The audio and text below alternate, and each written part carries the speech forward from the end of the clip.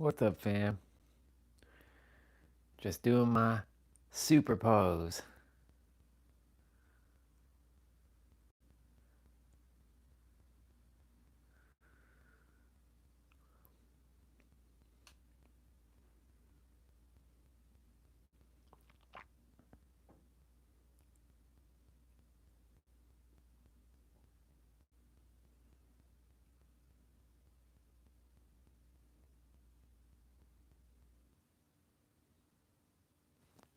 Boom. Let's go.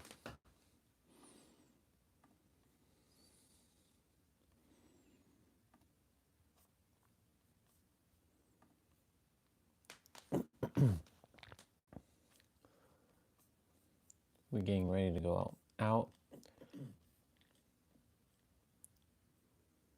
We're getting ready to go out.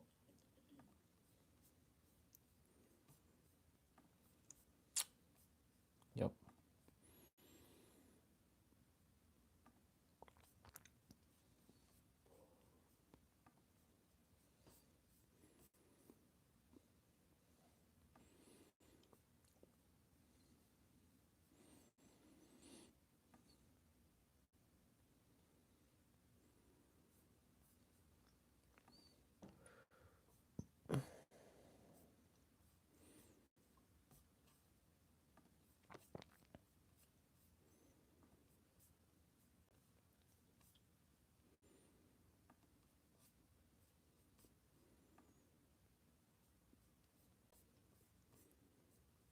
All right. What's up, bro? I didn't realize you were there. Good to see you. Grand rising to you.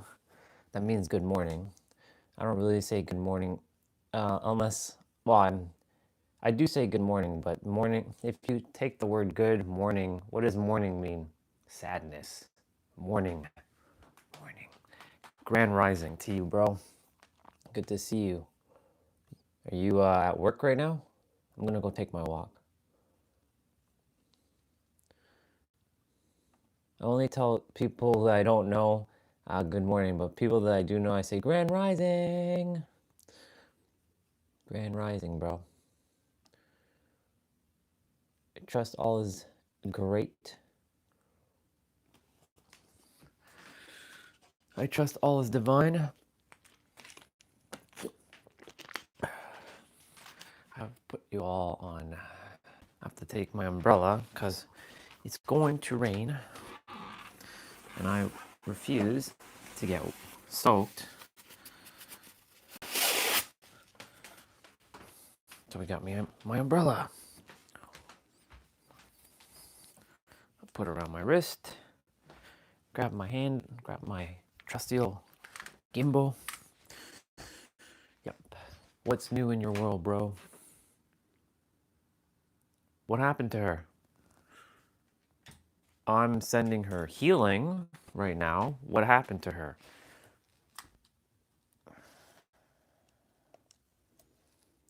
Tell me exactly what happened so I can send healing to her. Hopefully, yeah. Regarding that night, it doesn't really matter. Stop focusing on nonsense, Night. I know you're a 13-year-old kid, but calm your shit. If my room's messy, then it's messy. Deal with it.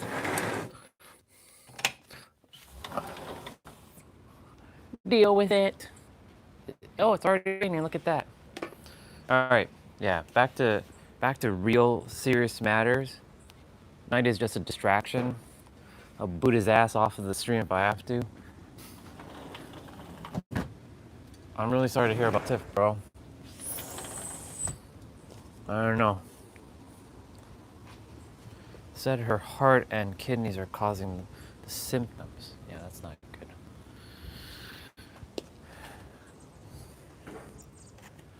Damn. Okay.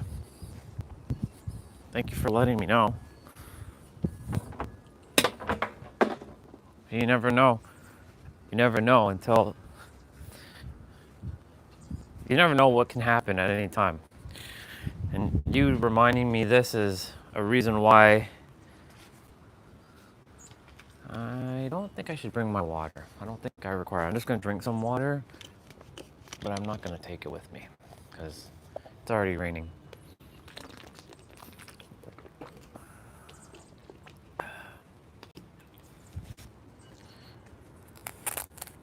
You know, yesterday, I know not everyone's the biggest fan of him.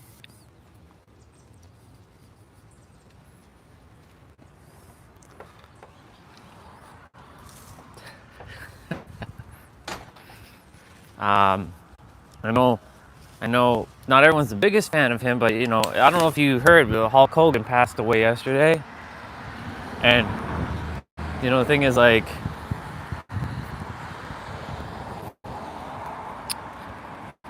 he died at 71. That, you know, remember how he used to call himself, I am the immortal Hulk Hogan? You know, I always thought, like, yeah, that dude's never gonna die. Like, he's gonna live forever. You know, I grew up with Hulk Hogan, and like, he was like one of my childhood heroes, like Bret Hart. You know, wrestling was my thing as a kid, and the dude's gone, just like that. And I'm like, wow. I celebrated him on the stream yesterday. I played his like theme songs, like I am a real American. You know that one, and then the NWO one where he's like like that one, and then like the NWO track, the new world order, for life. You know, I played that stuff just to celebrate him. You know, and you know, now that you brought up Tiff, like, you just never know, right? That's why, like, right now, even though you might not be able to see my hands do energy stuff, I'm like weaving the signs, like Naruto, making it look cool. Cause you know, if I'm gonna do energy healing, I'm gonna make it look cool. You know what I'm saying? But I'm weaving the Reiki signs, and because it is all energy. It's all atoms and molecules, proton, neutrons, electrons, waveforms, and particles. That's what this entire world is, just particles and waveforms. Everything is waveforms, particles.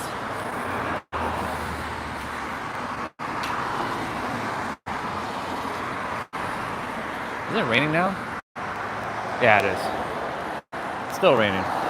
Yeah.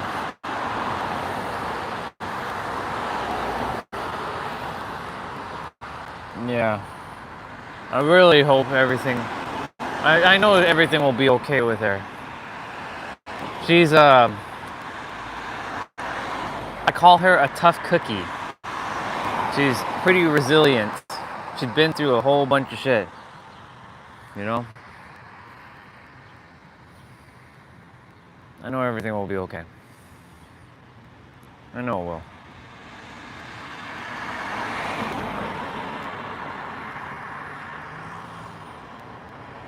That's why it's very important to, like, we do our best to just live as best as we can, you know? Because, you know, when we leave, that's it. It's a wrap. Our soul will either come back and either have another life or not. But, like, I've been in the last little while, I've been having a little bit of a trickier time because, you know, I was a little rough with people on the stream. Yeah, hard-headed, yeah.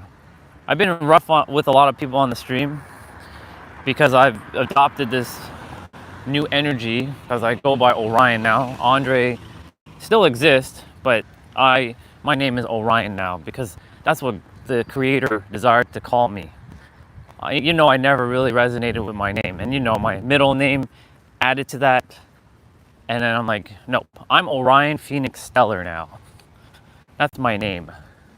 And a lot of so-called others, everyone is basically an aspect of me, and everyone's an aspect of you, because we're all mirrors to one another.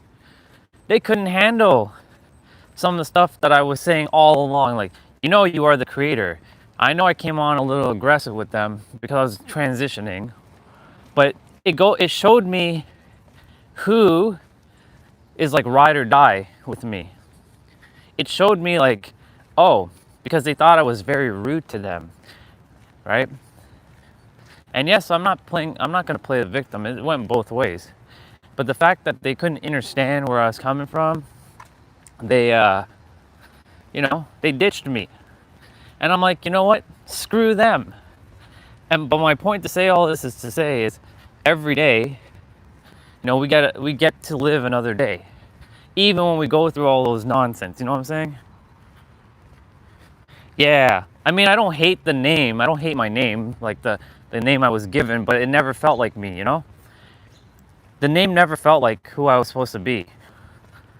Like, I was just given a name to be given a name, you know what I'm saying? Right? Like, why was I called that? I mean, I know when I came to Earth, I told, my mom, which is technically my sister, because we're all brothers and sisters, like, she's gonna be the one that birthed me in, even though our souls are all one. I know that sounds weird. Like, your mom is your sister, even though in the other realm, gender doesn't exist. We're all light beings. On Earth, we have genders, of course. But we go by these mom and dad and grandma and grandpa and blood stuff, and that's all well and good. But you can't be called nothing, right? Like, what do you call that? What do you call something that has no name? Right? Like, you can't call it anything. And, like, if someone were to look at me, they're like, okay, that's a person over there. Does that person have a name? The name Andre never resonated with me ever since I was a kid. I didn't like that name. Steven never resonated with me because it formed that ASS initial. And then Samir, it's a Muslim last name, which I'm not really, there's nothing wrong with that. It never felt like me. Good morning. Good morning. How are you doing? Fine, thanks. Yourself? I'm great. Have a great day. You too. I see a lot of people every day. I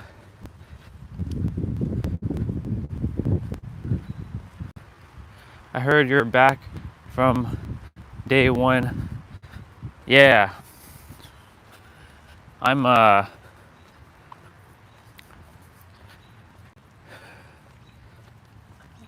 starting from like scratch again. Not scratch.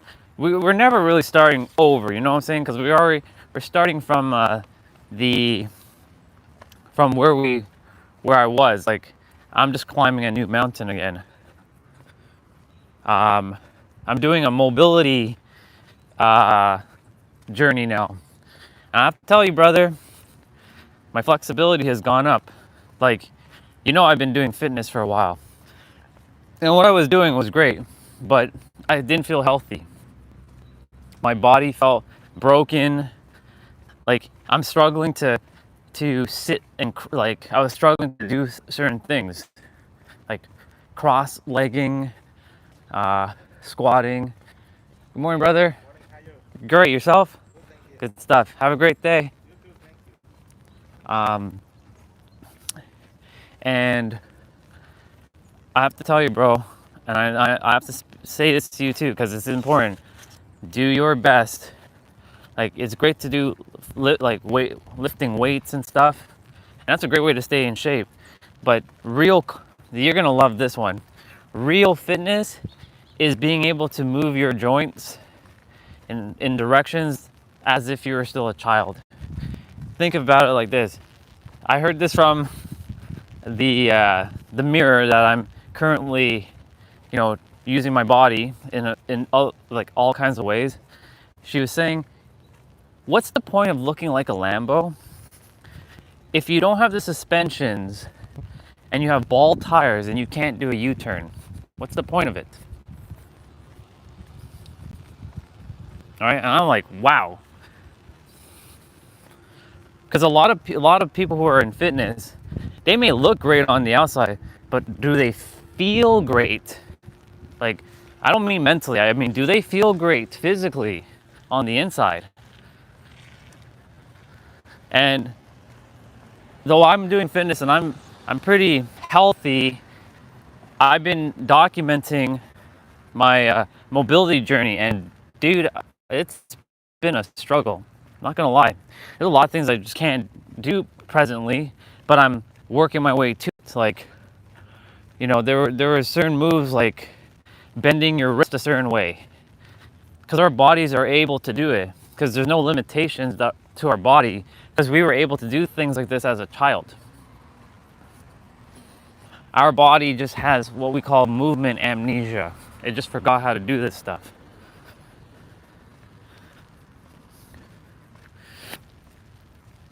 And I'm in the process now of rebuilding those movements. So that's like part of the journey of like, yes, I got the mental down and the spiritual down. Check. Now it's physical. And as I mentioned, there's 3 planes of existence. There's mental, spiritual, and physical. And I know that this physical aspect is going to lead me to what I'm supposed to be I know what I'm here to do. I'm clear as day what I'm here to do. I just have to get my blueprint on how to do it.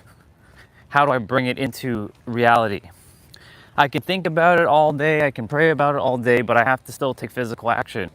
So now, I do know that like, I feel like I'm going to be re-educating or re-mirroring back all the stuff that the other mirror is mirroring to me, to everyone else.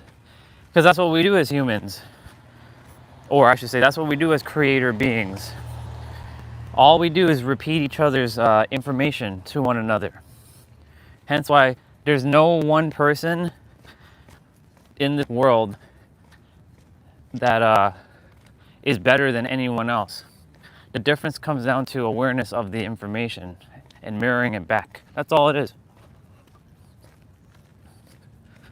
There's no one person who's like, I know more than you. No, it's not that you know more, you're just aware of it. You're just aware, and all you're doing is just making others aware of it, and then they're just remembering what they forgot. It's just that simple.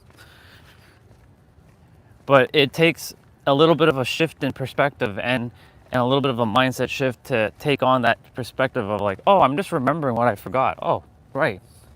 That's right. I do know this. I do know this. My body and my mind has just simply forgotten because it's gone through its conditioning and its domestication and its programming of like forgetting stuff.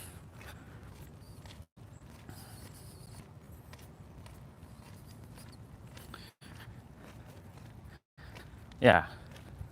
And I know you had my back from day one. I know I didn't read that last message properly, but now I reread it. I'm like, I know you did. I had to go and do what I had to do. I did what I had to do. Those who have come, have came. Those who have left, has left. They all left their peace with me, and I left my peace with them. And now it's time for me to keep moving forward. In life, people are gonna, you're gonna dip in and out of relationships, connections.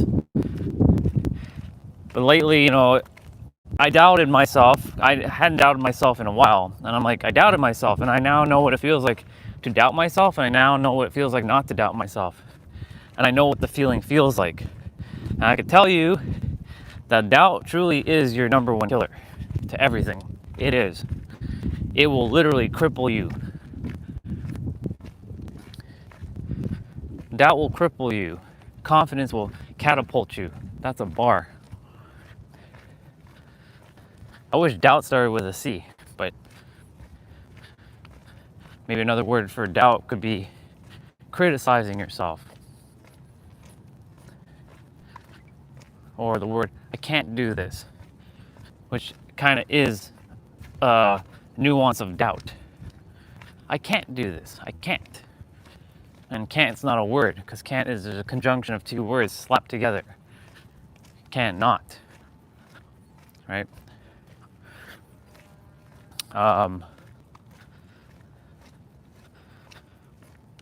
You know, for me, the struggle for me, which I'm not going to say a struggle, the opportunity right now is where I am with finances. This is the first time in my life I ever felt, I'm not going to say poor, I'm not going to say broke, but uncomfortable. Uncomfortable with my resources. Yeah, belief, that's a good, yeah, exactly. Another word for doubt is belief, because all of us have belief systems. And when, and that's the reason why, like, you know, when I was sharing some of the stuff, when I shifted into Orion, and yes, it was a little aggressive, and that's on me. I take responsibility for that. I don't blame anything or anyone, because blaming puts you into victim mentality, victim paradigm. I will never play victim.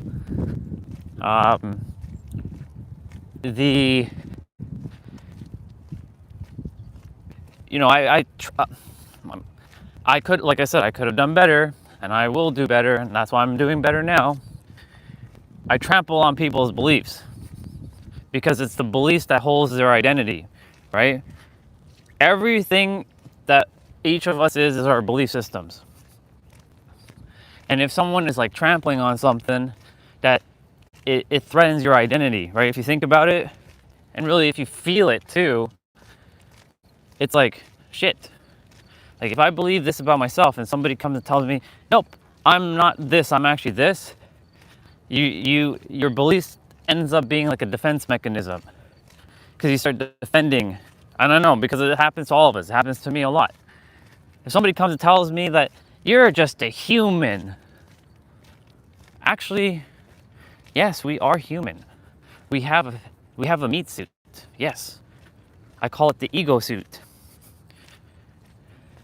I have a whole new definition of the word ego as well, that no one in the world yet has come to. There's one other person who has an idea of the ego, but I've come up with a new definition of the ego, but I'll get to that in a moment. But we're also the creator, because we have that power within us. Everything that has been built into this world started with the imagination. And where does the imagination come from? From within us. And what's within us? The power of the creator. You can call it God, you can call it whatever entity you like. Krishna, Brahma, Vishnu, Shakti, Shiva. I'm using Hindu gods for now. It could be Jesus, it could be Buddha.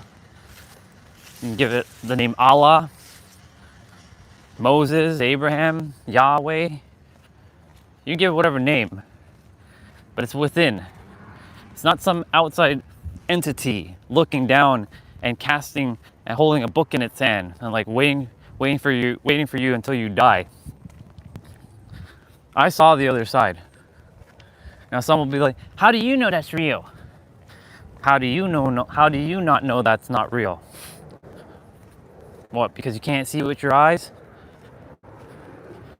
When you go within, and if you've ever meditated, and you start seeing like colors, and you start feeling things, and you're like, you forget that you have a body.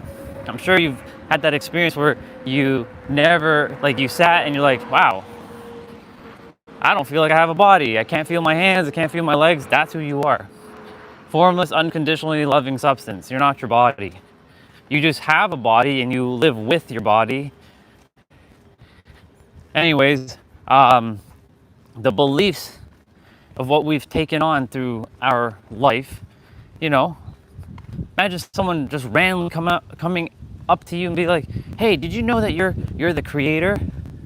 A lot of people can't handle that right now. There's a lot of people who can, because the world is shifting. But there's a lot of people who are still like, they'll look at you as like you're some crazy man. That boy Timo.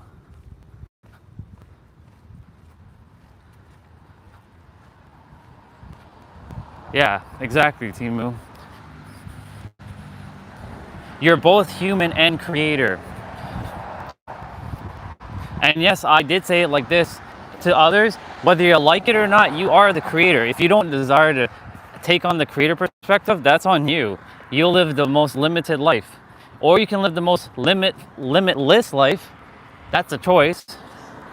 You're not obligated to take it. It's just a choice, because everything's a choice, decision, and perspective, right? And right now in my journey, I'm just formulating words that are easy. But no matter how I say it, it's always going to trample on somebody. I can say it the most nicest way possible.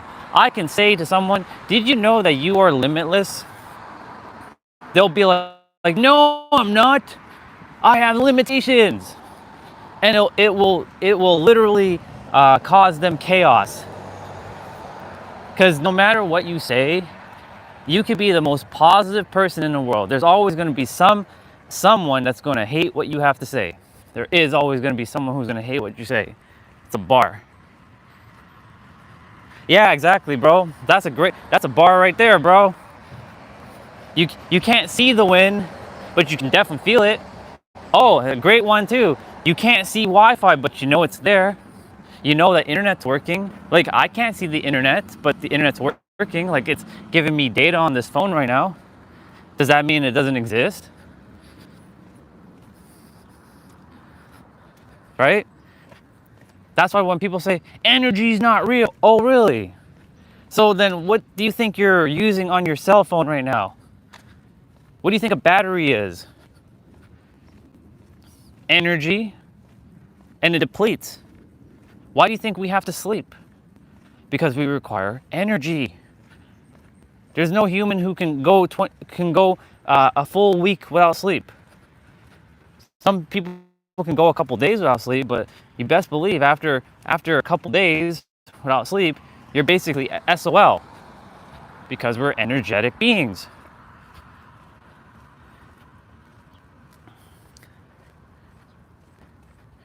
Exactly. Spot on, bro. You've caught on. That's why I said, yes, we have a human meat suit, or I'll call it the ego suit, and I'm going to get to the definition of the ego in a second.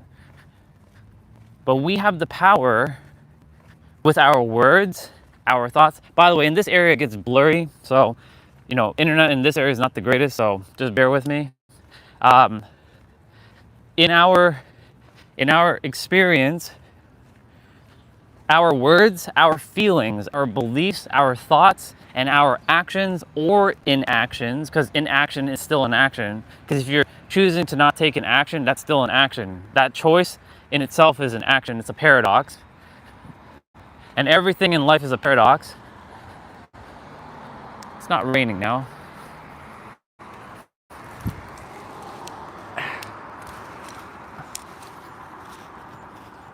There we go.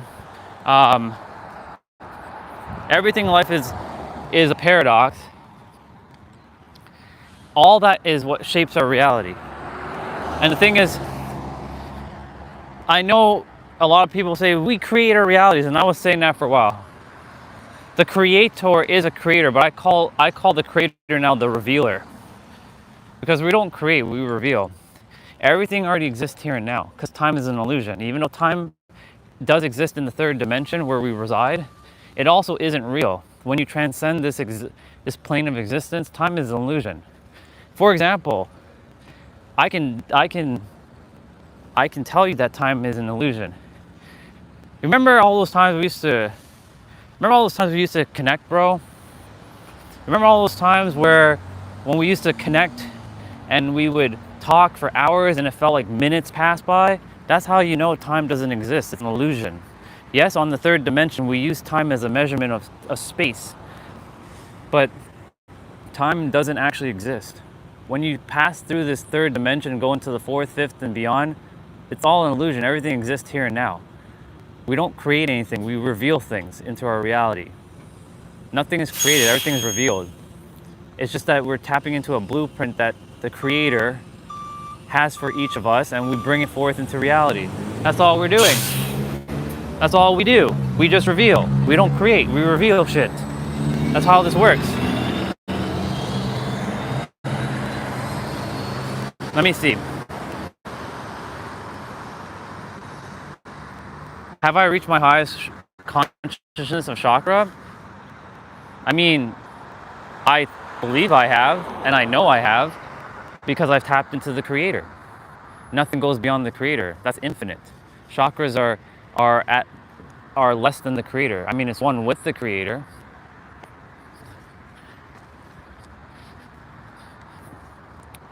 But it's not, it's like, for example, zodiacs. Like the zodiac signs. Like when people say, I am Aries, and I am Libra, or I am Leo, right? They formed their identity tied to their zodiacs. It's the same with the chakras. People tie their shit to their chakras too. Have I activated all 144 chakras? Probably not. Have I reached the level where I'm supposed to be? Yeah, and I know that unless there's something that goes beyond the Creator, God, infinite source, universe, right now I'm at that level, and it allows me to keep evolving and transcending in infinite space. Like I'm in a box that's infinite. That makes sense. So like I know that my chakras are all activated.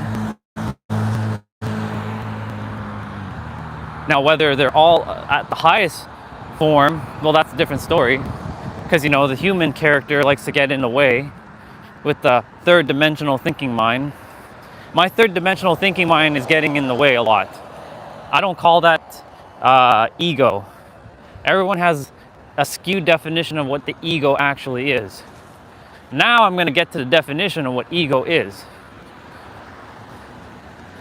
So the definition of ego, it's not edging God out. I know all these humans have been saying, it's edging God out. Well, I tapped into a frequency recently that told me a different story. Our ego is our body. It's not our mind.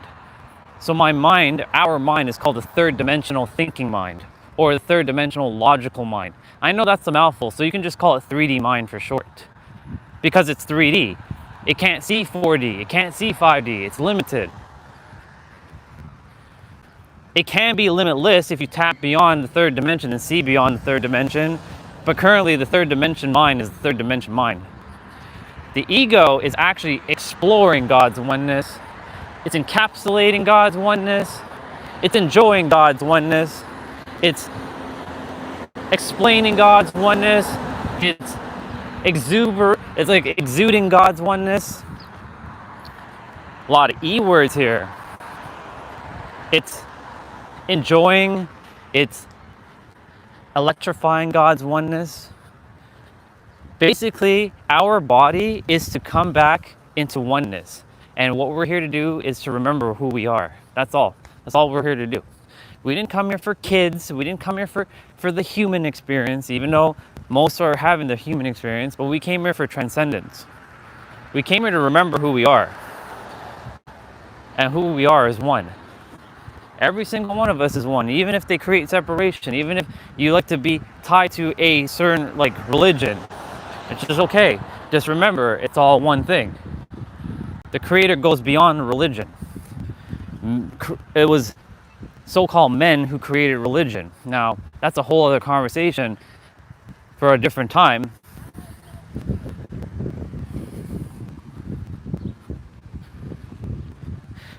Lowest would be apathy. Because apathy is you've given up. You literally given up. Highest would be authenticity. I know some will say, but isn't love the highest? No, it's not. Love can be, but it's not. Authenticity is, because when you're your true self, like, you will radiate love no matter what.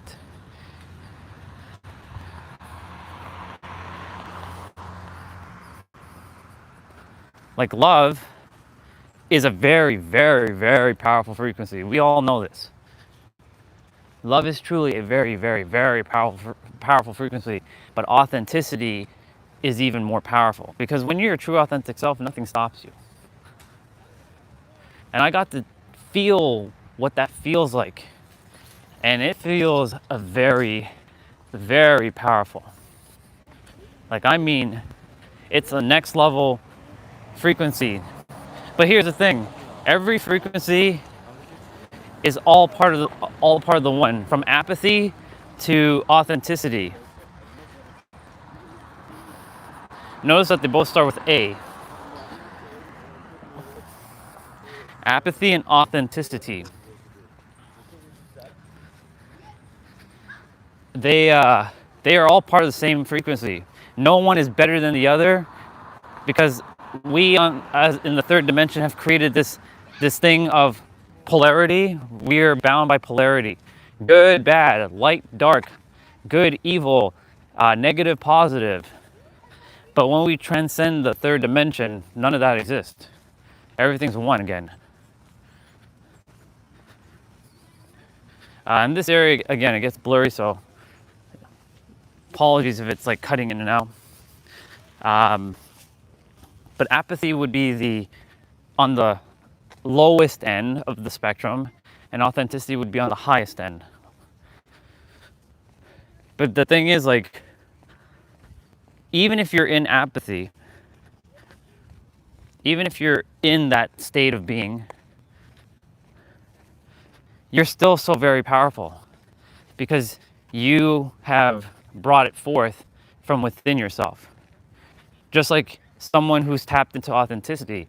The difference between someone who's in authenticity and apathy, there's one word that comes to my mind, and it also starts with the letter A, and that's awareness. And if you can shift inwards, because it's all a matter of shifting yourself, you can recreate yourself anew in every present moment as whatever you desire to be.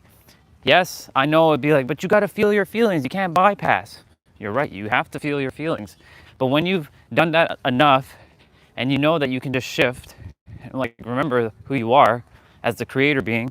The creator has no flaws. It has no. It can feel all ranges of feelings. It doesn't like label things as bad, and it doesn't label things as being guilty or feeling guilty for doing something wrong, because there's no such thing as wrong. It's just alignment and misalignment. Everybody's always going to be right from their own perspective, because everyone's living their own reality. Everyone has their own experience. Jason can tell you firsthand that he's the only person who has proof of the old me. He is the only person that has proof of the old me. And he can tell you straight up, if this was me from 10 years ago, because he would call me Dre. If this was the Dre of 10 years ago, we wouldn't even be having this conversation. I'd be like, fuck the world, and everybody's just negative, and blah, blah, blah, blah, blah, blah, blah. He knows. He's witnessed all kinds of shit with me. Because he's been with me the longest. So he knows. I'm also proud of him, because he's starting to up level. His consciousness is starting to rise as well, because the planet is rising. 10 years ago, were people talking about this stuff in a mass scale? Nope. There were people talking about this, but they were hidden. They're hiding in shadows.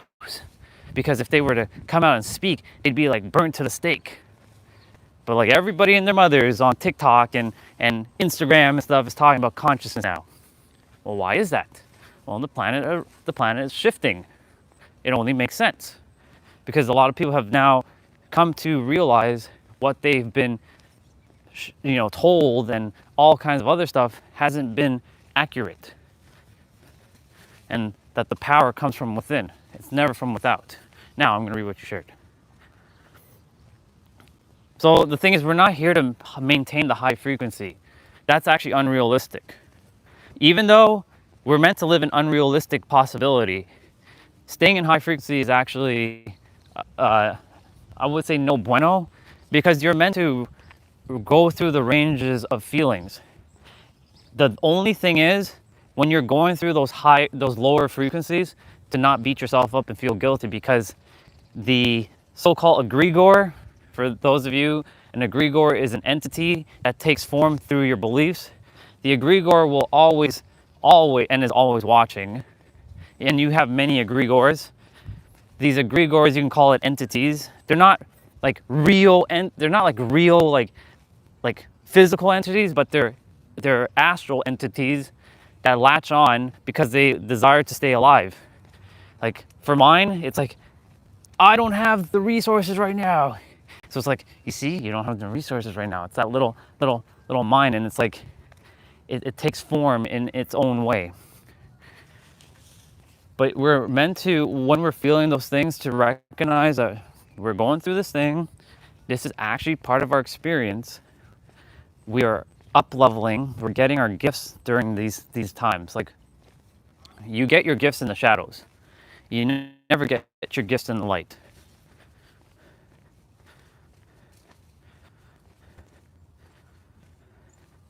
I'm going to read what you said. I'm going to continue because you left a good question there about the authenticity to weakness and people taking advantage. If you know who you are, the world will reflect it. If you don't know who you are, the world will also reflect it. So what that means is, if you,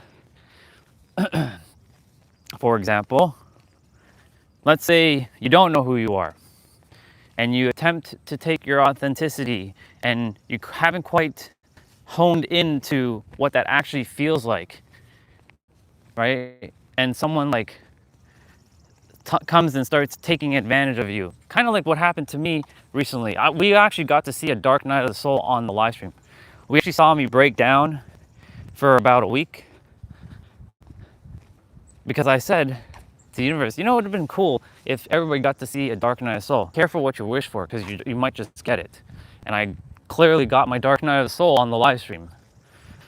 And basically, it was, everyone's a mirror. Nothing's happening by accident. Everything was by design by you before you came here.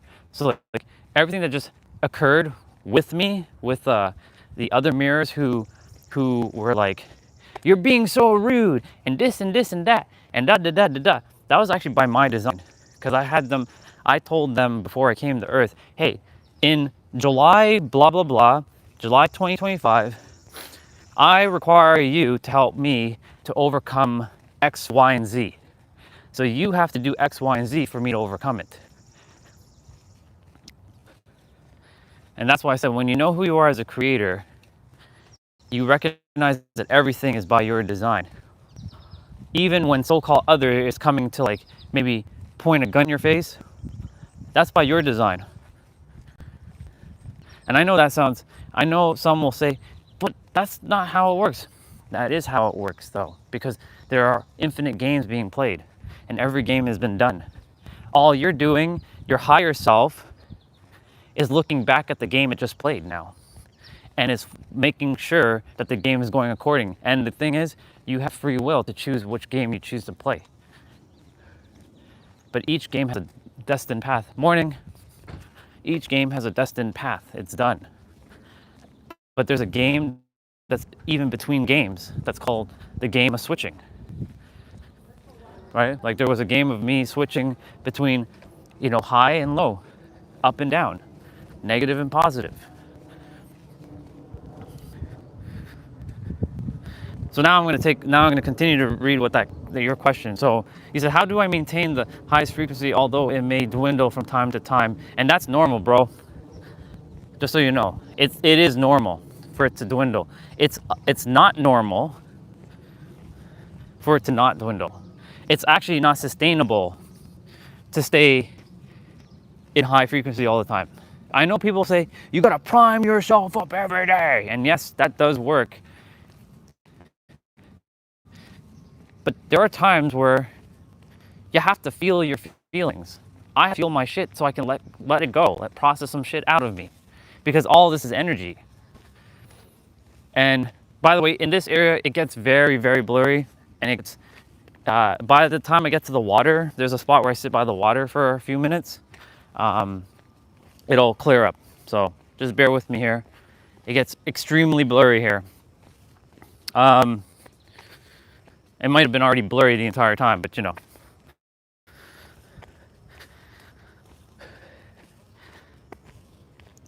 What you normalize is what you could technically stay in authenticity all the time. A couple months, and I didn't dwindle. However, and those other mirrors were able to help me let go of stuff.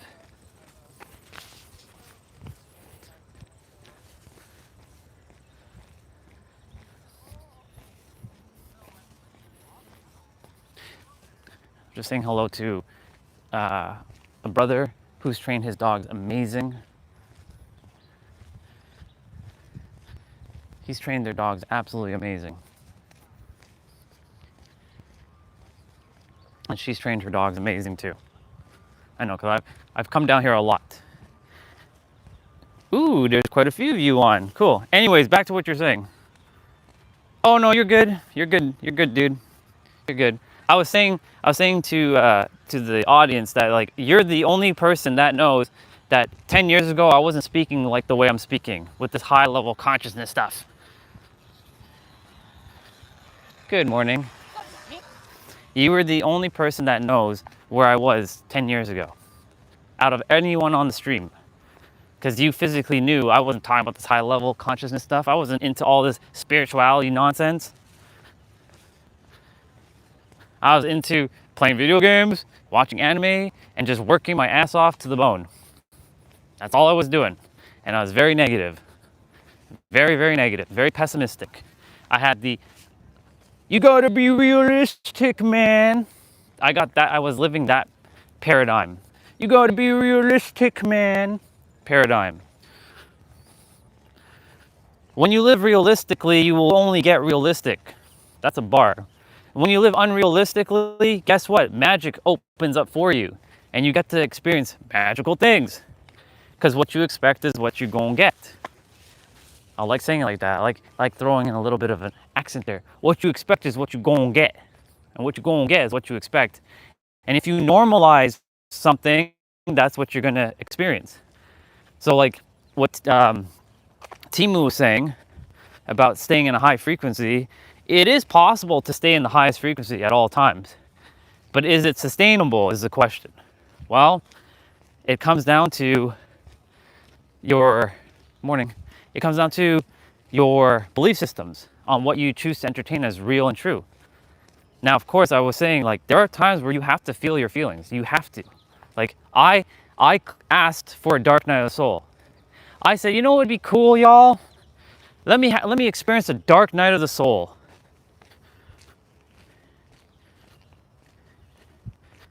Yeah, exactly.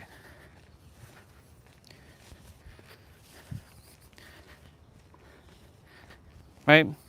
But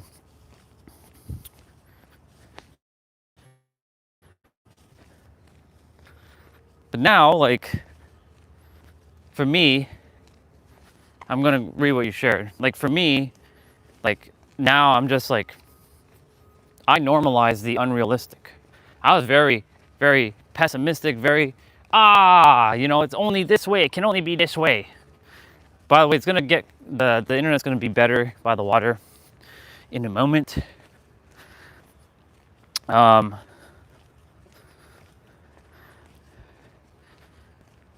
Yeah, because this high level consciousness stuff was not in my reality. It wasn't. And I asked the universe recently, like, well, it'd be cool. Morning. Morning. It'd be cool if I could experience a dark night of the soul, or I can show people what a dark night of the soul looks like. Careful what you wish for, because you might just get it.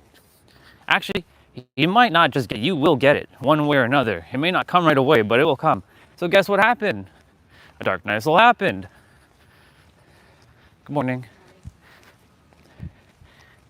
A dark night soul happened on the stream for about a week and a half. And literally, it tore through like a fucking volcano. Like a tornado, I should say. It literally nuked things. Because sometimes destruction is necessary for creation. Sometimes you have to let go of the old so that new things can come in. That's how this works. That's how reality actually works. For new things to come into your life, old things must die. When I say die, I don't mean like you're killing it. I mean to say you have to put it to rest.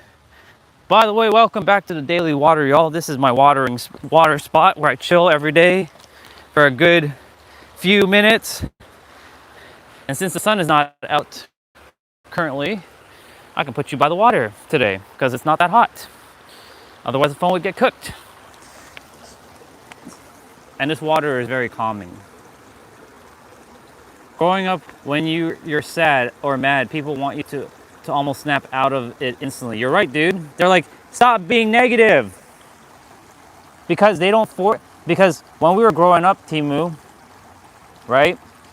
They didn't know about you should feel your feelings, because a lot of the people who are in our reality were not conscious. They were unconscious as themselves because they didn't know any better. Right? They only knew what they knew and they did the best they did. That's why I stopped blaming my parents, because I blamed my parents for a lot of shit in my life. I used to blame them for like, why was I born in a family who's not entrepreneurs, that they're only workers? They're always worried about money. Why was I born in a family that isn't conscious, that knows how to feel their feelings? Or didn't give me the things that I actually require, like encouragement. Like words of affirmation. For me, when I was growing up, words of affirmations were important. But I got words of affirmation that were destructive. Why aren't you doing this?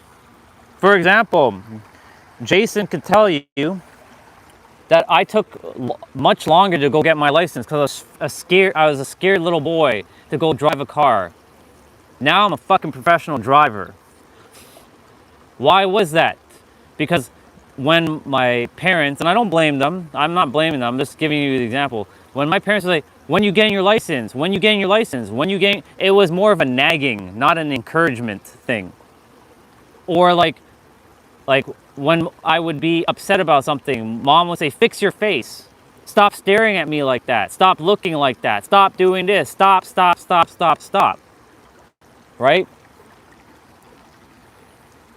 Because she didn't know any better. Because herself, she didn't get to experience all that. If she had experienced all that as a kid, she would have done the same thing for me. But because of what she experienced, she basically gave me her experience. And I'm undoing all of her experiences. Some of it was very helpful, others was not so much. It wasn't in my highest alignment. My bad. I didn't realize the phone was turning, but my bad. In this area, I kind of do some stretching as I talk. So like I'm literally, you'll see me I'm kind of like stretching, doing like lunges and stuff on like the rocks. This is how I stay, this is why I was talking about mobility earlier. And like making sure that I stay uber flexible with my joints. Anyways, y'all, while I'm talking, I'll be doing that, but you all can watch the water. You don't have to see me doing that stuff, you know what I'm saying? Let me fix that. I'm gonna read what you all shared.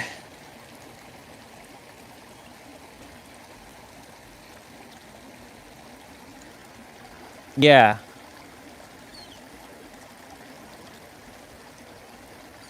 Timo, okay, Timo. My bad, Timo. Better. Thank you for the correction.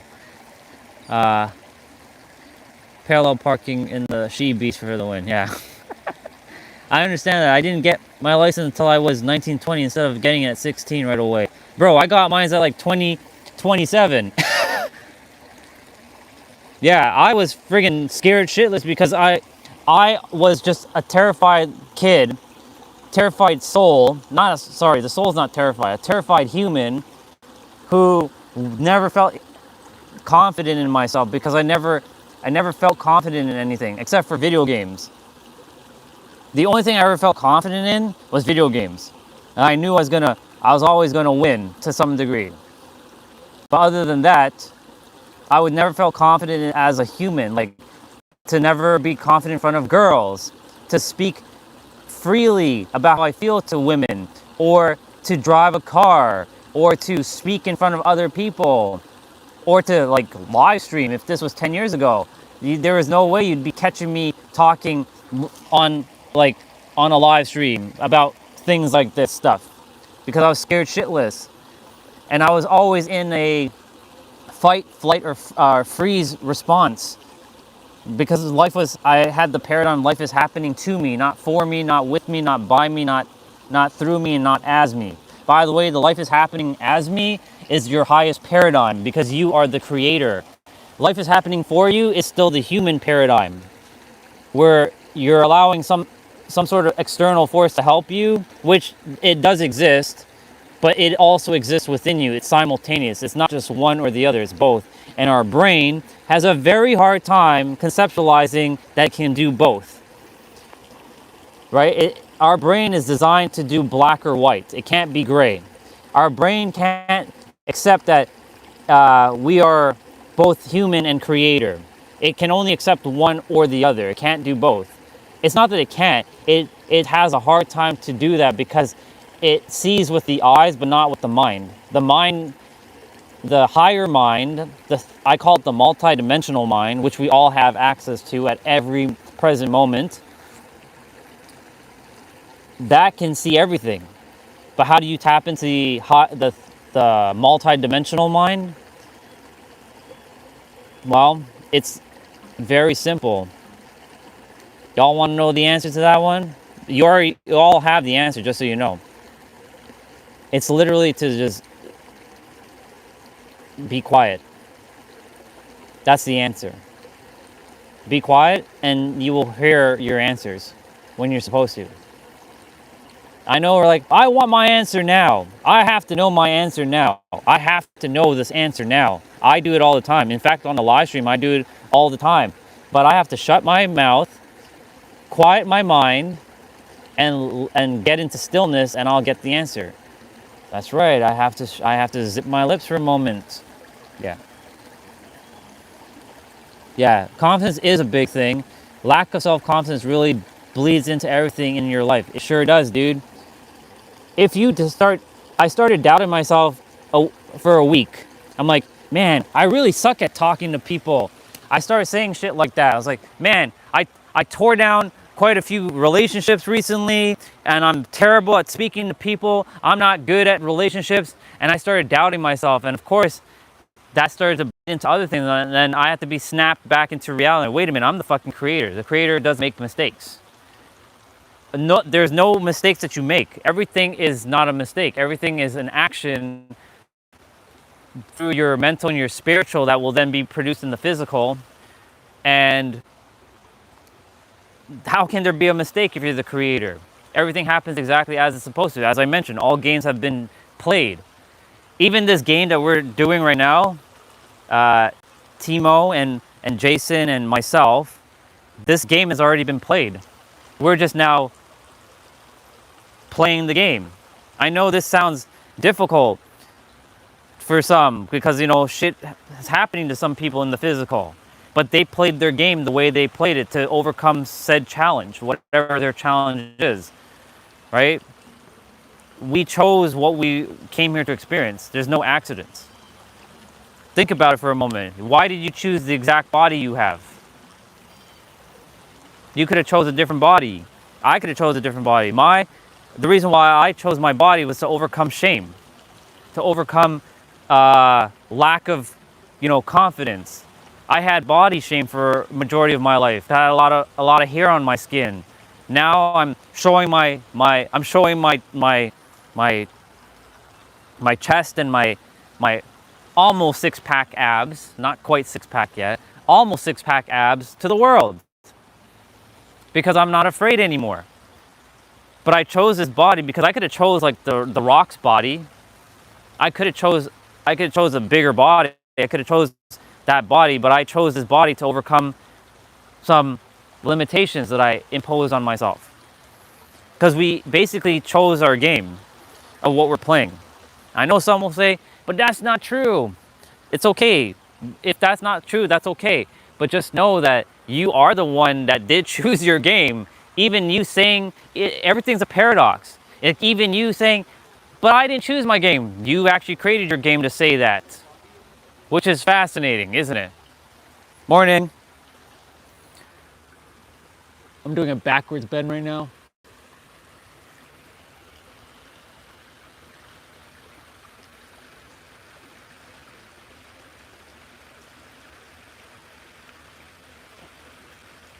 The key thing, by the way, is to get your nervous system mastered.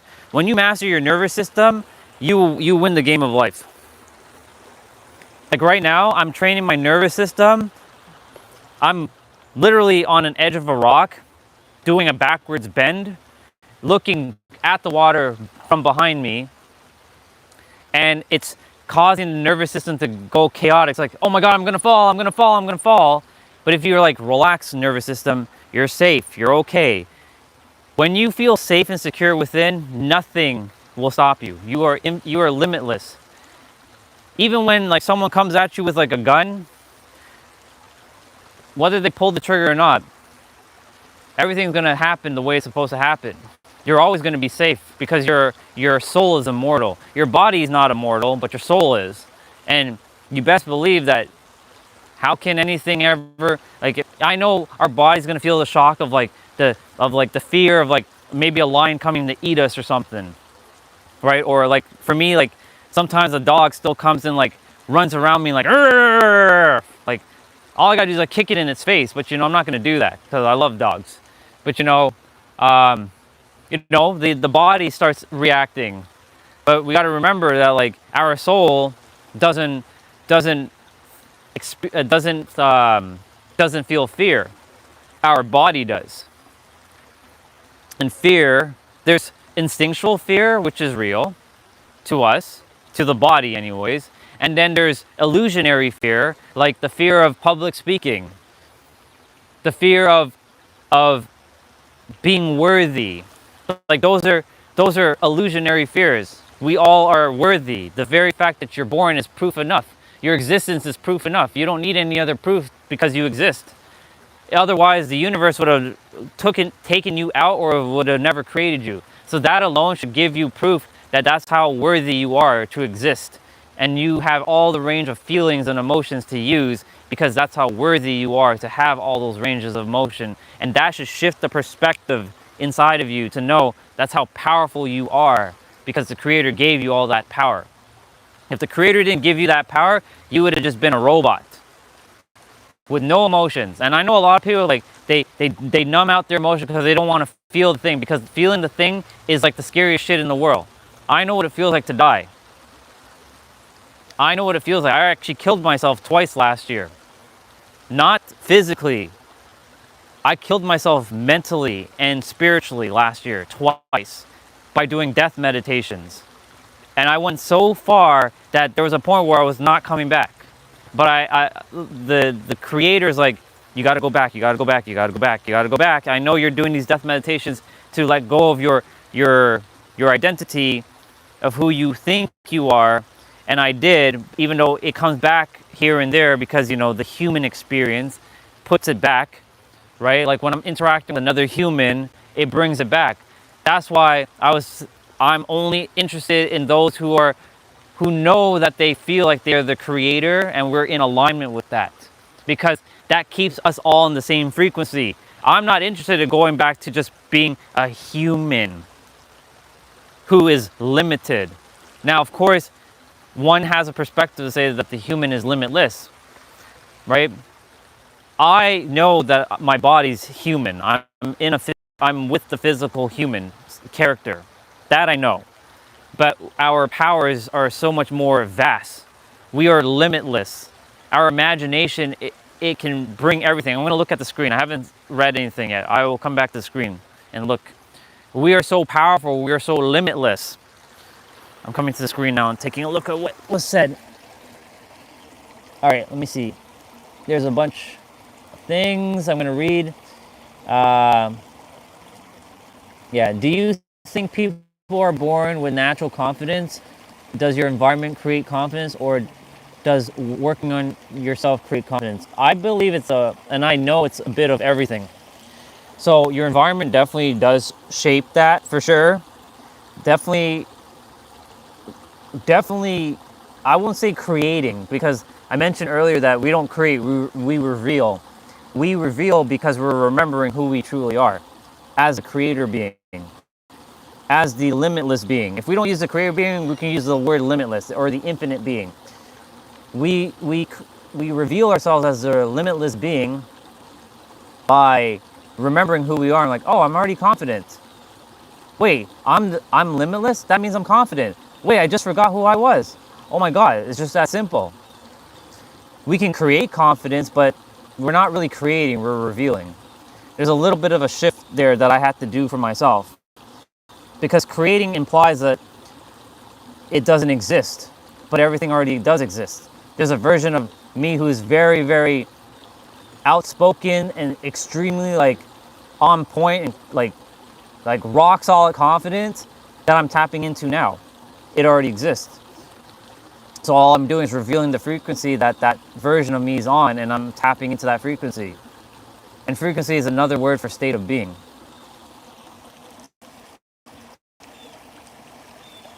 Yeah, exactly. Exactly, Jay. You're playing your game on max difficulty. You chose your game to be max difficulty, just like I did. There's no accidents why you and I connected many years ago. We just didn't know about this shit. It we are known as late bloomers, bro. Our experience was for us to be late bloomers. Yours and mine. We're on. There's no accidents why you're still in my reality, right? I ditched you for a couple years, but it's not that I ditched. I went and did what I had to do, and you also up-leveled yourself through your own ways of like you had enough. There was like probably like a switch inside of you, and you're like, I had enough of this, and you started shifting. Either it was forced into you, or something happened to like, you know what, I'm done with this, and I'm gonna start up leveling now, because that's what the world is. It's a mirror. It's a mirror of like a mirror of your own game, your own creation, your own revelation.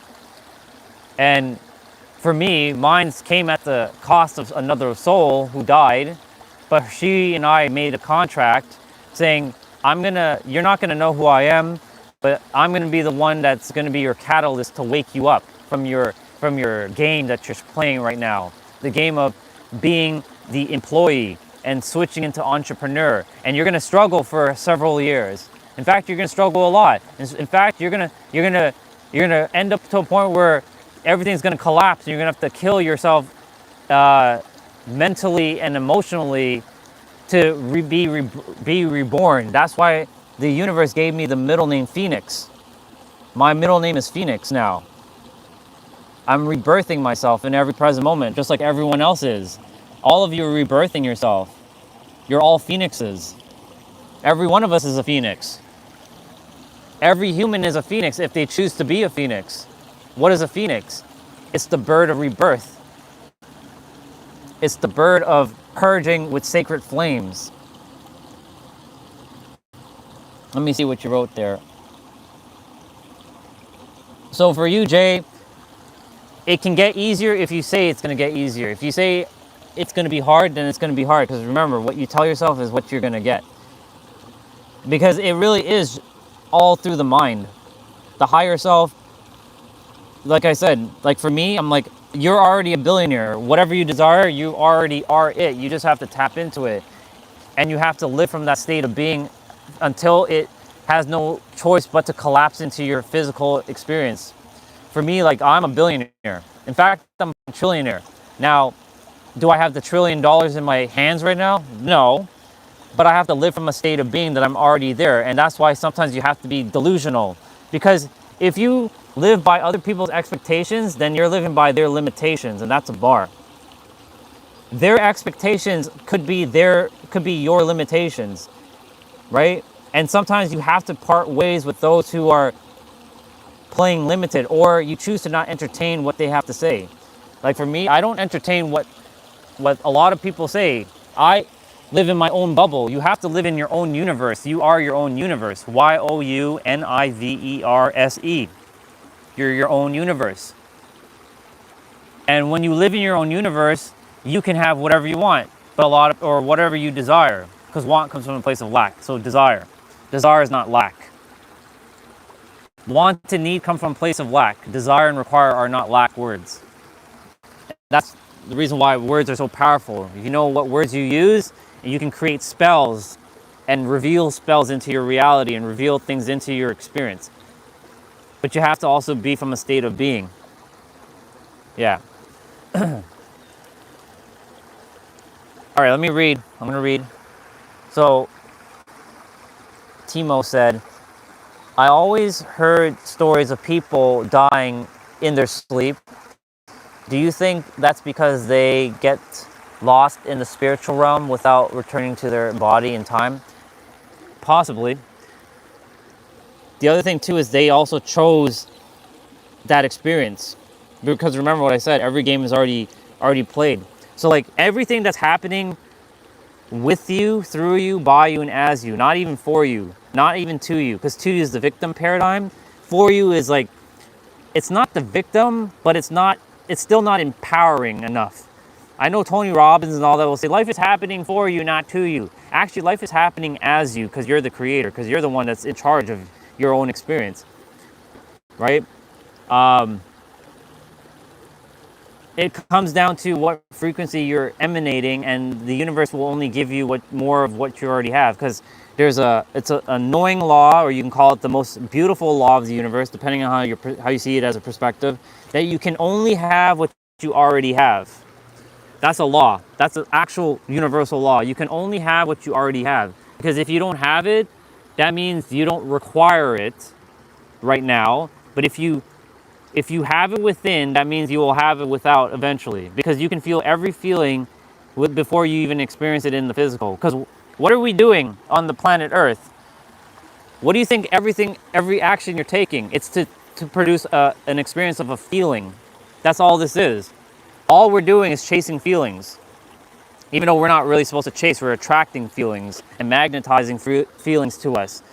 Like, Jay, for example, when you're playing card games, you're not chasing. You're magnetizing a certain experience of a feeling. What does that feel like? That feeling, you can have it before you even play the game, right? I can have the feeling of me playing Smash Brothers and using Peach without me playing the game. I can literally see me like playing Peach in like Hyrule Castle and doing all kinds of shit with her. I can feel that feeling. Or I can feel the feeling of me playing Mario Kart and getting first place at like all the stages on Rainbow Road without me even playing the game. I can feel it. We do things based on how we feel, not what we sometimes we do things by, everything's a choice, just so you know, but sometimes there's things like, but I have no choice. But remember, I know this is going to sound painful to say, but I have to say it. We made those choices. Now we have to walk those choices, because every action has a opposite reaction / consequence. So like I chose the path of not working a traditional job anymore. So now I have to bear the responsibility of, well, my finances are coming to a dry halt right now. Now I have to find a way to recuperate some resources. I can't just think it and feel it and it'll come to pass. I also have to take aligned action. And it's about aligned action for me. So like, am I gonna go and work an IT job again? No, because that's not in my alignment. In fact, that's detrimental to my experience. For me, if I'm meant to do that, that means that the universe desires me to do that to gain some experience, but it took me out of the game of work so that I could work on myself, I'm in the business of working on myself and helping others to so-called work on them. I don't use the word work, I use the word play, but I'm redefining my word work right now. What does work mean to me? Because right now work feels icky, it feels gross. But right now I'm in the process of redefining the word work to make it feel good. It feels fun, like play. It feels wonderful. And by that state of being, I can magnetize the money that I'm supposed to have because it already exists here in the now. Everything exists in a state of invisibility or visibility. It's just a matter of what frequency are you on. Like again, 10 years ago, I was not on this frequency, so I would not be talking about this stuff. Jason could tell you straight up. I wasn't talking about any of this stuff at all. 10 years ago, I was in the process of getting my first car and moving in with my ex-wife now. That was all, and I was a unconfident, scared little boy who was about to have to grow up and put on had to grow a pair of balls to handle a more mature woman, because I was literally like a fucking child in her eyes when she came into my experience. That was 10 years ago, by the way. And today, 10 years ago, was when I actually bought the car. It was the first time I ever bought a car. I had to put on my big boy pants to get a car. But that had to happen. All that had to happen. All those experiences had to happen exactly the way they're supposed to happen. Yeah, dopamine and euphoria. Yep. The other thing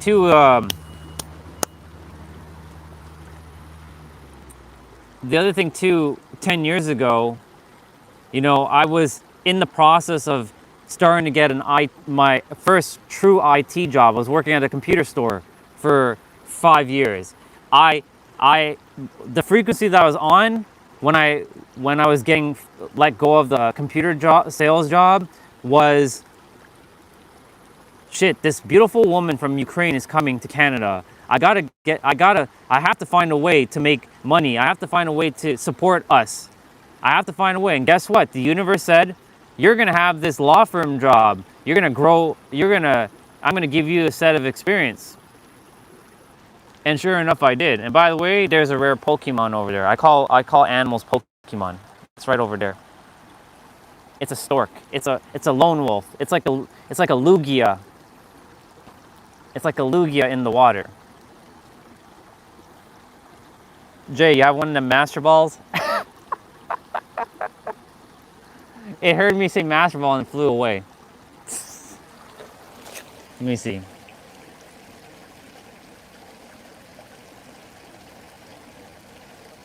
Yeah, I miss Tiger Direct. I mean, Canada Computers is there, but Anyways, and yeah, 10 years ago you were looking to make the high school basketball team. It's pretty dope, dude. Yeah. So like, the frequency that I am on now is I know exactly that I'm supposed to be where I'm supposed to be. And that's the thing. You are where you're supposed to be in every present moment. And that should make you feel a little bit more present. Because you are where you're supposed to be in every present moment. You can, like I said, there is a game that you can play called switching the game. That's a game in itself, and that's a paradox, where you can switch between one game to the next game. Like you can literally snap your fingers and say, you know what, fuck this, I'm gonna be an entrepreneur. Guess what? You played that game already. So now you're gonna start walking the path as an entrepreneur. But guess what? The path isn't a path that you're walking, it's a path that you already are. You are your path. You are the path. You're not, I know people say you either walk the left path or the right path or the pathless path. And the pathless path is actually you. Which I came to that conclusion recently that the path is me. I'm in walking this pathless path that doesn't exist, but that path is based on me. So I'm the path. That means you're the path. That means you're the one. Because you're the one in your universe. And this is gonna sound extremely weird, but I'm gonna say it. Some of you are gonna be like, that doesn't make any sense, but I'm gonna say it anyways. Did you know that you're the only one in your own universe and everyone is a mirror? And that everybody's just a reflection of you? You're basically, everyone is you from a different aspect. So like, as I'm speaking to you, like Timo and Jason, it's actually you speaking to yourself, if you didn't know that. It's actually, I'm not, think of it like it's your face on this body kind of thing. And I know that may sound weird and shit, but it really is you. Everybody is an aspect of you. Because when we get unplugged from the so-called matrix, and no matter what, you're always going to be in the matrix. While you're here, you're always in the matrix. So there's no escaping it. We're not escaping the matrix. We can use the matrix to our advantage, but we're not escaping it. That's actually unrealistic. You can't escape the matrix because the matrix is the third dimension. The only way you're escaping it is if you actually leave from the physical, which the universe has a set time for you. It knows exactly when you're supposed to go. Not a moment sooner or later. Hulk Hogan had to go yesterday. That was his time. Right? Certain people have to go. It's just their time because they came here to do what they came here to do and serve the lessons that they came here to serve for those who they were meant to serve. Some came here to serve the entire world. Some came here to serve like one or two people. That's how this works. I saw the games. I saw my games, but I can't remember all my games because the universe is like, you can't handle it right now. For those of you who don't know, let me see.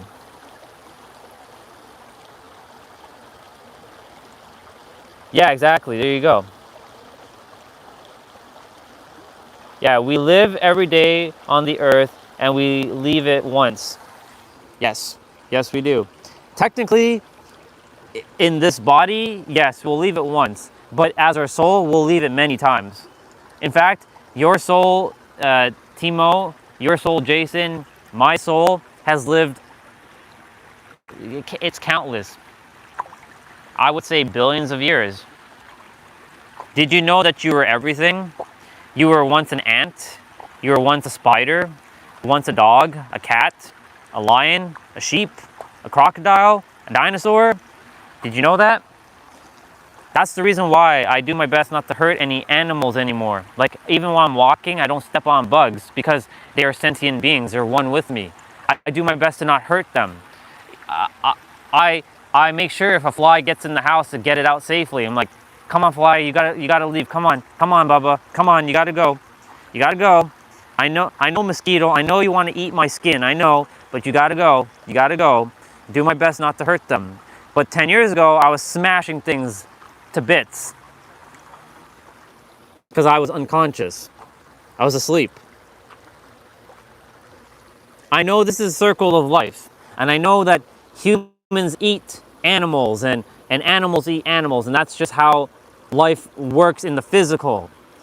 But you can also make conscious choices of like, well, I choose to not hurt that animal. I choose to not hurt that bug. I know people will be saying, well, you're still hurting an animal by eating it, but I'm not the one that's killing it though. But you're still, this is where morality comes into play now. But you're still the one eating that chicken, you know? Yes, but I'm sending it love to say thank you for giving your life for me to continue. And I am so sorry that you have to give your life for my vessel to continue. But I promise you, other soul who dwelled in this chicken, that I will do my part in serving the world with your soul. Right? Yeah, Hulk smash. So you see, like, I want to share something with all of you. The universe does not give a flying F about morality. It doesn't. Our humanness has this thing about morality. Now, I'm not saying to go be an asshole or a dick to people or go and like slay people now, but the universe doesn't give a shit about morality. All it cares about is your state of being. That's it. What state you are in, you'll get more of. Why do you think people, these so-called bad people, I'm doing air quotes. I'll do it in the camera, air quotes. So-called bad people, even though there's no such thing as good or bad, in the eyes of the universe, so-called bad people get what they want and good people never get what they want? Well, it's simple. Because so-called bad people have great attention. They have maybe shitty intention, but they have amazing attention. And their attention is where the universe sees, oh, this person knows that they can have more money, even though they are doing shitty things. That's what we've collectively agreed what something called shitty is. Phone battery at 48%, or 44%. I'm gonna start moving in a moment.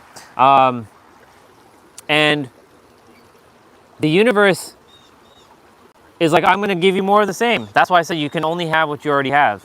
If you already know that you already have everything, and you're not faking it till you make it, you're remembering until you actually get it. Like you're actually being real until you remember it.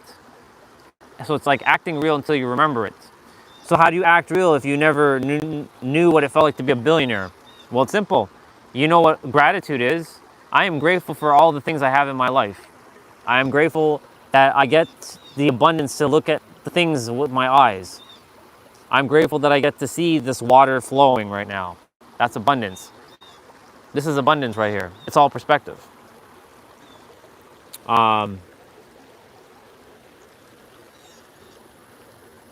But our experiences is by our design. That's why I can no longer play the victim. I'm like, yes, I can blame. It's easy. A lot of us, it's easier to blame someone. I blame the government. I blame my mom. I blame my dad. I blame my parents. I blame my brother. I blame my sister. I blame because it's easier to blame. But the thing is, that blaming energy isn't going to get you anywhere. It's going to only get you, it's only going to get you so far.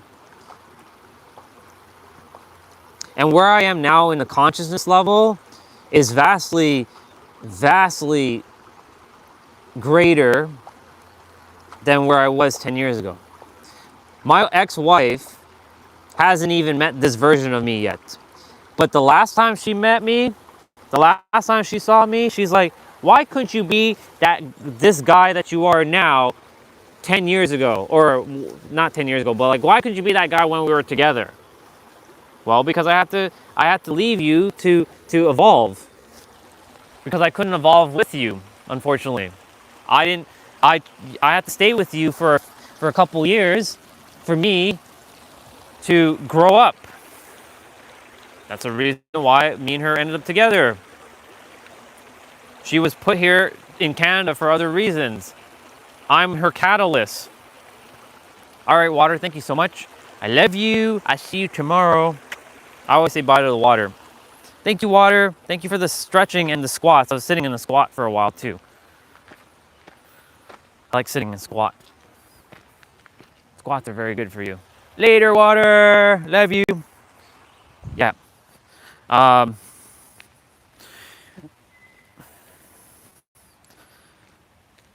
So whatever her journey is in Toronto or Canada, it was meant for me to be that catalyst for her. Like, she was meant to meet other guys. She was meant to meet another guy who almost got her pregnant, and she didn't want to get pregnant.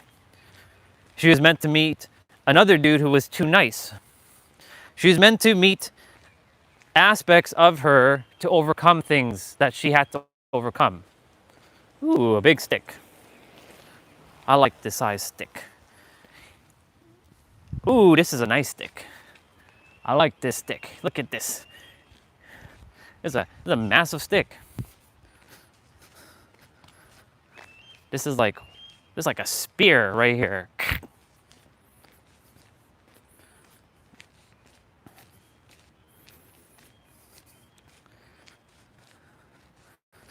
Walking back with this stick. Yeah.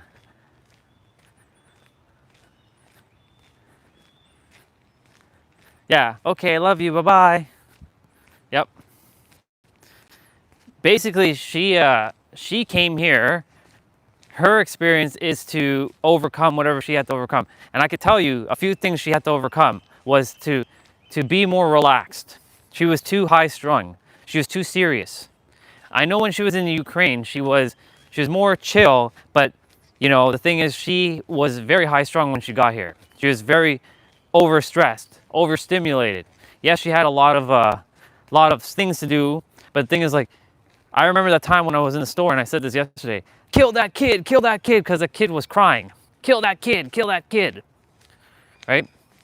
Now when I speak to her, or the last time I spoke to her, she's more Canadian now, or more North American, I should say. She's dropping like them LOLs. She's more sarcastic. So she had to let go of some aspects and start to chill out. For me, I had to relax more myself too. I like this stick, but I'm not taking it with me. That can go over there. Yeah. There's a lot of things. There's a reason why she had to come to Canada. And I just so happen to be the catalyst. And I'm only now putting that piece together. Because, like, I was her catalyst for her transformation. For her to meet her other, like, lovers. She's told me, like, straight up, there's one time she was with another dude who actually had the same name as my previous name, Andre. And yet he was, like, uber rich. He totaled a Corvette, $80,000 Corvette, and he bought another one. And he was in an accident, and she was like, he almost killed himself when he totaled that car, by the way. And he bought another one. And she thought that that was going to be her dude. And he used the condom, but he broke the condom while they were having sex. And, you know, she's like, where's the you know what? And it was inside, and you know, that shit. And she was like panicking and like free, because she's like, I don't want kids right now. But like, she had to go through that experience for whatever reason.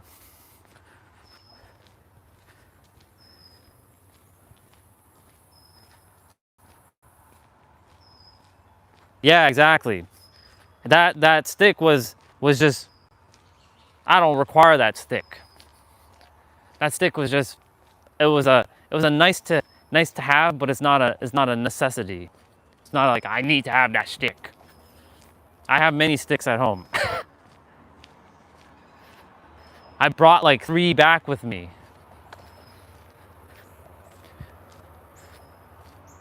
Yeah.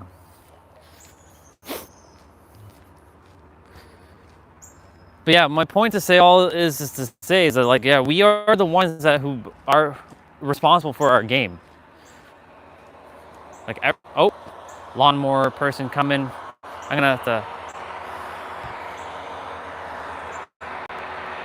I'm just gonna wait here. My intuition was like, just pause for a moment.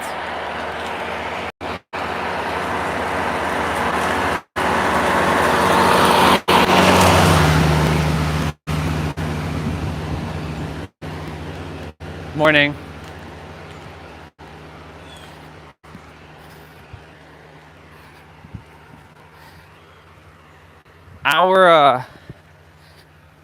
Our experiences is by our design.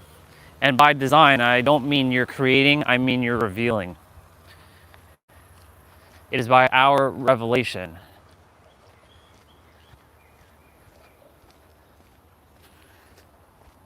We bring forth things by our revelation. And that's by the frequency, aka state of being, that we reside in. Hence why, like, when I went through my process last year of 6 months of Dark Night of the Soul, and again, for those of you, what is a Dark Night of the Soul? It's when all hell is breaking loose inwards, and you're like, you feel like you're on a total collapse of your reality. Like, everything's just falling apart. Everything fucking sucks. Like, life is just, it feels like you're in the victim mode. It's like life is happening to you, not even for you. It feels like that. And it's because it's during those times the universe is up-leveling you so that you can receive your gifts in the shadows. You don't ever get your gifts in the light. You get your gifts in the shadows. When you're born, are you born in the light, or are you being formed in the shadows? You're being formed in the shadows. Your mother's womb is a shadow. She can't see you. You can't see the outside world. Then you come into the world with all your gifts, because you came with specific gifts. Some, as like Timo asked about, are some born with more confidence? Possibly. Some are born with higher energy from the get-go, but does that mean that they're more spiritual, for example? No. There's plenty of people who might be six-dimensional beings right now on the planet. Does that mean they're better than us? Nope. Their awareness is a lot higher, but that higher doesn't mean better. There's like, I remember when Angel said this to me. She's like, she was kind of doing a comparison between me and Ari. She's like, Ari is she has a little bit more higher, like spiritual energy than you. I'm like, what do you mean by that? What do you mean by that? Morning. Good morning. I'm like, what do you mean? What do you mean by she has higher spiritual energy than me? Because she saw like all these things that makes her more spiritual than me? No. Because she was just born at a different time era by natural like process. She has her mom and her dad were a little bit more like up there in the spiritual like essence than like my parents. But does that mean that she's more spiritual than me? No, no one's more spiritual. In fact, that whole word of being spiritual should be thrown out the door, because everything's fucking spiritual on this planet. What is the definition of spiritual? All right? That's why I don't put myself in a box anymore of like I'm a spiritual person. I'm just a soul dwelling on the planet as a mirror. Our spirit energy is what we are as a soul. But everything is spiritual. So like when someone's like, oh, you're eating meat, you're not spiritual. Oh, you drink alcohol. I don't drink alcohol, but oh, you drink alcohol, you're not spiritual. There's a lot of people who made spirituality their personality. I did that for a little bit, and I'm glad I caught myself and I took myself out of that shit. They made it their personality, where like, oh, you're doing that? And they judge people for being in the shadows too. Like, oh, you're doing shadow work? Oh, you shouldn't be doing shadow work. You should always be in this love and light and namaste bullshit. Look, I'm all about love and I'm all about light, but I'm not about it 24/7, 7 days a week. You know what I'm saying? Let's be real. We're both shadow and light. That's why the yin yang symbol exists. In fact, there's a third aspect, the oneness with the two becoming one. You're not just light, you're also shadow, you're both. You're everything. And shadow does not mean evil, it doesn't mean negative. It's just absence of light. It's the other side. It's your masculine or feminine energy. Well, actually the dark or the shadow is actually the feminine. The light is the masculine. It was so weird when I heard that, like, how is the light the masculine? That makes no sense. Now I get it, because the light is the give, and the shadow is to receive, because you receive your gifts in the shadows. I'm like, that makes so much sense now. That makes so much sense. You receive all your gifts in the shadows. You never get your gifts in the light. You bring your gifts into the shadow. You get your gifts in the shadow so you can bring it into the light and serve it to the world. Yeah. It's more people who have deemed themselves as, I'm more spiritual than you, so I'm better than you. There's a lot of people who have I call spiritual I won't call it spiritual ego. Morning. Because I redefine the word ego. I call it spiritual pretentiousness, or spiritual holier than now energy. I had it. I will admit I had that shit. I had it clear as day, but I had to be caught out of it. Other mirrors were like, hey, dude, you're in it. I'm like, and that was one of my challenges that I set out for myself to overcome, to find the balance of unconditional love and confidence without sounding like I'm arrogant. And yes, during this transition with Orion, because a lot of people are like, Orion's the cause of this. He's the one. He's the entity. He's not unconditional loving. He is. But everyone's definition of unconditional love is different. Andre has the experience of the past. Orion just came here as if he just landed on the planet Earth. So he has no experience. So he knows I can tap into both of them at will, and I'm merging the two together. Hey, good. Yourself? Good. Have a great day.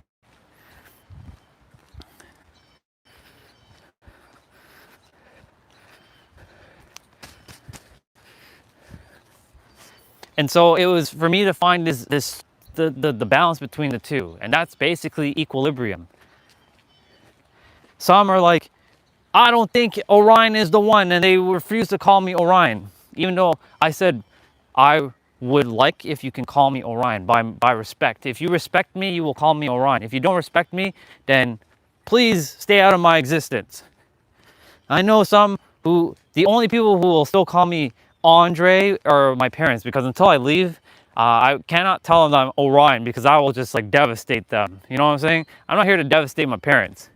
But when I leave, you best believe that Andre, I mean, he'll always exist, but I won't be called Andre. My name is Orion now.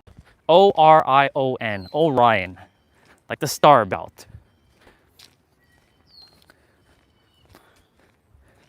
Anyways, because of all of that,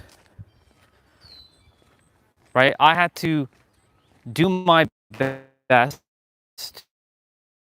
to overcome like arrogance. Because when you gain a certain level of wisdom, it can lead you into like, oh, I know more than these humans. That happened to me. I know more than these humans. So now I'm doing my best to not get into like, I know more than you. No, actually, I don't know more than any of you. The only difference is that I'm just aware, and that I'm making you aware by me sharing. And every time I do that, that means you're remembering what you've forgotten. See how simple that was? That puts us all on the same playing field. Literally. Every time I share something, all it is that you're remembering something that you have just kind of forgotten about. Oh. It's just that simple. Oh. So every time someone shares something with me, oh, thank you so much, so-and-so, you're just helping me remember what I forgot more of. Because that's all that is. Quite literally. Or literally, however you like to say that word. I cater to both audience.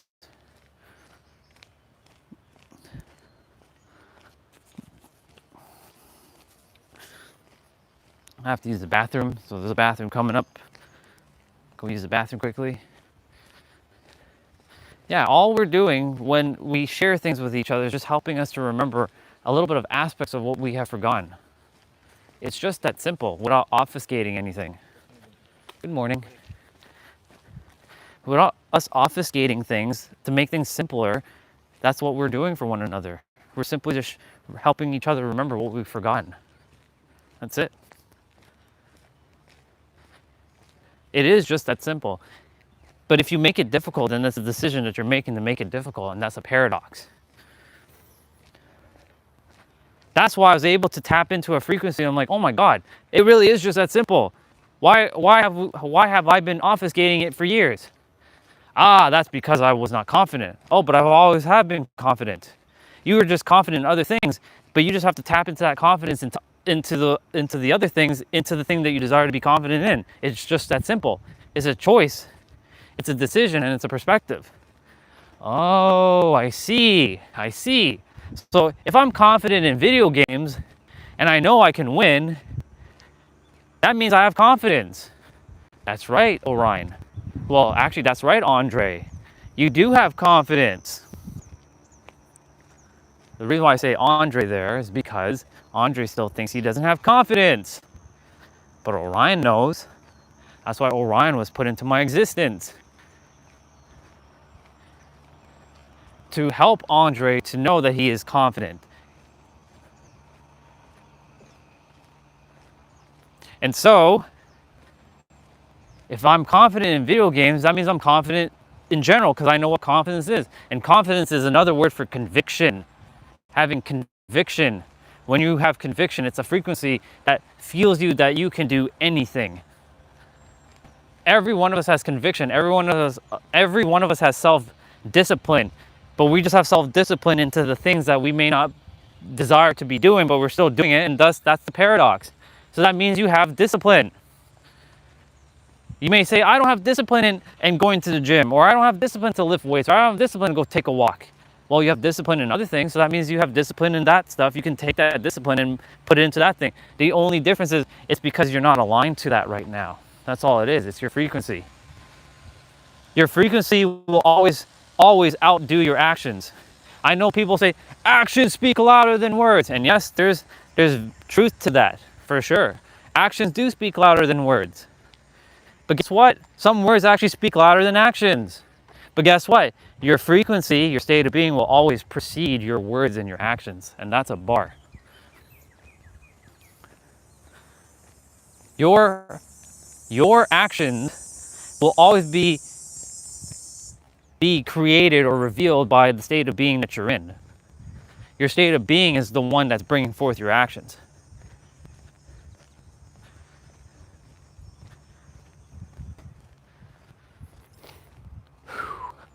Phone battery at 28%.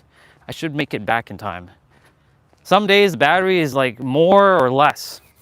It's always random. It always depends on like the internet, like how much data it's using, and if the screen brightness is at max or if it's not max and all this shit. So I'm just gonna drop the screen brightness down a tad bit. I'm gonna jump in the bathroom for a second.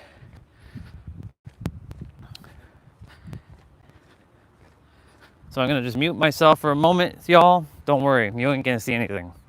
I'll mute myself and I'll turn the camera off for a sec.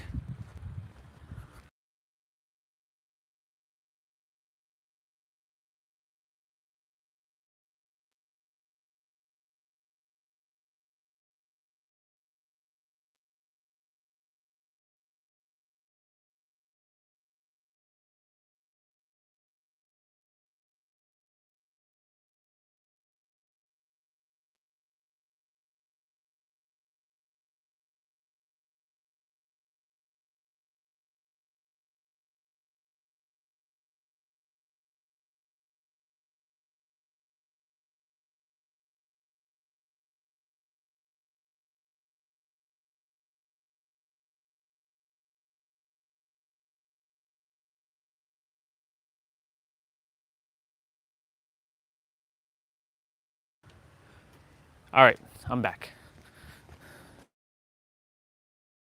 So,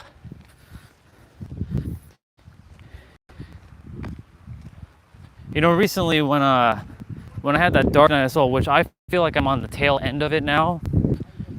It might still be kind of going, but I feel like I'm on the tail end of it. And because of that, there were some souls that got caught in the crosshair. And I really am so sorry that they got caught in the crosshair. I really am. But I think about it now and I feel about it, and it was meant to happen. Because everything happens exactly as it's supposed to, because the games are already done. Because those who were here, like the ones that no longer are showing up, or the ones that just don't want anything to do with me, it's simple. I'm no longer in their highest alignment. They have their own journey to fulfill. And it would be detrimental to them for them to be here. Because it's not in their highest alignment to be here anymore. And I thought about it too. I'm like, they're not my highest alignment either, because if they're just causing chaos and I'm here to serve, And some of the things that I'm saying is like, but you're not a creator, you're human, you're human. There's one brother who's like, you're not God. And I'm like, okay, I'm not God. I'm not saying that I'm God and you're a human.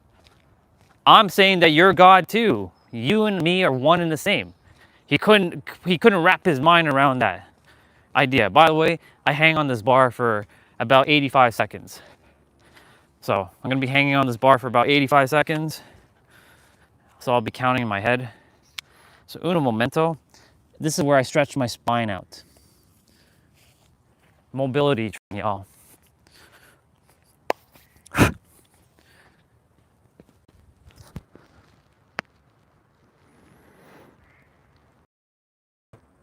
But when I was talking with him that day, it just showed me that no matter what I was saying, even from the beginning, he wasn't paying attention. Because that's what a lot of people tend not to do. They don't listen. They don't seek to understand. And they have their own perspective, and that's okay. If it doesn't align with you, that's okay. I didn't say you have to take it. I just said you can add it as a tool belt.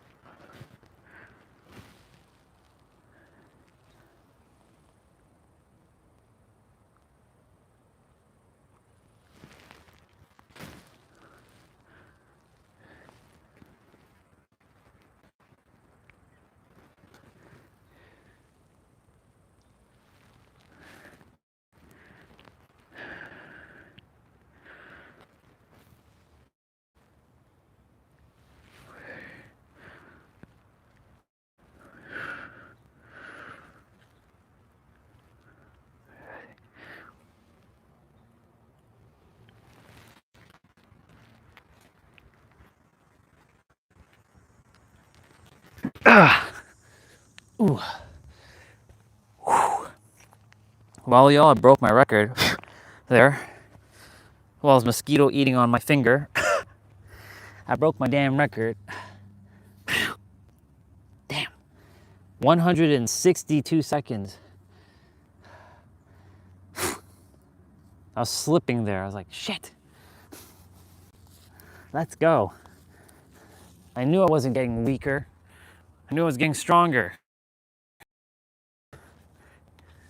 Mosquito nipped me on my arm and my finger. I'm like, dang mosquitoes. They like that spot. Anyways, phone battery at what, 23%? Ooh, I'm feeling the sweat now. Feeling that sweat. That's good. 162. Let's freaking go. Did 162 seconds on that bar there. I went up by 6 seconds. Yesterday, I felt weak for some reason. I couldn't hold on for even 100 seconds. I could only hold on to like 92 seconds.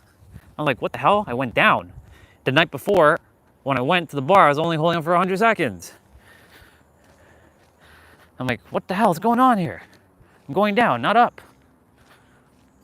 I went up now. Life is not always going to be up and up. So that's the thing. I also have to let go of the outcome of like, okay, yesterday I couldn't hang for more than 100 seconds. Okay, no problem. That doesn't mean I've gone weaker. It just means that my body just wasn't able to hang on for more than 92 seconds. Today, 162 seconds. That's almost 3 minutes. 180 seconds is 3 minutes. A week and a half ago, I couldn't even hold that bar for more than 35 seconds. So the fact that I went up, that's proof that I'm definitely getting more advanced with holding the bar. And I don't tell myself I can't do it. I tell myself I can do it, and it's just that the body's just remembering what it has forgotten. That's all it is. It's simple. Okay, phone battery's at 23%. I'll make it back before the phone dies. Unless the phone goes kaput. If the phone goes kaput and the stream just gets stuck somewhere, you all know what happened. So, just letting you all know. But it should be okay. I just have to walk a little bit quicker now.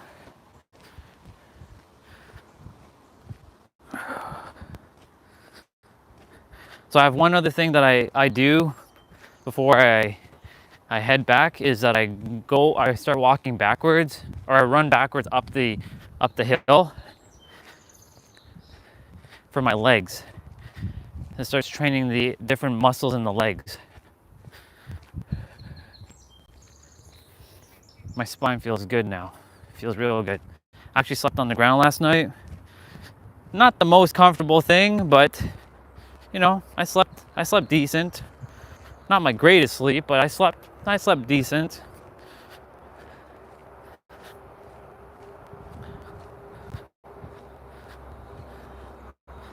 Best sleep I've ever had goes to when I was in San Diego at the last Airbnb that I was at. Best sleep I've ever had, bar none. King size bed, just absolute perfection. All right. Anyways, back to what I was saying. So, you know, there's people who were here and they no longer require, because they had the answers. They all have the answers. Every one of them is the answer. The answer to life is always going to be a resounding you. There is nothing else but you.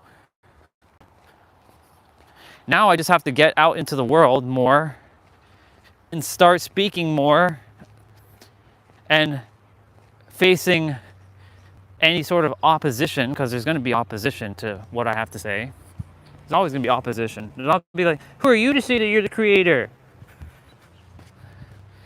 Look, I just said that it's not me, it's all of us. We are all the creator. So I'm just right now in the process of forming my words more carefully and crafting it with more care. You, me, and everyone is the creator combined. No one of us is more powerful than the other. Every one of us has the same equal ability. We may not have had the same equal start in life. That's the thing that kind of varies between us, is that there's differences in where we started in life, but we all have the same power. We have the ability to feel and to use our imagination and to think. But thinking will only get you so far. A lot of us, we chronically think too much, like I used to. I stopped thinking now. And when I stopped thinking, more things started happening with me and as me. But when I started thinking again, shit was just like, nope. Nope. Nope. Life is just like, stop thinking and start feeling. Thinking is only going to get you so far. Why do you think in school they made us think so much so that we didn't know who we truly are? They created so much doubt in us unconsciously. Teachers don't even know what they are doing to other kids right now, like when they're in school. Did you know that every time the teacher walks around to check someone's work, it's unconsciously making the kid doubt themselves? Because the teacher has to check to see if they did it right, because there's no such thing as wrong or right. And those concentration camps that they're called school are just dumbing down kids. I know people are like, but school is educating. Is it really? Is it really now? You go to school to end up in some sort of debt, to then have to work the debt slavery system, to then have to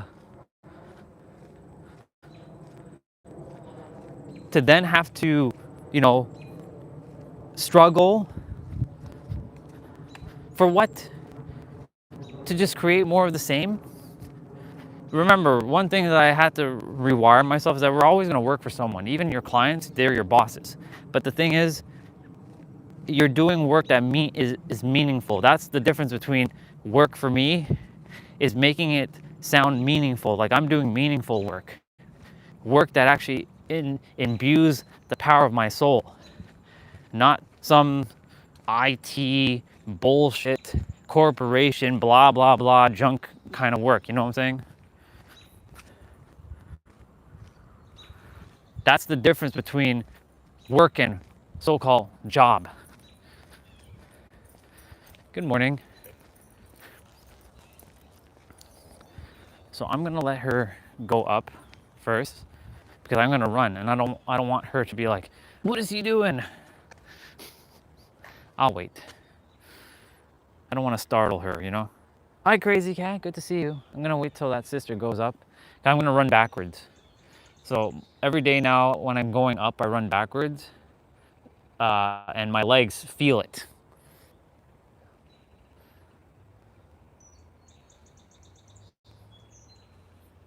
She's almost to the top.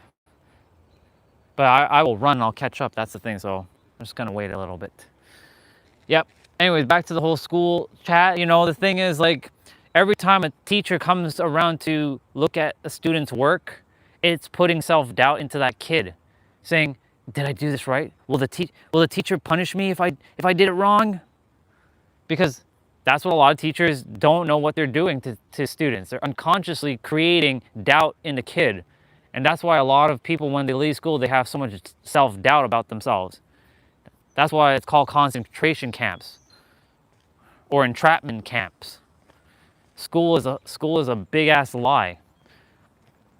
There is a kid who is, I think, 8 years old. He's already a millionaire. Does he have to go to school?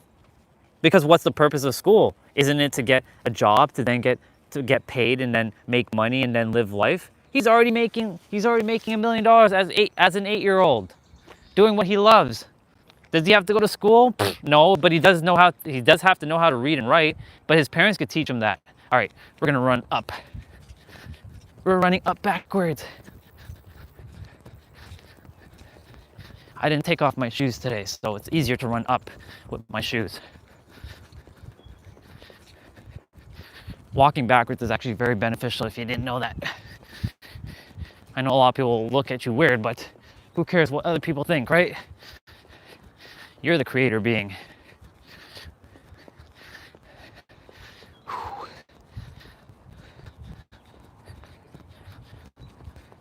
I started this micro habit a couple days ago.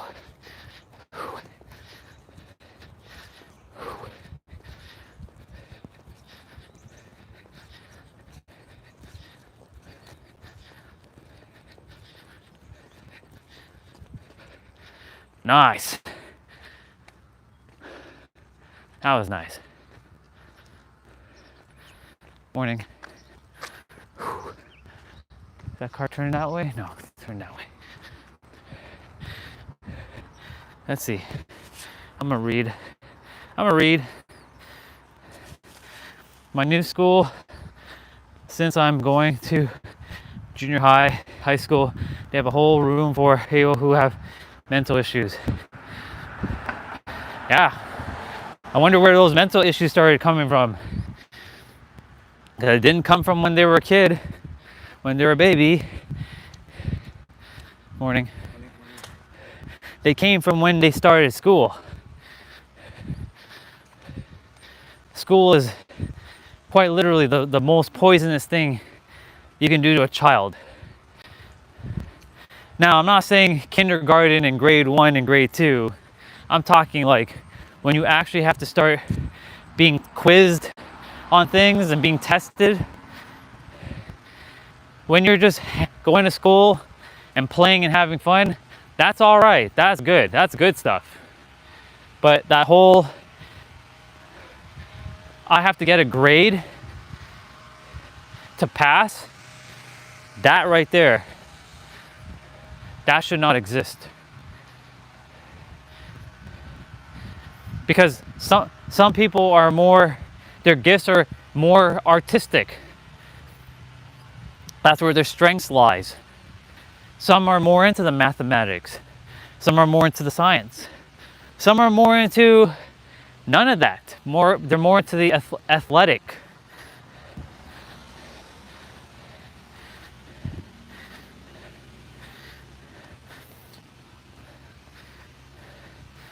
For me, if I tear down schools, I'm gonna have a big ass uphill battle to fight on that one.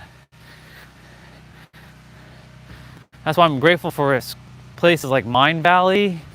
If I was ever gonna work for a company, it would be Mind Valley. But I damn well know that I'm still not gonna be working for a company. I am the damn company. I am a leader. I don't follow.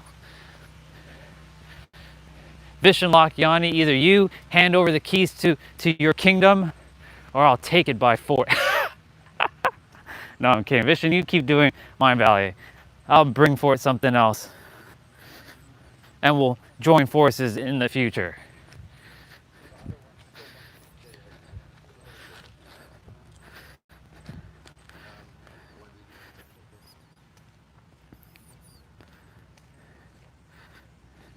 They're born with it because they chose that path. You know better. You know that. And I wouldn't even call it mental illness. I'd call it a gift, because they have a gift that we can't see. Cassidy's brother is autistic. And, you know, being autistic, there's a lot of challenges with that. But she was able to tap into something with him, and he was able to finally share something with her that she had never heard him say.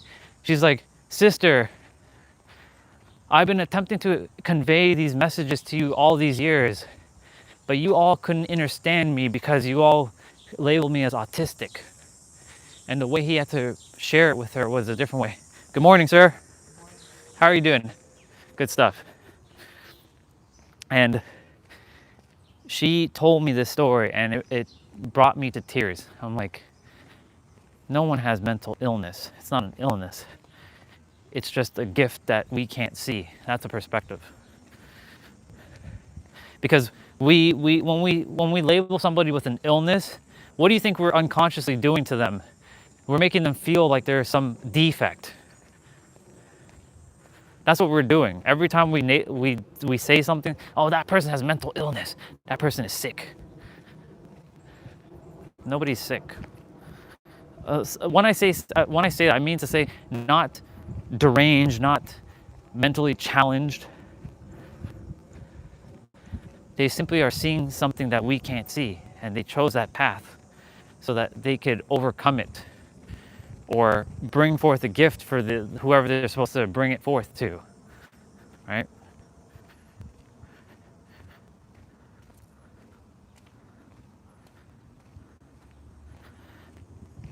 I wonder why you don't have excitement for that school.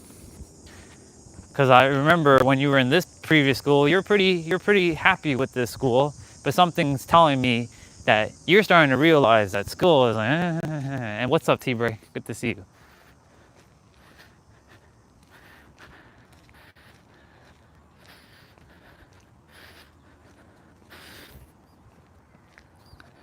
Your soul is very evolved. So your soul's like, be careful with this school. Keep your guard up. That's why I think the reason why I started talking about school before you jumped on was to kind of relate to your soul so that your soul could relate to your mind. Be wary. Keep your guard up. Make sure that you know everything, that you have all the answers, that don't let some teacher make you feel like you're incompetent or inferior. It's not their fault because they don't know it better themselves. Because that's what school is. Concentration camps. It dumbs down kids. Especially when you get into like junior high or what we call here high school. I think junior high is like grade 7, grade 8. That's like middle school. Actually, that's called middle school here in Toronto. They call that middle school.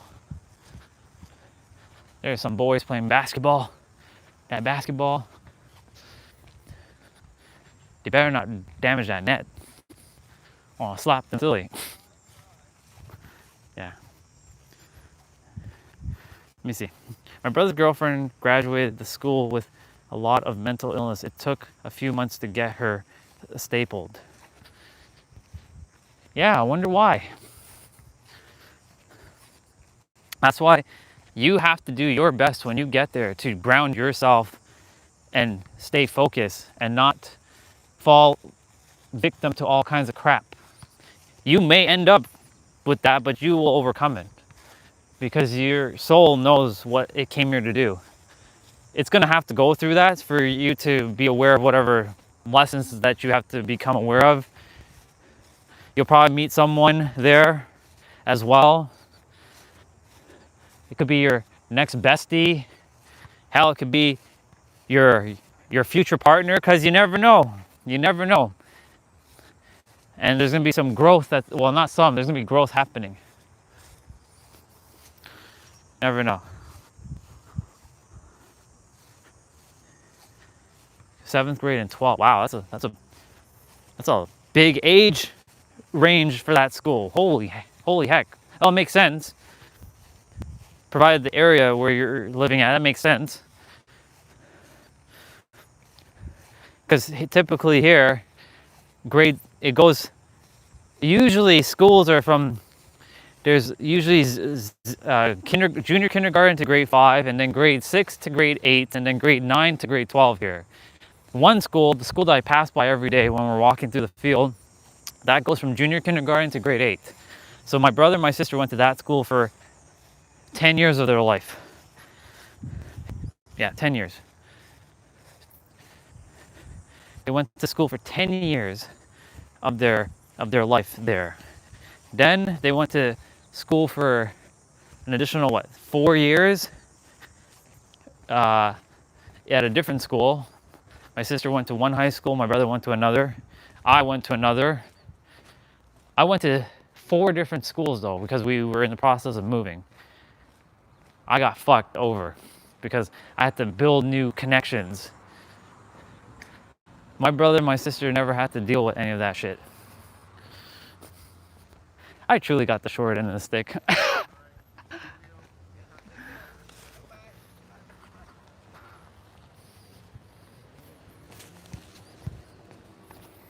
I got the short end of the stick.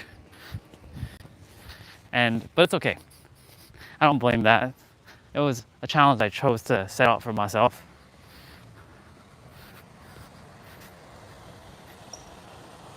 I heard about that, bro. I heard Ozzy Osbourne died too. In fact, I did see that 2 days ago. I saw WWE remembers Ozzy Osbourne. I'm like, it didn't hit me as I'm like, oh, Ozzy died too? Damn. It didn't hit me like Hulk did, because Ozzy, even though he's a great, he was an amazing music mogul in the world, he didn't leave that impact with me, you know what I'm saying? Like Hulk did. That's why I mean, but yes, he did die too. I'm like, you're right. You're absolutely right. He died too.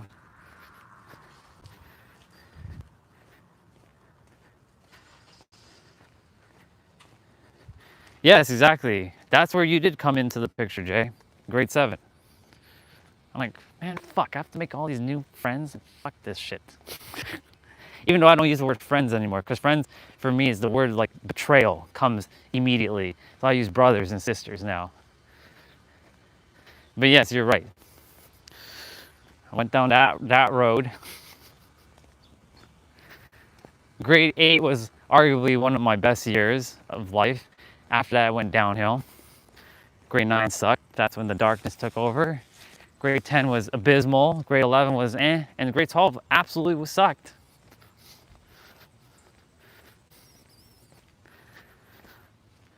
The only thing that was, memorable was having those weekends of playing video games every weekend, or going to like Dwayne's house or going to your house every weekend. That was the only bright spot of my life back then. Playing video games on the weekend or on a Friday when we'd go to like KFC and buy food, and we'd go back to Dwayne's place and we all play Smash or like Mario.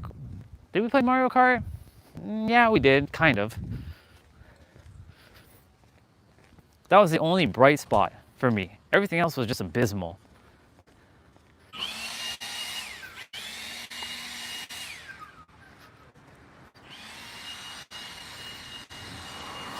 Oh, phone battery at 10%. I'm almost back. The phone battery at 10%. I gotta make sure there's no car coming. Nope, we're good. Let's see. Did you hear about the psychopath that lives around my area? No. Now I'm only hearing it now because he told me that. Hopefully, he gets the guidance that he requires. Crazy cat.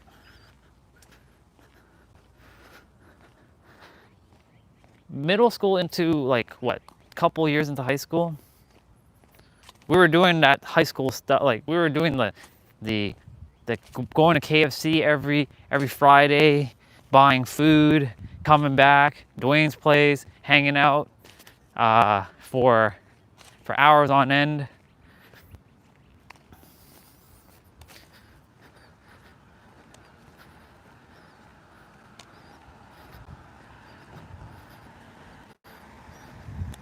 Then there was the weekend with you and your brothers, and buying pizza. Yep, buying pizza. I wonder if that pizza still tastes the same. If he changed the formula of that pizza. I'm curious. I haven't been back, obviously. I know it's not called Double Double anymore. It's called something else.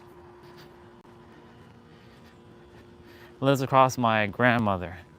Well, as long as he keeps his acting gear.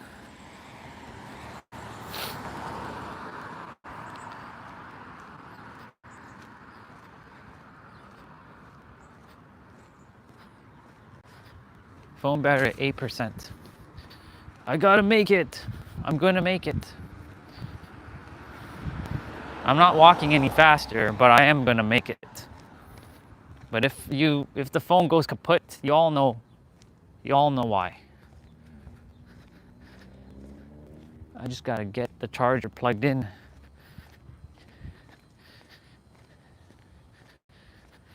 Whew.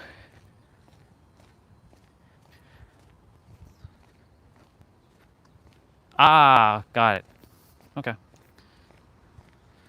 I see Dad's friend came back to finish the door. We had to get a new front door because that other door was just absolutely like smacked. And I think he's putting on the lock on that door, not the main front door, but the screen door. So he's doing something with it.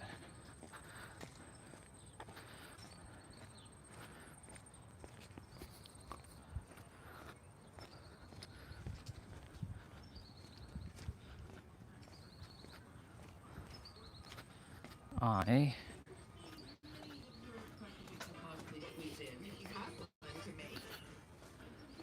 made it back.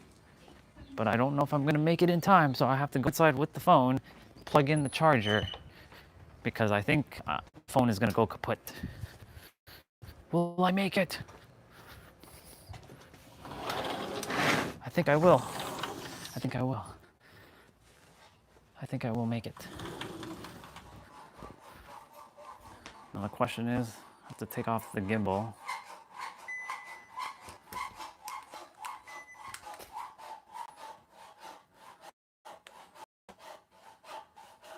Damn it, charge.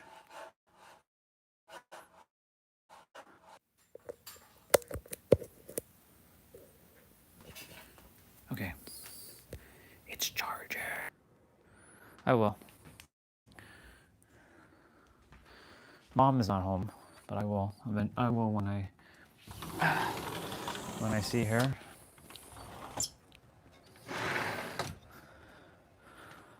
Okay, I'm get. Now I do my little setup outside. I have to do my play out. If I can do my play out before it rains again, I think it's supposed to rain again.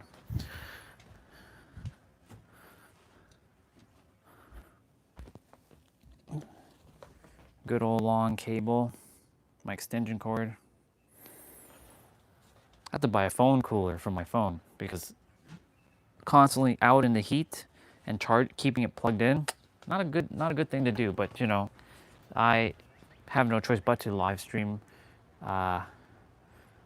with my phone plugged in, because otherwise the battery will just constantly die. Eventually I'll just get a new phone, but for now this one's doing the job. Like it's perfect. There's no need to change my phone. It's not like, oh my god, it's like old. Nope, it's just it's just powerful as any of the new stuff. It's not the fastest thing in the world, but it still does the job. When I say the fastest, I don't mean like the screen's not the fastest, but I never use 120 hertz anyways. I usually always put my stuff in power saving mode. Like my Samsung tablet, it has a 120 hertz AMOLED screen, and yet I still put it into power saving mode, so I only get 60 hertz. I favor more battery. And I put my phone to power saving so that, you know, it technically uses less power because of less like notifications, because I don't have notifications on at all. In order for me to see someone messaging me, I actually have to open the app, whatever app. Like, hey, I left you a message. Did you see it? Nope. Why not? Because I don't have notifications on. Why don't you have notifications on? Because it's annoying. Thank you for letting me know that you left me something in like an email or a text message, and I will go look at it. Because my life has become more simple like that. I don't look at things until someone tells me, or if I purposely say, you know what, I feel like I'm supposed to go look at a message on like Discord or something. Yeah. Bravo. Back to Crazy Cat. Let me see. Yeah, I'm just making sure I didn't miss any questions or miss anything. No, I didn't. Perfect. I didn't miss anything.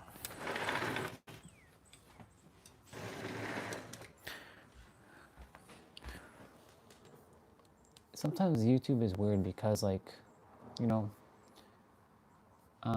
it's like outdated. I have to like refresh my streams. But we're good. We're good now. I'm gonna change my pants. I'm gonna change my pants. And then I'll play some music.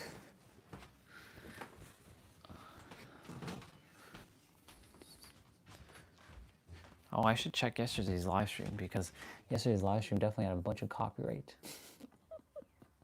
And if you play anything Disney, Disney is like on your ass. Literally. They're like,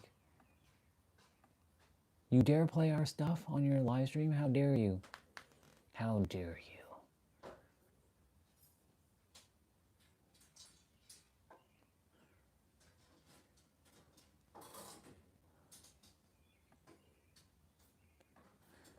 and I have to like trim out shit from my live stream.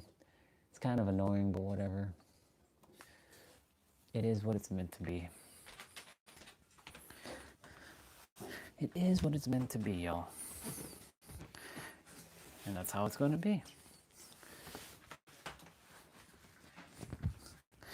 Okay.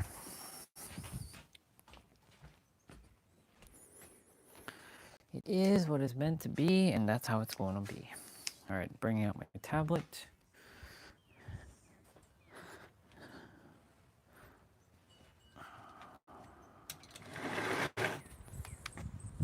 I'll bring out my stuff shortly.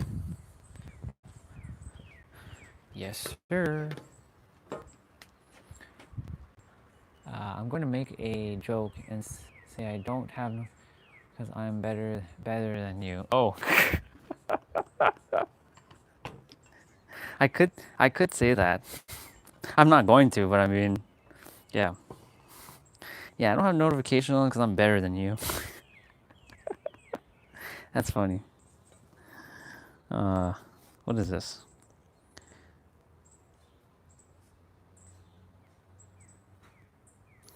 Apple's 649 MacBook is coming. Okay, sure. I'll see to believe it when it actually does come.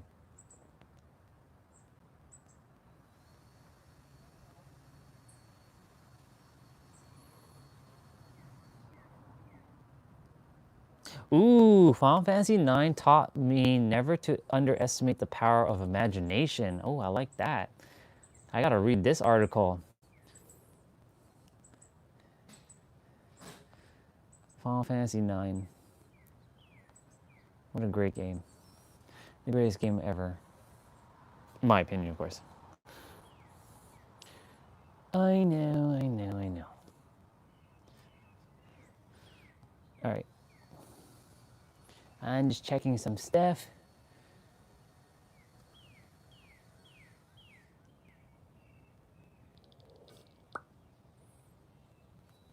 Two. I'm gonna start my exercises soon. I'm gonna check the weather quickly, see what we got going on. Severe, no, it just updated. 11, 12. It's gonna be cloudy until like 4 p.m.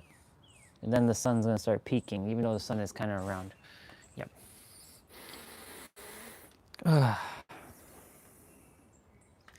Now to show you the cool stuff with the healing for Tiff, like Neo from the Matrix.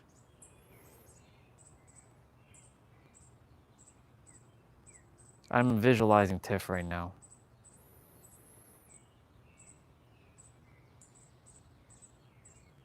There's no more doubt anymore. I'll tell you why, bro.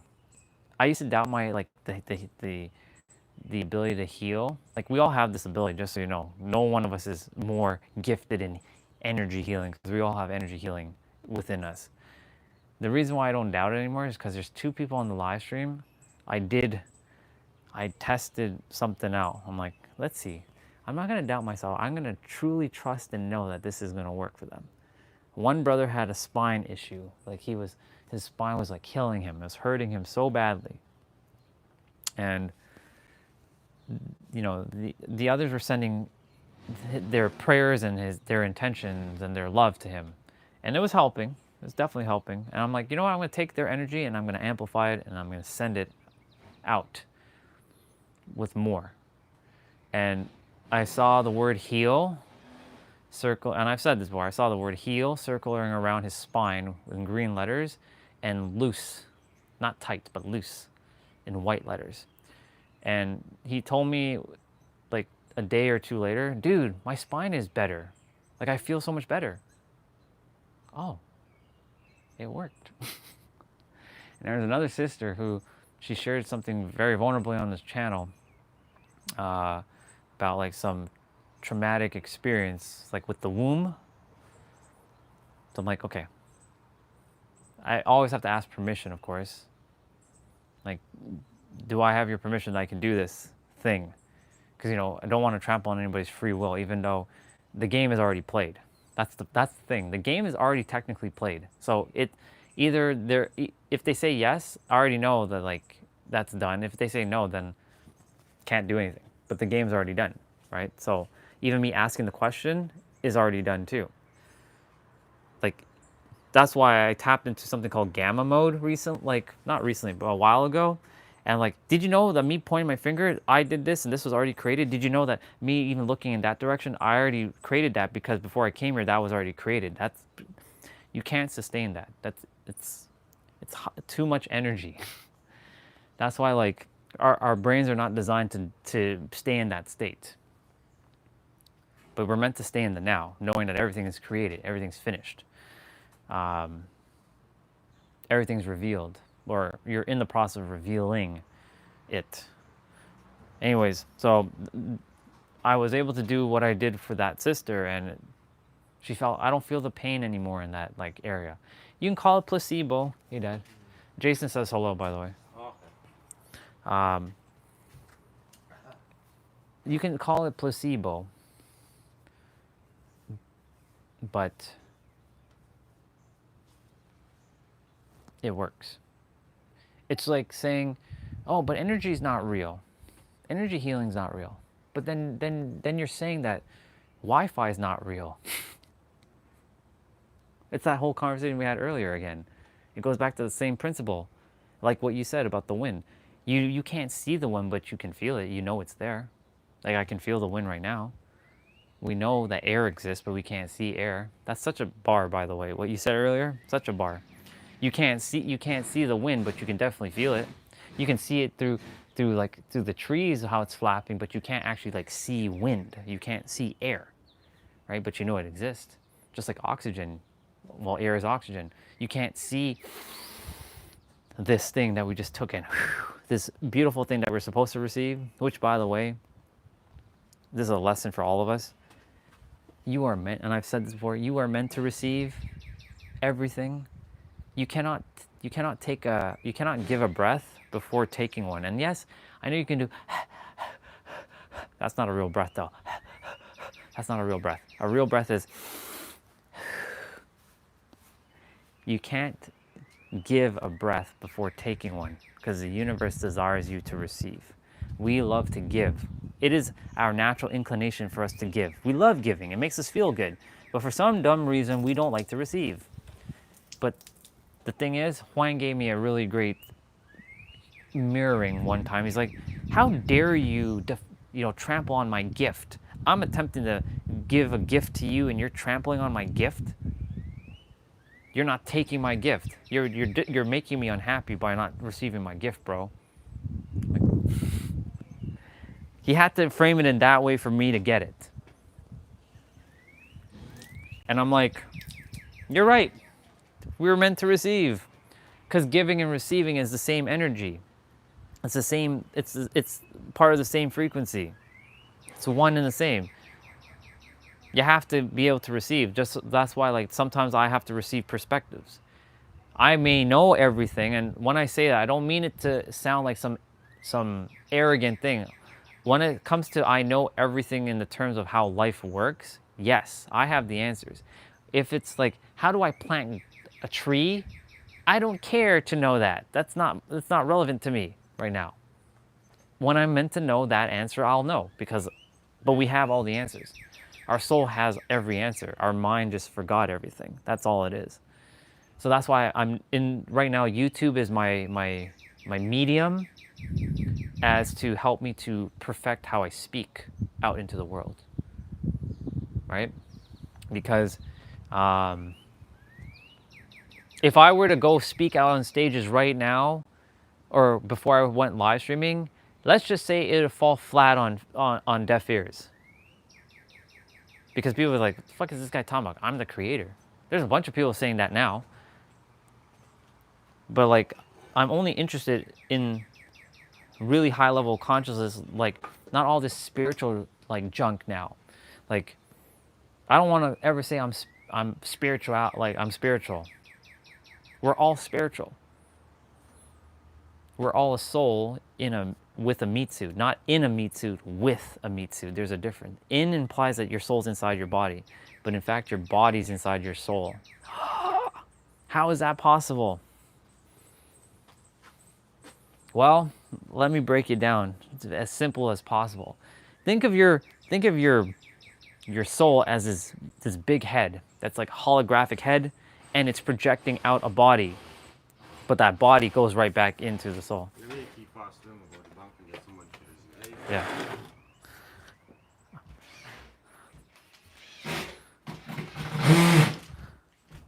And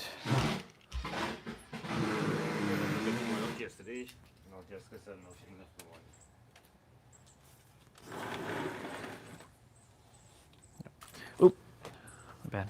And so, where was I? Yeah. And so, like, our soul is projecting out because this is a holographic universe. If you didn't know that. I know someone will say, but how is it holograph? If I punch my fist through this pole, my fist is gonna bleed. It's gonna hurt. Yes, it is gonna hurt. That's the physical. But when you die, none of this is physical. It's all mental. That's why when people are saying like the earth is flat and the earth is round, it's actually both. When you're on this dimensional plane, it is round. It is a sphere. And when you leave this realm, it is flat. It's a disc. Because when you're in the higher realms, and I saw it temporarily, and Regina had to kind of help me remember that, it's a disc. Earth is literally a disc. And not just Earth, but the entire universe is a fucking disc. But when you're off of the when you're back in the third dimension, it's not a disc. It's spherical. Like an orb. And I'm like, that makes so much sense.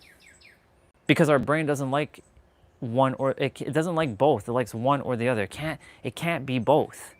This is the problem with the third dimensional mind. It doesn't like both. It likes one or the other because it likes to latch onto like this is true.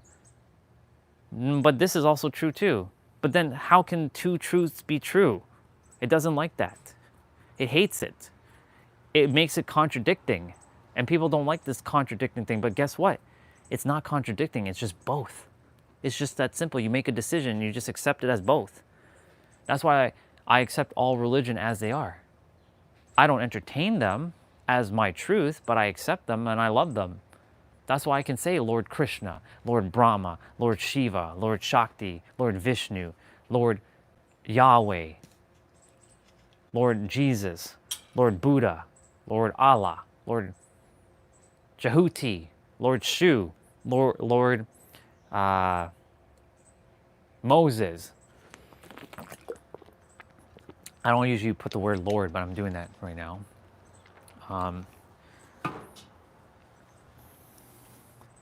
Because it's everything. Because the creator is not a person. It is an energy that then takes the form of those entities, which then has the so-called wisdom that then mirrors it back to us. But they're not higher than us. They are one with us. They are aspects of us. God and us are not like this. It's like this. God is this like orb thing. It's an energy. It's not a dude. It's not a chick. It's an energy that's both masculine and feminine as one. And it literally, I conceptualize it as an orb because our human mind has to have some sort of idea of what that is. But we can't define it. Because the moment you define God, you confine God. Because God can't be confined. You can't define even us. We can't be defined. We're infinite. That's how powerful we are. We're so infinite that we can't even be defined. So if someone says, define Jason or define Andre, they can't define you. They'll have a very hard time. They'll say, oh, well, he's a nice person, but that's as limited as it's going to get. And the moment someone says, yeah, you're a nice, I know, T-Bray, if you're there, bro, I know you said yesterday you're a nice guy. You limited me, bro. I'm fucking infinite. I'm back in my flow, damn you. But you can't be defined. because that's how infinite you are. That's why I said you're the infinite being of infinite potentials. You just have to see that for yourself. And that's why I'm re-tapping back into my energy. I'm not tapping back into I'm just the human perspective and I can only do this because of the human. Sure, can I jump off of that house and fly? No, my ass doesn't come flying down. There's some common sense that has to be played here, you know? The laws of the universe. Did that Bubba go inside the house? Better not have gone in the house. Yeah. I'm just checking to see. I do that because I can't see who's there, and I do that to see if there's what numbers are there. Because I mean, it doesn't really matter. There's always someone there.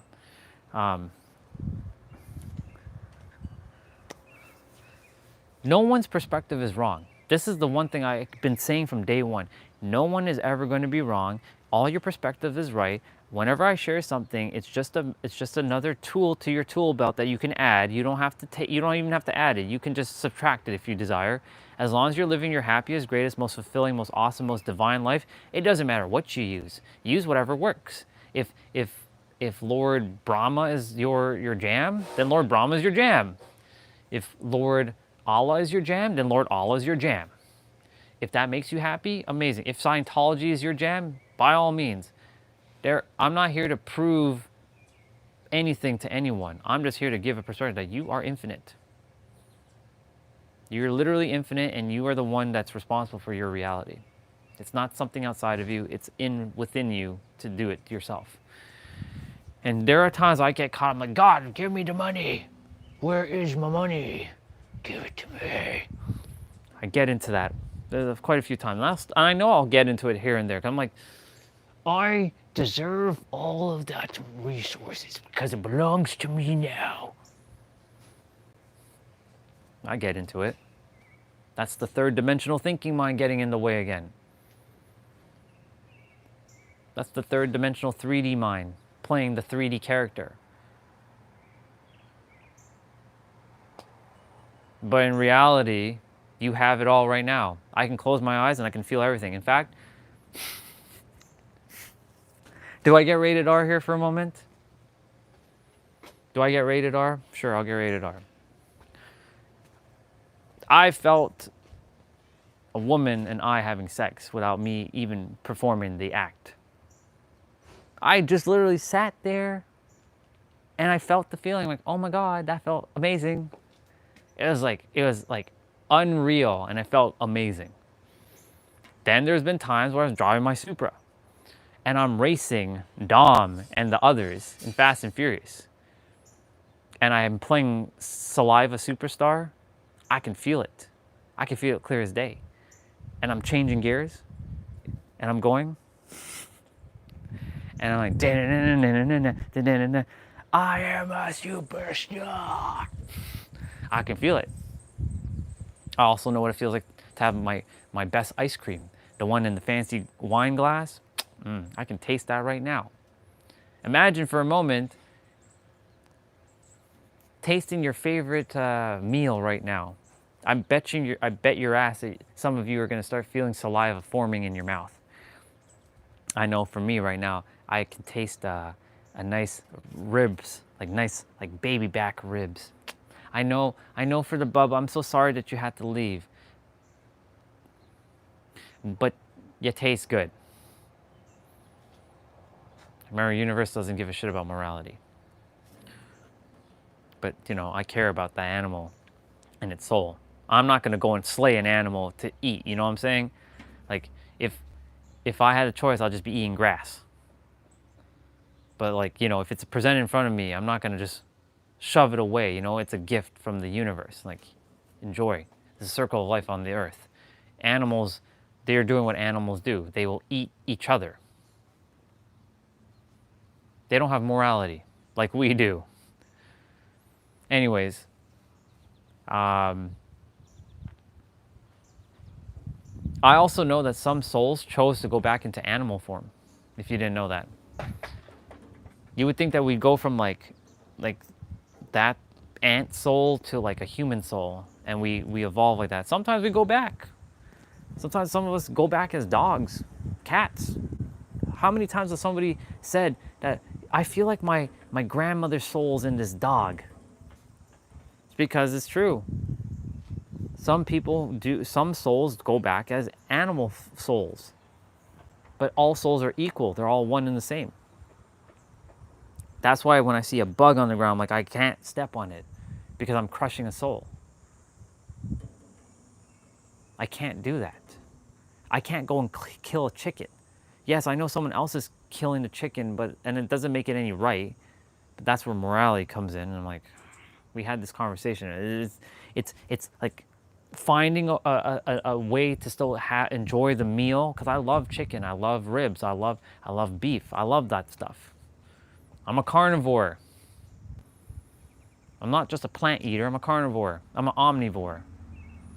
And just reminding myself every time I'm about to have like anything like ribs or anything, to send love to the soul that gave its life for my vessel to continue in the physical.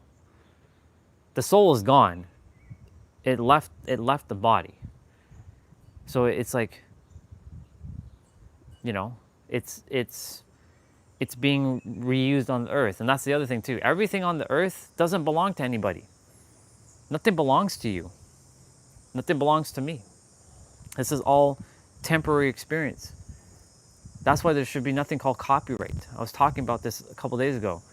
No thing should be copyrighted. Nothing belongs to anybody. Someone thinking, oh, I created that? No, you didn't. You got it from the creator, and the creator is just expressing itself through you. So technically, it doesn't belong to you. It belongs to all of us. So nothing should be copyrighted. Oh, but I'm the one that brought it into the earth, so I should get paid. Yes, that's great. You brought it, get paid for it. But that doesn't mean it belongs to you. People should be able to use whatever they choose to, because it's all of ours. Because I've started seeing things differently. Because I've had my own unique experience that has allowed me to see things differently now.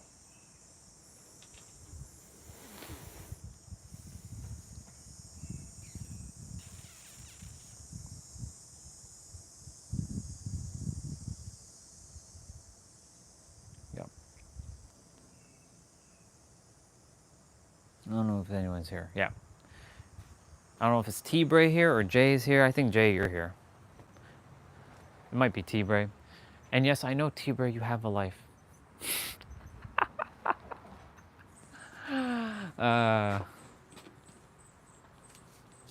Ladies and gentlemen, Orion has returned.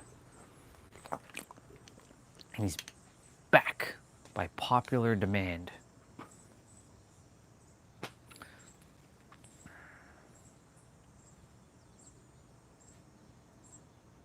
Everything is one thing. Like every time I'm in the grass, when I'm running bare feet, I'm making sure that I'm being conscious. Like, please make sure that there's no bubbas in the grass while I'm stepping on the grass, so they're moving out of the way, so I don't have to hurt them. Or when I'm walking on the ground with my shoes, I don't want to hurt anything. Sometimes my words hurt people though. But they have to recognize that it's by their choice and by our choice that we created this experience for their soul to have some evolution. So like when there was a brother, and I said this in the trail, when he was like, I'm not God, I'm human. His name's Christopher. He's Guyanese. He has the Guyanese accent, Jason, if you're still there. He's like, he talks with the patois. There was one day I was sitting right there, minding my own business, listening to my audiobook. And I was like, I really like what the audiobook is saying. And he comes on and he'd be like, you sounding like you're crazy, man. Women ain't gonna like you, dude. You sound crazy. Because he's playing the human character. And yes, if I was him from 10 years ago, I'd been saying, yeah, that's a crazy motherfucker right there. Crazy little mofo right there on the ground.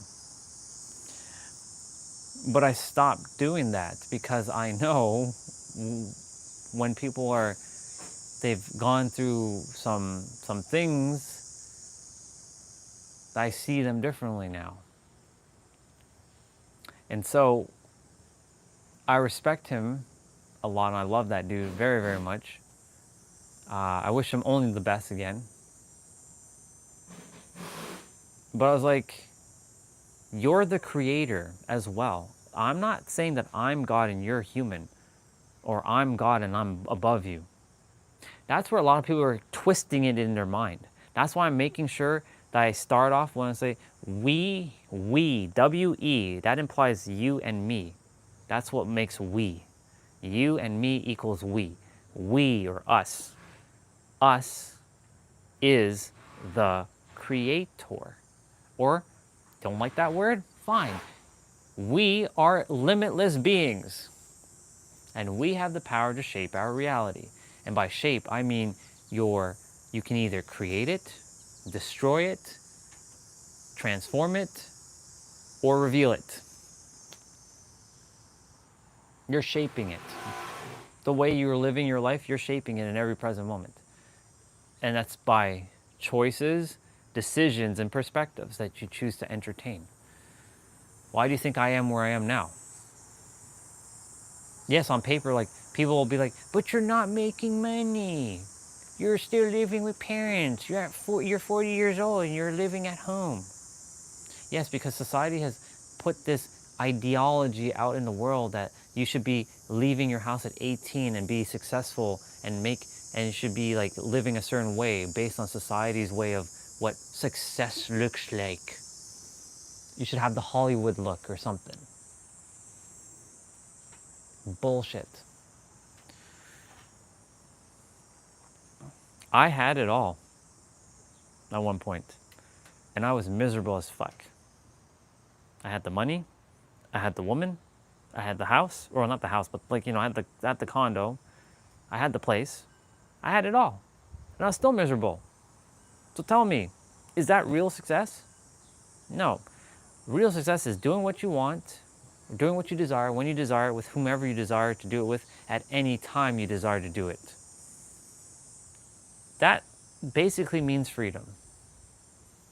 Freedom to do whatever you choose to and get paid doing what you love.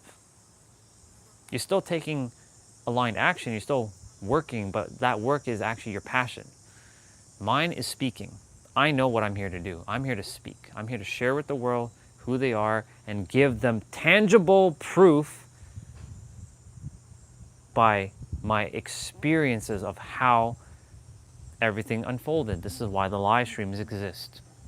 Because with the live streams, we're getting to see all kinds of sides of me. We saw the dark night of the soul happen to me for about a week and a half. Because I said, I didn't get to record 6 months last year of my dark night of the soul. It would be nice. It would have been awesome if people could actually see what I went through. Guess what? I just went through one.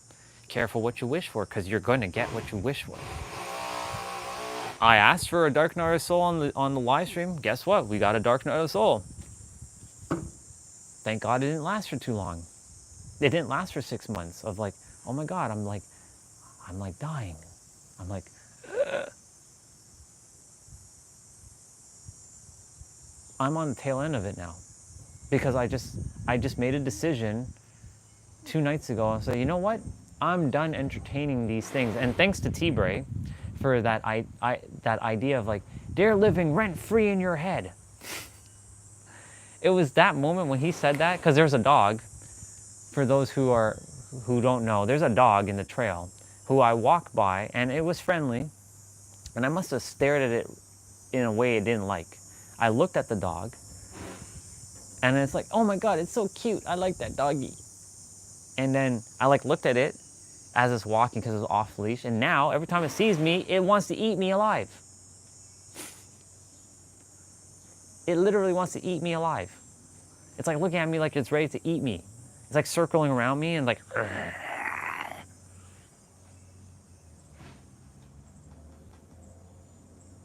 I did it dirty for some reason. It didn't like me how I like, aw, you're so cute kind of like look. It must have hated the fact I looked in its eyes. So it's like, urgh.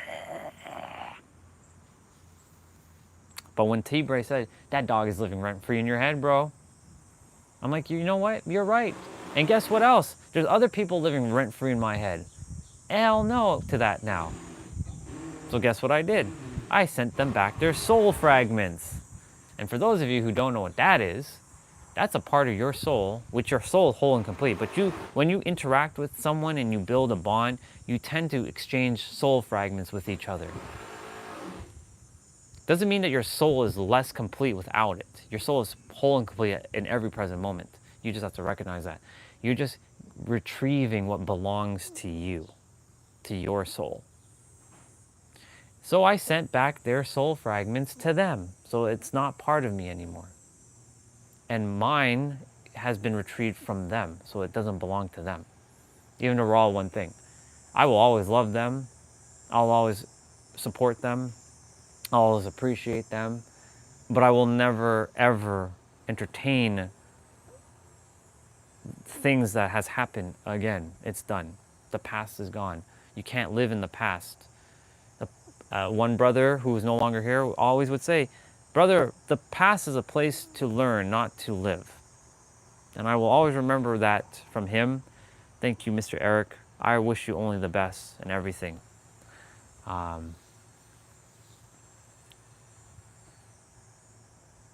But I have to move forward because the past is, you're ruminating. We do this, we monkey mind. We ruminate on the past and we worry about the future. But we forget about the now. And another brother came on recently, his name is Gentle Boy, and he dropped one of the greatest bars ever I've ever heard in my life. You know what he said? He said this, you know God desires all of us to be more present so that we can receive more presents? Oh my God, that was the most simplest shit ever I've ever heard, and it was so damn profound. I'm like, God desires you to be more present so that you can receive more presents, because when you're in the present moment, you receive all your gifts in the present moment, not in the past and not in the future. And every present moment is shaping your future and your past simultaneously, because it's all happening now. As you're living in this moment, now this has become the past. And now what I'm saying is becoming into the future, and it's now becoming the past. You see, the present moment is the one that connects the loop of the infinity. It's that middle spot in the infinity loop. So what you tell yourself now is what you are now, and that's what you are in the past, and that's what you are in the future, if you tell yourself whatever it is now. And you live from that state of being now. You're confident, or whatever it is that you desire to be, you already are that now. Not in the future and not in the past. You are that now. Infinity. That middle connector piece, that's the now.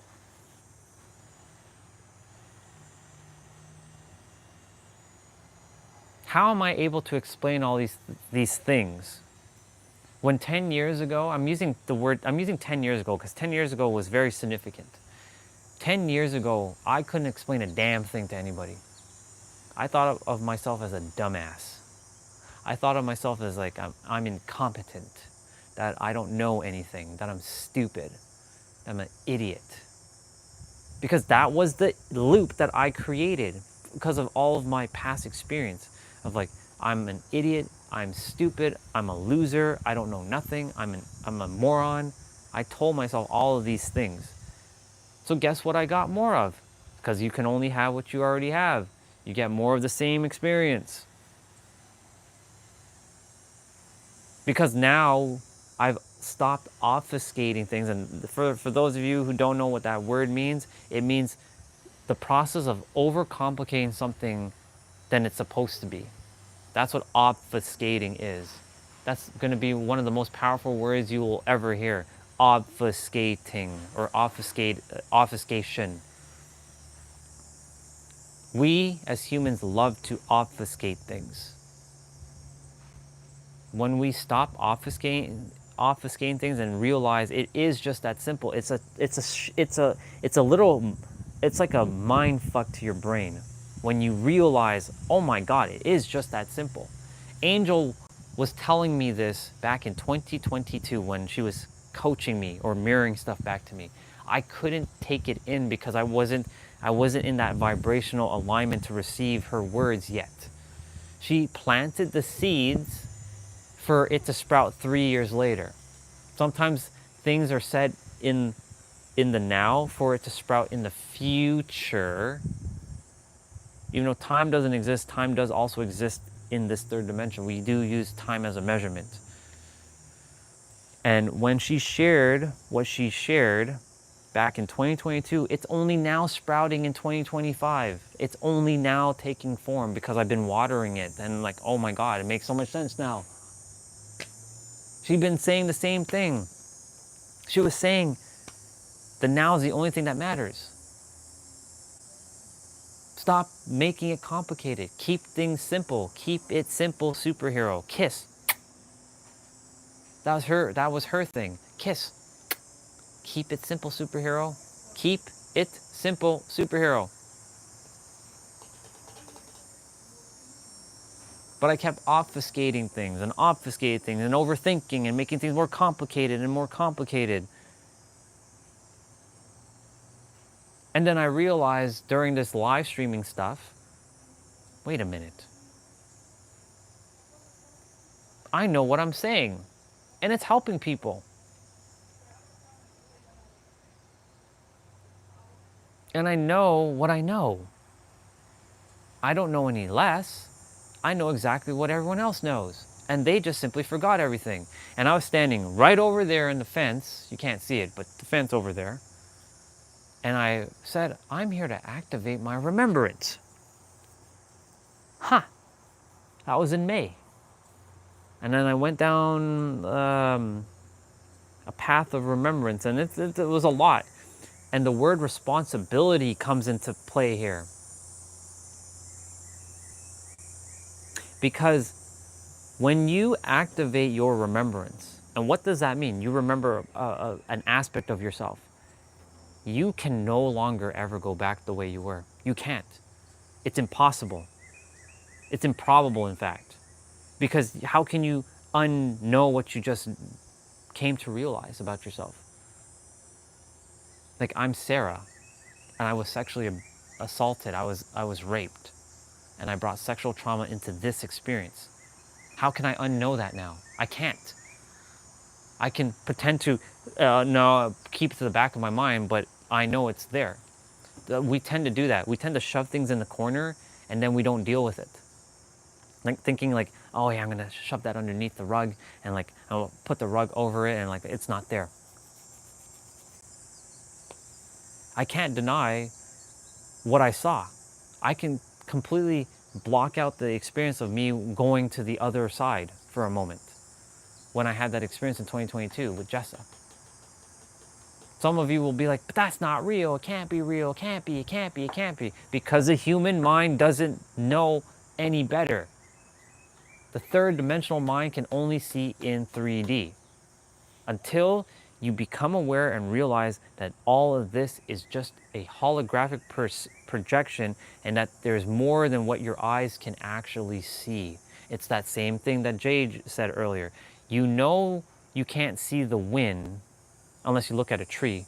But let's say there's no trees around. You know you can't see the wind, but you can definitely feel it. You definitely know it's there.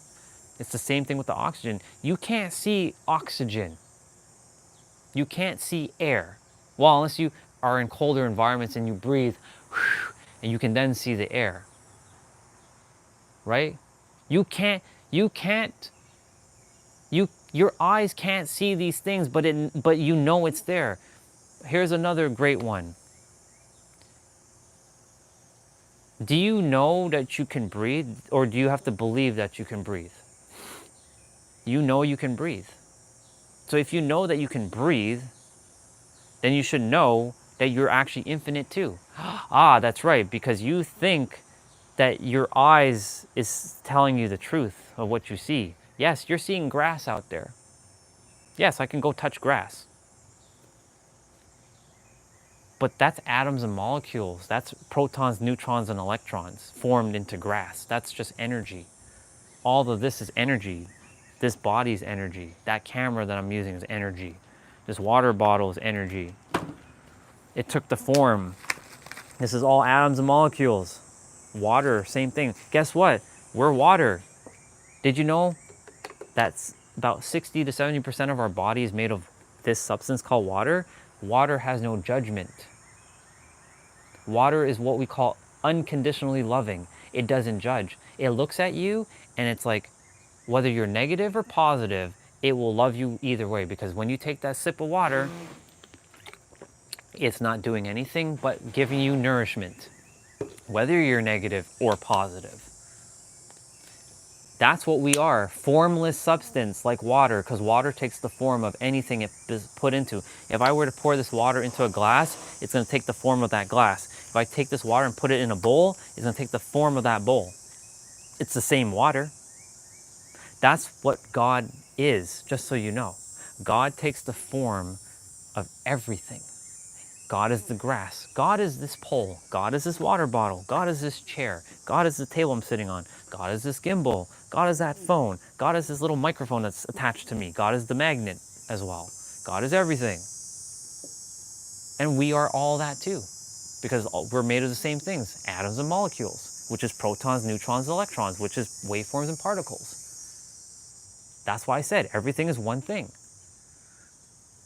Everything you look at is one thing. It may look separate because we created this thing called separation, but we're not separate. We're one. Like that bird over there, that robin, that Bubba, that's one with me. The worms, it's one with me. That barbecue, it's one with me. It may not have a soul, but it's definitely one with me.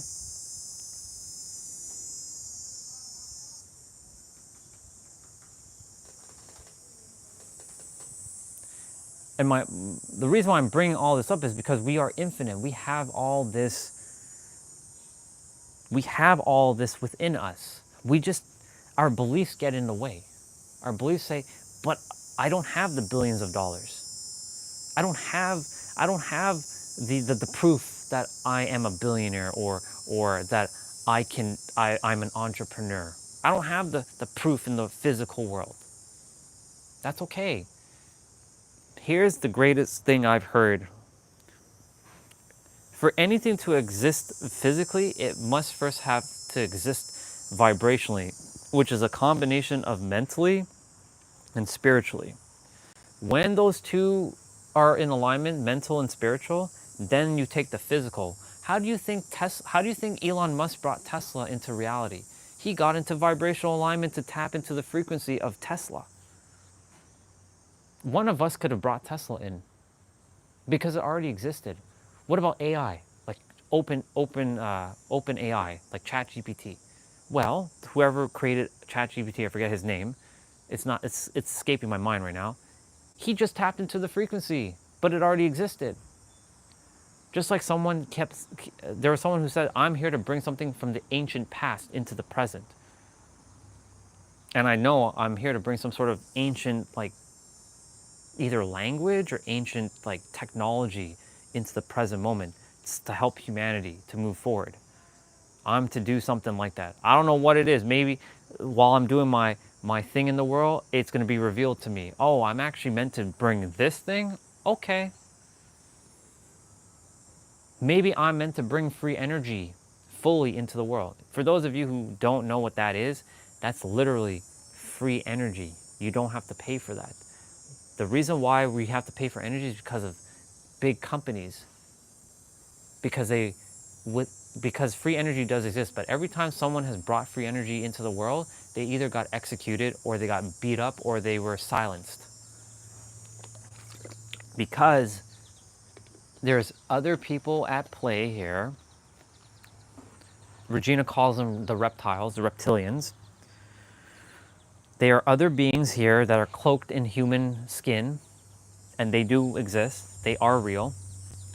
That don't have humanity's best interests at heart, but in reality, they kind of do, because they're actually here to help you to transcend.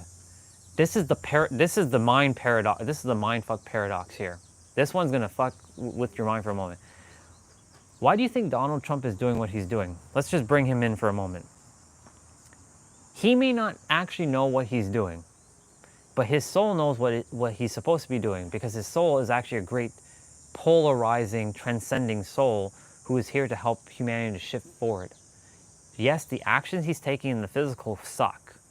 To us humans, it sucks. But to the soul, it has a greater purpose. It's to help each of us to let go of, I'm not going to listen to him.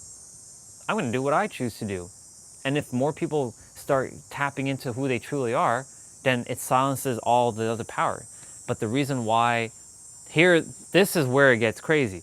The reason why those who are starting to become aware and they're choosing to choose a different choice haven't quite fully taken the reins yet is because there's still more of those who are still asleep, and those who are still asleep are still buying into the bullshit of the news and the media and all that stuff, and they feed that, and that is still stronger than the current things of like, oh, you're the creator.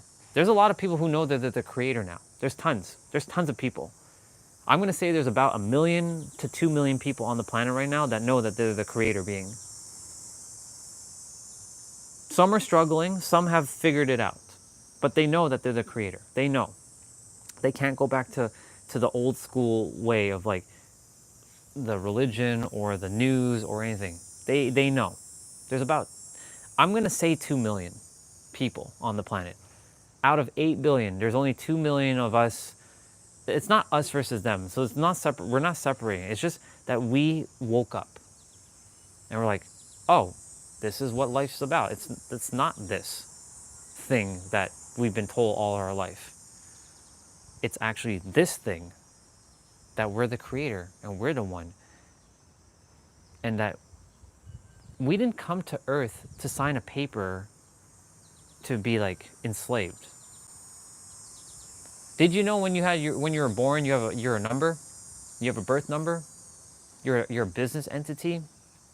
Did you come to the earth like as a baby to sign that paper? Well, your soul knows that it came to the earth to do this stuff. But you as the human didn't sign a paper when you were an infant, when you were a tiny little bubba that couldn't even hold a pen and couldn't even hold your neck up. You didn't sign anything. That's what I said, nothing belongs to anybody. It's just that someone claimed this thing as theirs and now they're monopolizing it. That's why like energy is actually free. And when free energy truly is in the forefront and more people get on board with free energy, the world's going to change because everybody's going to have access to energy. Like imagine places in Africa where they don't have stuff like that and it gets sent over there because it already exists there.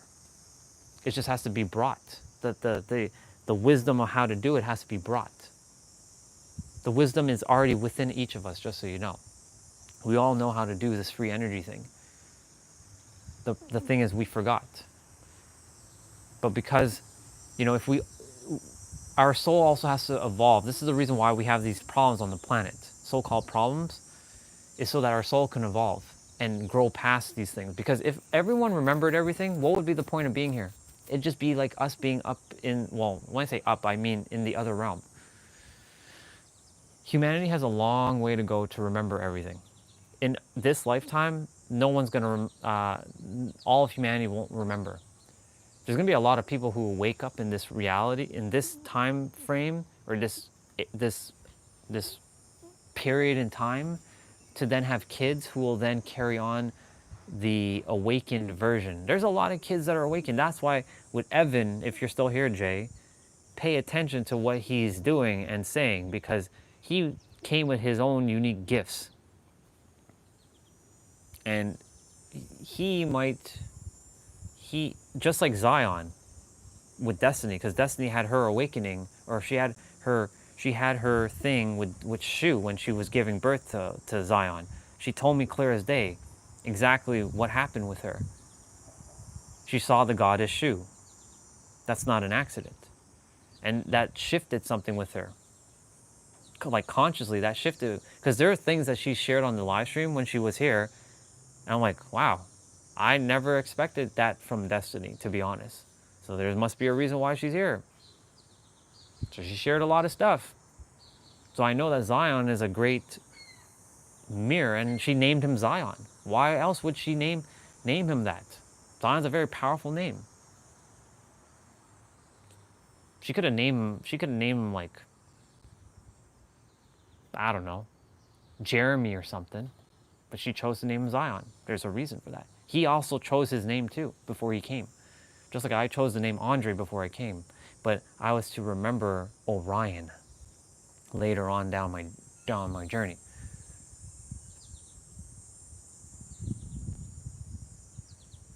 Yeah, exactly. He's that tiny Bubba, even though he's probably like tall like this now. I know he's probably like here now, maybe here, but I know in like a year or two he's gonna be like here. I'll be like, yeah.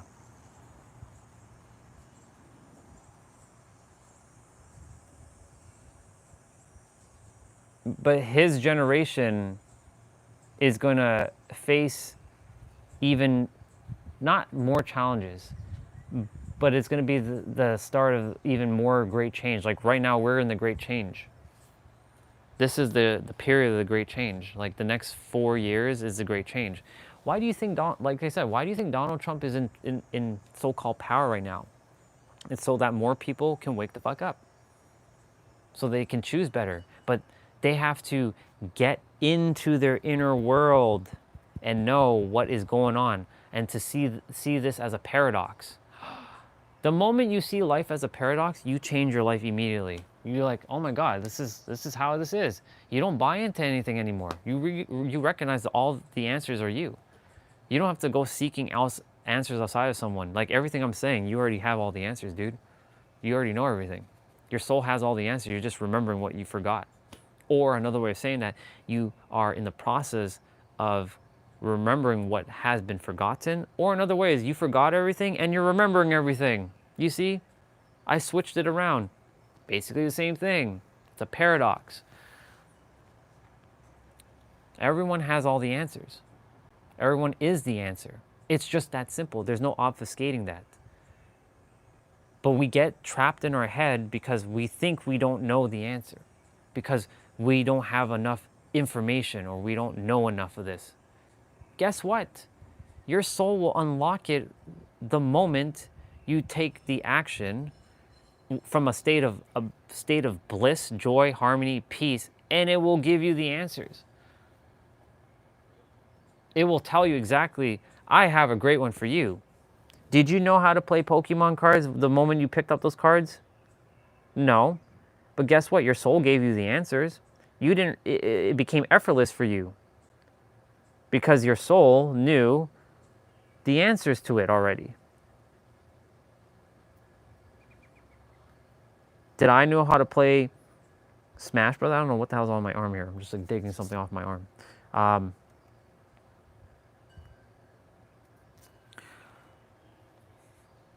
Did I know how to play Smash Brothers when I first picked up the controller? No, but eventually the soul unlocked the bolts, the bolts and the locks to it.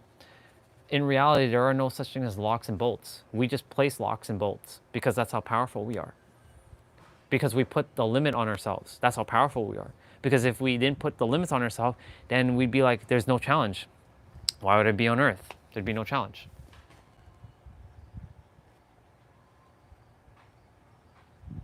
Yeah, pretty much.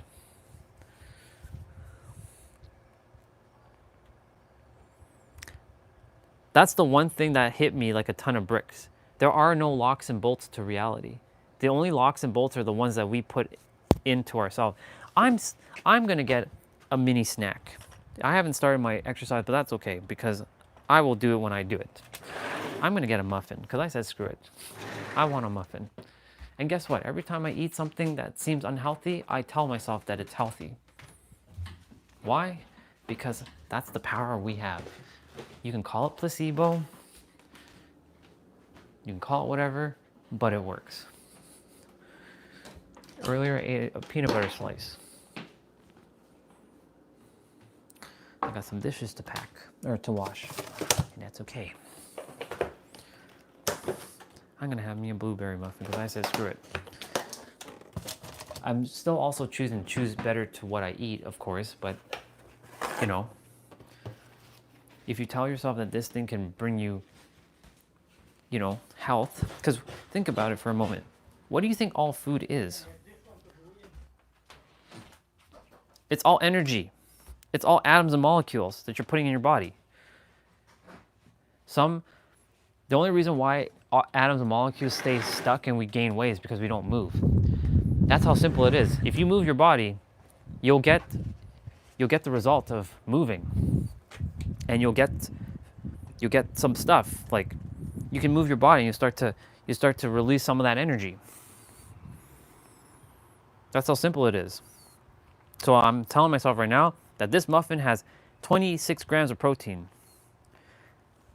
Cheers, I'm having 26 grams of protein right now.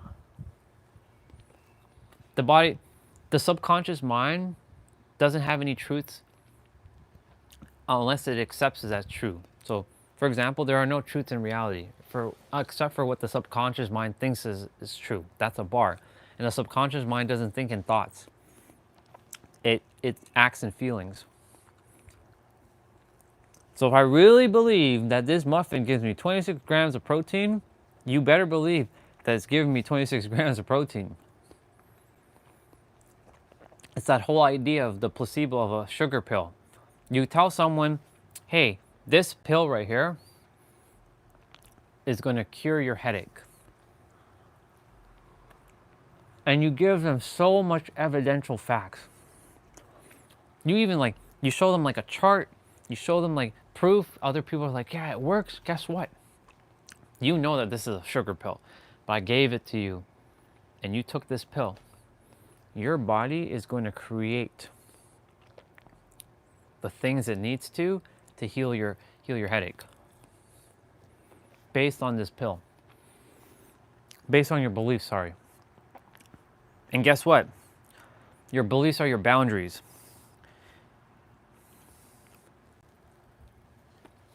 What you choose to entertain is what you're going to expect. That's why I said what you expect is what you're going to get. So your beliefs are your boundaries. So what you expect is what you're going to get. So if your boundaries are like, I'm limitless, then guess what? You're limitless. You made that decision. You're limitless. If you say I'm human and I'm limited, guess what? You are what you say you are.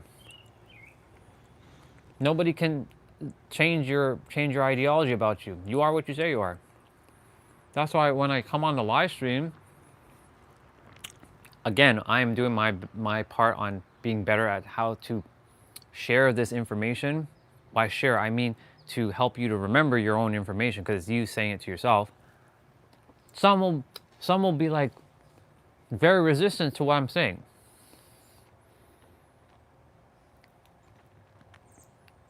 Yeah, paradigm shift. You don't believe that that's a doubt. You know it has a 28 exactly. Exactly, bro. See? Fucking paradox. I know that this has 28 grams of protein. Right? Because if I say, oh, this thing actually, I'm changing it from like, it has 26 grams of sugar, which this has like 10 grams of sugar, to 28 grams of protein, then I'm kind of like playing this like mind thing. But if I just say, no, I know this thing has 28 grams of protein, then I know. Because a knowing is a knowing and a belief is a doubt. Because when you believe something, that doesn't mean you know it. Right? When you believe something, there's this Instagram reel. Oh, dude, I have to show it to you. Hold on. I gotta show it to you. You'll love this. You'll love this. Hold on, let me finish this first. He talks about believing in doubt, or believing in knowing. I think it's brilliant. I think it's freaking brilliant.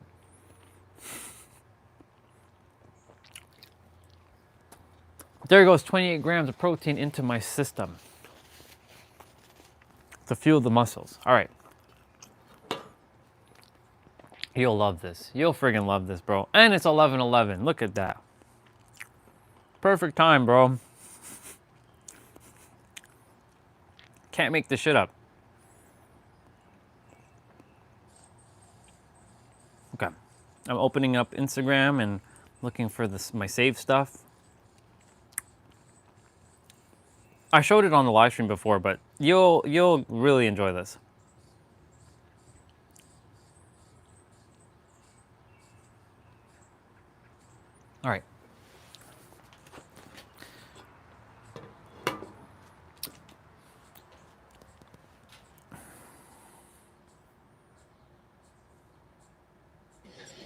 Yeah. No, do you believe? I believe I am a white man. Don't you know that believe is a doubt? Yes. How is Yes. belief a doubt? Eh? Yeah, Is it's this belief a one. doubt? So Because you you, cannot believe something and know it. you already know it. Yeah.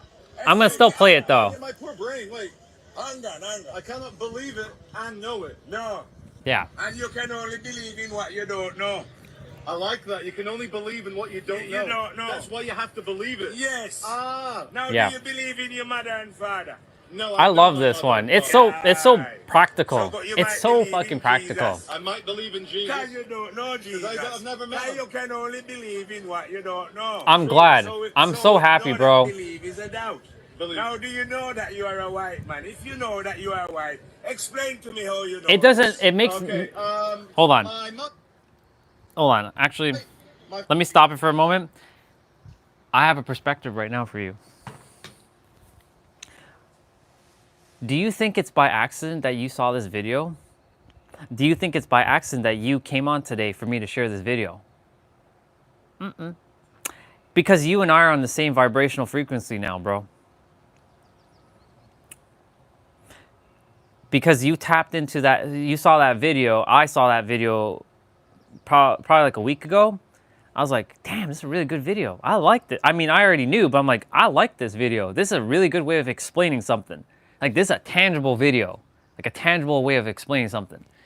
He's using the jars. I'm going to play it again. Feel this for a moment. Do you think it's by accident that you showed up today? Do you think it's by accident that I felt this calling to show that video? Because you said that something, you know what you just said there, a paradigm shift. You don't believe that's a doubt. You know it's a 28 gram of protein exactly. And when you said that, I'm like, I have to show you that video. I'm like, but there's no accidents because you already watched the video. Do you see how this works? And I keep showing these things on the live stream as proof of concept of how this shit works, so that nobody can doubt my doubts, because there are no doubts. It's a no. It's a straight up knowing that I know how this works. Because when you tap in the same, as you said, same train of thought, or I like to call it the same frequency, because I like that word, frequency. It's a good word. When we're on the same frequency, it's like this. It's not like this. It's like this. That's why I said there's belief, faith, and doubt. Belief, faith, knowing. I said this way before this even came out. And actually, there's a fourth paradigm after knowing.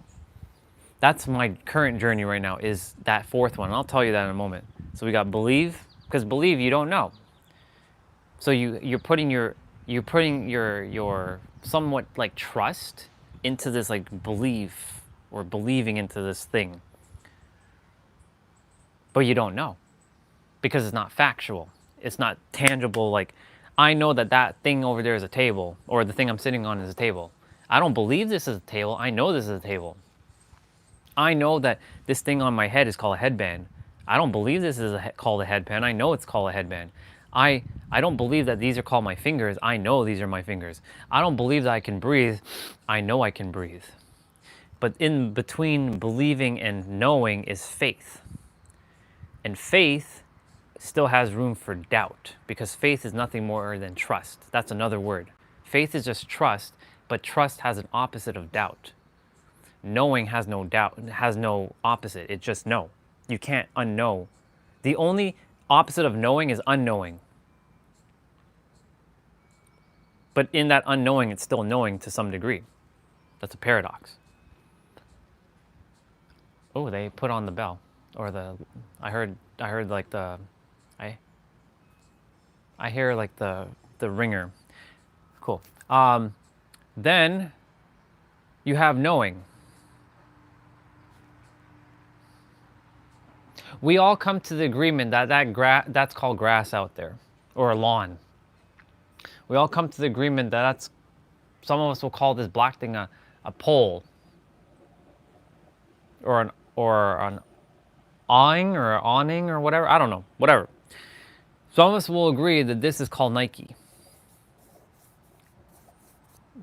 Imagine someone just teleported to the earth They have no conceptualization of anything. They don't know what anything is called.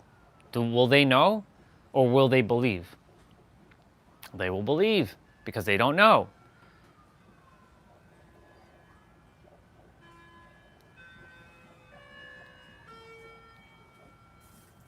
It's working? Yeah. Take your time. Don't make the battery don't fall out. When you get time, just Okay. I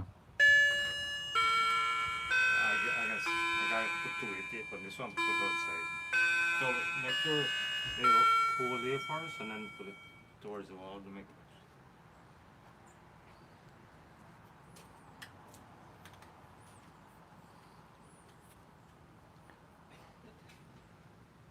That looks like a fire waiting to happen, though. Yeah. Yeah, it's right. This could be a check mark for all we know, right? Someone can call this a check mark. I did tell him you said hi earlier when you disappeared. I did tell him already. He said, he just did that. He didn't say anything else. He just, yeah.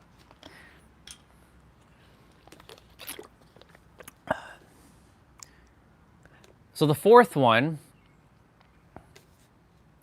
there's something that goes beyond knowing. Do you know what that is? Embodiment.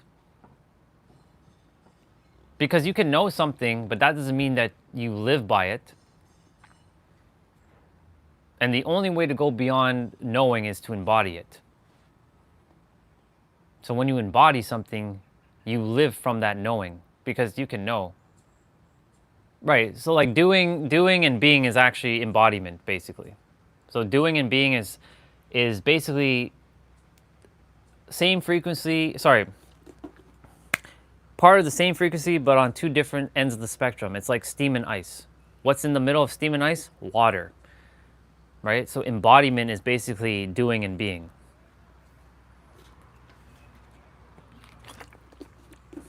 I mentioned earlier, actions don't speak louder than words in all cases. A lot of people keep saying that, but they're very unconscious when they say shit. Because they just repeat the same and regurgitate the same shit over and over without actually understanding what they're actually saying. Because a lot of people don't know the words that are coming out of their mouth. They're flying out of their mouth. They just say things because they think it's cool. They say things because they think they understand. Do they even know what the word understand means? Do they even know what the word means? Have they done that time to understand what each word means? Because remember, everybody has their own definition of words. Right now, I'm starting to leave the word realm. There's a sister of ours who has already gone through this, where she used to be a wordsmith.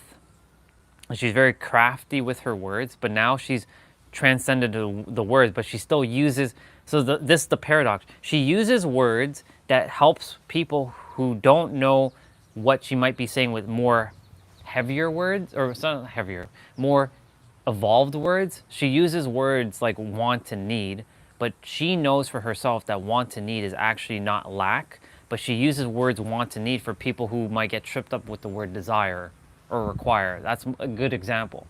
So she's transcended beyond words. So I'm in that phase right now where I'm starting to transcend beyond the words. So I'll still use more more evolved words, but to also explain why I'm using those words while I'm speaking, so that people understand why I don't use the word want and need, because want implies you don't have it, and having, you can only have what you have, and need is also the same thing. Need comes from a place of lack. I need this. Think about when every time I need, it has this energy associated with it that's like, I need this thing. I must need this thing. Yeah. Yeah. Yeah, so it's belief, faith, knowing, and embodying. Embodying is being and doing together. I know some will say after knowing it's being.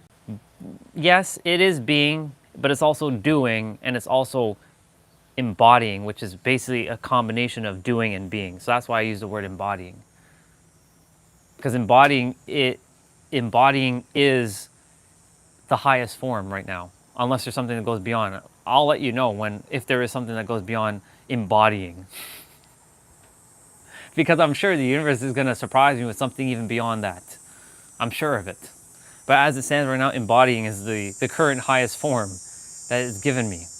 Usually everything's paired in a triad, like Father, Son, Holy Spirit, masculine, feminine, oneness. It's always in a holy trinity. But this one went beyond the trinity. Thank you. This one went beyond the trinity. Because I'm like, there's something beyond knowing. Because knowing is great. But you can know something, but you don't, that doesn't mean that you're going to act on it.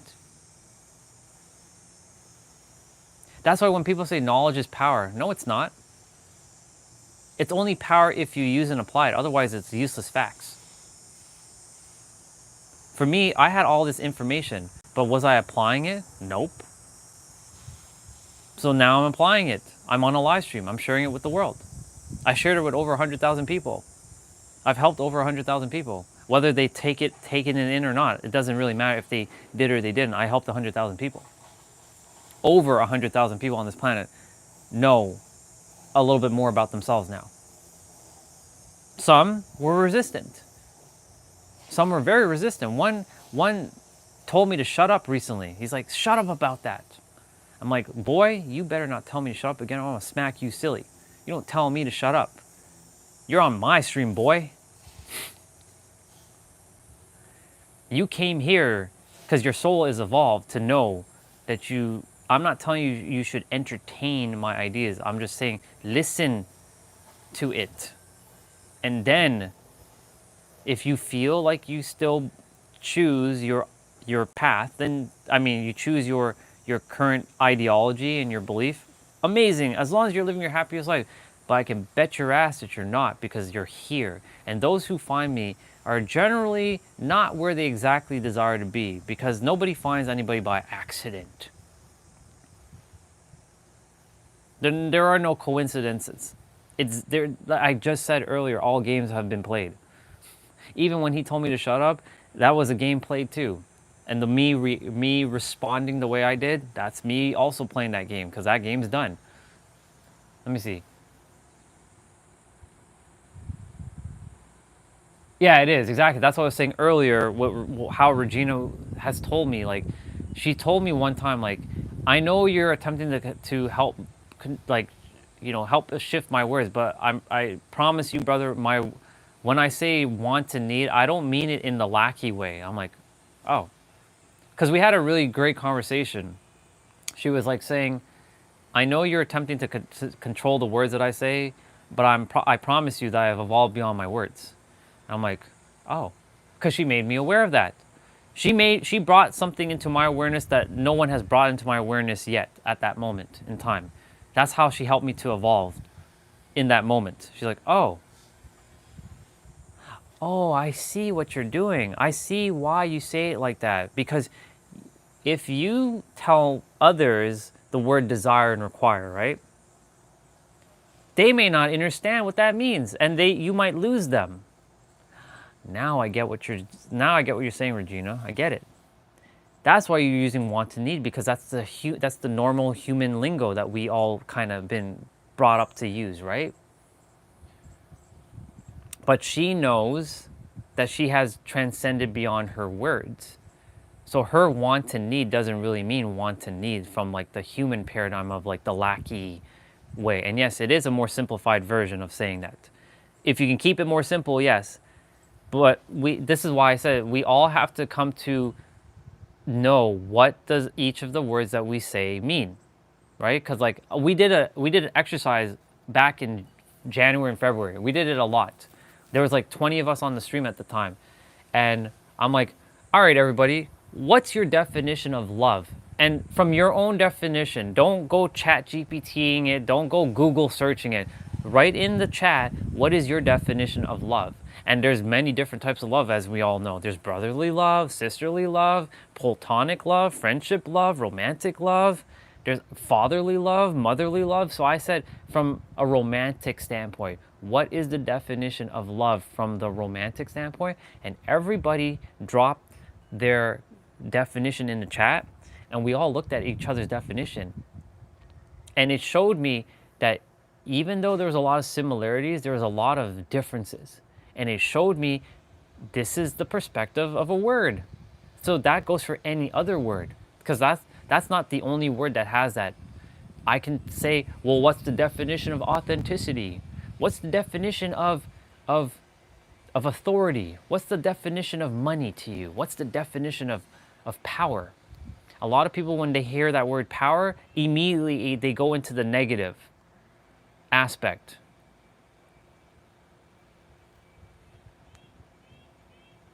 Yeah. Exactly. Spot on, dude. You've caught on. I'm proud of you.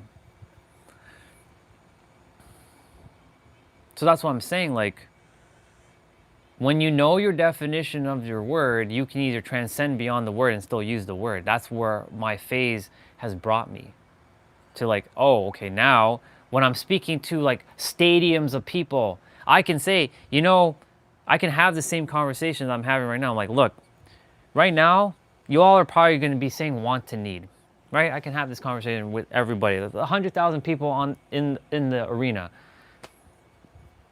Hey y'all, I know that you're probably accustomed to using the words want to need. And you're probably thinking, why are you bringing up this word want to need now? Well, from my perspective and my experience, the word want to need come from a place of lack, because you don't have it.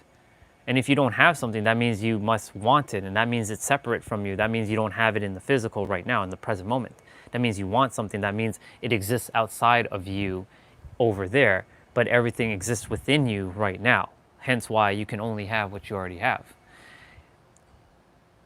But I can also say, you know, what is your definition? I would ask everybody in the stadium or the arena, and they don't have to speak it out loud. Just in your mind for a moment, what is your definition of the word want and need? What does that mean to you? Your own way, no chat GPT, no Google searching, no Webster's dictionary. What is your definition of want to need? It's not going to be wrong. It's just where it is. It's just what it is. So I help shift the perspective. I give another perspective, another angle to add on top of what they have. I'm not subtracting what they have, I'm adding. If they choose to accept it as addition, then great. If they see it as like, you're erasing my want to need, how dare you do that to me? I'm not doing that. You're seeing it as if I'm attempting to erase your want to need. I do say that want to need, from my perspective, is from a place of lack. Because if you can't have, and I can clearly explain it, you can't want something if you don't already have it within. Like, for example, Samsung Galaxy S9 tab. I want the tablet. That implies that the tablet's like over in the distance there. I want that tablet. But you can only have it now. I have the tablet. Do I want the tablet now? No, because I already have it. You can only have what you already have. Because I had the tablet within.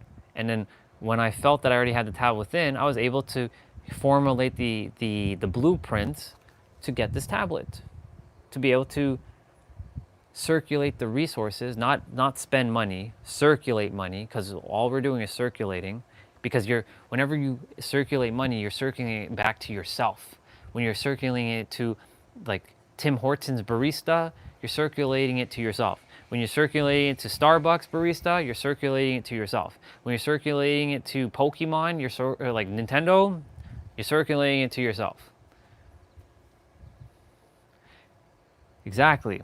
That's the other thing. It comes down to, that's the reason why I said want to need also comes from a different aspect of where you were born in the world.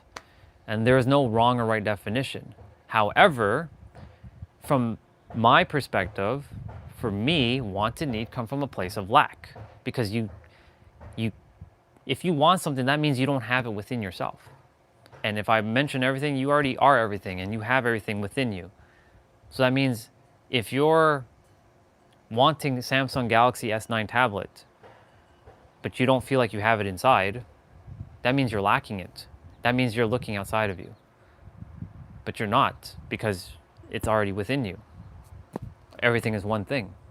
You are everything. You want that girl or you want that guy. They're already within you. Then you'll materialize them when they're meant to materialize.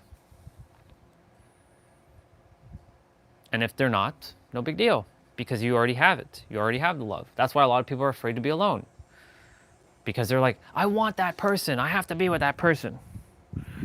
Or they like to fantasize about their specific partner, SPs. And then they fixate with that one SP. They're like, that person. But what if the universe has something even better for you? That's why, like, for me, I keep saying the penthouse and the healing resort. But what if the universe has something even greater than that for me? Maybe it is the Pink Heart Castle. Maybe I'm meant to go straight to the Pink Heart Castle and skip the whole penthouse and healing resort and go straight to the Pink Heart Castle. Who knows? What if so Jessa said this to me when we were still chatting. We parted ways nicely. I mean, I haven't really parted ways with her, but we're just not on the same frequency anymore. But anyways, she said this to me. She, you can have anything, but don't limit yourself to one person. It doesn't have to be Ari. It doesn't have to be Pam. It could be someone who has the qualities like them. Write down the list of what you're looking for, be it for yourself, and don't tie yourself to just that one person, because what if the universe is bringing you someone even more in alignment? Maybe even more your type. What if, for example, like right now, for me, it's a Lindsay Sterling, right? What if it's beyond Lindsay Sterling? What if it's someone even beyond her that's even more attractive to you? Who knows? You never know. But they exist. They absolutely exist. It's just because your eyes can't see it, that doesn't mean you can't conceptualize it with your mind. That's why your imagination was given to you. This is why it's important to flex your imagination every day. It's a muscle. You must use your imagination every day. That's what I've been doing every day, is to use my imagination. That's why some will say, but you're living in Delulu land. Yeah, I would rather live in Delulu land because I'd rather aim high and miss than aim low and hit the target. Fuck that noise. That's a perspective. Aim for the moon and land upon the stars. Shoot for the moon and land on the stars, and aim for the ground and land on the ground. What? Everything's a paradox. That's why I said everything in life is a paradox, and if you can recognize everything as a paradox, you can shift everything, because everything can be shifted. It's all a tweak in and I can tell you right now, there are 6 P's to life. You want to hear the 6 P's? I'll tell you right now, clear as day, how life works.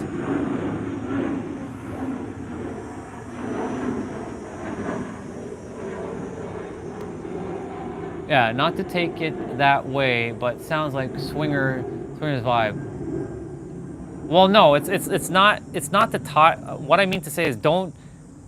I'm not saying that when you're with that one person that you're stuck with that one person. I'm not saying that. What I'm saying is don't tie yourself to. It has to be that person, like person A, when person Z over there is actually the one you're supposed to be with. You know what I'm saying? That's what I meant to say. Like see, this is why it's good that you asked that question, so that I could to help reframe it. So let me reframe it a better way. I'm going to use Pam and Ari for my examples. Pam and Ari, these are the two that I really, really, really love, and I really think that me and them could have been a great couple.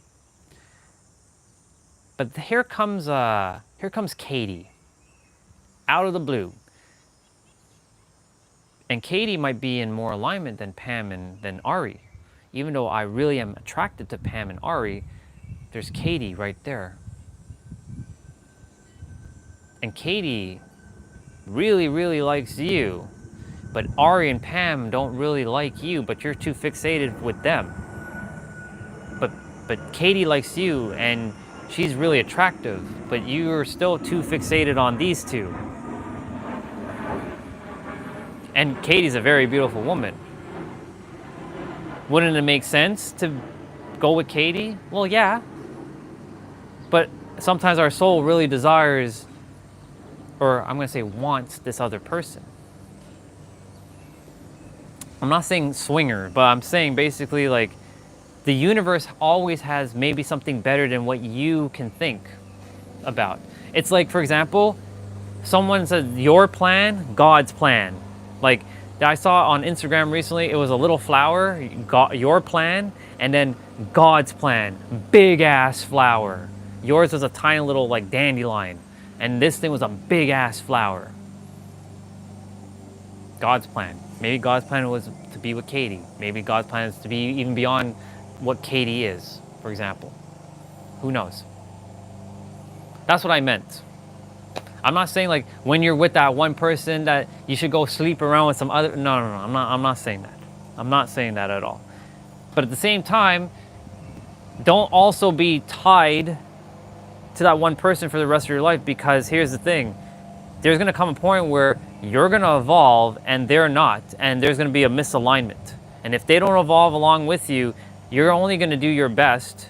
If someone loves you that much, they will accept you as they are. But if you start to run into a lot of problems because you're evolving and you're wanting your partner to evolve with you, but they don't want to evolve, and then you all are fighting and shit, that's when there's going to come a point in time where maybe, just maybe, you might have to have that conversation. Are we in alignment?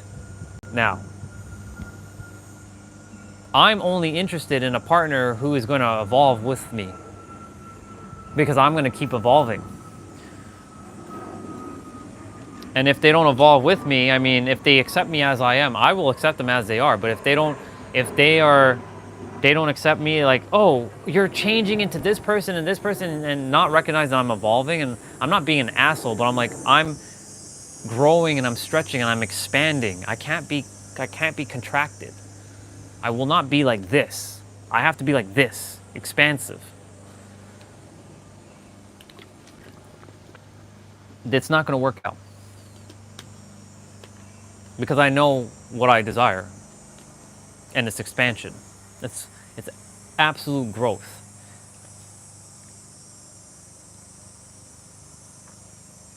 I was about to give another example, but I think that was I was gonna talk about something else along these lines, but it's okay. That was meant to be shared.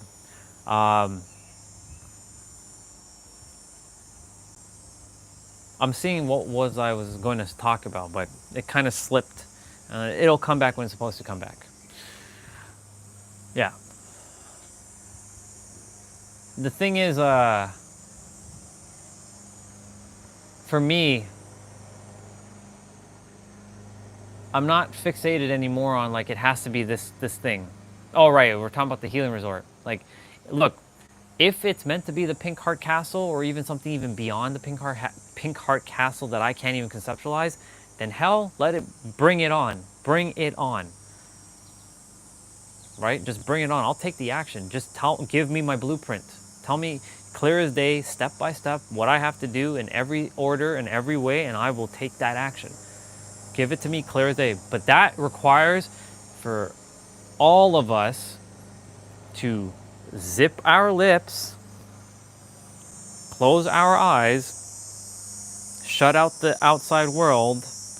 Your mind's going to start saying, but I'm hungry.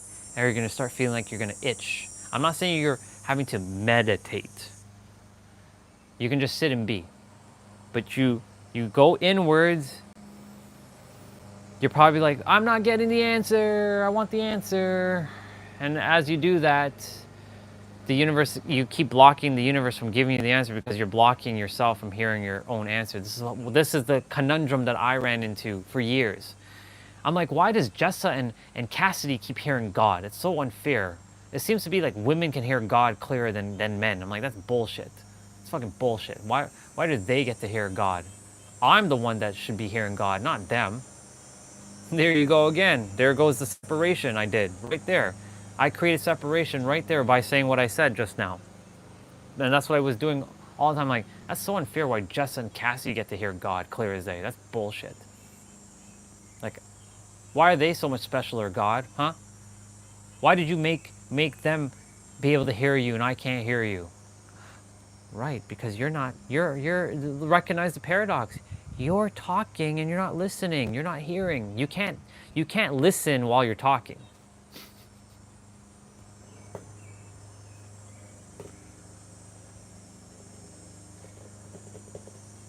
So what did I have to do?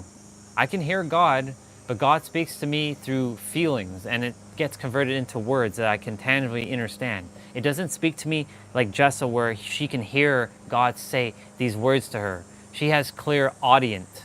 Same with Cassidy. We all have all the clairs, it's just some are more stronger than others. Like mine's is clairsentient. I feel things more and I'm like, oh, I know that I have to take this action based on this feeling that I'm getting.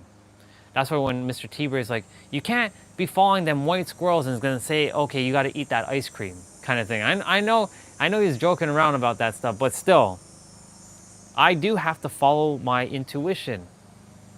And your intuition is based on the frequency that you're on. So this is where it comes down to where are you on your frequency? Because your intuition can only give you the information based on where you are at. So if you are at apathy, it's only going to give you the download at apathy. If you're at confidence, it's going to give you the download at confidence. It's like going on a virus site and downloading a virus. Are you going to get a legit file while you're on a virus site? No, you're not.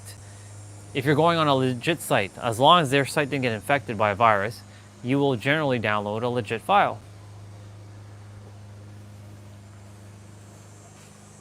That's how that works. I want an apple. This is going to be a pain in the butt to put on. I'll be right back in a moment. I'm still speaking, you can still hear me. This is going to be a pain in the butt to put back on.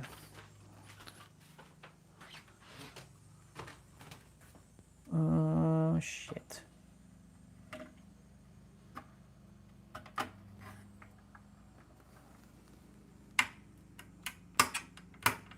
Yeah, this is going to be a pain in the friggin' ass to put on. All these old school shits.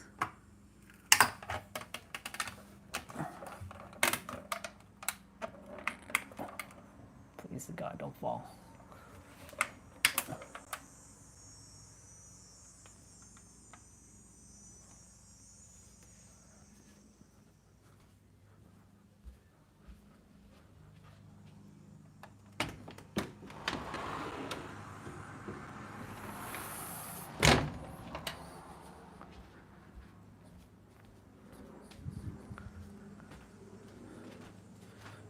Anyways, I got it on. Hopefully it doesn't fall though, but you know. Let me,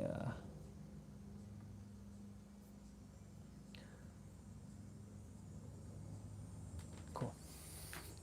11:45. 11:45. I'm gonna start my play out shortly. I got dishes to wash. I'm gonna do that now because it's gonna just drive me nuts if I don't take care of this now.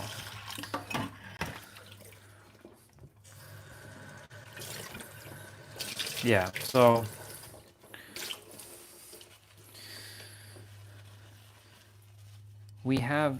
back to the word want and need. For me, my definition of those words have vastly changed over the years.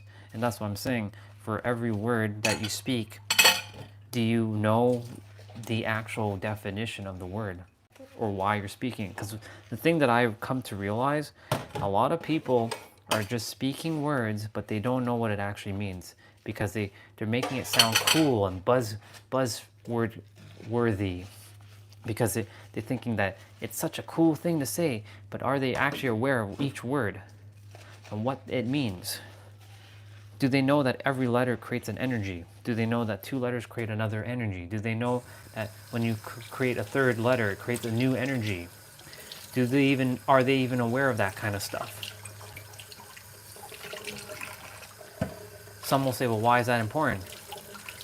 So, well, then I would ask the opposite question: why isn't that not important? Like, knowing the foundations of things is important, because just saying a word just for the sake of saying the word, I feel for me, is like you're just saying things, but you don't know what you're saying. A lot of people I see when I hear them speaking, I'm like, cool, great speech, great talk, but do you know what you're actually saying? Some will say, well, of course I know what I'm saying. Okay. Then why weren't you using more empowering words if you knew what you were saying? Because it comes down to their awareness level of the word.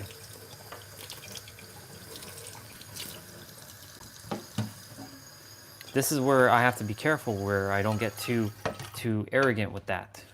That's my journey right now. Because right now I just hear a bunch of people speaking on like podcasts and hearing all kinds of buzzworthy words, but they don't know what they're actually saying.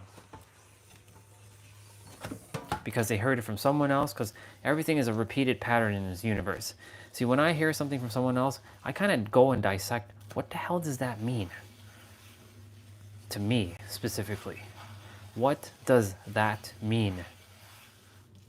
And I go inwards, and I have this thing about, some people think, you've gone crazy. That you talk to yourself like that, that's like you're going crazy. No, it's not going crazy. It's called going inwards and doing deep introspective work on, what does this mean to me? For example, what does the word authenticity mean? Right? So I'm going to do it right now. And I'm going to split myself into two versions of myself. One will be Orion, and one will be one will be Andre. Andre will be the one who's going to have to answer the question. Orion's the one that's going to ask the question. Because Orion knows. Andre doesn't know. He's the third dimensional thinking mind. Orion is the multi-dimensional mind. Andre, what does authenticity mean to you? No ChatGPT, no Webster's dictionary. Go. Well, I feel authenticity means being who you want and who you desire to be, without no restrictions, without putting on a mask. Okay, what else does authenticity mean to you? Showing up as someone that you really know that you are, and not having, again, to fake yourself to be something that you're not. Okay, so authenticity right now, you're saying, is basically not faking yourself, to simplify it, correct?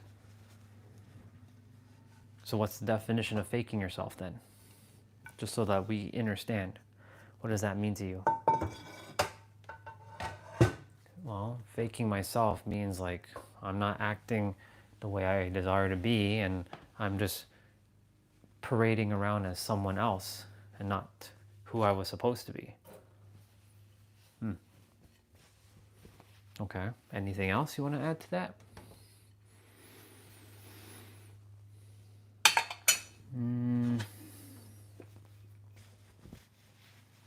Faking myself also means and feels to me very not genuine.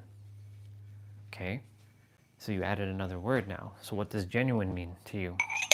Do you see how this, you see, I go so deep to a point where I can no longer get any deeper. And then I find the answer right there. More people should go and do that kind of work, in my opinion. Nobody, let me rephrase it, only a handful of people on the planet are doing that kind of work. They're going and actually defining their words. Well, what does that mean? If you can go and define your words and really understand each word, you will change your life. I guarantee it.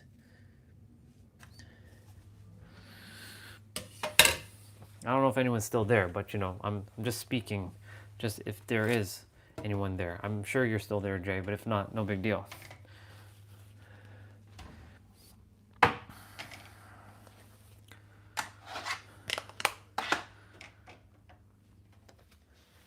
If more people in the world were to go and do this deep introspective thing of figuring out what does the word mean, and not just taking society's version or the dictionary's definition, because the dictionary isn't always accurate either. I just redefined ego recently. And there are a lot of people who will say, that's your ego talking, that's your ego talking. That's your ego talking, that's your ego talking. You hear that all the time, your ego, your ego, your ego. Okay. Did you know ego is actually your meat suit? It's your human vessel. It's not your mind. Your mind is your third dimensional mind. Your ego is your meat suit. It's your human character. It's what separated you from the creator, in the physical, so that you can go explore God's oneness. To encapsulate God's oneness within you. To enjoy God's oneness within you. To exude God's oneness within you. Hence why, if you redefine your words, you will change your life. That's why I don't take on society's words, and I use my own version of the word. Yeah. Oh no, you're good. You don't have to apologize. You're good. You don't have to explain.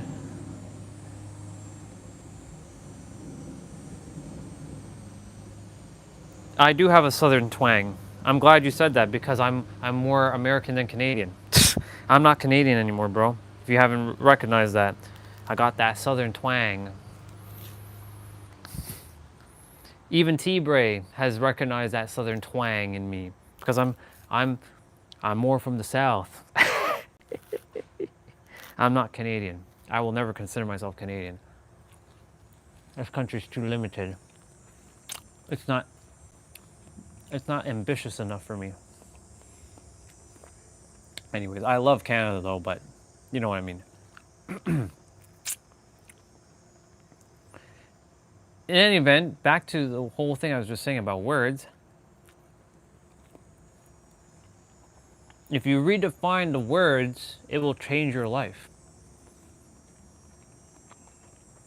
More people should take time to actually sit down and define the words. I know America's got their problems too. Every place has got their problems. But when I'm in San Diego, I don't see San Diego as America. I see San Diego as San Diego. Because San Diego is like its own anomaly. San Diego acts like San Diego. Chill vibes. Ain't no problem. Well, I mean, every place has their problem, but you know, San Diego, everybody's just chilling, happy, having the time of their life. Not singing Kumbaya, but you know, that's why I'm more southern than northern. Yeah, if more people spent time going inwards and defining their words, I guarantee you there'd be less problems on the planet. And because of these damn words that has screwed people over because of their misunderstanding of the word. Because of their belief systems getting in the way too.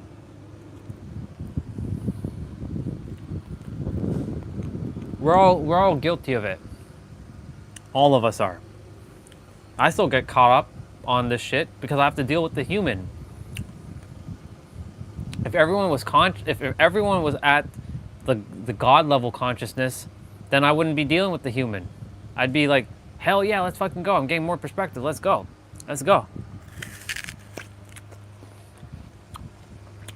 However, when I'm on the live stream, there's still a lot of humanness still in the live stream. And that's not bad. I'm just saying that I see the perspective and I take that perspective and I run with the perspective, but I don't entertain the perspective of like, you're beyond just human. We're humanity as a whole, and we're all the creator being as one.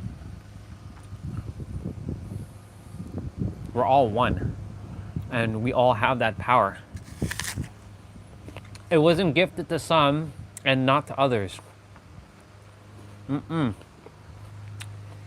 Every single one of us is equal. I don't care if you sit in a damn wheelchair. I don't care if you have cancer. I don't care if you have one arm or you have 3 heads. We're all equal.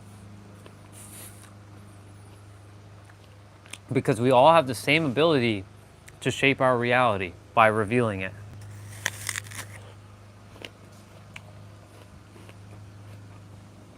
But what trips us up is, oh, but you started off being rich and I started off being poor. And that's not fair. Well, guess what? Life's never going to be fair.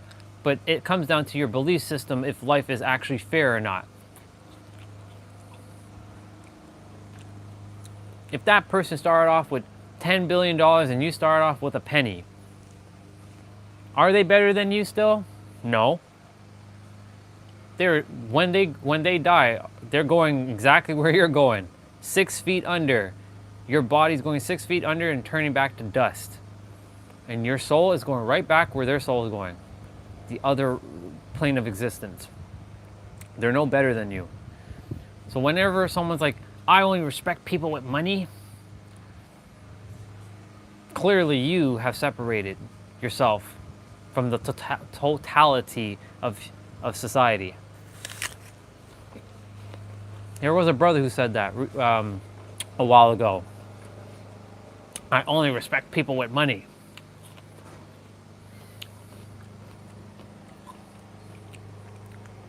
And clearly you separated yourself. I'm not here for separation. I'm here for oneness. I just said encapsulating God's oneness. Well, hello there, S. Good to see you. Here's our sister of paradoxes. Our sister of paradoxes has arrived.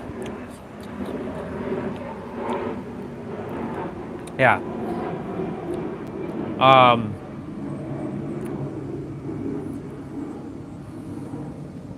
I lost my train of thought. It's okay. I got excited because I'm like, I got excited because I see S here. I always have a big ass smile when I see her on the stream.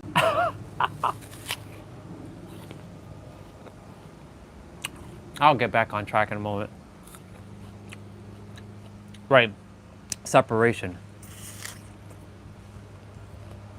So when someone says, but that person has $10 billion and you have nothing.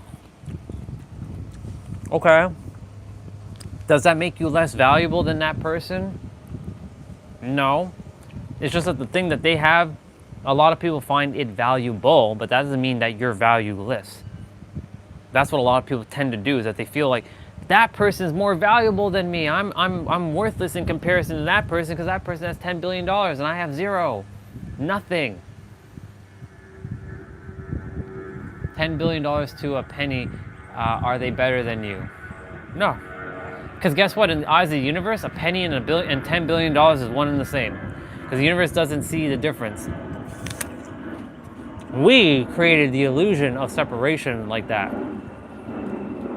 But it's still the same. And it varies, exactly.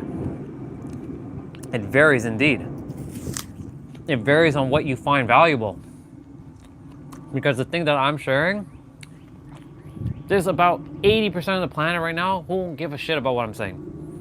80% of the planet will not give a shit about what I'm saying. They can give fuck all about what I'm saying. So will they come and pay this dude? No. They won't pay me for my services. But there's 20% of the planet that might actually give a fuck about what I'm saying. Will they pay me? Well, it depends. Oh, it's okay. I made it into a question anyways.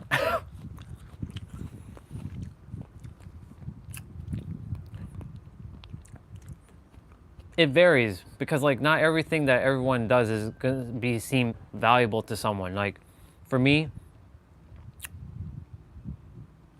what's something that I don't find valuable? I mean, everything has value in it, but I'm not resonant with it. That's a better way of saying it. I'm not in resonant with this thing. Oh, okay, right now. Perfect. Somebody who is crocheting. It has so much value in knowing how to crochet. But I'm not in resonant with it at the moment, so it doesn't really make a difference to me.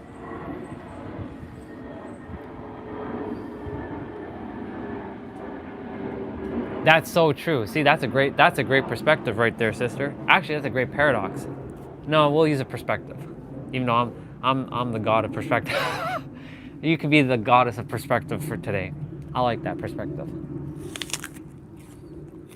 True. That's so true.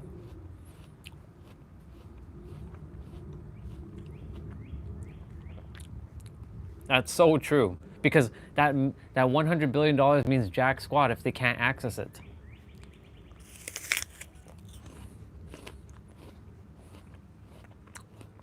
It's relative, basically.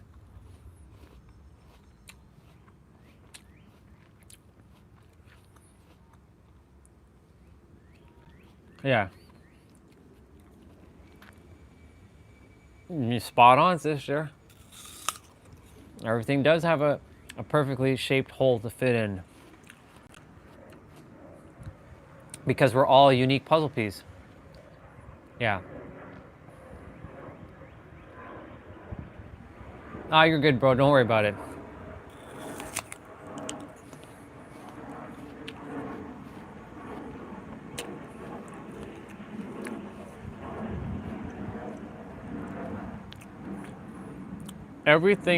Every one of us has value in the world. The thing that you came here to do, you're the only one that came here to do it. There is no one else that can do it but you. The way I'm showing up, the way I'm speaking, the way I'm presenting information, the way I'm helping others to remember the information that they already have nested within themselves is exactly the puzzle piece that the universe desires for me to do. Jason, your gifts. The universe only gave it to you. Only you can do what you came here to do. No one else can do it but you. F, same thing. Others can attempt to mimic and duplicate, but they can't be you. Because there's only one of you. And because of that, only you. By the way, did I put the thing on the wall? Yeah. We're literally a puzzle piece to this grand orchestra, and only you can fit. Otherwise, guess what? The universe wouldn't have created you. That goes right back to the beginning of the conversation earlier. I said the universe created us exactly as you are. You are an intricate part of the universe.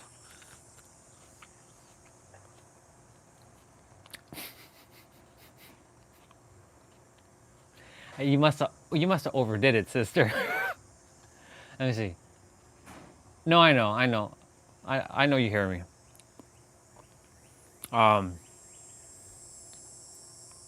So like the things that I'm sharing in the world, it's valuable to only those, but it has its place in the world, as S would say.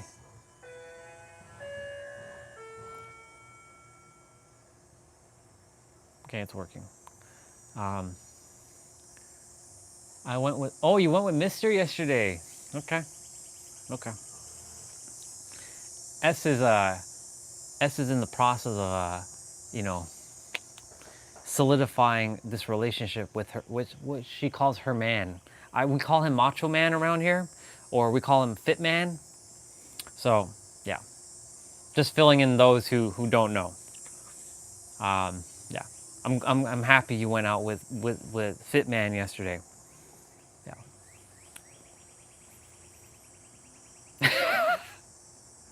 Any yeah.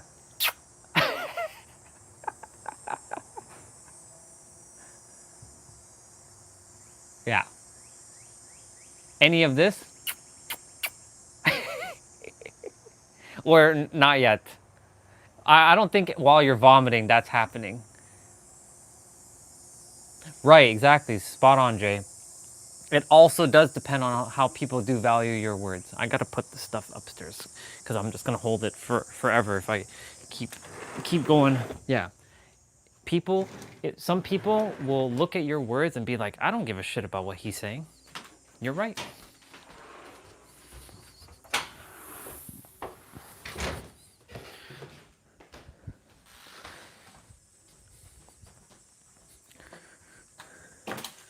Look at me eating a bunch of stuff before my play out.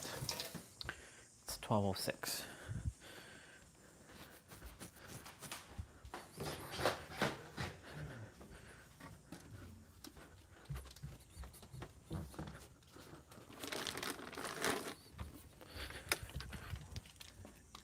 And yes, Jay, you're right. There's a if people don't see value in your words, it won't be valuable, and that's why they won't even invest in what you're saying. There's so many people who came on a live stream in the past who are like, yeah, I don't give a shit about what you're saying, and then they just swipe up. And that's okay. No big deal. Just like if I go on someone's stream and like, you're doing what now? Like you're screaming and you're naked? Yeah, I don't find that valuable to me. But there's value in it for someone else. Is making someone laugh. It's making someone probably, hey, if that person can go on camera and streak naked and scream his head off and look like a crazy man, then maybe I could do that too. So that maybe it empowers someone else, right? Because life has no inherent meaning except for the meaning you give to it. Quite literally. Or literally, as some would like to say. And I like to cater to both audiences. Literally and literally. Same word, different way of saying it. Just like Mazda and Mazda. And I know some people in the chat don't like when I say Mazda, but it's Mazda. It's Mazda, people. Not this Mazda. But you know, that has value too, right? Okay, now I'm gonna be standing. I'm getting my stuff out. Ooh-yah.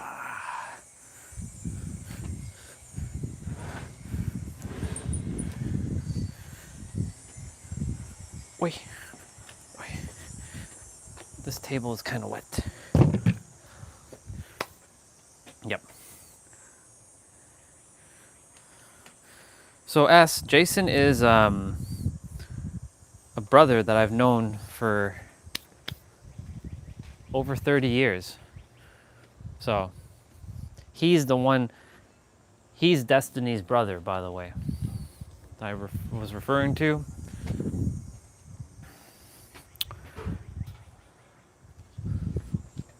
So he can tell you firsthand of all that I was when I was younger. Mr. Negative, Mr. Hothead, Mr. Not Sociable, Mr. Homebody, Mr. Not Outgoing, Mr. Not Explorative, Mr. Hating People. Yep, he could tell you all about all that because he's seen it all.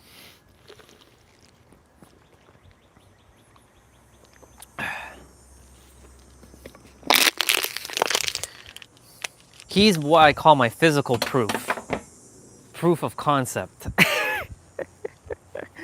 He is my physical proof.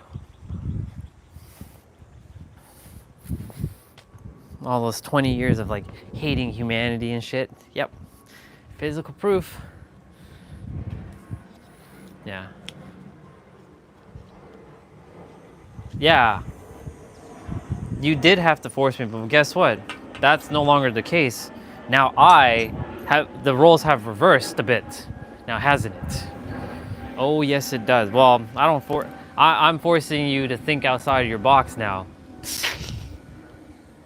So to some degree, the tables have turned.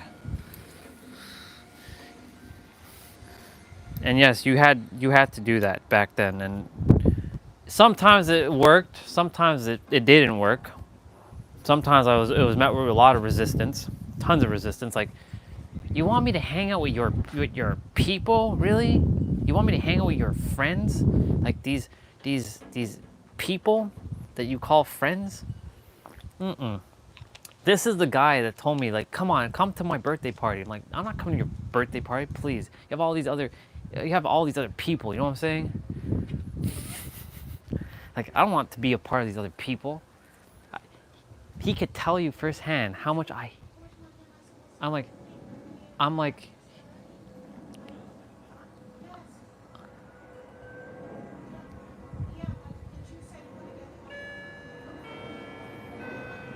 there goes mom and dad arguing again. Anyways, yeah.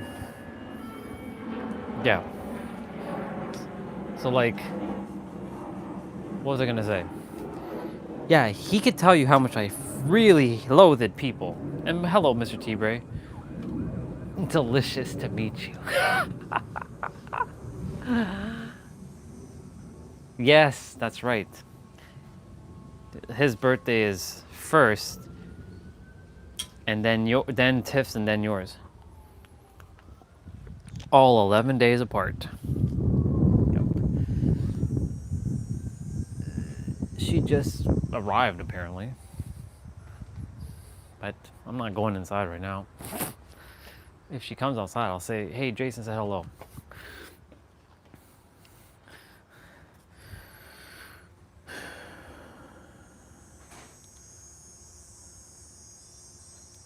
Yep.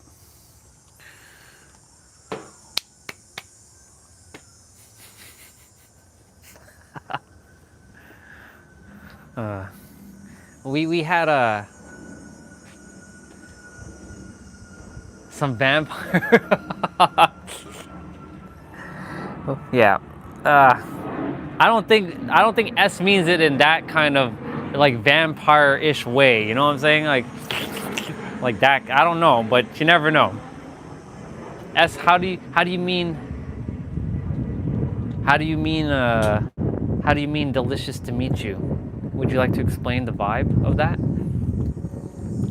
Well, I will tell Destiny happy birthday, but she's not very happy with me right now, Mr. J. Because, you know, I chewed her out, just like I chewed out a few others, and I was very aggressive. So there's no ill will, I don't think, between me and her, but, you know, she's keeping her distance away from me, and that's okay. So you can tell her happy birthday on my behalf. I'll still wish her, but, you know, you can tell her that I said happy birthday when you see her.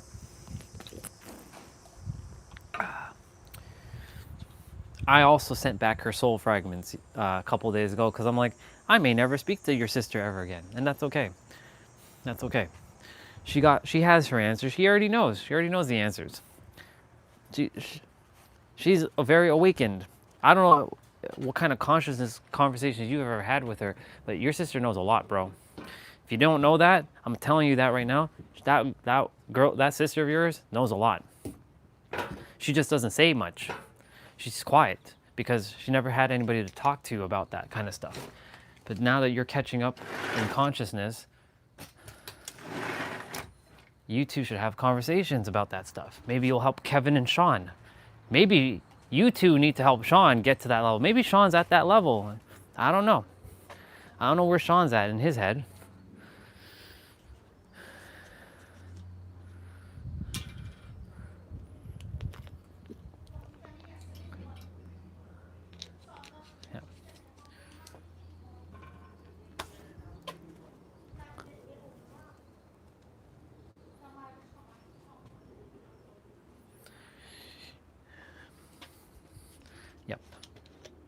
Yeah, Destiny knows her stuff.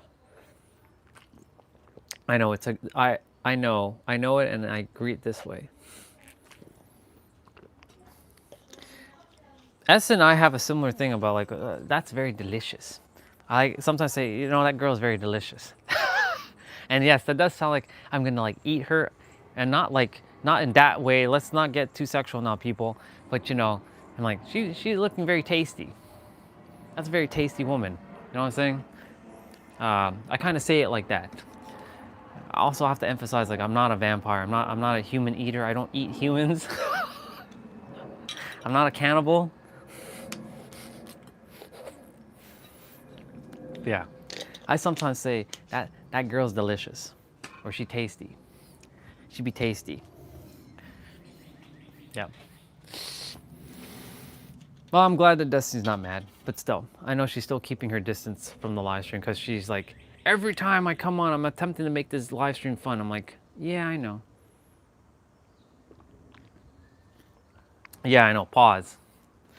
Pause. We have to always add those pauses. Gotta pause.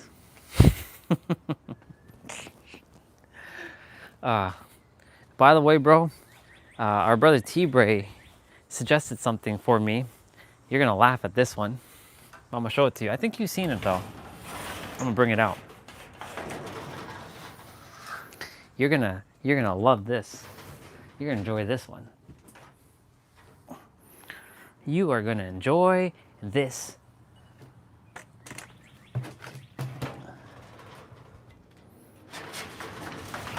You are all gonna enjoy this. I'm dragging something out from the storage.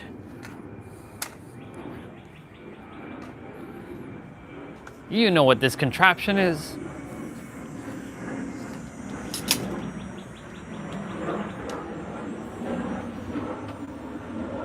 Not quite hula hoop, not yet. This thing.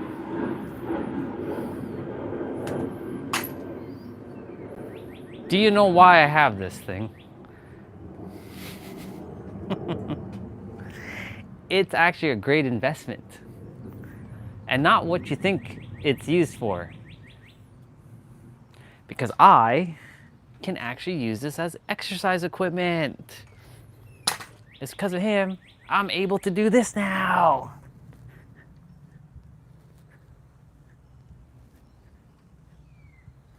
And then I also can do this.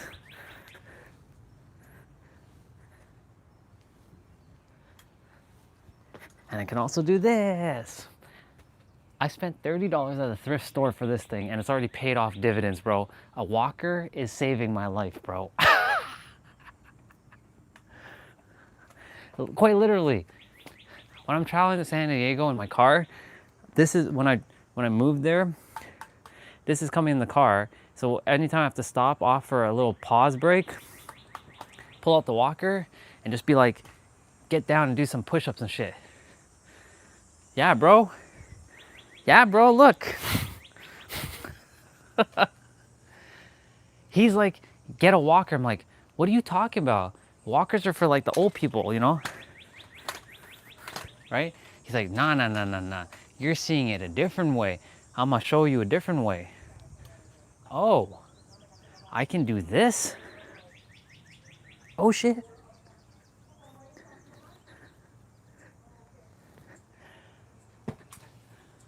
$30. Best exercise equipment to have, bro. This right here. I can do at least 4 different exercises at the present moment with this thing. I could even do like, well, not these types of push-ups, but you know. I could do like even that. But you know what I'm saying? Yeah, walker. Thank you, T-Bray. Thank you, T-Bray. Yeah.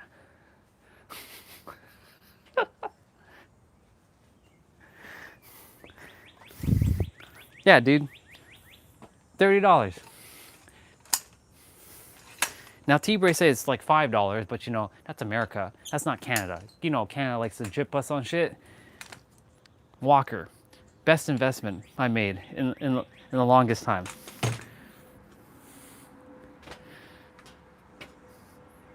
Best investment, bro.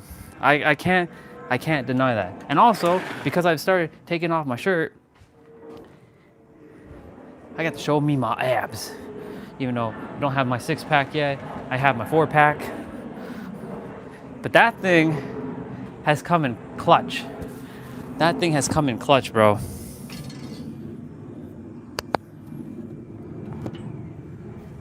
That thing right there, that walker right there.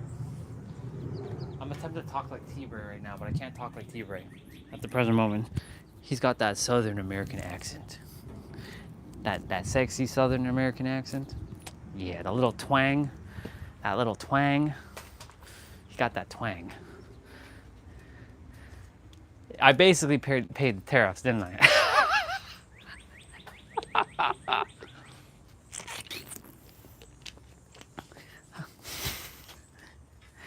Ah, yes, good old tariffs. Tariffs, yeah. Good old tariffs.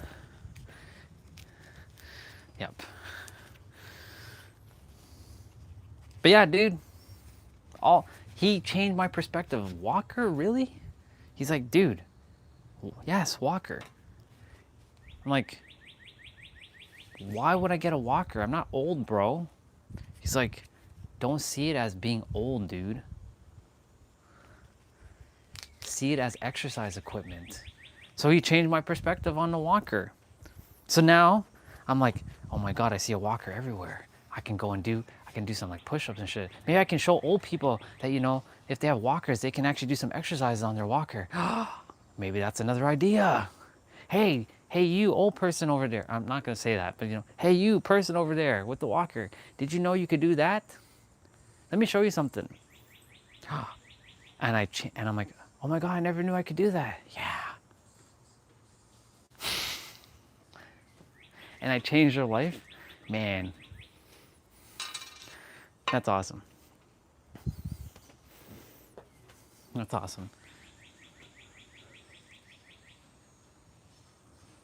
I'm just seeing if there's anything else that I have to share with all of you before I start my exercise. Oh, I also bought boxing gloves. Let me see. A silver sneaker instructor.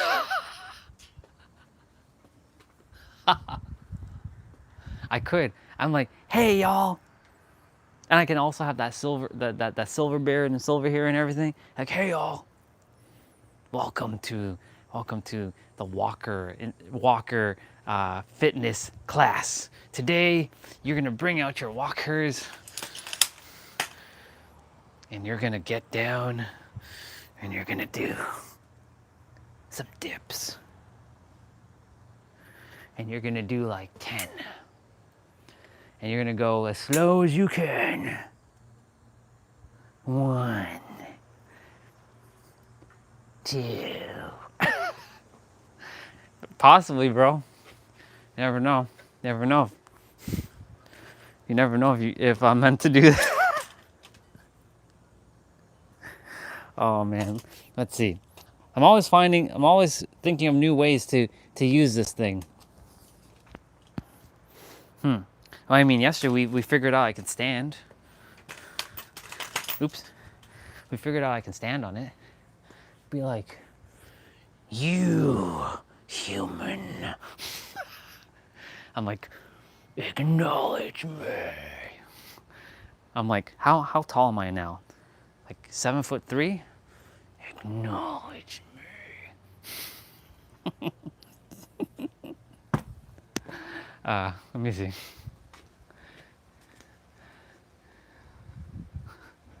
Yeah. Hey y'all, living with arthritis. Welcome to the arthritis class. Today we're gonna be making sure that we undo some arthritis by, like, you know, we gotta like, like one of those things. Yeah. Dang, bro, talking.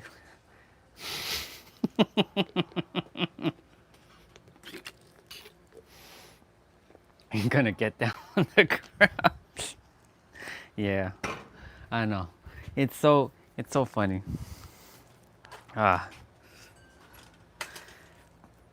If S is still here, S, you still didn't answer my question. Did any happen yesterday? Did any of the because I know you were saying vomiting and all that stuff with so much tequila. I wonder if any happened yesterday. I don't think you answered that question yet. Oh, you did. I have to scroll up then. Hold on. So what is the intention?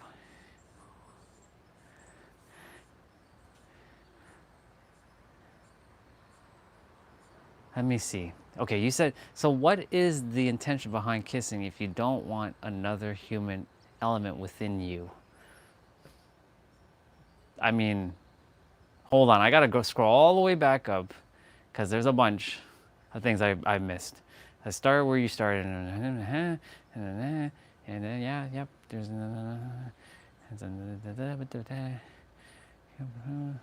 and you said no. Okay. The answer was no. The answer was no. I saw it. Not that you're aware of. So that implies that there's a moment where you weren't aware of what was happening. How shit-faced did you get yesterday? Like if you're vomiting, that must mean you really got shit-faced yesterday. You must have got plastered real badly with all that shots. How much did you drink? Did you drink like 20 glasses or something? Hey y'all, welcome to Help I've Fallen I Can't Get Up. Welcome to the Hey, I've fallen I can't get up class. Like this is the fall I can't get up class. Ugh. Hey y'all, welcome to the fall and I can't get up class. Ugh. I gotta use my walker to help me up kind of class. Oh man. Yeah. Anyways, walker, 30 bucks. Thrift store.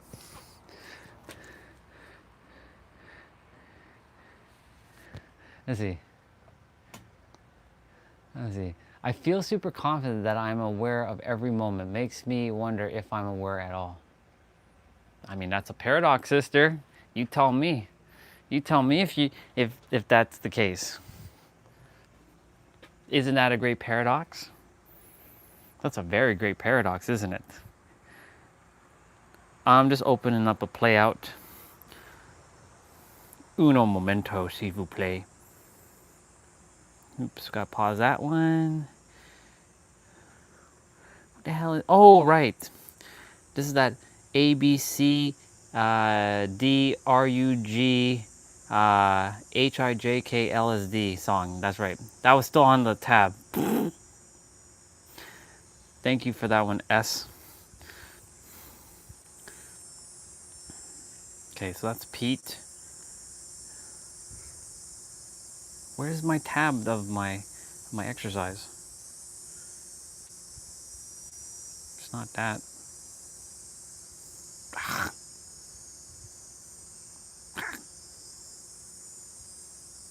Well, I guess I'm gonna open another tab. Guess I'm opening up another tab.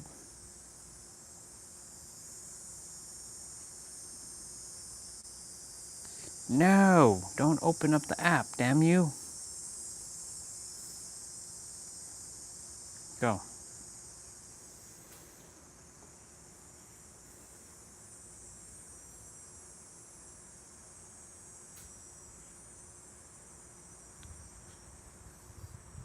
Interesting. I'm gonna read what you shared in a moment.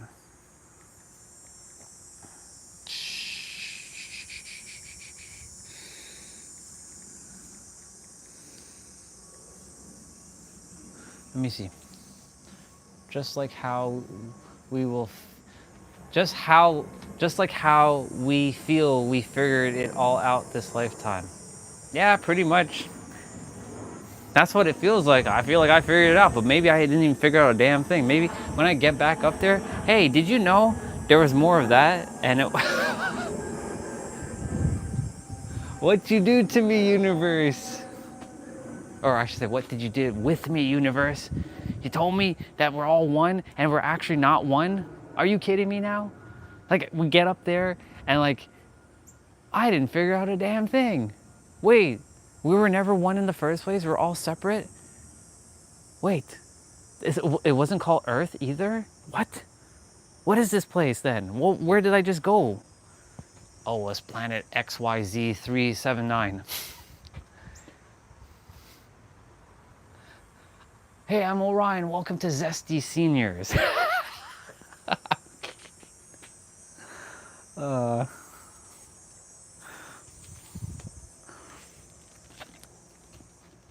That's too funny. Okay, let me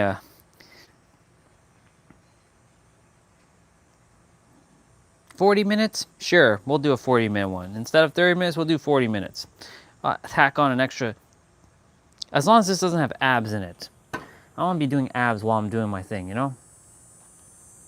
Dynamic warm-up. Let me just double check if there's anything ab related in this one, if it's all...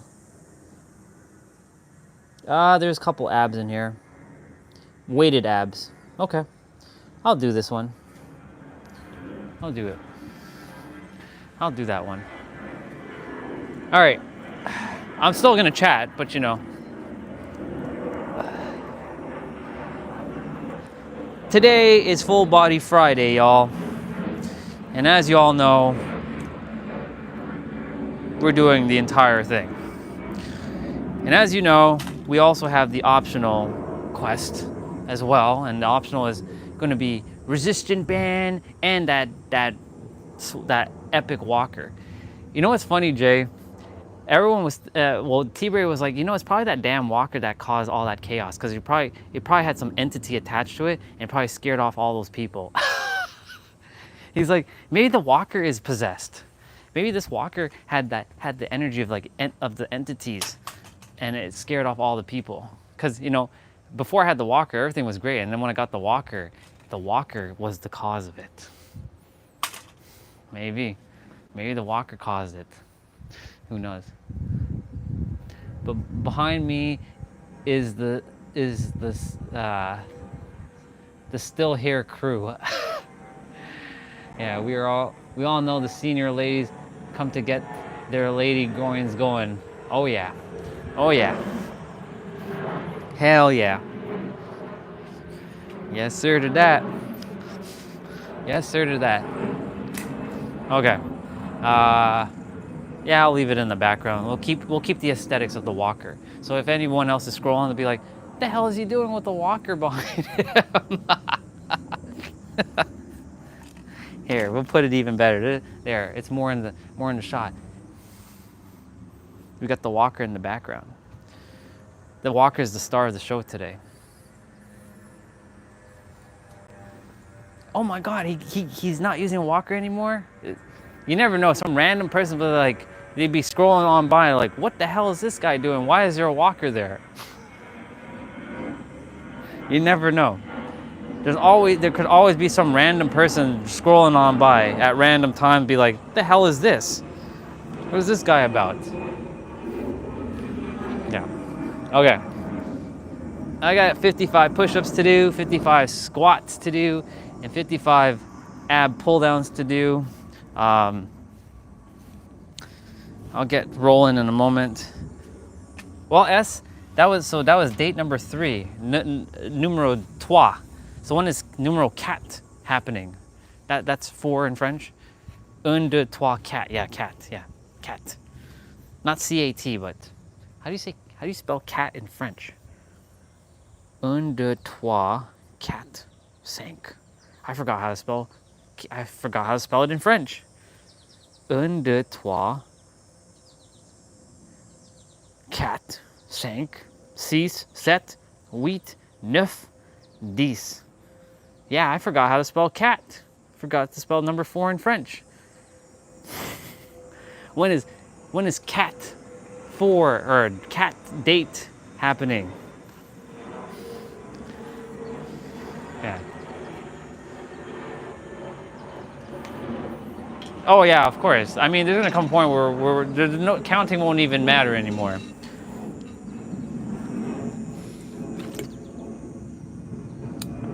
Numeral 4 is happening though.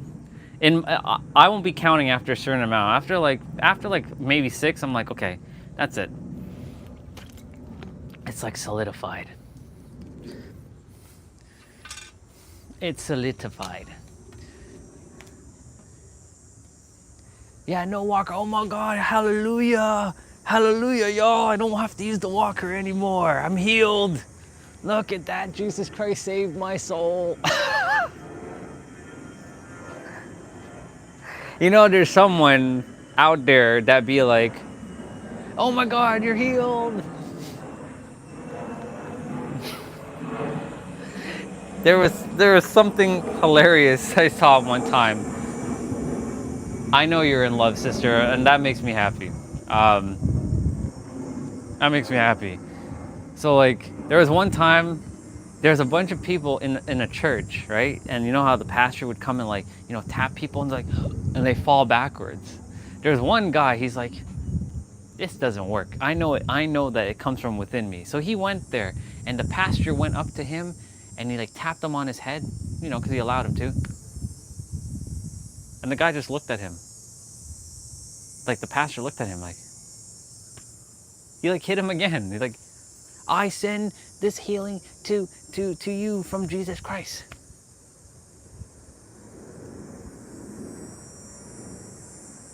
The guy was puzzled because everybody was like, why isn't he falling down like the rest of them? Because he knew that it's just comes from within. Anyways, that's why I brought that up, because when Jason said like, no walker, he's healed. Hallelujah. Hallelujah. I'm healed. Nah, that comes from within you.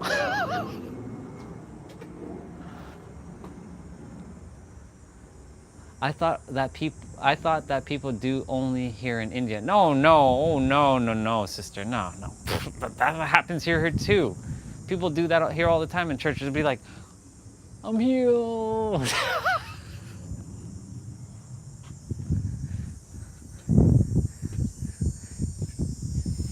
Yeah, exactly. I know.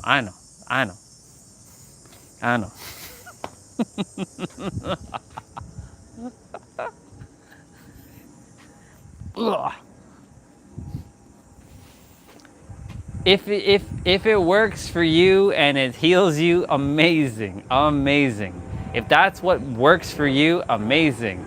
As long as you know that it works.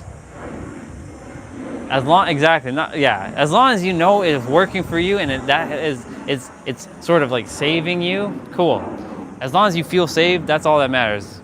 After that, live that life. Don't, right? You know what I'm saying? Like, but if it comes from within, quite literally. But anyways, yeah. If it works for anyone, this is what I was saying earlier. Excuse me. I was saying earlier in the chat, like, if you believe in Jesus, if you believe in Buddha, if you believe in Lord Shah, wow, whoa, hold on a moment. Pause for a sec. If you believe in Lord Shiva and Shakti and Brahma and Krishna and Vishnu and Jehuti and Shu and Thoth and Moses and Yahweh, and it works for you, amazing. Go use it and go live your happy life and go forth and may that heart be your guiding key. As long as it's serving you, that's all that matters. Yeah.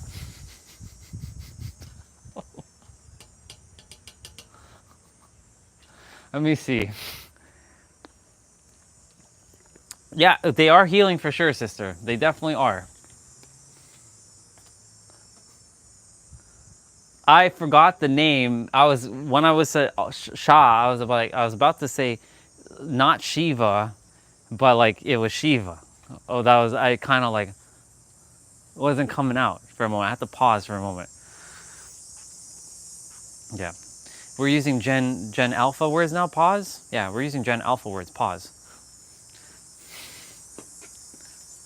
Yeah. T-Ray, what? I see snake and angel. That is a snake, yeah? Yeah. I do see snake. Yeah. They are healing though, because it's their inner conviction that's truly believing that Jesus is like saving them and like, right? And if it is, amazing. Great on them. The real answer is actually you, but you know, use what works. Use what works in the end. That's all that matters. There are multiple ways to get to the top of the mountain. There's not just one way.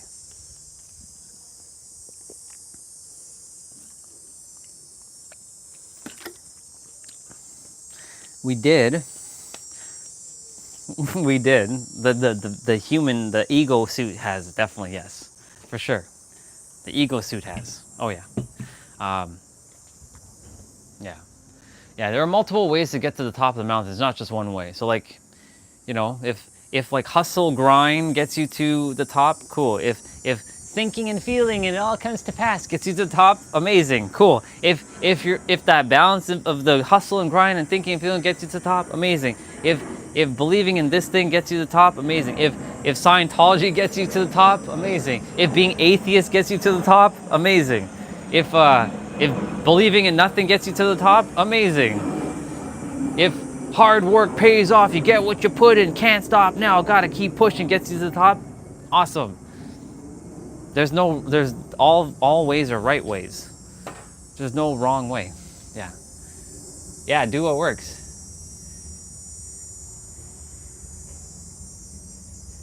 It is a Miyagi. Yeah, do what works. Yeah.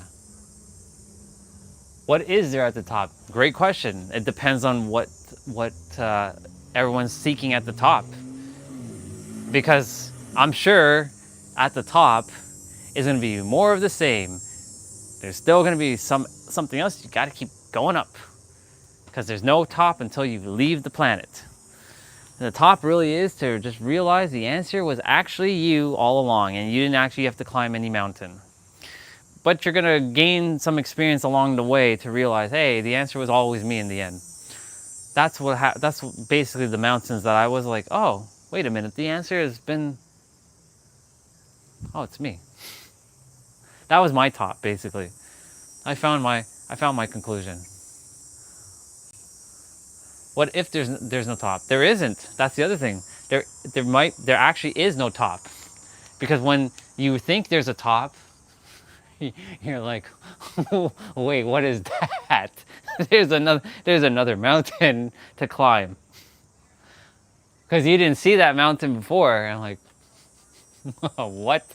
There's an even bigger mountain now I gotta climb? Ah, shit. Ah, hell no. That's right. Yeah, you have no top. Yeah, no pun intended, but yes, no top. That's what happened on my journey, and I'm like, wait a minute, hold on. Okay, so I have all this wisdom about interconnectedness now. This is 2023, and 2024, I'm like, I have all this stuff, and like, I'm at the top, but there's like nothing. What's, like, why? Why am I there? Oh, shit. Oh, that top is actually infinite. Oh, that mountain's gonna be climbing forever. Oh, but the answer was right from where you first started before you even climbed the mountain. You just didn't realize that you have to go through all of these trials and tribulations for you to come to the conclusion. It builds your character, it builds resilience, it builds fortitude, it builds resourcefulness, it builds all kinds of stuff within inside of you. You already had it, you just became aware of it, only to realize, oh, wait a minute, the answer has been you all along. Oh, okay.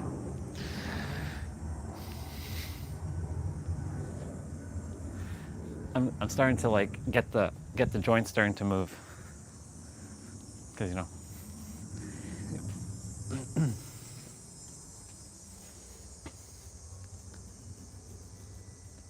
Wait, what do you mean by muffins, bro?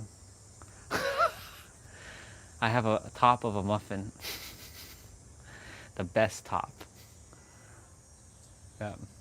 Is it bad that I want or actually need to be financially independent and not have to work and enjoy? No, it's not bad at all, bro. If that's what you desire, that's what you're gonna have. And you can only have that now. But you just have to tap into that frequency. Nothing bad about that, bro. Same thing. It, it's again, definition of work hard, right? Like right now, my definition of work is shifting a little bit. Because work right now for me feels like slave. So I'm undoing that to make work sound like purpose. Purpose. So I'm redefining the word work. The word job, on the other hand, feels like slave. Feels like I gotta take orders from you, even though I know you and me are one and the same. I gotta take orders from you, doing something I don't like. That I'm still undoing. But no, financially independent and not have to work hard, dude. You can be financially independent and do what you love. That's why I'm doing what I love, and you better believe that the universe is gonna support me on my endeavors because I desire for the universe to support me on my endeavors. My top in the past was to meet the comrade. I'm living it now. Bar.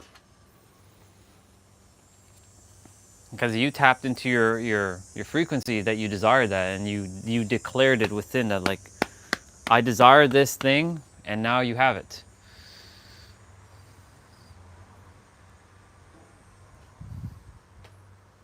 Proof. You were content. That's the thing. For you, when you with Mr. Fitman, I'm going to use Fitman.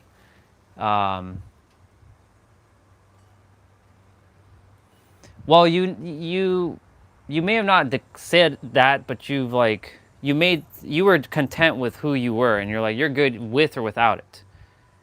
But deep down somewhere, your soul declared it. I'm like, I'm gonna have this thing. Your mind just didn't declare it. But you were content with, you were good with or without it. So you weren't like attached to like an outcome, right? You were good, like, I'm good without this. But you did say it would be nice to like come home to someone. So to some degree, that could mean you didn't ask for it. You made a mental statement of like, it'd be nice to have that. Yeah.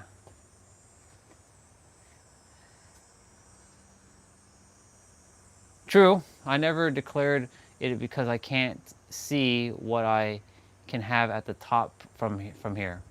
True. There could be a paradox to that too, that you did declare it because you could see it because you were already at the top.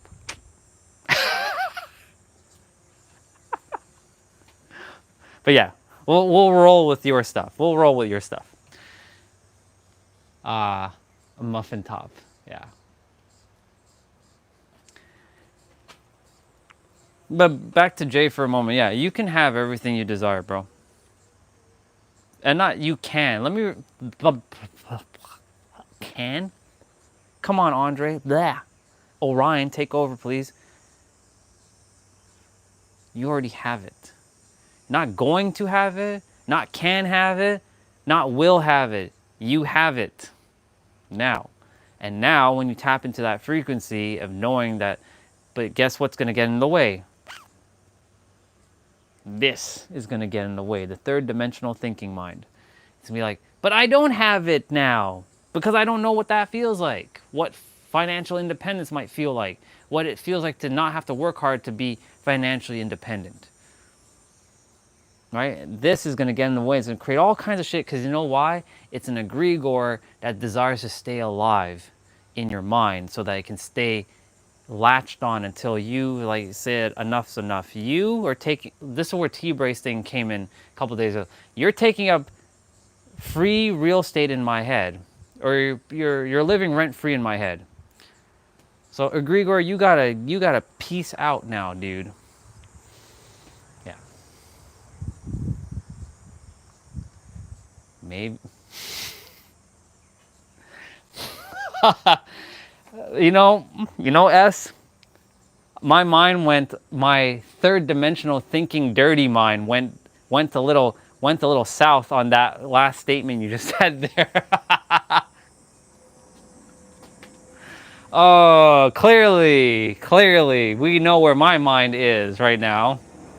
Clearly, it's okay. It's all good. True, you could be definitely going to the bottom of the mountain to specify. Yeah, you probably going down to the bottom of the mountain while everybody's going to the top. I like that. You know, y'all, I'm actually not climbing any more mountains. In fact, I'm scaling back down. Y'all can go to the top. I'm going back down to down the mountain. I like that perspective. It's nice. I like it. I can feel the energy with that one. Yeah, my mind, when I read that, I'm like, I've been attempting to get to the bottom all along. I'm like, what you mean by that? Clearly, clearly, I had other thoughts in my head. All good.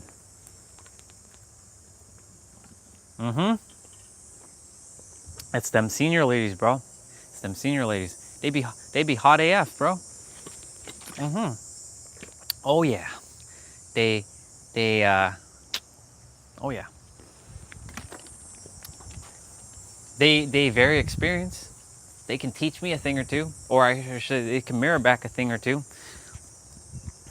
What time is it? Is it 1 o'clock yet? No, but it's going to be 1 o'clock. And 1 o'clock, I'm gonna say we're gonna start. So I'm gonna use the bathroom quickly. I am gonna put on some piano music for a moment while you all hang out for a bit. I'm gonna just quickly go use numero uno. Come on. T-Bray likes this track.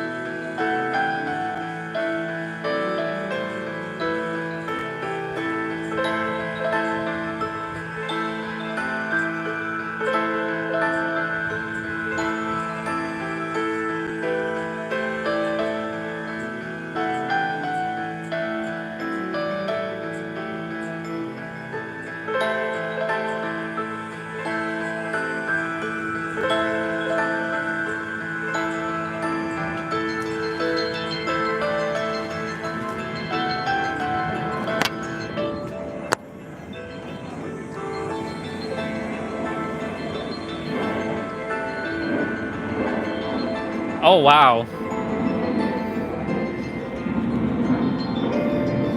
Wow. He's the new magazine, The Geezer Gallery.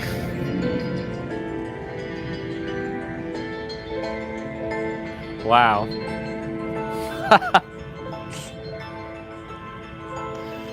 All right. I'm gonna be doing my warm-up.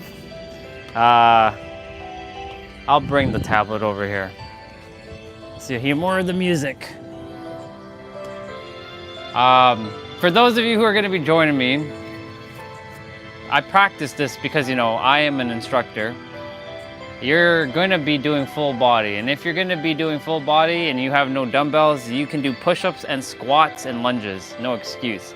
So anything chest related is wide push-ups. Notice my elbows to my rib cage here. This is wide, this focuses on your outer chest. Then you got your standards, which is your shoulder blades and your mid to low back right here. Focuses on there. Then you have your biceps and your triceps, and that's your narrow push-ups. So standard, narrow, wide. Then you have diamond, inner chest, and triceps. And then pike push-ups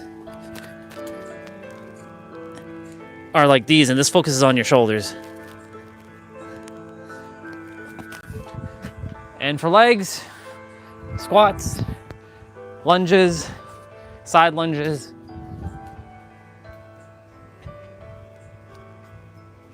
I forgot the calf raises. God, calf raises are going to be your best friend for your legs. That's what you'll be doing. And there's apparently abs, so I'm going to go grab one of them pink weights because it's weighted abs coming up.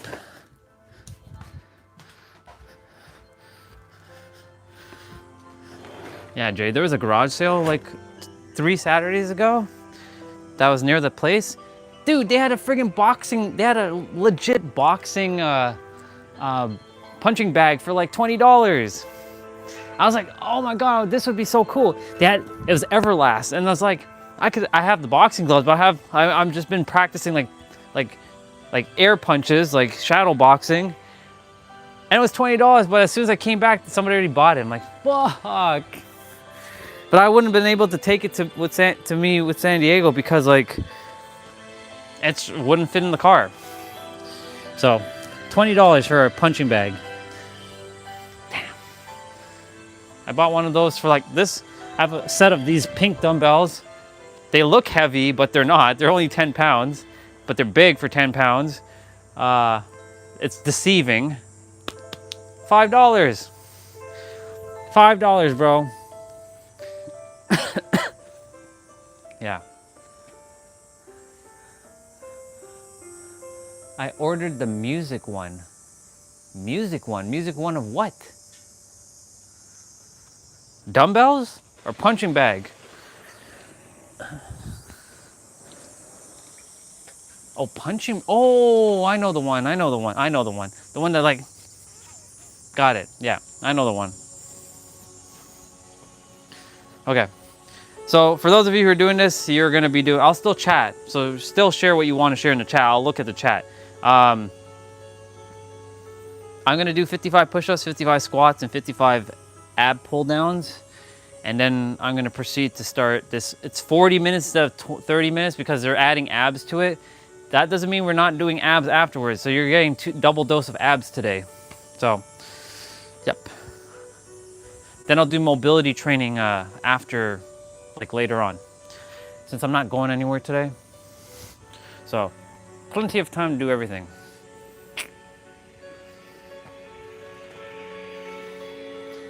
Let's see. See you later, sister. I love you. Have fun. Vampires don't sleep. I'll see you, S.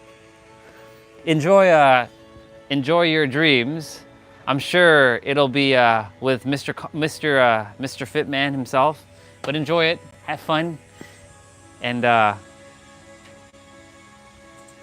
like that. I like that perspective earlier about coming down the mountain. All y'all are climbing a mountain. Yeah, I already been to the top. I'm coming right back down the damn mountain. I like that.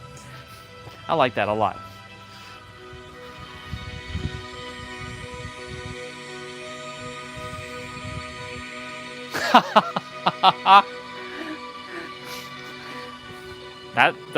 Wow.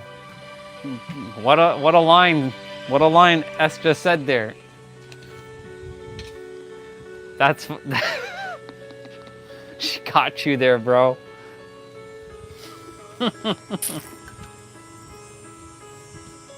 Oh man. Mm-hmm. It sure is. It is faster to fall down the mountain, isn't it? On the way though, just make sure you're not getting beat up. But that's, you know, that's what happens when I actually went to the top of the mountain and I came flying down recently, and I'm going back up. But I'm like, you know what? Screw it. All good. I came down. I'd be more like like a shapeshifter. I like that, dude. A shapeshifter. All right, enough talking. 55 push-ups, 20 wide, 20 standard, 15 narrow. Let's freaking go. 3, 2, 1, go. 1, 2, 3, 4, 5, 6, 7, 8, 9, 10, 11, 12, 13, 14, 15, 16, 17, 18, 19, 20. Standard. 21, 22, 23, 24, 25, 26, 27, 28, 29, 30, 31, 32, 33, 34, 35, 36, 37, 38, 39, 40, 41, 42, 43, 44, 45, 46, 47, 48, 49, 50, 51, 52, 53, 54, 55. Whew.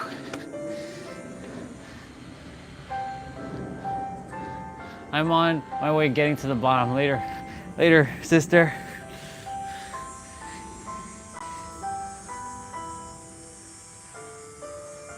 Oh yes, and as you mentioned basement, I know T-Bray's gonna pull up a basement joke just now for Dead by Daylight. Which, by the way, Jay, get your ass on Dead by Daylight.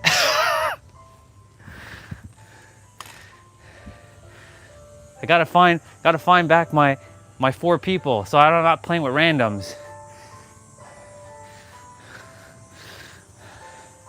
I don't play every day, because I prefer to be outside, spending my time in this glorious weather. But you know,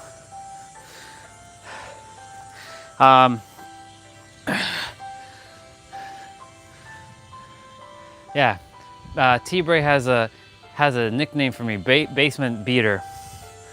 I'm always in the basement healing now, since I use a new skill. It's called Strength in the Shadows. It's a Sable ward perk, but I have to run to the basement to heal. It kind of defeats the purpose though, because if I don't know where the basement is, then I have to either search for one of you to heal me or kind of go without healing until I find the basement. And in that time of finding the basement, I could just already start using self-cure. So it kind of doesn't really make any sense to use it, but I still use it. I don't know. It's just, I usually find the basement pretty quick.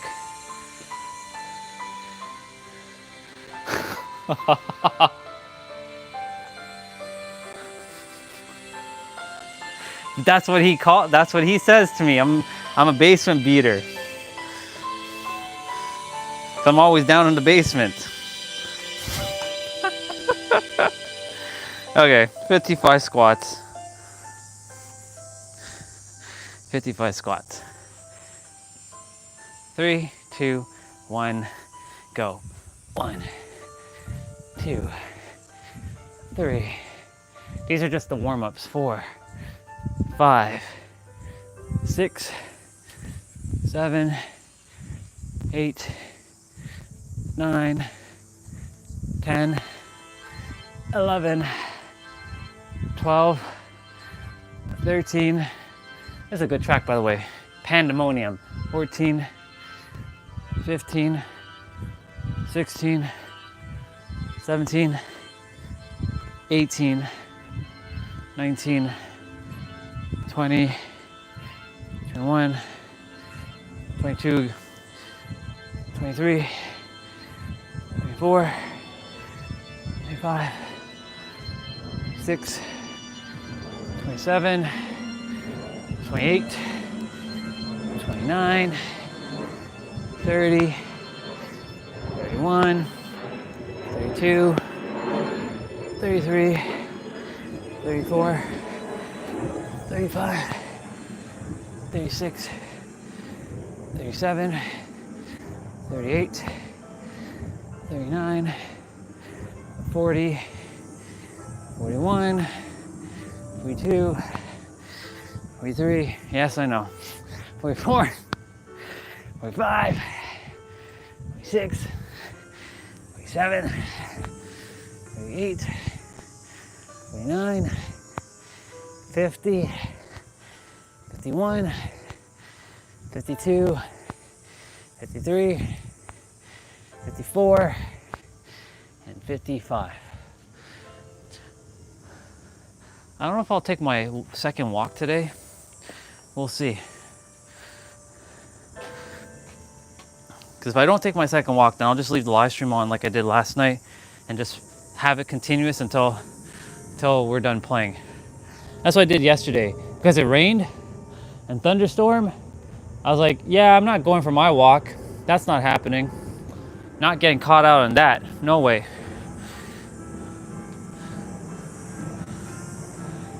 Today, well, it depends. It depends on that. Hey, like if I need healing, I just run to the basement and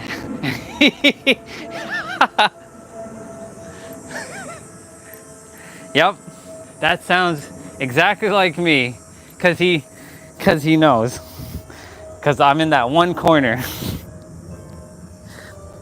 So like if we were playing a random game where like it was like five of us in one of them custom games and someone's a killer, they know exactly where I'm going. They know damn well where I'm going. They're like, yeah, he's going to the basement. I'm gonna just go to the basement and just watch where he's going. I'm just gonna let him just run to the basement and I'm gonna take him out while he's in the basement.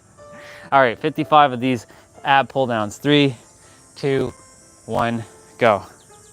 1, 2, 3, 4, 5, 6, 7, 8, 9, 10, 11, 12, 13, 14, 15, 16, 17, 18, 19, 20, 21, 22, 23, 24, 25, 26, 27, 28, 29, 30, 31, 32,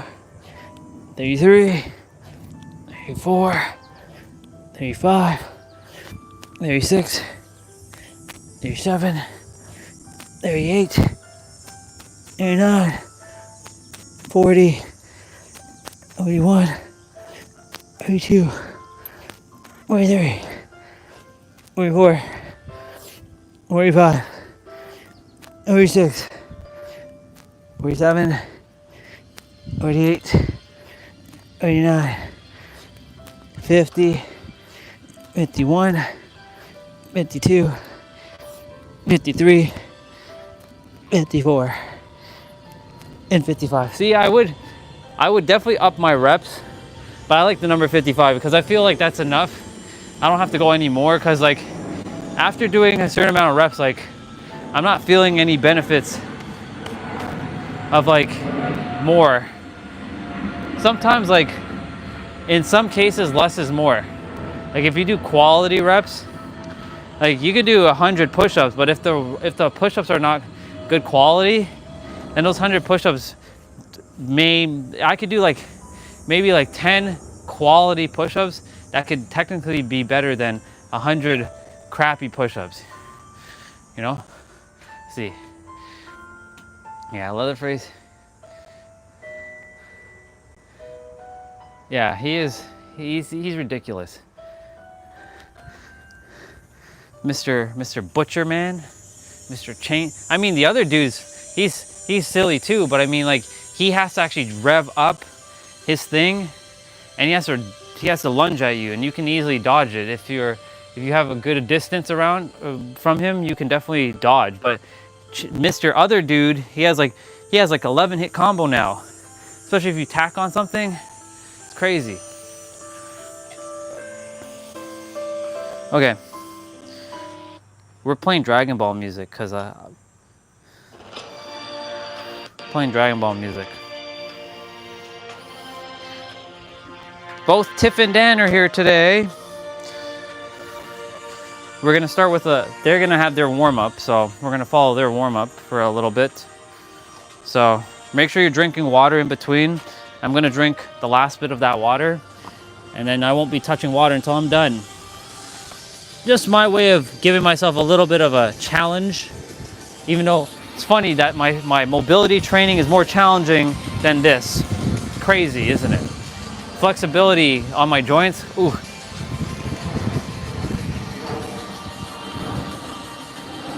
Rough. Okay, so we have a dynamic warm-up to do with them.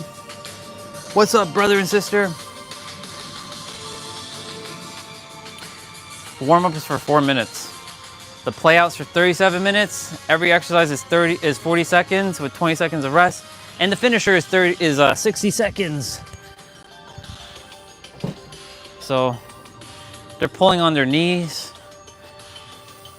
So they're just like they're just doing this, which is good because I'm starting to practice my balancing.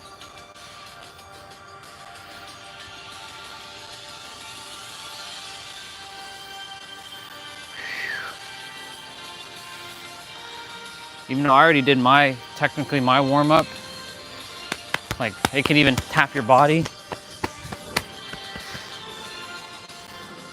That one I picked up from Mr. Mike himself.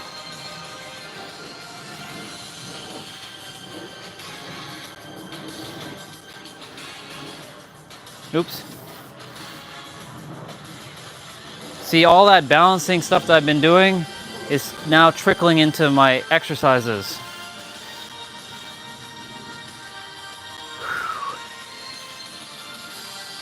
This guy gives me the basement beater like nickname. How dare this guy? Arm circles, y'all. Arm circles. Most likely I'll probably play maybe around like 6, depending on how much time I take to do my mobility training too. I got most of my characters to level 3, by the way, Jay. So now I kind of followed your lead there. Yes, in 2025, I'm using other characters. Actually, I'm supposed to go like this. Hold on. I was going to reverse. There we go.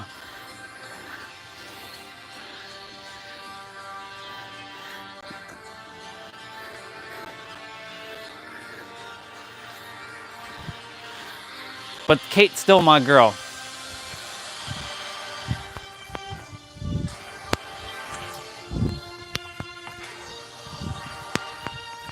We're tapping the ground.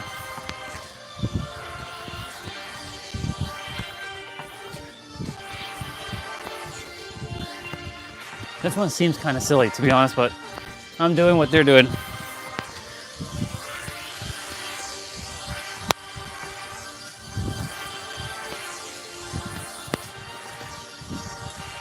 Okay, butt kickers. I'll just do this because the microphone's gonna be hitting on my chest.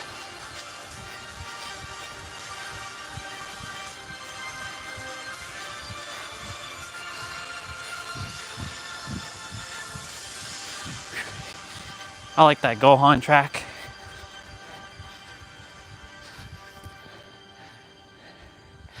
Side to side squats, y'all.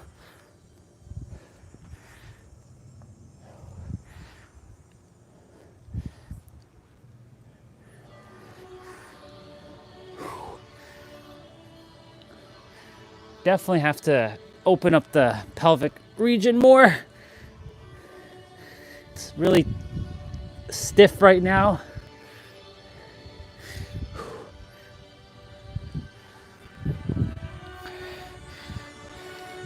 So squat with a twist.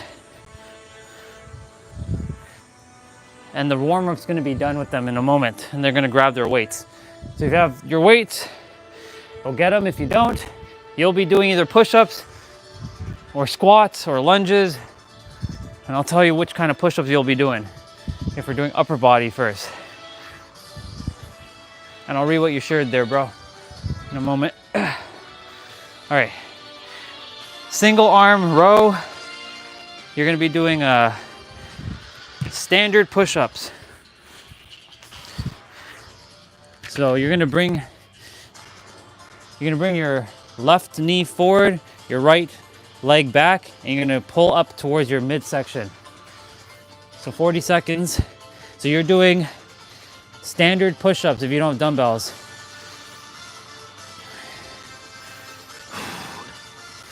Remember to go at your own pace.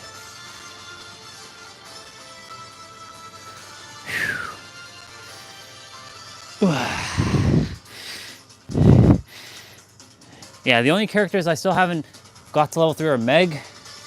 Well, I don't have any of the guys at level 3. Oh, actually, that's not true. I have Jake at level 3 because of Iron Will. He's the only dude I have at level 3. Now we're doing the left side. I'll message you on Discord later. Sounds good. I'll see you later. Yeah, Meg is still your character. I play as her once in a blue moon. Once in a blue moon. All right. We're doing the same thing with the left arm now. So this is still doing standard push-ups. This is focusing on your shoulder blades and mid to low back and a little bit of your biceps.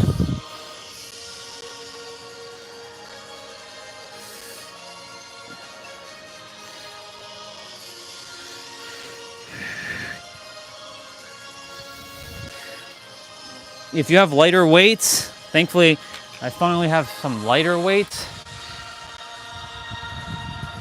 So now we're doing bent over rows both at the same time. So again, standard push-ups. Both dumbbells though, and doing it simultaneously at the same time.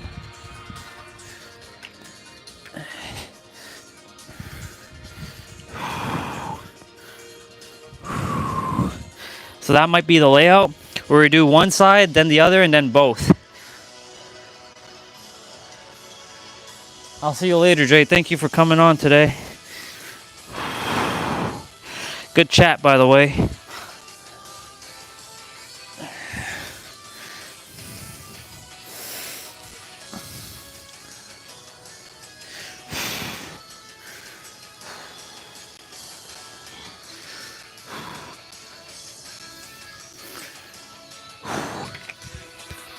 Very good. You're moving on to chest now. So you're gonna do wide push-ups, so standard, wide. And we're doing isometric chest press to the right. You're holding the dumbbell up in your left hand, but you're not moving your left hand at all. You're keeping it up in the air. And you're just doing your right. Really squeeze that pec. My dumbbells are a little bit wider, so it's a little bit more intentional with the movements I do.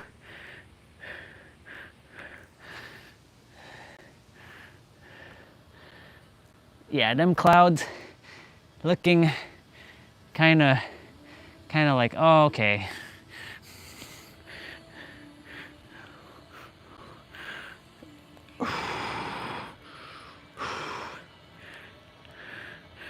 Very good. Okay. Same thing, left side, and then we're going to be definitely doing.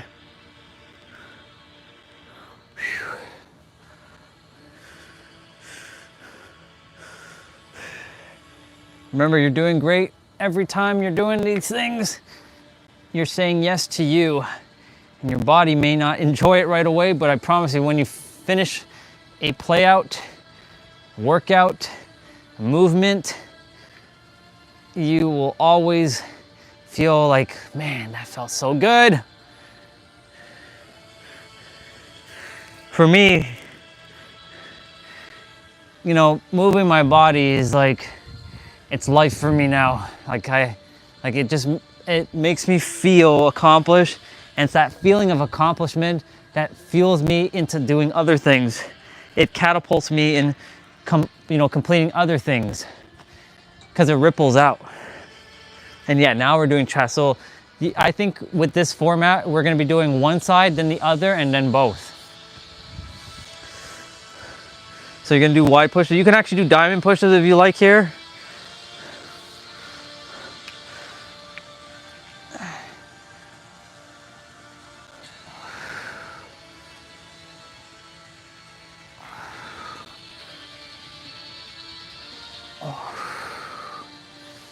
I really love moving my body.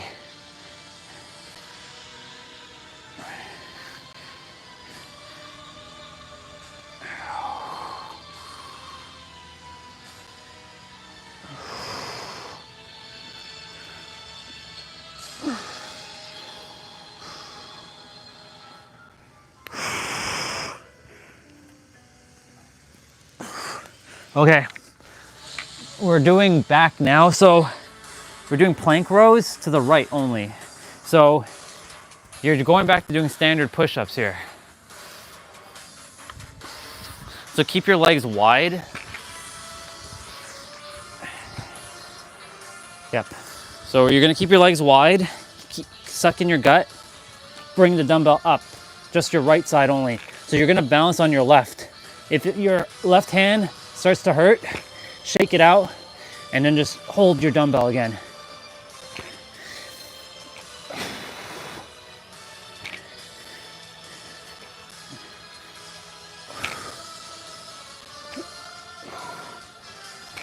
The goal is to not wobble and keep your core stiff without wobbling like this.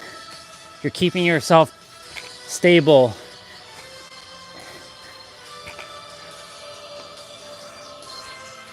Other side now.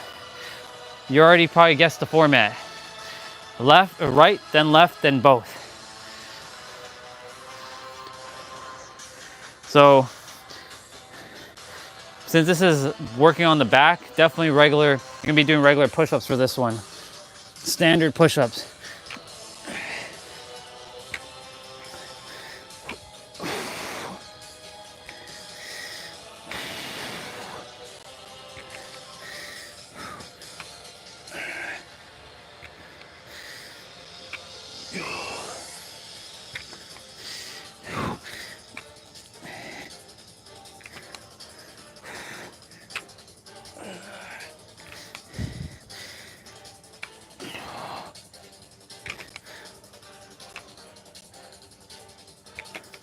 Very good.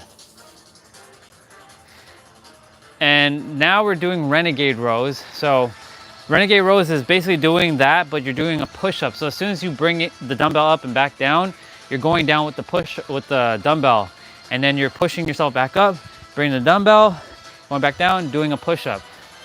So it's gonna look like this. You bring it up, go down, do the push-up, come back up, bring the other dumbbell up, go back down, push up. So just like this.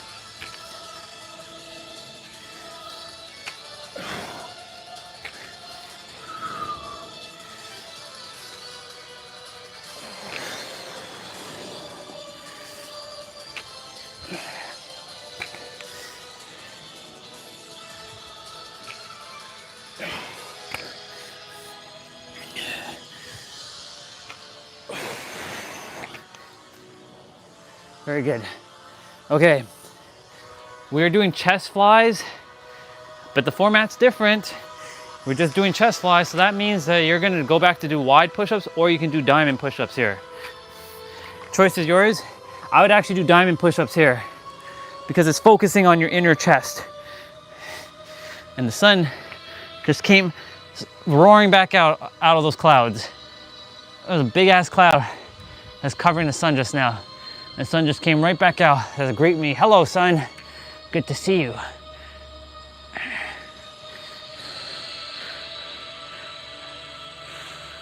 So the format kind of changed there a bit. Maybe unpredictability. Who knows?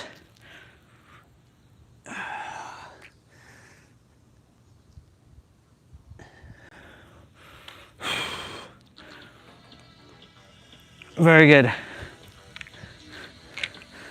So dumbbell pullover. So you're gonna grab one dumbbell, you're gonna hold it, not like this, but like this. You're gonna pull it over. You're gonna bring it over like this. So this is focusing a little bit on your shoulders. So I would do pike push-ups here. It is targeting your chest though, but you can do pike push-ups or wide push-ups here.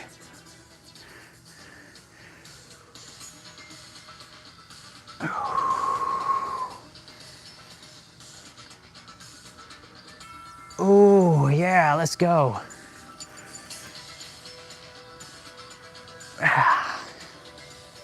Let's go.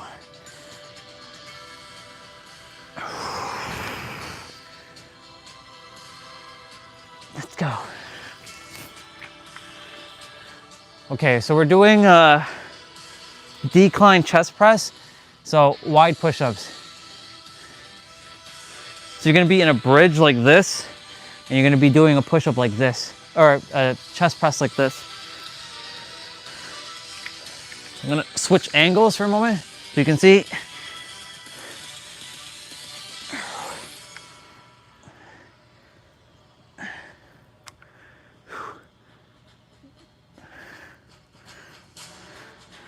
Well, Mr. Sun, what do you have for me today? What kind of info do you got for me?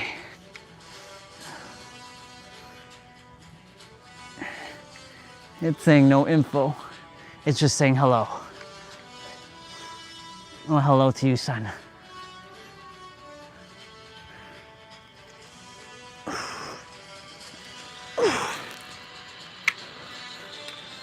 Okay, we're moving on to lower body now. So we're doing stagger squats to the right. So for those without the dumbbell, you're gonna go like this. You bring your right leg forward, and your left leg, you're gonna be on your left toe. And balancing on your toe on your left side. So it's gonna look like this.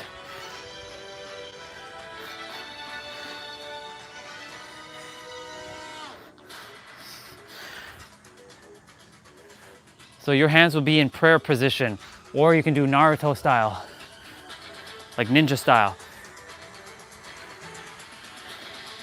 Or you can keep your hands on your hips.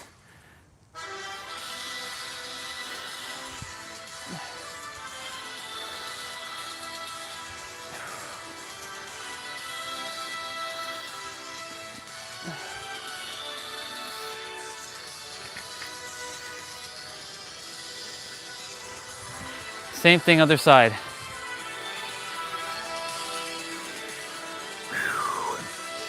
Getting there. I was just seeing who might still be on. Oh. Okay, so left leg now is forward, right leg is back. Same thing, just different leg. So you're balancing on your right toes now.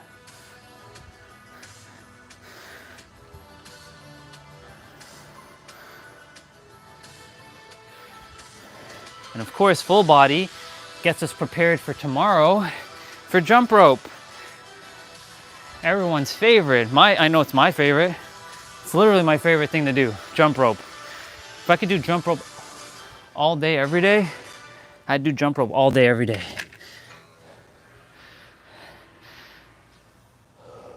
So we're doing high squats. So both dumbbells on your shoulder, and you're gonna go down and come back up. So for you all, air squats. So you're just gonna go like this.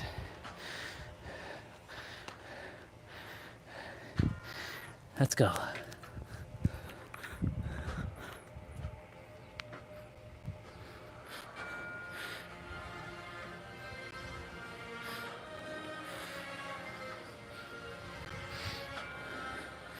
And because of my flexibility, I'm able to go down a little bit further now too.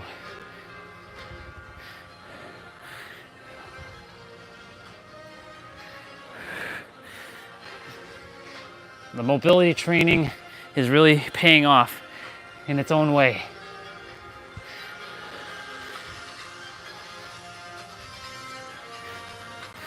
Very good. We're back to upper body for a moment. So we're doing half kneeling press to the right. So you're gonna bring your left knee down, your right knee forward, and your right hand is gonna hold the dumbbell up. So you're doing pike push-ups here. So this is focusing on shoulder.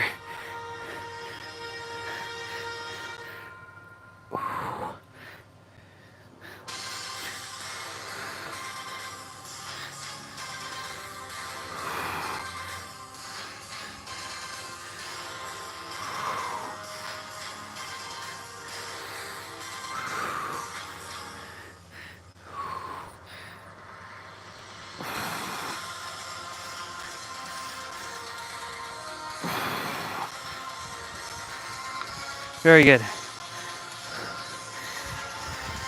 Same thing other side.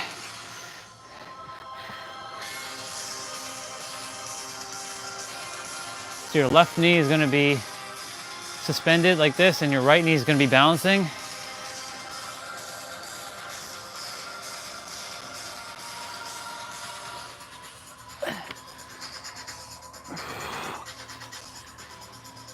It's okay, left shoulder, you're okay. Heel.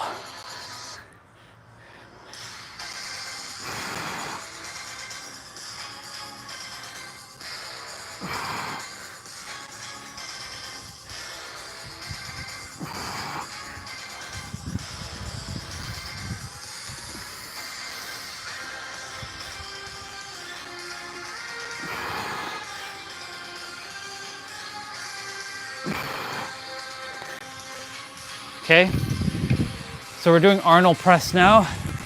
So Arnold press, your palms are facing you while it's down. Then you're bringing the dumbbell up and your palms are facing outwards. So you're twisting like this. You are still doing pike push-ups. For those out the dumbbells, pike push-ups still.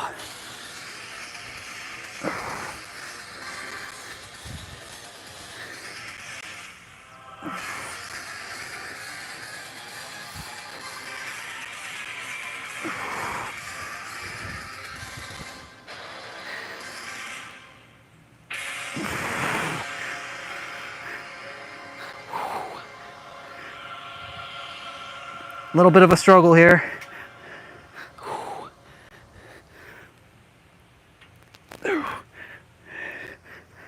I got it.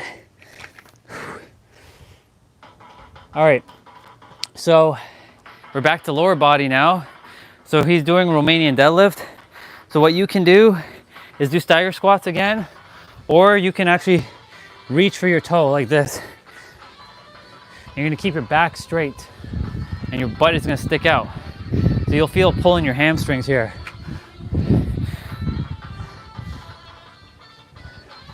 So you just be touching your right hand with your right foot and you come right back up. And you're bouncing on your left toes.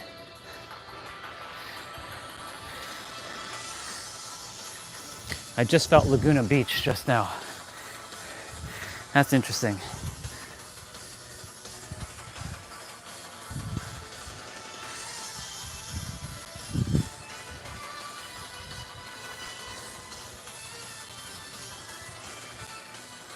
Perfect.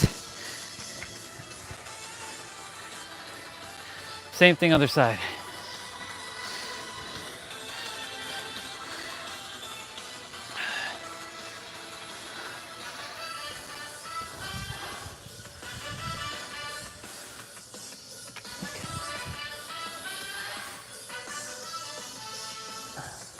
Same thing. You're just doing it with your left side now.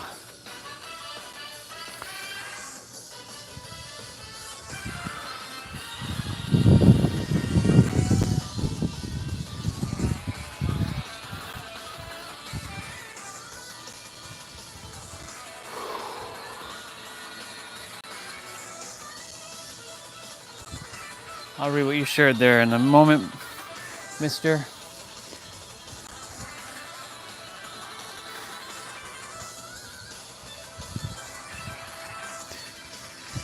Now we're doing Romanian deadlift or universal deadlift.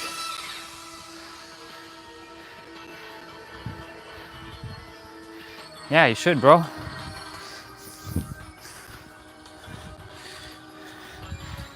Beach is my jam. I never thought of myself as a beach person, ever. Man, that's so not true. I love the beach. I love the ocean. I love the sand.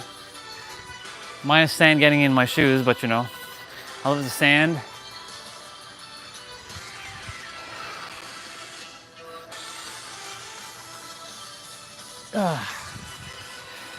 And I can think of Imperial Beach right now, Mission Beach. I can feel it clear as day, bro. I can smell the ocean right now. Okay.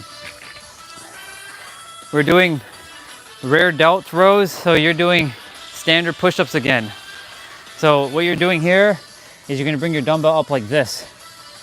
Just the right side. Then the left, and then we're gonna probably do both.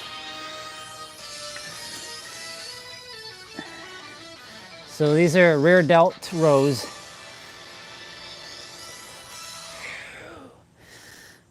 So this is focusing on the shoulder blades and a bit of the mid back.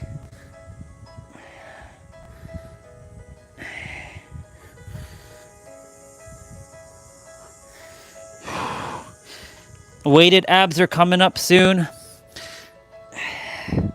Just letting you all know. So if you have those lighter dumbbells, or if you have a water ball or something that's a little bit heavier, you can go and grab that.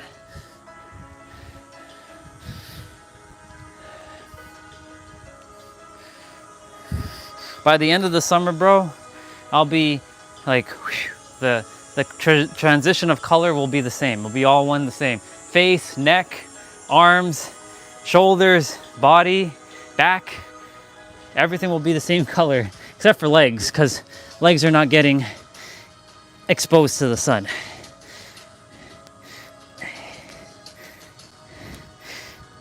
I gotta unwolverine them. But I like wearing pants. I don't like wearing shorts. Shorts are not my thing.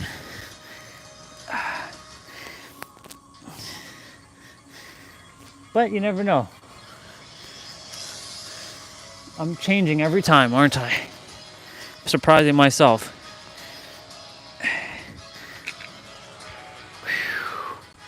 Okay, as I said, now we're doing rear delt rows.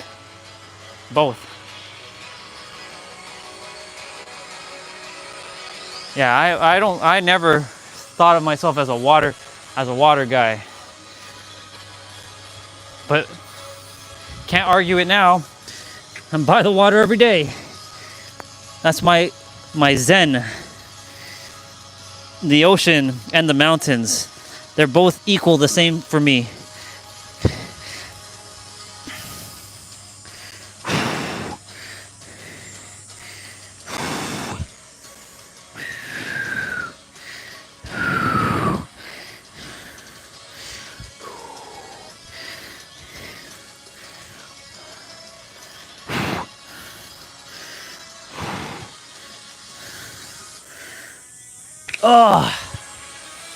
Let's go. We're doing wood chopper to the right. You're gonna bring your right knee up, and you're gonna hold the dumbbell with the going this way. All them water puppies. And when you say puppies, what are you referring to? Are we referring to what I think you're referring to? I feel like that's what you're referring to.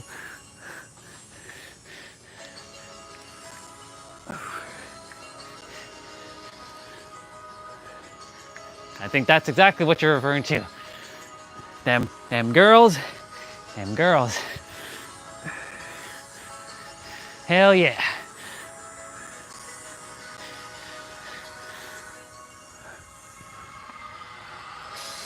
Them hot, hot women.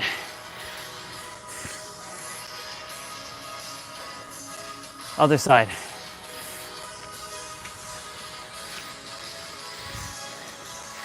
So your right hand, or sorry, your left hand is up, right hand's at the bottom. And you're swinging this way now.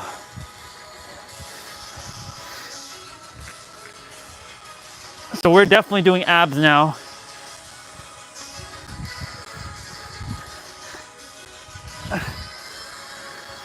Let's see if I actually end up using that pink dumbbell.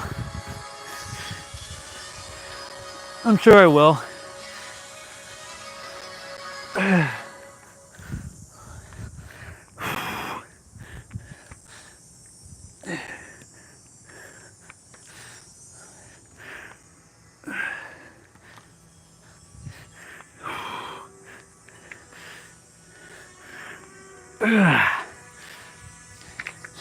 Yep. Okay, so we're doing plank dumbbell drags. I'm gonna move one dumbbell out of the way for now. So you're in a plank. Keep your legs a little wide here. And you're dragging the dumbbell behind the hand that's already flat. And you're just doing this.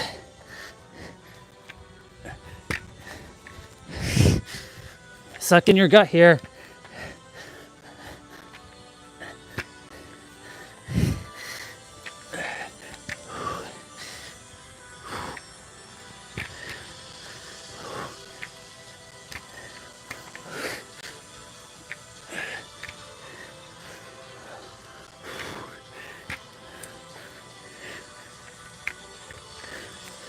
Okay.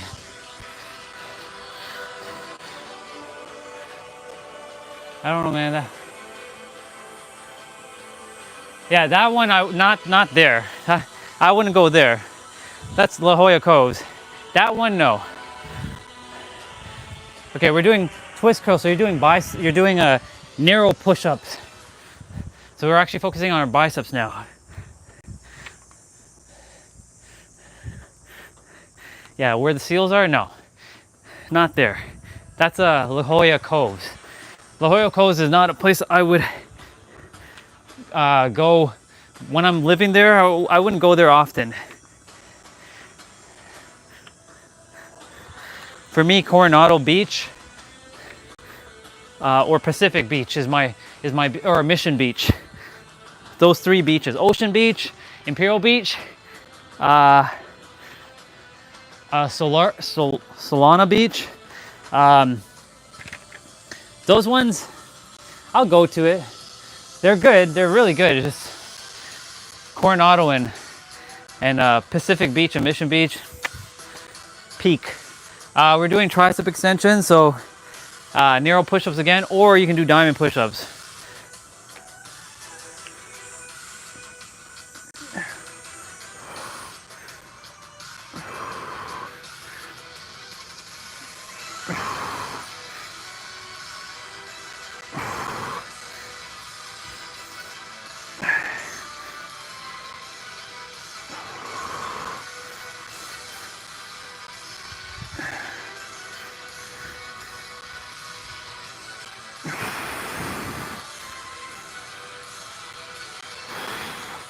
Let's go.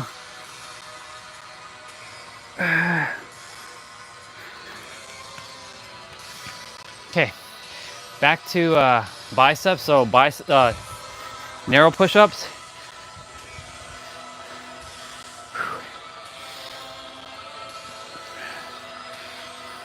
So you're gonna do cross-body curls. So you're bringing the dumbbell to your opposite chest area.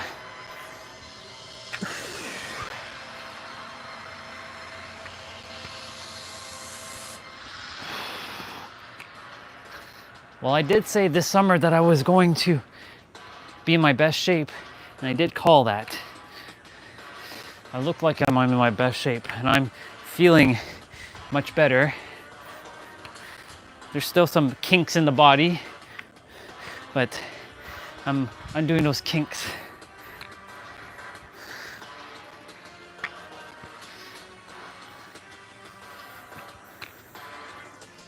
Oh.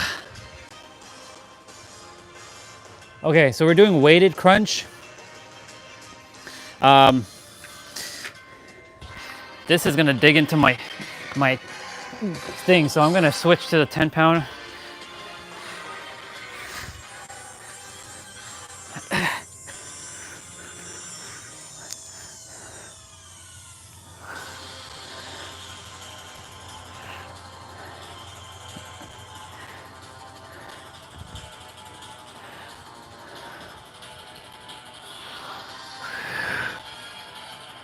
Man, 10 pounds is just way too light.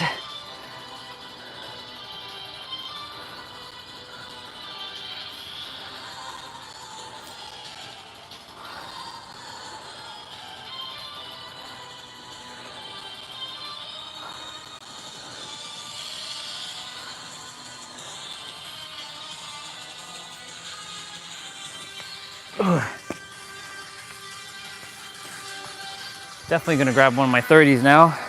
We're doing Russian twists because this is gonna be way too light. I would have done that with this one, but it would have digged into my skin. I would rather not do that. So 30-pound Russian twist.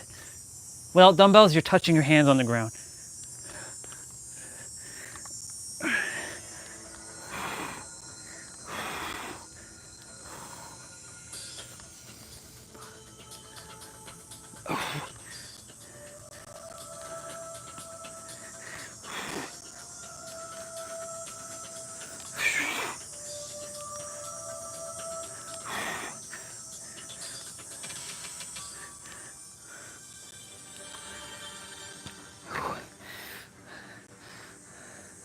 So we're doing a prayer crunch.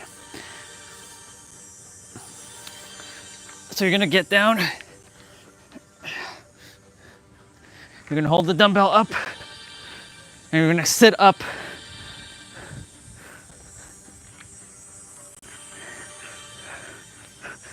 Just like that.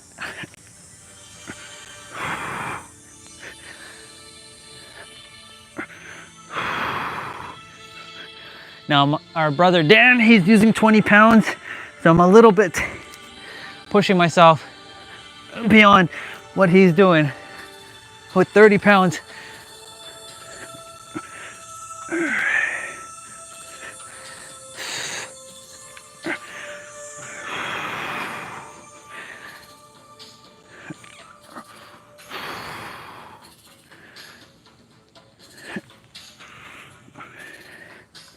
Okay.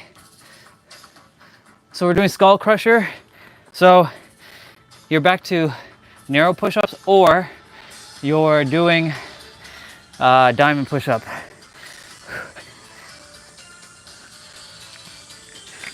So you're bringing the dumbbell like this.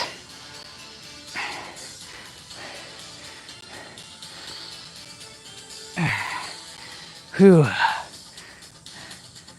And we have a finisher for 60 seconds coming up fairly soon. We still have a couple more exercises to do.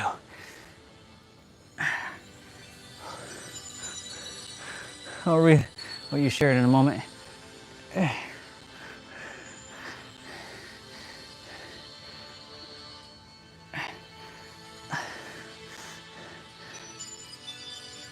This track right here that's playing, this is like when Goku had to face Frieza and he was creating the spirit bomb. Okay, we're doing single curl dumbbell or single dumbbell curl. So you're doing narrow push-ups again.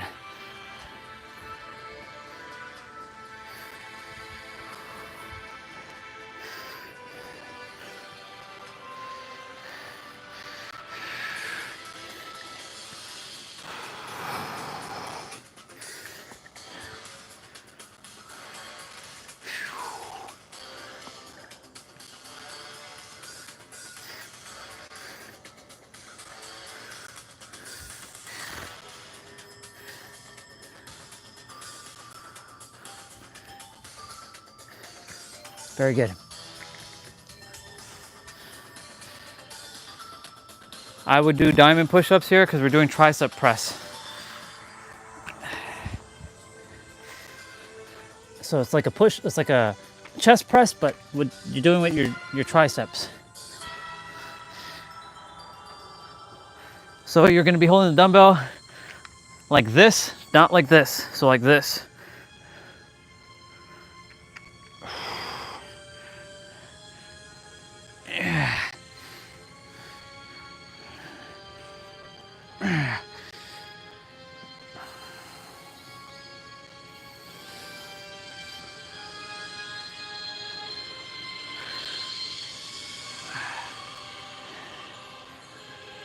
Yeah.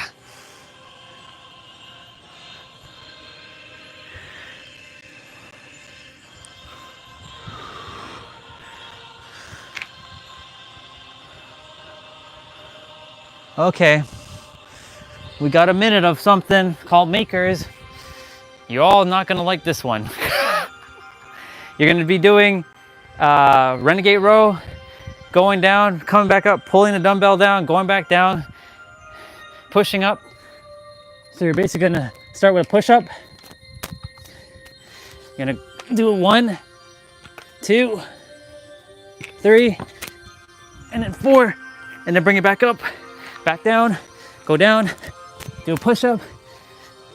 1, 2, squat, bring it up, go back down, and repeat. This is our finisher, by the way.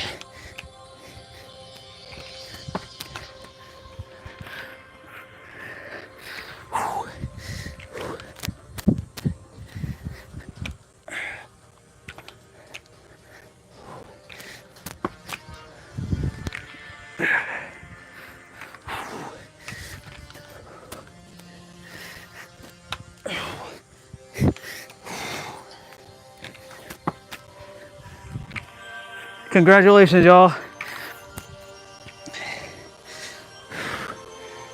That was 40 minutes. Well, it's 37 minutes, but yeah.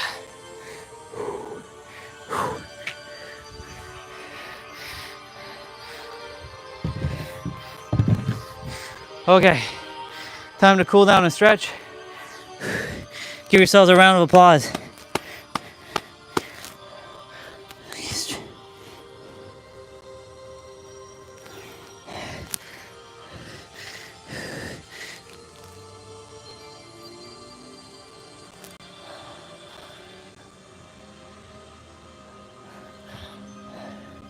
Go ahead and grab your leg and stretch. I'm just following what they're doing right now. Like,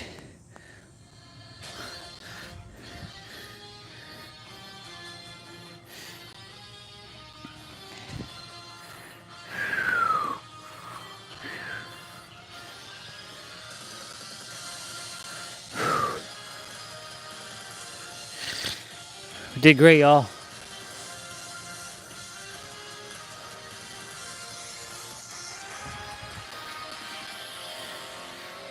Go ahead and grab your ankles, or grab your feet like this.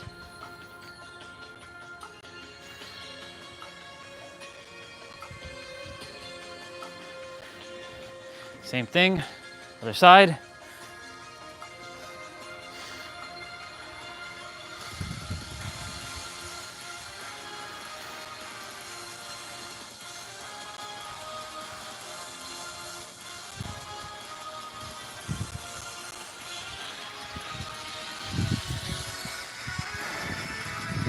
Go ahead and grab your right elbow with your left hand and give yourself a tap on the back.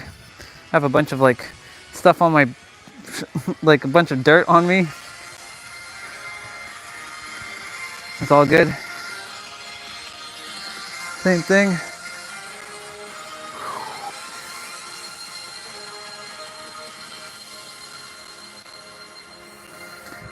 Yeah, you know, it's funny because like I never, it's not that I've never been to a beach when I was younger, but I never resonated with the beach when I was a kid, you know? Like, beach, pfft, I wasn't the type of kid to go build sand castles and all that. I was like,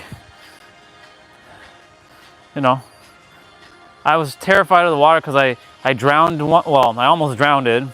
Somebody saved my life when I was like 6 years old in a swimming pool. So I was like, always had like the fear of water because I went into like the deep end and I just literally drowned. And they had to resuscitate me.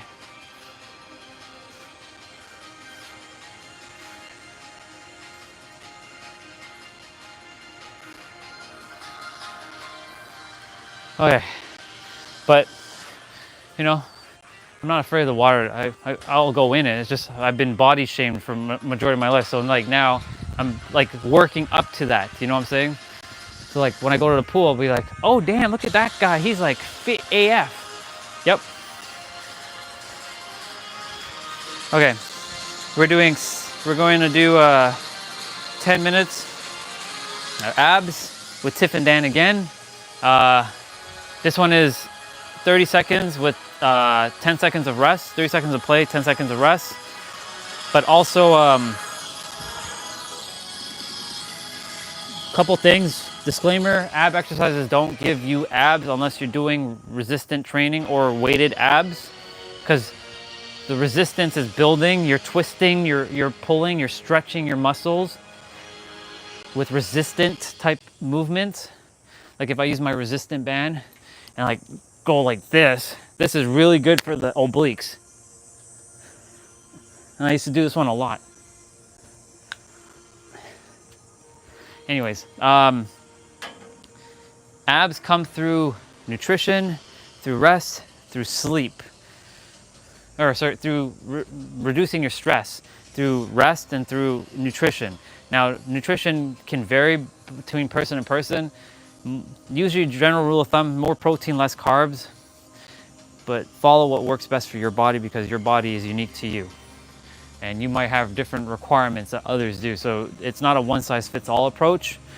Ab exercises help strengthen your core so that you can lift heavier dumbbells, because your core is where all your power is coming from. It literally is flowing through to your arms so that you can lift. Because when you're lifting things, you're engaging your core, and that's where the power is coming from. It's not coming from your arms. You're coming from your core, and it's giving your arms the power. And it's also coming from your mind as well too, but you know. Or, right? So, or when you're like curling, you can feel your core getting activated. You may not be doing core movements, but you can definitely feel that your core is getting activated when you move the dumbbells or barbell. Even when you're doing legs, your core is sending power down to your legs, and your legs are the ones that's going to handle the power. So strong core, strong body. That's why you see people in the gym who can like hang from the side like this, like on a bar, because they have strong core, because their core is driving that, and they have great balance, of course. They have a strong core, so they're able to hang and do a sideways flag. Like if I were to do it, I'll come flying right down, right now. So I'm just kind of simulating where I would be right now.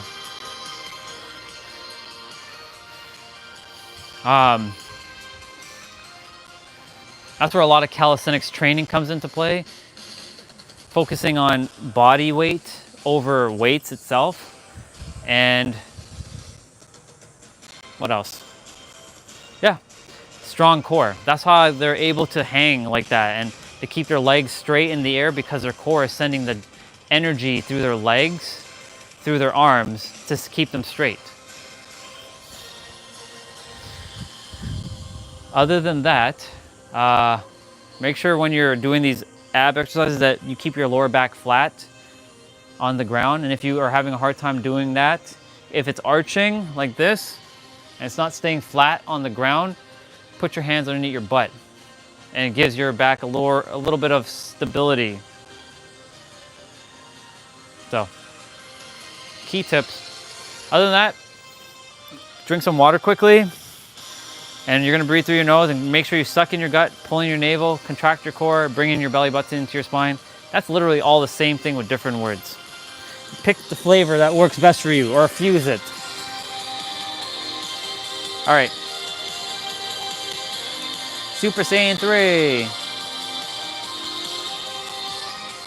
So we're starting with 3-point crunch first. I'm gonna bring this over here. So 3-point crunch. 1 through the middle to the other side. And then back to the middle and back to the original side.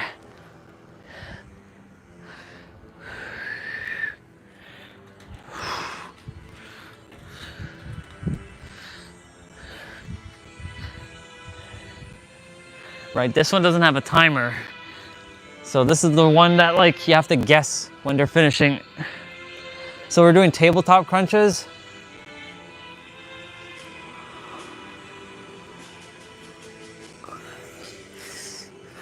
So you're bringing your legs like this and you're crunching, bringing your face toward your knees and your elbows are touching your knees.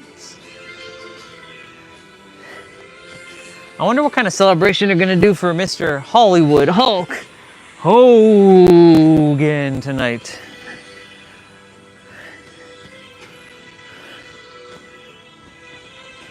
Okay, so we're doing eagle crunch to the right. So you're gonna bring your legs around. So with my right leg twisting around my left. And without hurting myself.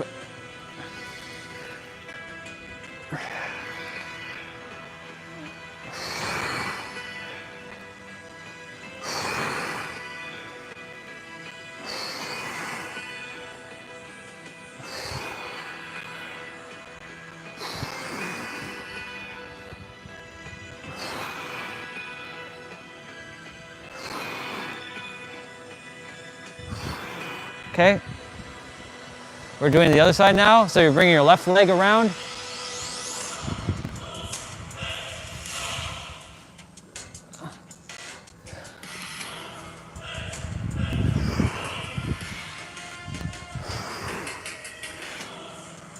You should be feeling this one.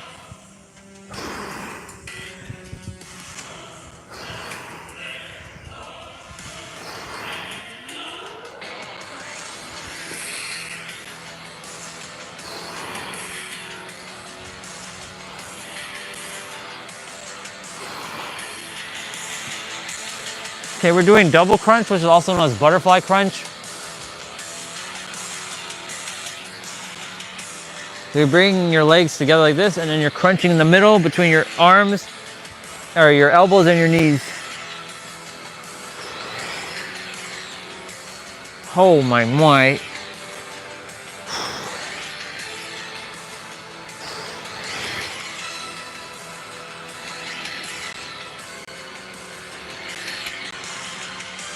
And then of course I'm gonna have pizza. And that pizza will be full of protein, all kinds of protein. So that the body knows. The body knows. All right, cross crunch. So you're basically reaching to the opposite side.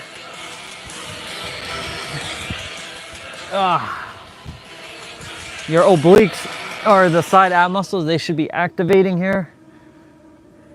Contract them, squeeze them.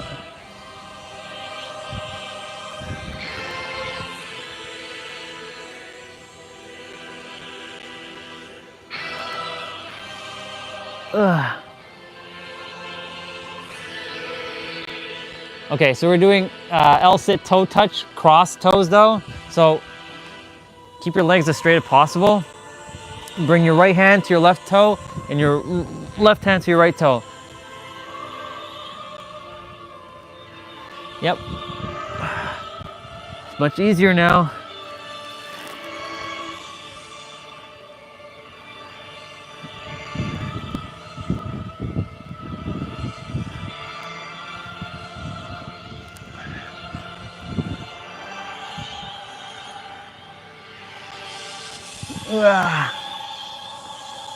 So we're doing flutter kicks. So put your hands underneath your butt. If you can keep it to the side, keep your lower back flat, cool. If not, keep your hands underneath your butt. See, you still got that pouch.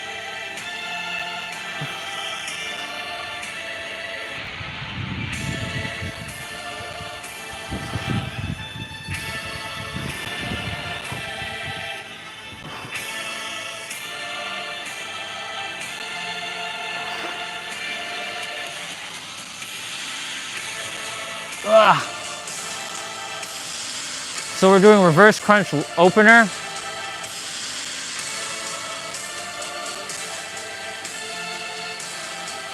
You're gonna go like this, come up on your butt, do that, go back down, come back.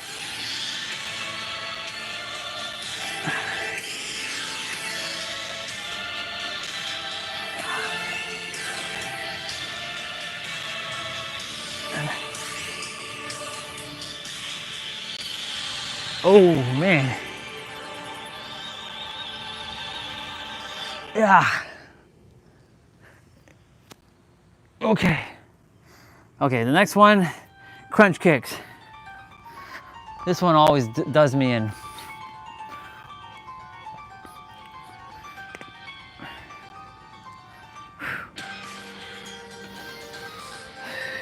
Breathe through your nose, out through your mouth.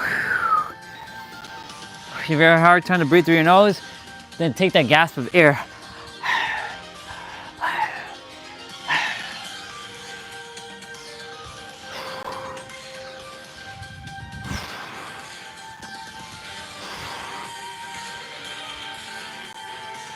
Okay, we are doing wipers. So I gotta be a little mindful with wipers here because of the distance I have. So wipers are to the side and to the side, but I screwed that up. There we go, that's better.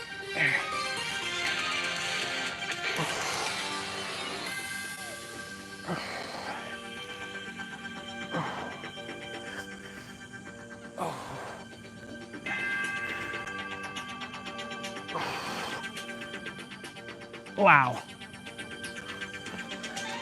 So we're doing straight leg bicycles. So instead of like, you know, doing this, we're actually keeping our legs straight. So it's gonna be like this.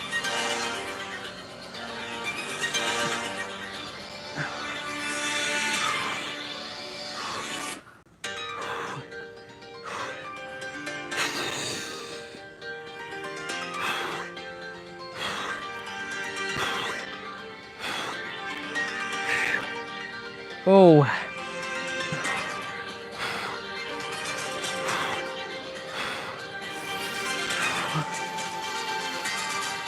So we're doing hollow to tuck now.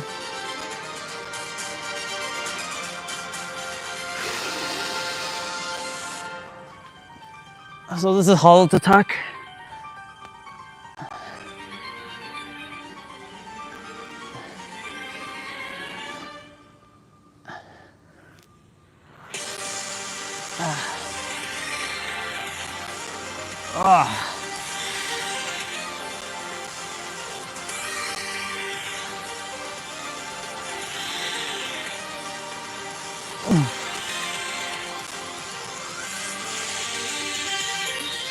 Okay, we're in a plank, so we're doing three-way cruncher to the right, only right leg. So your right leg's going to your left elbow, middle, and then your right elbow. So like this. So left, middle, right, middle, left, right, or sorry, middle, middle, left, middle, right, middle, left, middle, you get it. So you're doing the same thing with your left leg now and your left elbow. So left elbow, middle, right elbow, middle, Left elbow.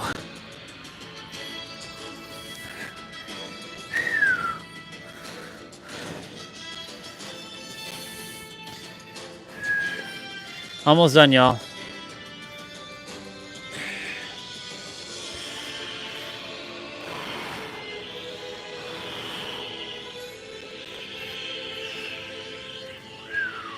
Ladies and gentlemen, that is a wrap.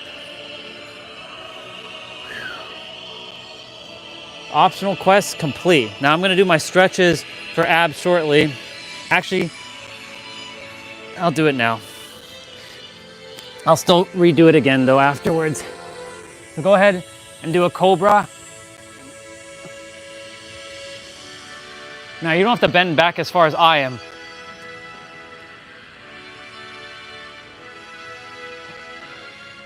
I'm just challenging myself.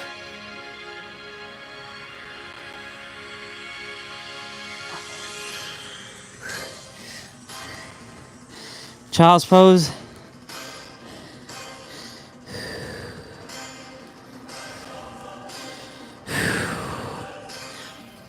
Okay. There is one move that I am gonna do. Did I hurt you, Bubba? I'm so sorry. I'm so sorry, Bubba. Damn. I told you, Bubba, to stop getting on my mat.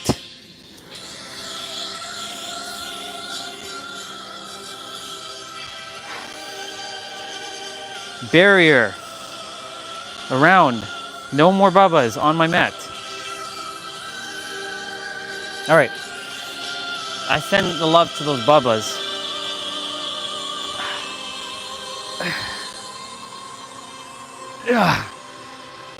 I gotta do this one every day. Or I choose to do this one every day.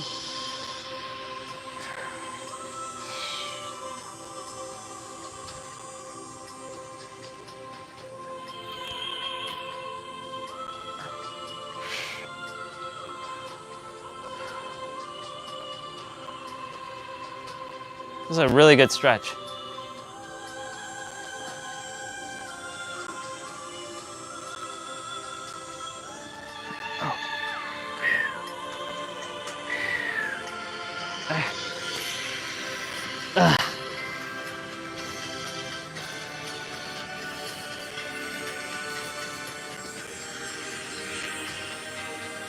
Congratulations, y'all. You did the thing. And my skin is full of dirt. That's okay. Yeah. What's up, dude?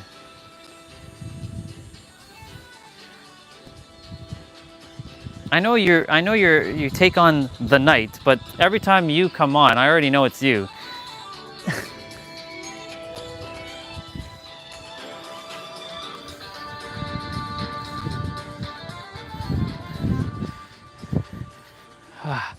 Okay. Now we do optional quest. Now we're doing optional quest. That's what I'm saying, Mr. Deadpool. If you can do, or Mr. Knight, if you can do what I just did there, then you're very flexible, which is good. If you can't do that at your age, then there's a problem. Because you should be able to do that no problem at your age. That should be normal for you. That should be child's play to you, in fact. Be like, I can do that. You should be able to do that. That's why I was saying, if you can do those kinds of moves, then you're gonna live a great life. Your health, your body is gonna really be like.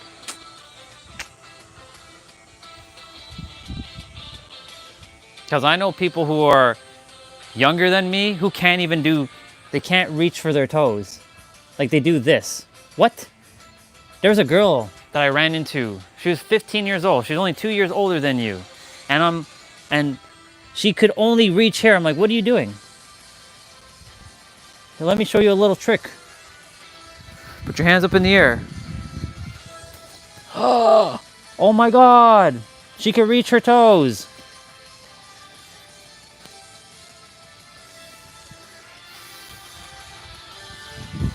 15. She's 15 years old. She couldn't do that. That just showed me like the youth are just too much this. The youth are too much doing this. And that's why like their spine is like this. They're hunched over all day. And then they look at people like this. This is what I call Gen Alpha. Texting.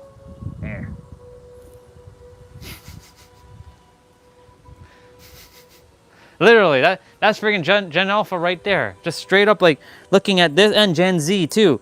And some millennials are like this. They're texting like this. Their back is even like this too. What are you looking at?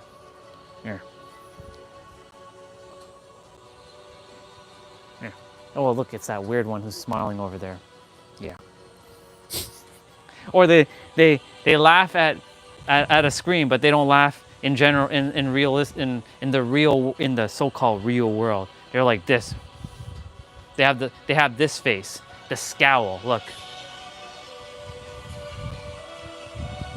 They have that face. You know why? Because I used to do the same thing. So like when I'm on a train now, if I'm ever going on a public transit, I don't even have my phone out. In fact, it's in my pocket. In fact, it's off. And I'm just observing. I'm like, look at all these people who are just on their phone because they're just miserable as fuck. And they don't even know what being present is. I see it in the train. I see people like, you know, someone's like just smiling at them, and then they turn and they look, and they give them that weird look. Yeah. That's what we call the social conditioning. You know, you're born to smile. You're not born to be. You know, when you do that, you actually age yourself. I age myself a lot by doing that. I'm like,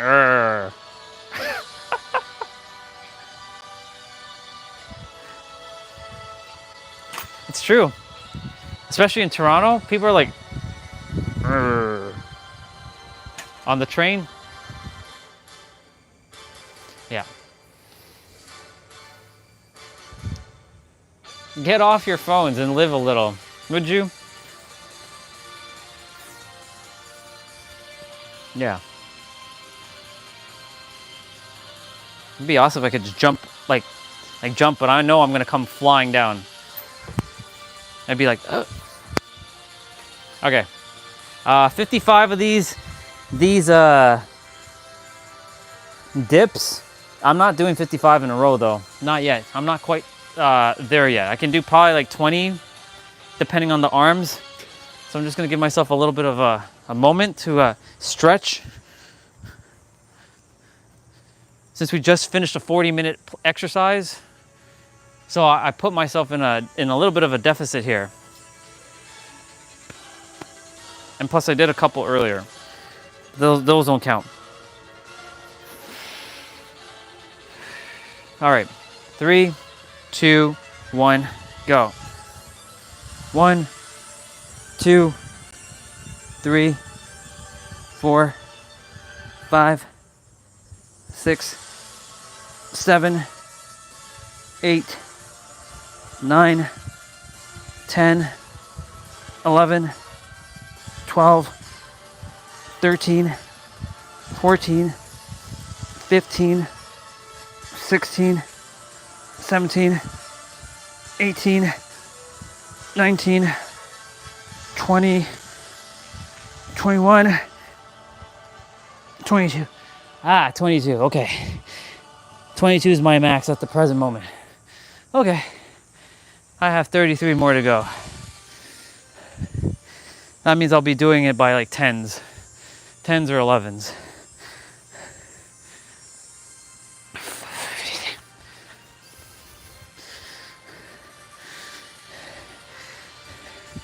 Let me review what you shared. See you later, dude.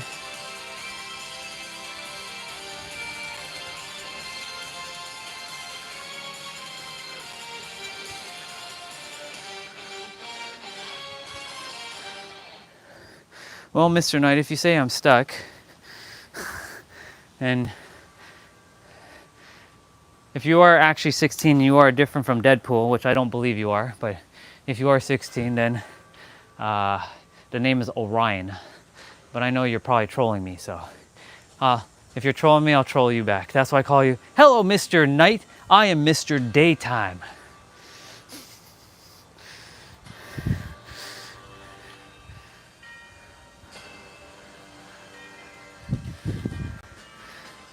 And what was the problem again? I don't remember if you even shared it. I think I asked you, but you never answered. You never responded. And I think someone else also asked you what was the problem, but you never responded to them. I don't think you did. If you mentioned the bed, then I'll be like, okay. All right. Oh man. All right. Can't take too much time. 3, 2, 1, go. 23, 24, 25, 26, 27, 28, 29, 30, 31, 32, 33, 34, 35. Got 20 more to go. Ugh. Well, we're making progress. We're making progress little by little. Can't take too much time in between.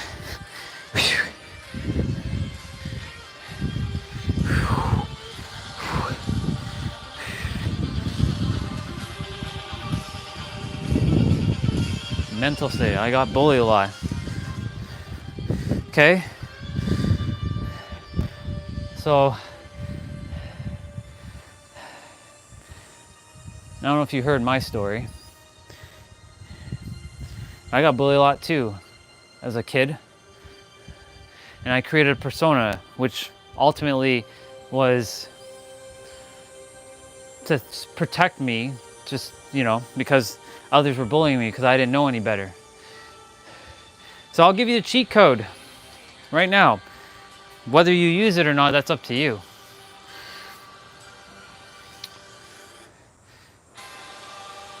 They may be stronger than you.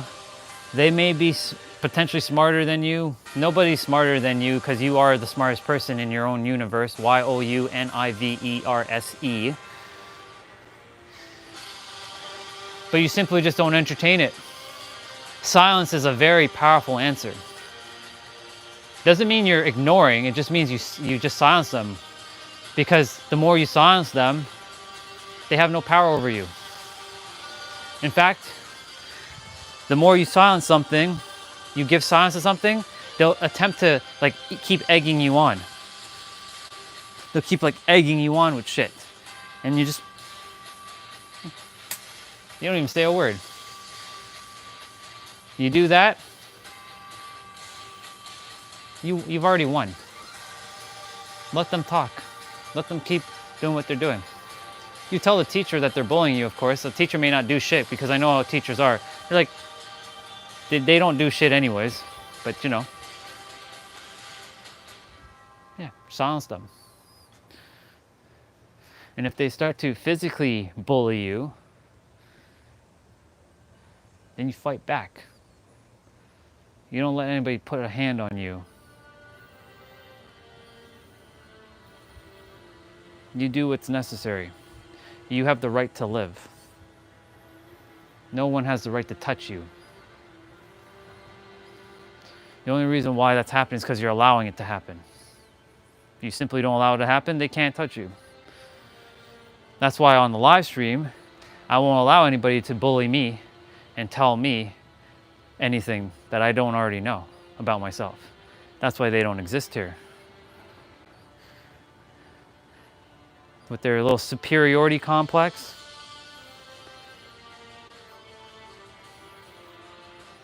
No. Don't let anybody ever bully you. Don't let anybody ever treat you like shit, dude. You're precious. I'm sick and tired of little kids bullying other kids because they forgot who they are. When they were born, they weren't bullies. somebody put that shit into them. All it's got to do is remove that garbage. It's all the peer pressure and social conditioning and watching all that garbage on TV that's influencing kids. All that nonsense. It's literally all, that's what it is. It's being influenced by things, because kids are very influential. They take in information and they absorb shit. For the first 7 years, you're basically a sponge. And you don't know any better. Well, your soul knows the answer, but your mind doesn't. Your mind clearly won't know the answer.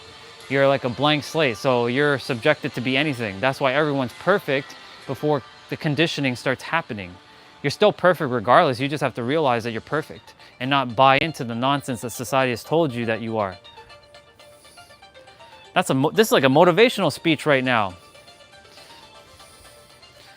I'll be talking to like 1,000 people right now, or 1,000,000 people right now. You're born whole and complete. You were born perfect.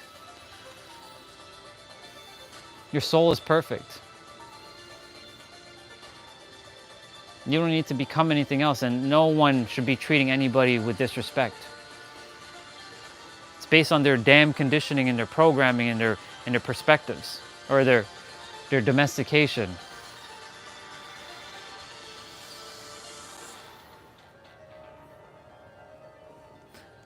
Honestly, I would literally destroy all the schools in this world, literally, and rebuild them.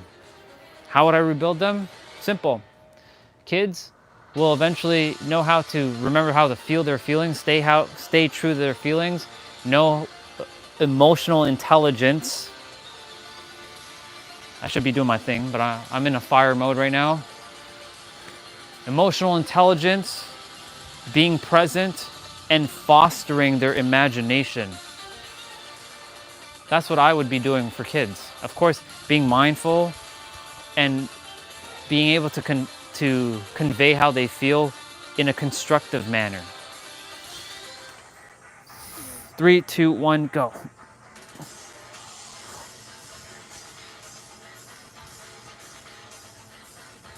I don't even know where I was. It's okay. 37, 38, 39, 40, 41, 42, 43, 44, 5, or 6, 7, 8, 9,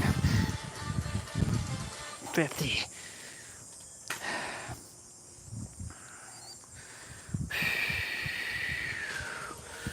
So I'm at 50. I have 5 more to go.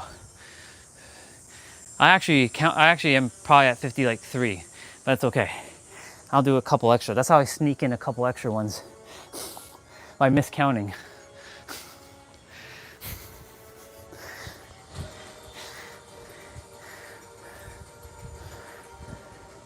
All that crap on TV, and I'm not even saying TV, all that crap on the internet, really.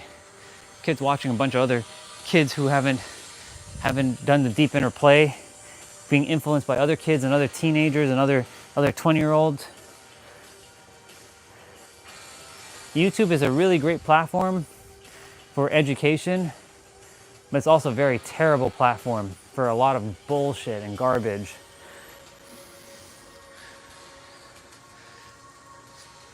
Now, will a kid get to be a kid while under like my version of schooling? Of course. In fact, they get to play all day. They get to foster their imagination. They get to go and have fun. But it also starts with the damn parents. Because they can be influenced at school, but then at home, their parents are completely against everything at the school. Well, that's the reason why they have to be aligned. If parents are aligned with how I would form schools, send their kids off, they don't even have to go to school, to be honest, because there's plenty of kids who are being homeschooled right now because they recognize that the schooling system is flawed. You get graded on something that you'll never even use ever again. Like, when's the last time I used fucking biology. I cut open a frog. When's the last time I worried about the frog's like inner world? I didn't even do that actually. It's too chicken to do that when I was a kid. When's the last time I use physics? I mean, I'm using it every day, law of gravity to some degree. But when am I calculating like that plus that equals that?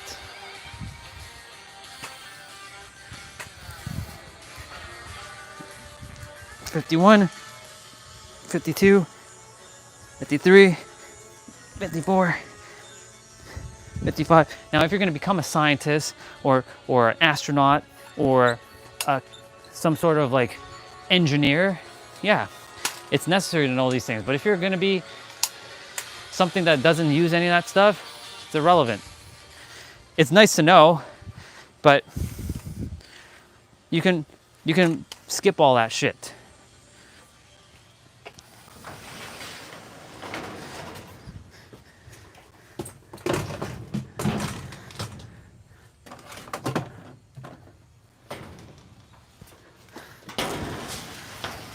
That's why I have a big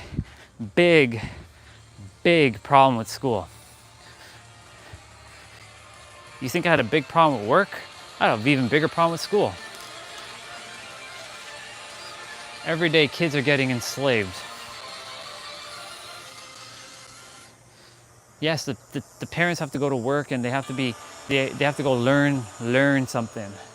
But what are the teachers? Are they really conscious there? They themselves probably don't even know what they're doing half the time. Half of them shouldn't even be teachers because they don't have high emotional intelligence skills. That should be a prerequisite to be a teacher, having high emotional intelligence skills. I'm a very opinionated person, and I know a lot of people don't like my opinions about things because it stomps on the whole idea of like being a human, but I don't care. I'm here to shake shit up, and not just entertain the same garbage that has been entertained for eons. But it works. Does it though? Not in this generation. In this generation, things are different. We must adapt with times. When you go to school, or like college or university, you come out, you're 5 years behind or 4 years behind the current like workforce. By the time you leave, everything's changed again. Oh shit, I have to do, I put the walker away when I know I have to still do leg raises. I'm like, what the hell am I doing?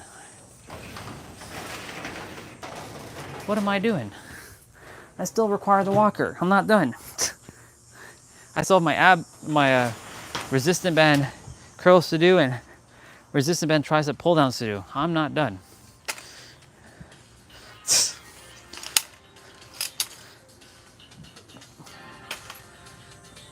Yeah. These are just my ideology, my opinions.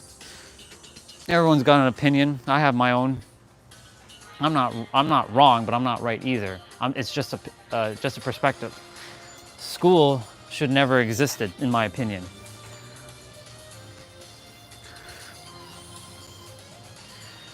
That's how everybody ended up being like enslaved. But kids have to be around other kids, socializing. So it has to be called something else. Not be graded on some stupid ass test that has no actual value.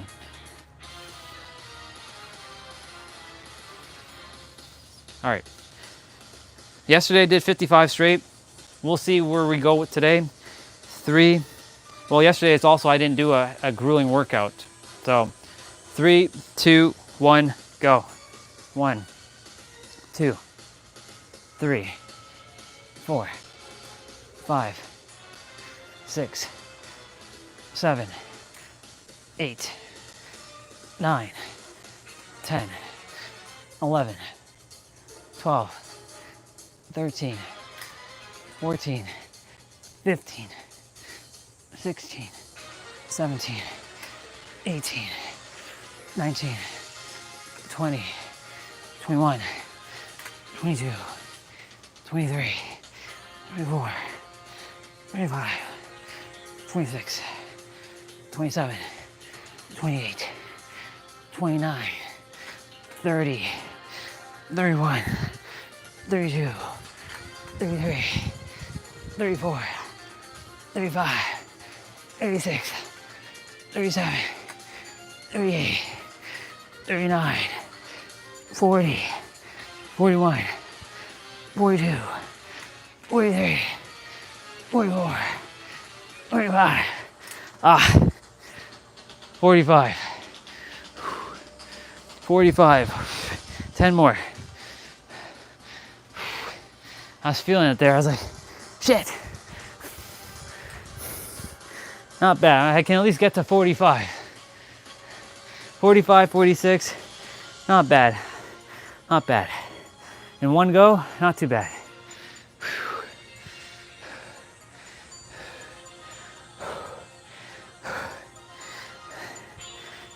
46, 47, 48, 49, 50, 51, 52, 53, 54, and 55. Now I can put the walker away, but I'm gonna leave it out.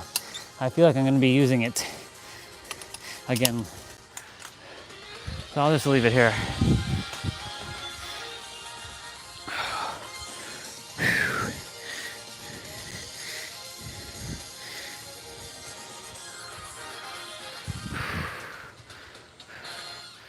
Okay.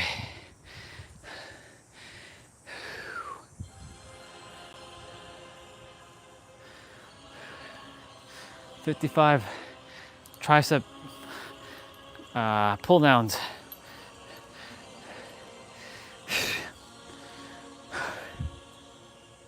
Shit.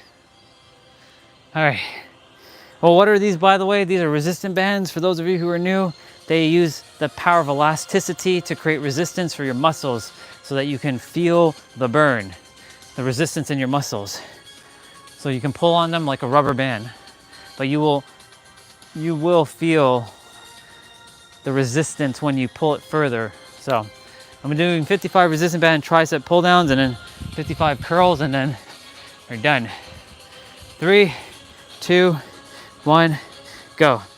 1, 2, 3, 4, 5, 6, 7, 8, 9, 10, 11, 12, 13, 14, 15, 16, 17, 18, 19, 20, 21, 22, 23, 24, 5, 6, 7, 8, 9, 30, 1, 32, 33, 34, 35, 36, 37, 38, 39, 40. Wow! 41, 42, 43, 44, 45, 6, 7, 8, 9, 50, 51, 52, 53, 54, 55.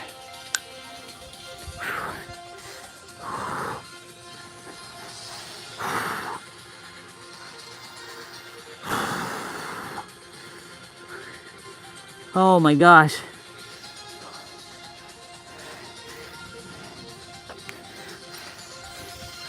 I've been doing 11 of these as of late, so 1, 2, 3, 4, 5, 6, 7, 8, 9, 10, 11. Just cause. Doesn't hurt.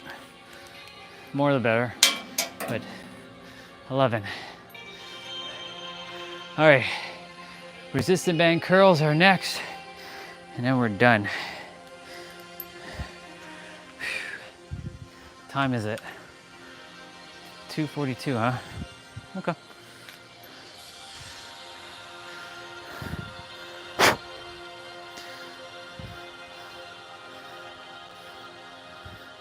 Gotta make sure that cut,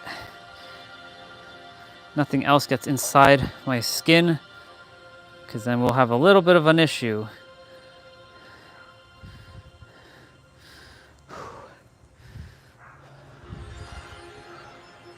All right.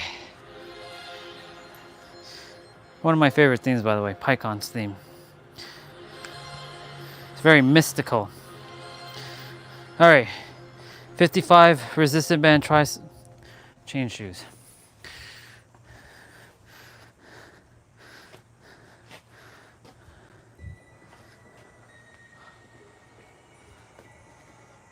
Thank you, son, for coming back out. Leave you out in the sun so that you can get aired out.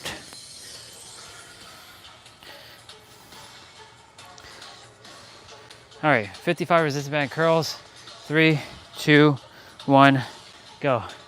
1, 2, 3, 4, 5, 6, 7, 8, 9, 10, 11, 12, 13, 14, 15, 16, 17, 18, 19, 20, 21, 22, 23, 4, 5, 6, 7, 8, 9, 30, 1, 2, 3, 4, 5, 6, 7, 8,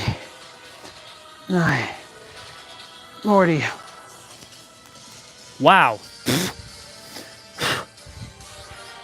We're 1, we're 2, 3, 4, 5, 6, 7, 8, 9, 50. 1, 2, 3, 4, 5. Oh my goodness gracious. Okay. Gotta do some stretches now.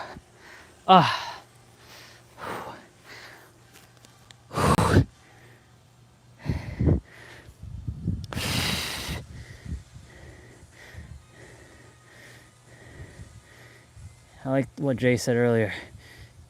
You know you can't see the wind, but you can feel it. You know it's there. Sure do, bro. Thank you for that. That was the gift of the 99.9965%.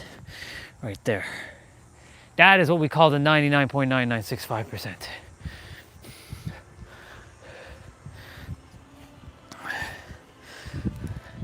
It's the 99.9965% that we can't see, but we know it's there.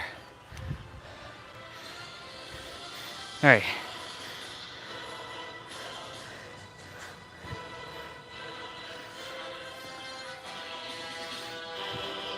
I'm gonna go get my protein shake. I definitely have to go buy milk tomorrow or Sunday. One of those days I gotta go get my milk. Let's go!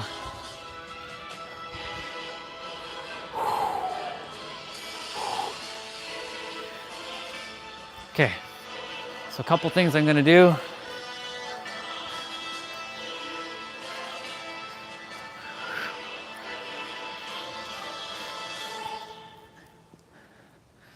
Okay, I'm gonna stretch like this.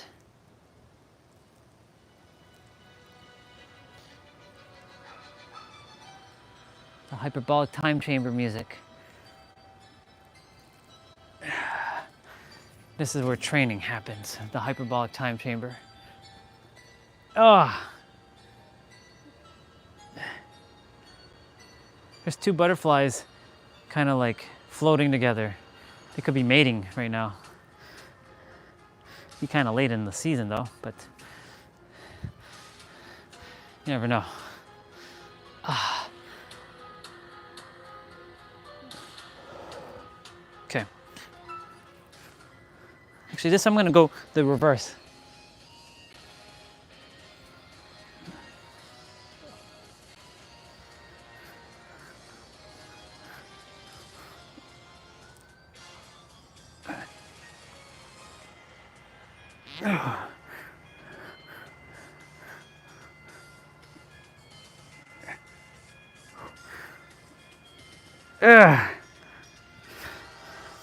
Ugh.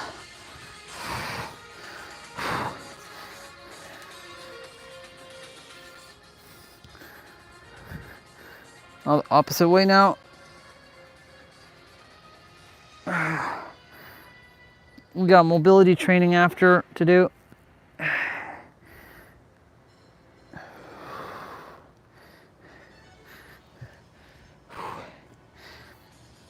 Of course, our favorite one, you know what we're about to do, prayer. My back has a whole bunch of like dirt on it. And on my skin as well.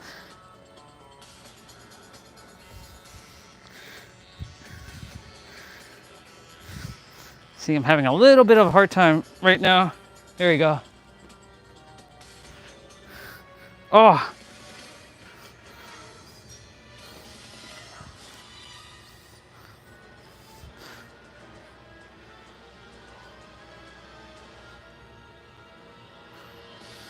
There we go. Took a little bit there, but we got it.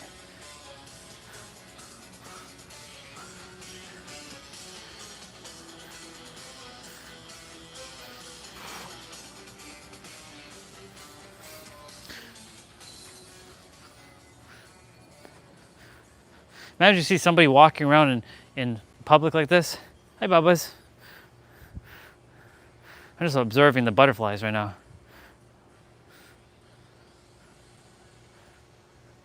They're like together, they're like doing something. They're probably mating. They're floating in the air, flying around, they're flying, they're like chasing each other kind of thing. It's like maybe the girl is like doing one thing and the guy's doing one thing.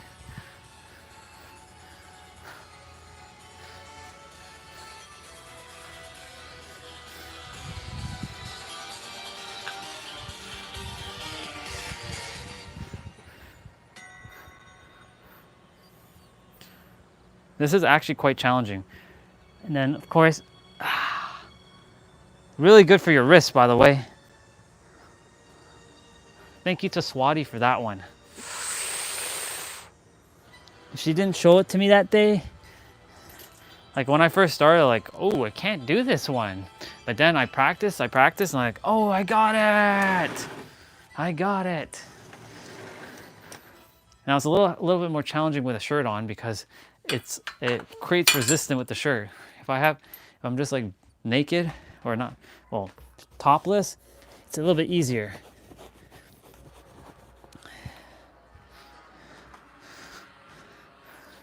Ooh.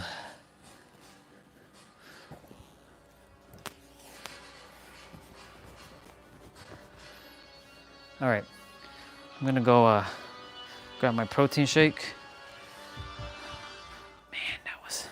That was something. Well, got that stuff done. Full body exercise complete. It is complete. It feels damn awesome.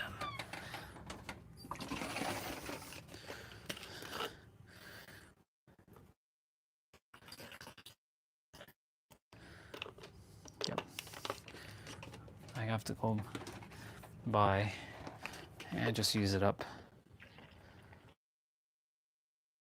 That means just put some extra protein into this shake.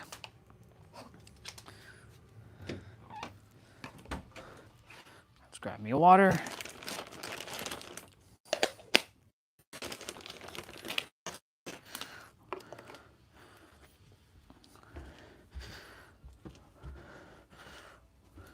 Or if I go for a walk later, I can just go get my milk. I can just do that. We'll see. That could be a tomorrow thing too. Put some extra protein in this shake since I have some extra milk.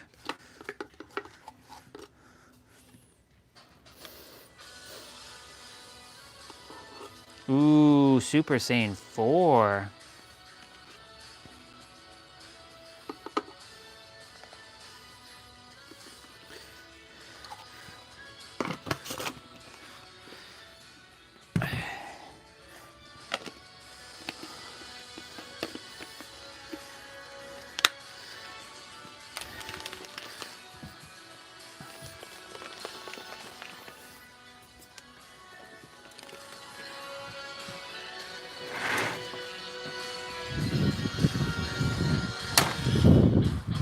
Oh.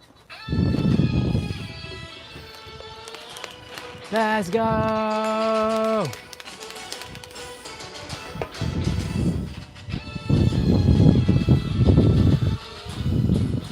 Put back on the watch so that my steps can start counting again. Speaking of steps, I wonder how many steps we're at already today.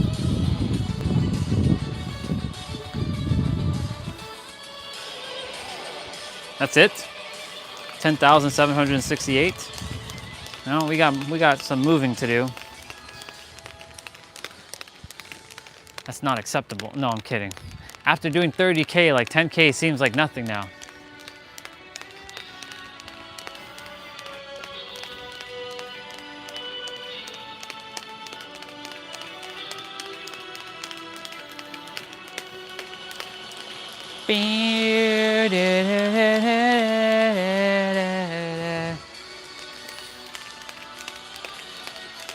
Okay. Is this ready? Yeah. A little bit more. Well, y'all, another day, another 10K and another play out done. So cheers to all of you for another play well done. And yeah, onwards to tomorrow for jump rope day, which is going to be the 3,000 skip day.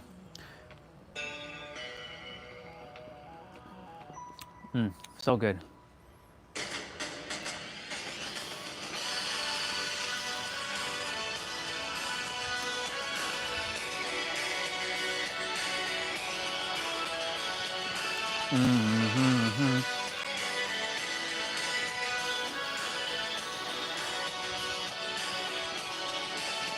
These songs will be forever etched in my memory.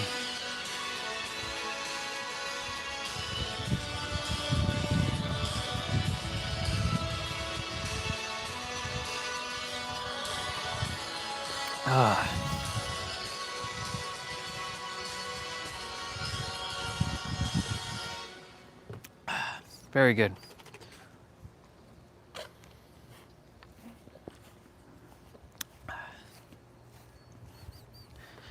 Now I just gotta make sure I don't eat any cherries or anything like that right now, except for my pizza, but.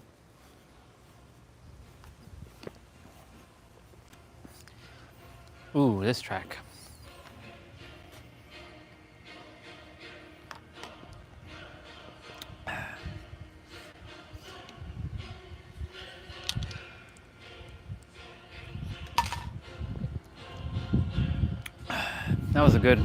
That was a good exercise today. Now I feel very accomplished.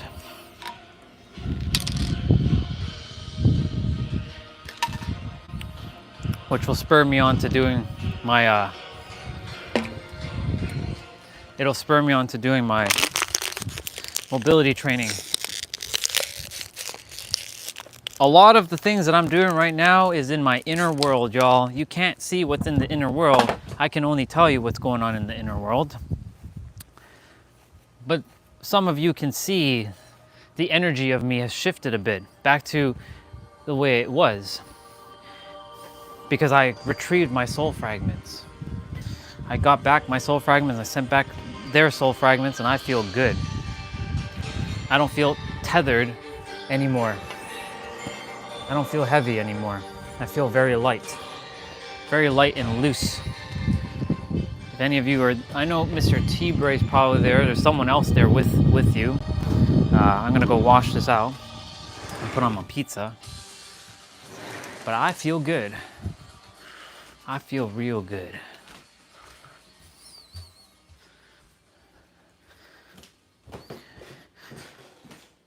I feel like I got back what I never lost technically.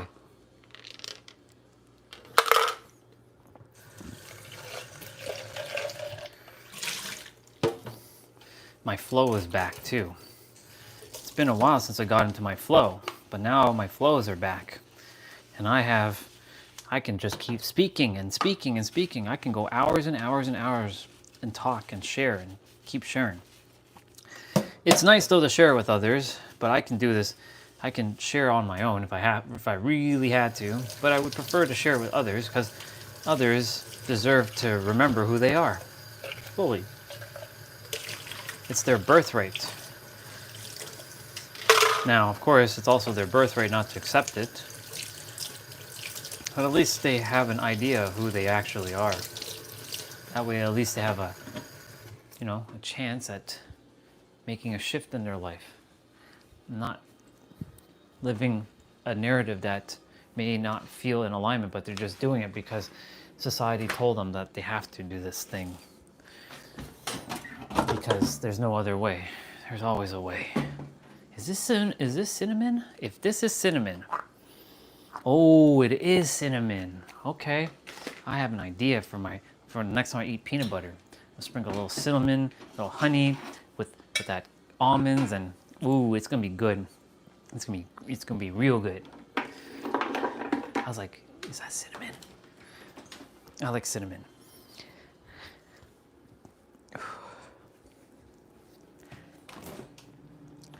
It's gonna be real good. It'll be real nice, real nice. It'll be real nice. Ooh, there's some cheese spread thing in the fridge with egg and mustard. It's actually pretty decent. Okay, I'm definitely picking off the red hot peppers off of this pizza. I don't like wasting stuff, but you know, my stomach will not agree with this. After we saw yesterday what happened, and it was just two little things, and I went on a chaos mode. Yeah, that's not happening. That's not happening again.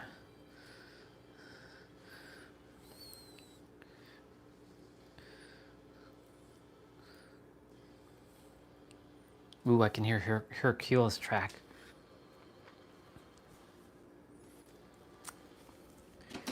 Oh man. There's some good stuff I can eat in the fridge. A fly Bubba came in the house too. Okay, Bubba, you have to go in my room, please. Make sure you're in my room, so that way nobody comes and like destroys you. Because I don't desire to see your death.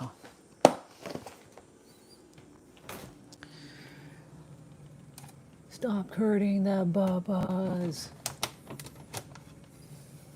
There's strawberry, there's blueberry. Oh, I'll eat that after.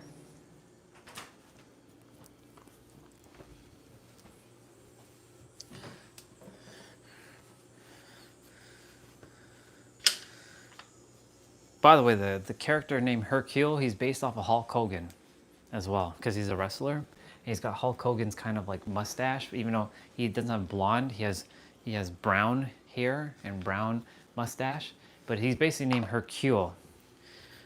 Not for Hercules, but for like Hulk. Hercule. He's not strong by any means. He's strong for a human, but he's weak for a character. But yet he became the savior of the earth because everybody knows Hercule, not Goku, not Vegeta. But he helped defeat Majin Buu, because there was a good side of Majin Buu that he was able to, bring forth. And Hercule has a really good theme song, so that's what's playing right now. Hercule. And it's a really good one too. Hercule.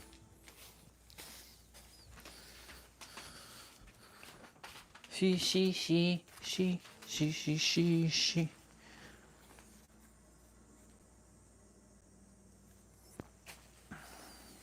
Okay, I'll be back out shortly. Oh, it's the dragon theme, I think. I think this is the dragon theme. No, it's not the dragon theme. This is the Ginyu theme, I think.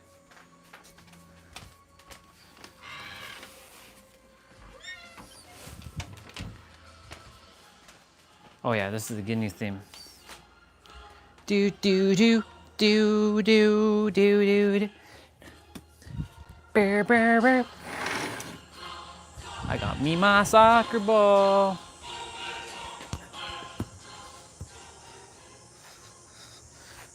Look how fast I'll get my steps just by me kicking the ball. Who would have thought $12? I said this yesterday. Who would have thought $12 would have given me endless joy? $12, just $12, y'all, and a ball has given me endless amount of joy. Because it's pink and black, I can kick it in the field, and it's nice and has a nice little gloss to it. And it kicks very nice. And it's the official size too.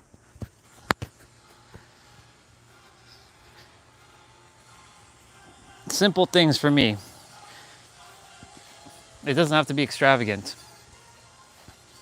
I can be entertained by something pink and like something simple for hours on end.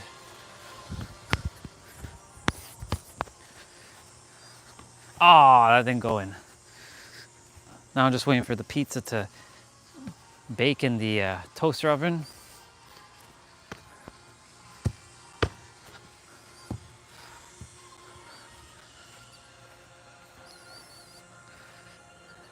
It looks like a mess out here with all my stuff. So let's organize this a bit, shall we? Yeah. Magnet, there. Yup. Yup.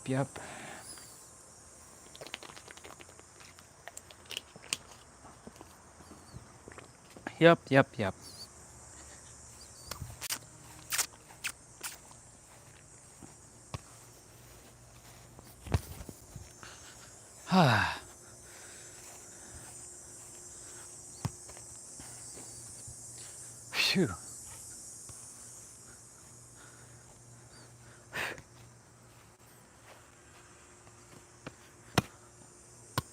Huh.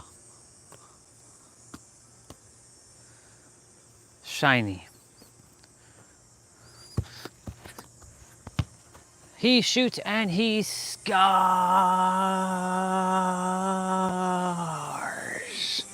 He scars. Mr. What am I gonna call you? You're not basement beater, so. Oh, Mr. Running into objects. We will play if you feel called to play later. I'll reach out to the Jason and see if he's gonna play.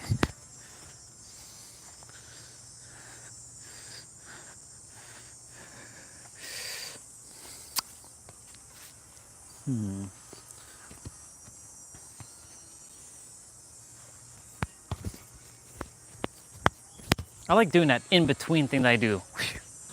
It's so cool. I love it. I feel like Ronaldo and Messi.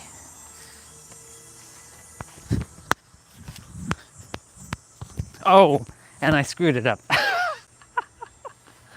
I screwed it up there. Oh, it hit the post. It didn't go in. You know, me using this field as like a soccer field is opening my imagination, because like I see the 2 goals with the post. I see like the goalie. I see like the line on the field. It's pretty awesome. Our imagination is quite fascinating. It is limitless, literally. And your imagination comes from where again, y'all? That's right, the other realm. And if you can imagine it, that means it's already yours. Now it's just a matter of feeling it, that's all. Ah, ah, ah. Come here, man. Right now I'm doing some inner world work. I'm in the business of working on my personal self. Yeah, you heard what I said, my personal self. Not my personal brand, but my personal self. He shoots and he scores again. I'm in the business of that.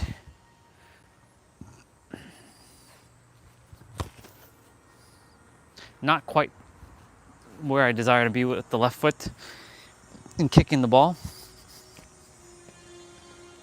Wata. Wata.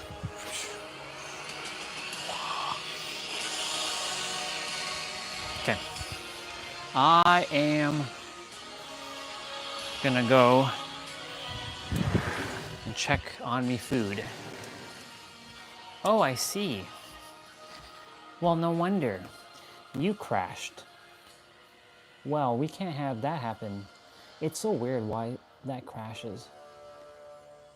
Stop crashing.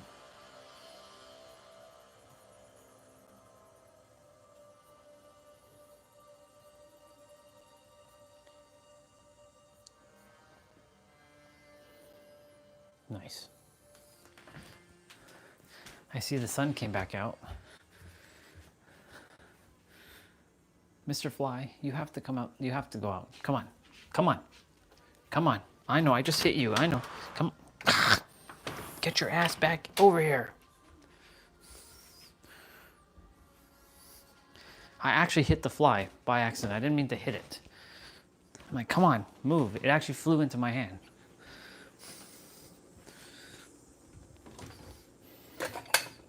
If this was me 5 years ago, I'd be like, ooh, I'm touching bugs. Ah, yuck, gross. I'd be like, ooh, scary. I still won't pick up spiders and stuff. I'll use like a nice like Kleenex or something to, you know, lift them up.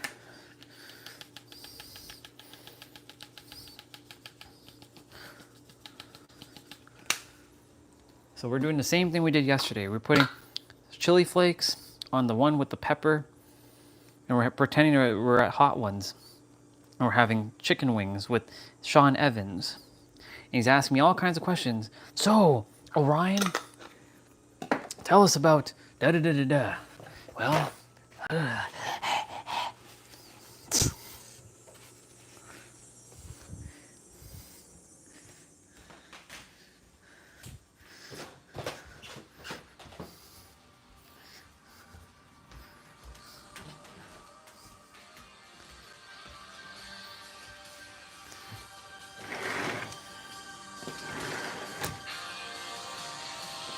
tell us about that, Orion. What else you got for us, Orion? And like, I'm like, well, I'm like, oh man, I gotta drink that water, or drink that milk. Cheers, y'all. This is the pepper slice.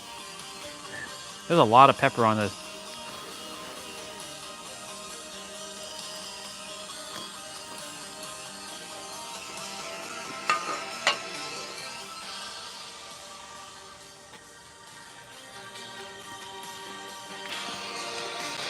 Oh yeah, oh yeah, oh yeah, oh yeah, the heat's already kicking my butt.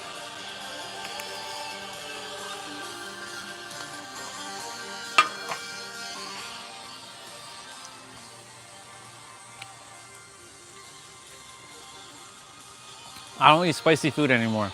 Or I don't eat that much spicy food like I used to.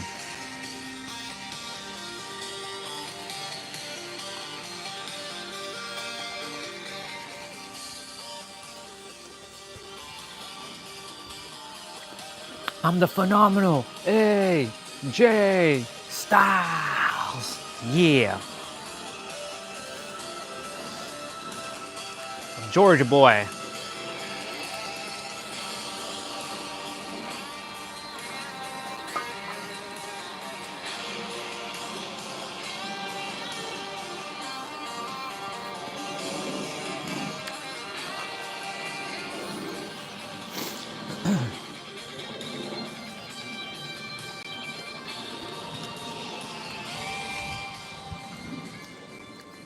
You know, it'll be interesting if my future partner is in like in the middle of the United States, like she's in like some Kansas City or something. She got that like that true Southern American accent. That'd be funny, bro.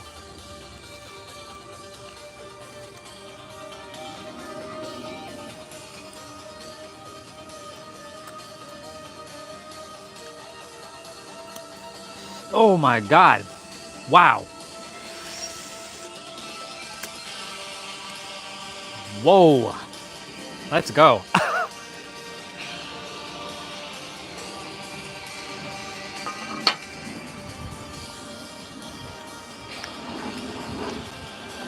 What I just did there felt like I was like Joey at that episode where the coming and he had like to eat that pizza. Like he stole the box of pizza from the neighbor. He's like, this is the police. And he's like, come in. And he's like eating it as fast as he could. He's like, just a sec. He's like hiding it. He's like putting it. He's like eating the pizza, putting the evidence.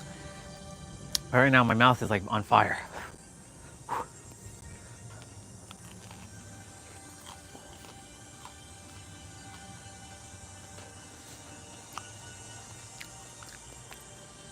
But it's good heat. It's not like where I have to like take off like my pants kind of thing and run like naked, where I'm like blowing air, like air out of my ass kind of thing.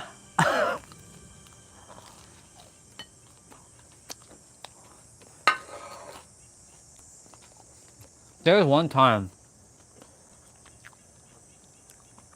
I mentioned the Mad Dog stuff, but I'm gonna share it again. When I ate the Mad Dog stuff, I was like, oh my God, I'm dying. I literally had to get up and run. And I had to like run to like the Subway that was next door to our computer store, the Tiger Direct that Jason mentioned earlier. And I'm like, yo, I have to buy milk right now. I had to straight up buy milk. Like, cause I dabbed too many stuff in my rice and my my food at the time. He's like, dude, you're crazy. There was no milk in the fridge at our computer store. I don't know.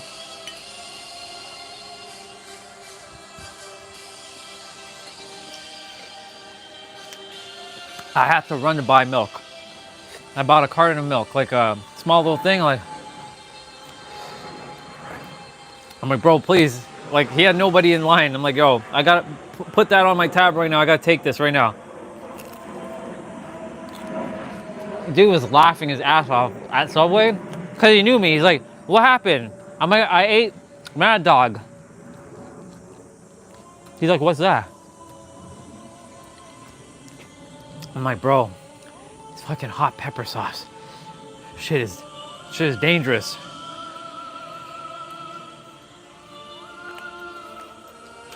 Now, of course,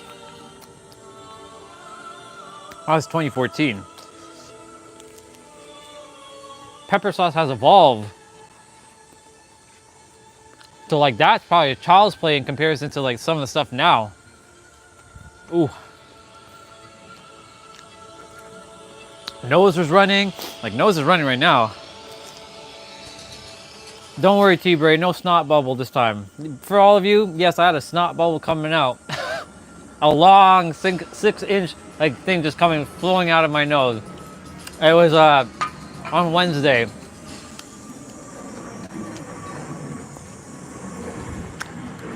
Oh my God. Oh,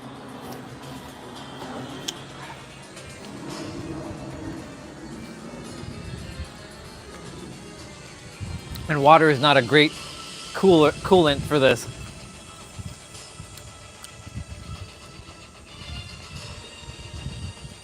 Water just freaking amplifies it. And like, Coke and Pepsi, when I used to drink Coke and Pepsi, that shit does not do justice at all.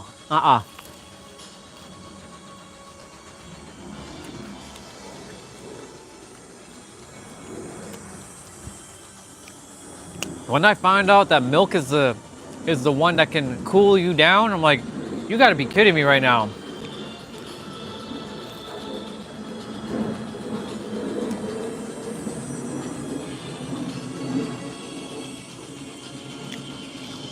So in the past, if a restaurant had like milk, I'd be like, hey, I know I'm gonna order something spicy. Do you all have milk?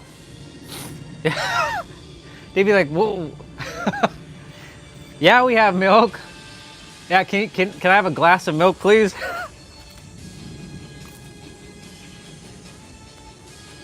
Oh my goodness. Craziness.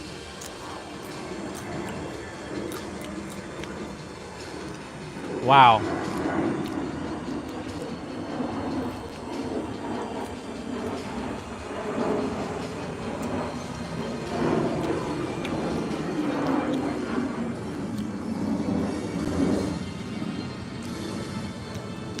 That day I came home. Yeah, I don't have to tell you. You already know. You already know. You already know what happened.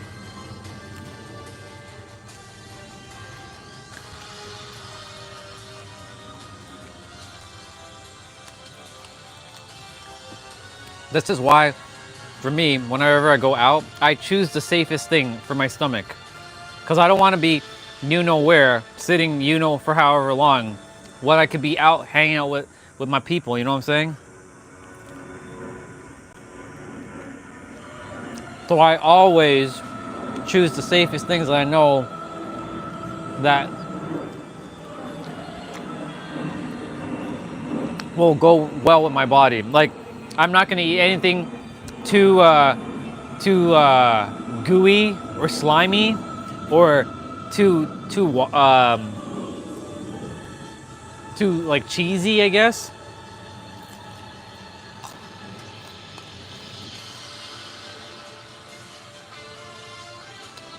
Like, for example, I'm not the type who puts like extra Parmesan on their pasta. I don't do that. I may put a little bit of it, just sprinkle a little. I'm not the one that drenches their damn pasta with extra cheese. Nope.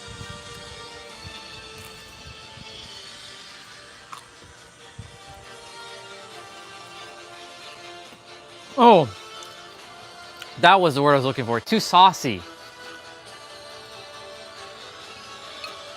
I have to make sure I also, when I'm going out, to not eat anything too saucy. He knows I'm about to say it. It can't have too much mayonnaise. Too much mayonnaise is a no-no for me. It's no bueno.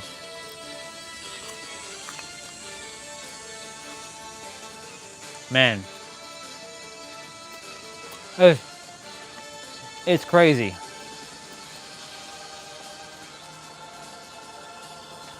It's like fire, well, not fire in the hole for that one, but like more like I'll be where for about 25, 30 minutes. Purging. No, I'm good. I'm good.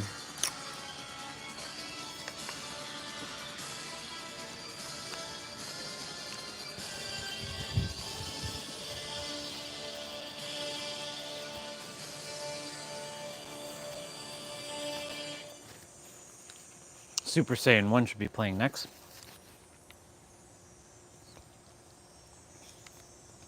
Yep. Super Saiyan 1. Man. crazy.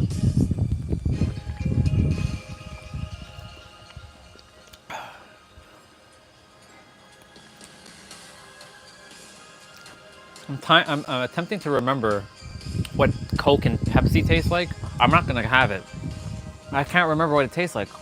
It's like lost in my DNA, my taste buds.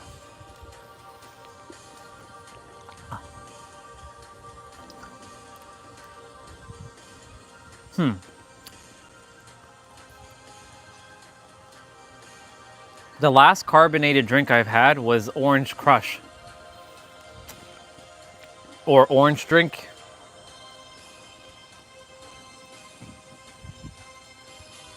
So I know what that one tastes like. Last time I had Coke and Pepsi was late 2018.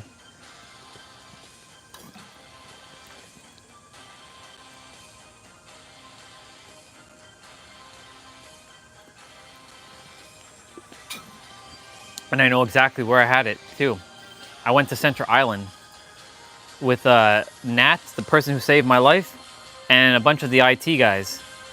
We took the ferry across from that golden workplace, that golden building that we were at. We went across to the island, and there was a food place with fries and burgers and stuff. And then we walked around in the park, and there's a guy named Gord. He was into geo caching or whatever it was. I forget what it was.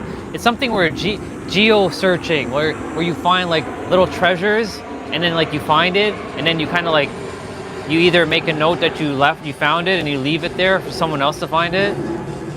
I forget what that's called. Geocaching, geo something. Anyways, Gord was there, and he went to go find his like treasure shit. And then we went and had fries, and I had a nice burger there. A lot of seagulls, by the way. Lots of seagulls, because they're waiting for food, of course. Y'all should be facing me. Yeah. And there we go. And yeah,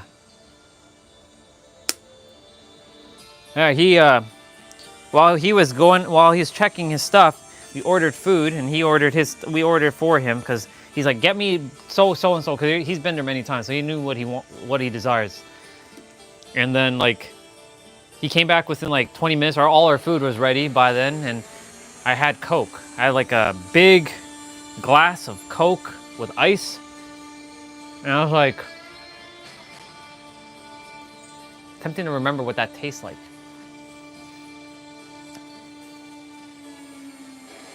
I don't remember what it tastes like. I just know what it looks like. I just don't remember what it tastes like. If I get a little whiff of Coke, then I'll know. I'll know what it tastes like, I think. That stuff will never enter my body ever again. Never. If that's the only thing left on in the area that I have to drink, and there's no water, then I'll be like, screw it, I'll have to drink something, right? If I have to stay hydrated. But that's like super duper last ditch resort kind of thing. Ooh, this track is so good.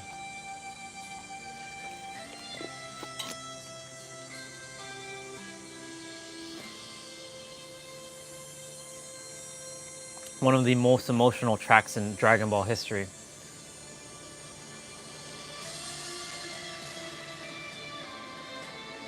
I really trust that nothing gets stuck in my finger.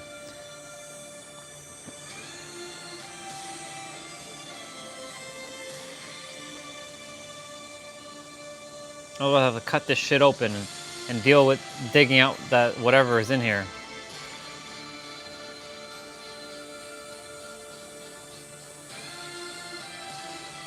Anyways.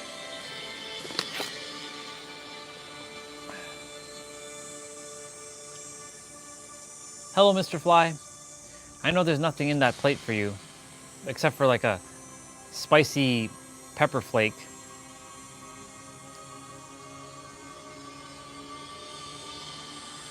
It's locked eyes with me.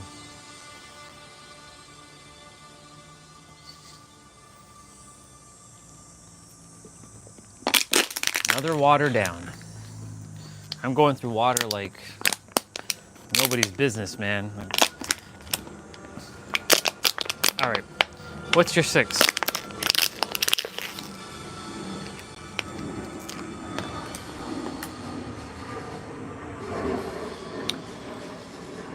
We got mobility training to do shortly. Can't play this track.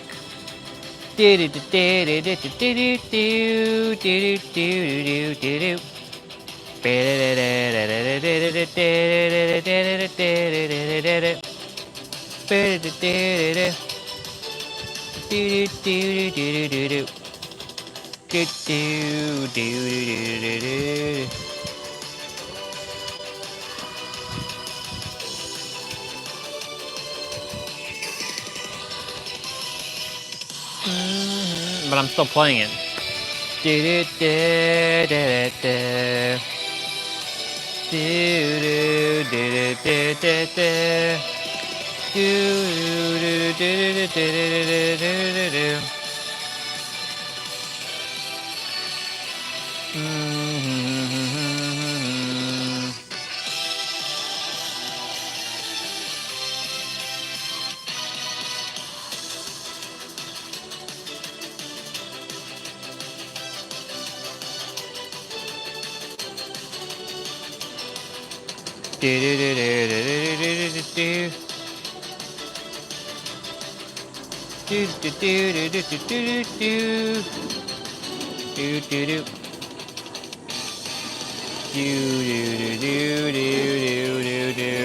Okay.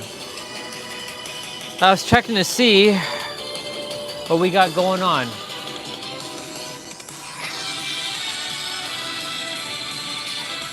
We're already halfway done mobility. Well, we're over half, I should say. We got shoulders, spine, hamstring, hips, and wrists to do. Got palm peels to do today. We already did passive hang earlier. We got standing pullovers. Standing pullovers? What's standing pullovers?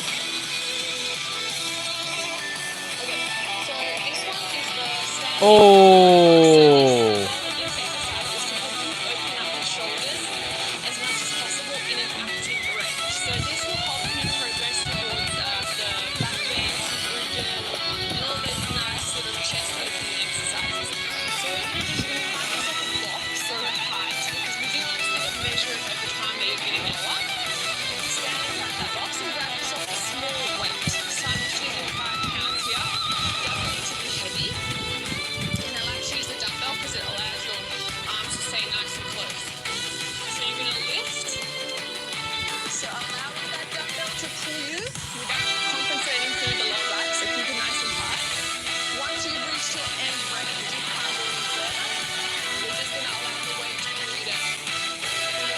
Oh God, here we go.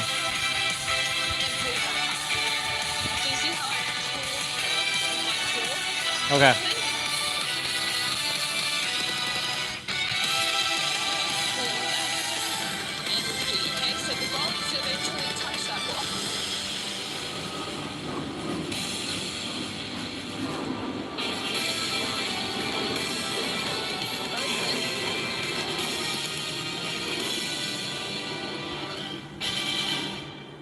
Pull.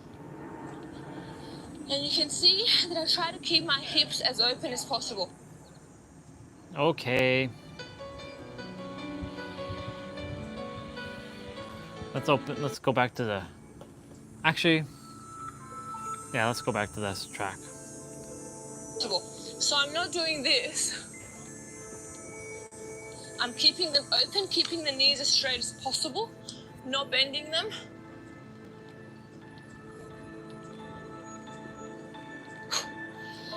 Not bending them, okay. This one's gonna be challenging. I've done this one before. So this one requires me to do this. I have to hold a weight in my hand. I have to keep my knees straight, bring it back as far, and then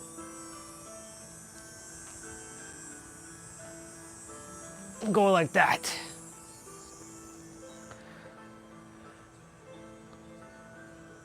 This is more spine than anything.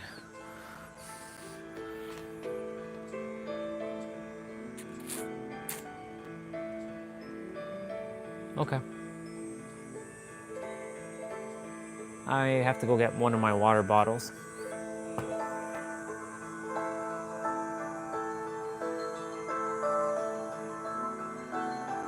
We're doing single leg good morning and then seated good morning. Tabletop crossover. That's for spine. And then Jefferson curl. Ooh, okay, 90-90s and then horse. Yeah, because she upped the limit of this of the reps. So because the limit of the reps have gone up, I have to do them, and not have to, I choose to. I don't see this as a chore. I see this as life, but like some of these are very demanding. I'm gonna go quickly wash my plate.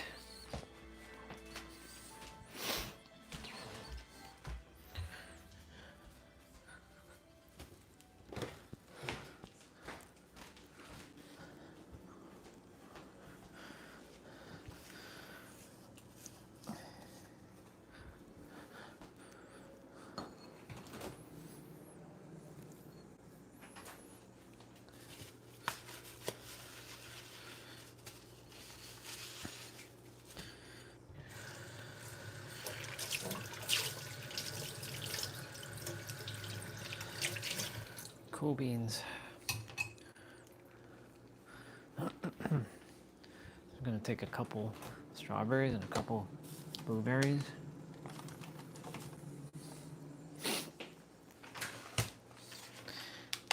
I just looked at the time, it's 3:33.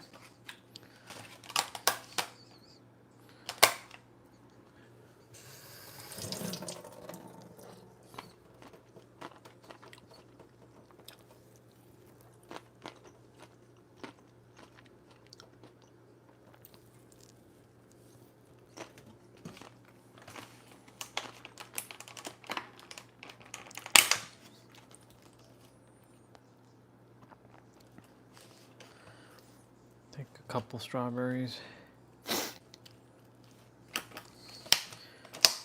Like 3.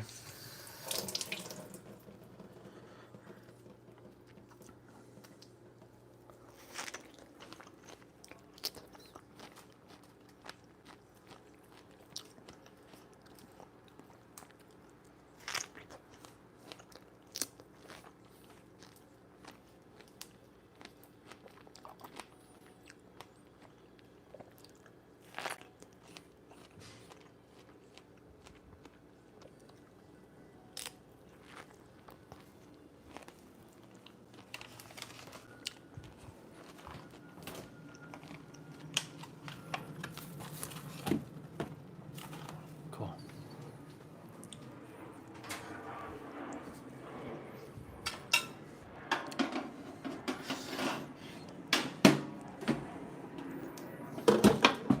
Time to rock it.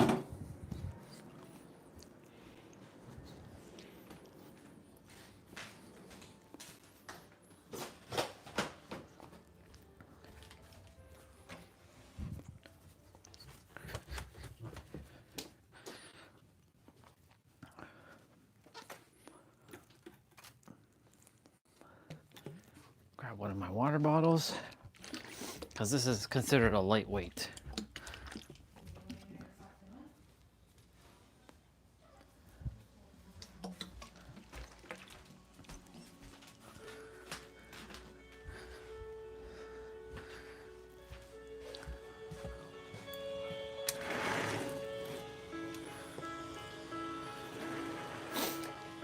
Okay.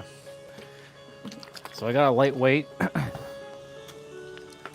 Just ate some strawberries, so I'm gonna give myself a moment. Let those things digest for a sec.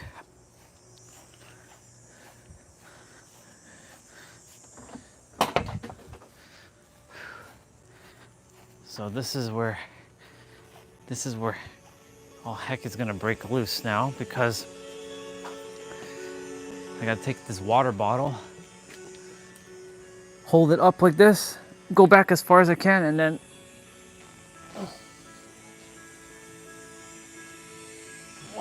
and keep my legs straight. So I have, how many steps do I have to do?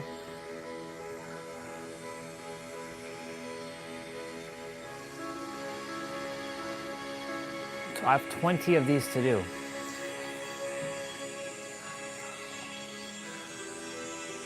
That's a lot.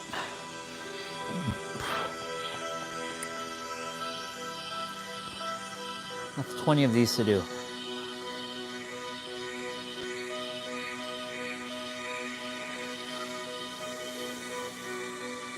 This is opening up more my spine than my back, than the shoulders, in my opinion. But and then pause for 2 seconds at the bottom. It says do 8 to 10 reps, and then times 2. So this is for shoulders, and then I have Jefferson curls, tabletop crossovers. Yeah. Well, these aren't going to get done, so time to get rolling.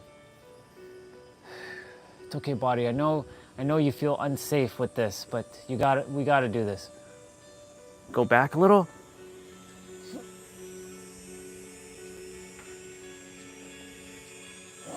It's okay if we don't go too far.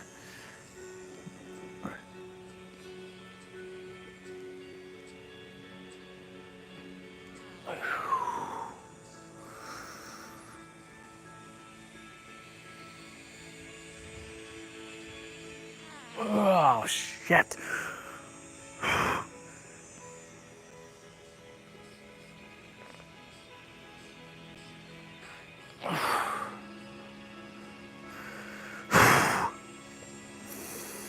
Nervous system's like getting completely decimated here.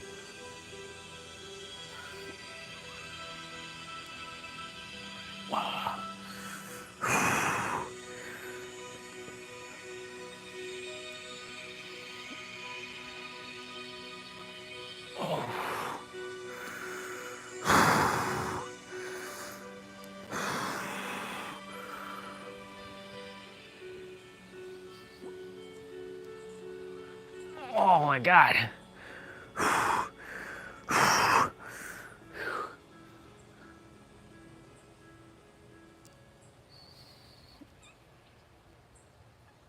Ah.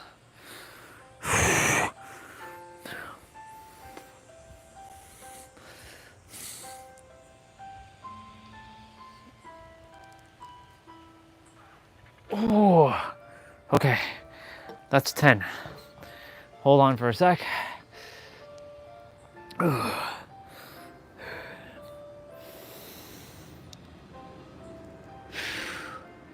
I mean, that is doing the shoulders too, but it's more my spine than anything that's getting this.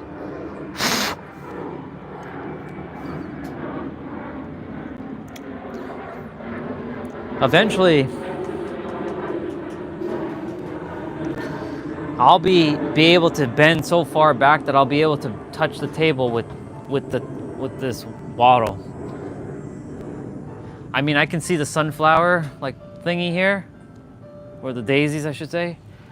I can see them when I'm going down. That last two, I was like going even further back. I know I'm supposed to hold. So the next set I'm gonna hold for 2 seconds.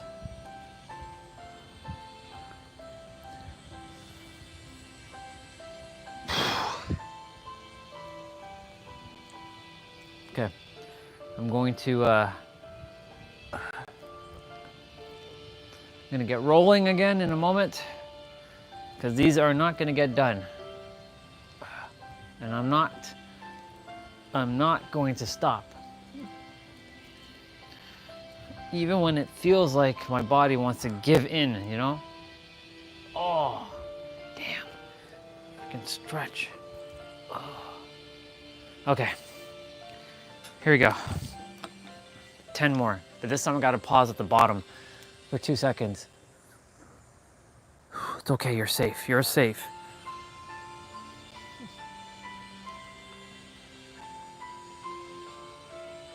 1,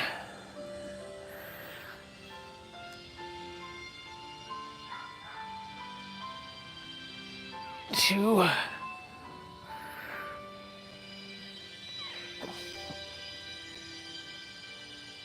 3. Oh my God.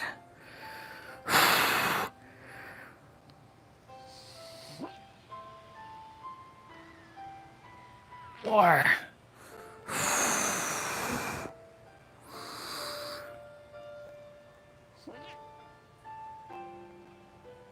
5.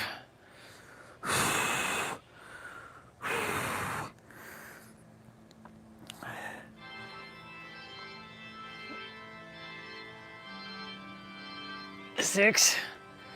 Whew.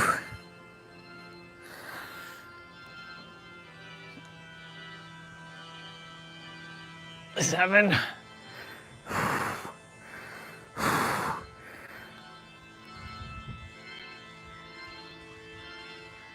8. Oh my God.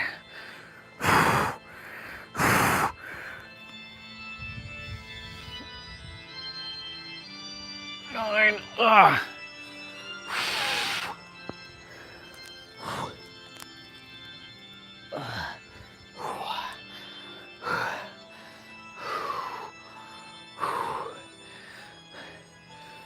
Final one.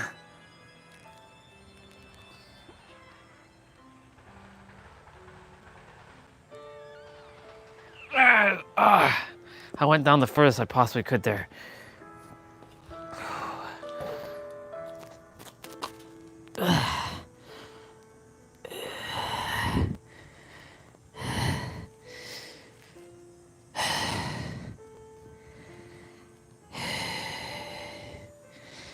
It's okay, buddy. You're all right. You're safe. You're safe, buddy. Okay. Jefferson curls are next. Well, I mean, my spine is getting strained. That's for damn sure. If I do that every day, man, I'm getting more flexible.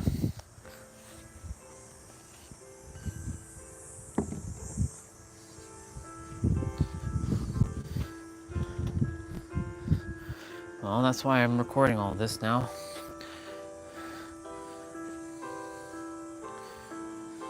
So y'all can see the process unfolding.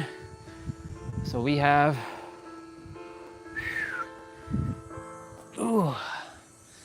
Jefferson curls to do now.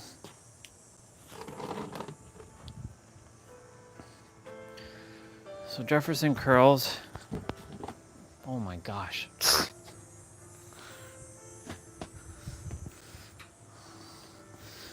I have 20 to do, technically.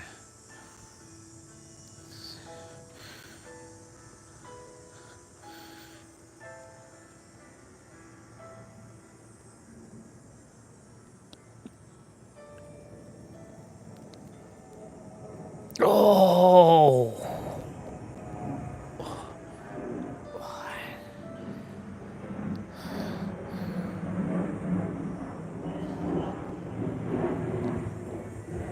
You got this, boy. 2.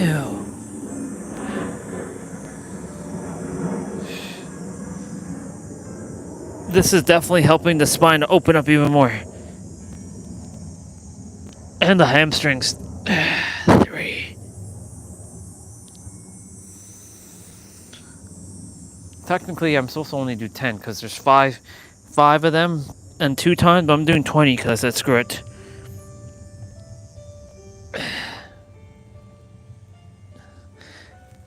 Ooh.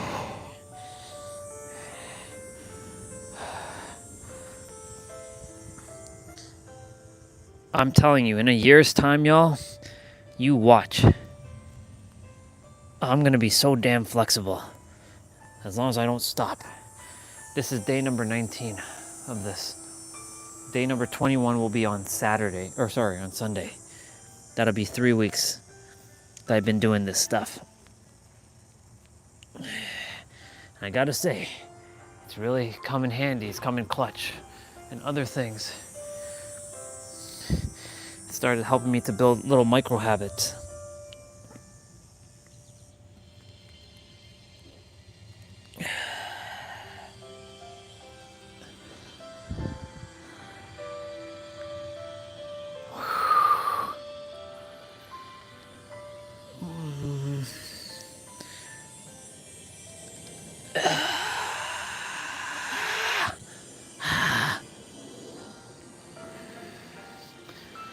To our sister Tiffany,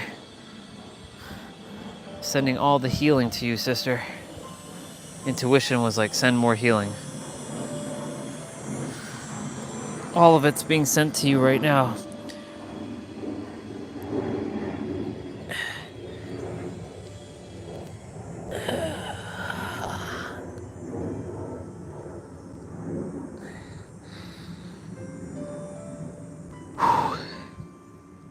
I think I'm at 9 now.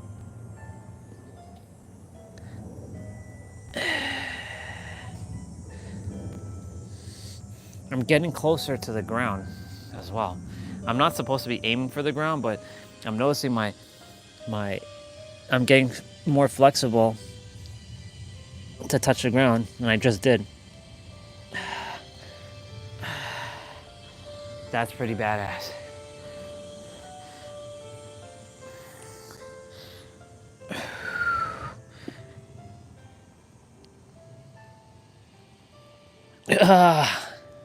That's 10. All right, I'm gonna hold for a moment.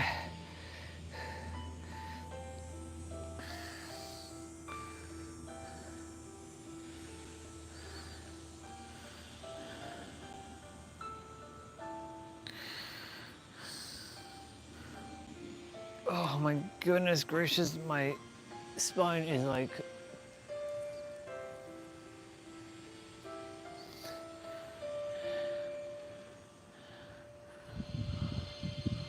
There has to be definitely a more relaxed, chill day when it comes to this. So once I finish 30 days straight, then I'll start implementing it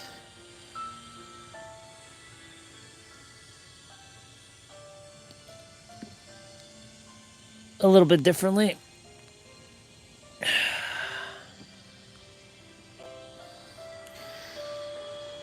But I may just do it every day. We'll see. I just have to make sure that I give the joints time to also recuperate too. That's why, like, I'm gonna formulate my own way of doing it. Like, on like day 1, I'll do more of the upper body stuff, like the joints, like the shoulders, the spine, and the hips. And then on like the following day, I'll do ankles, knees, and whatever else. So shoulders and spine. Oh, shoulder, spine, and wrist. That will be for upper body. Lower body will be hips, knees, and ankles. And just alternate between the days. Sort of like how I do it for my exercise routine. And to just create my own like system in the process that works best for me.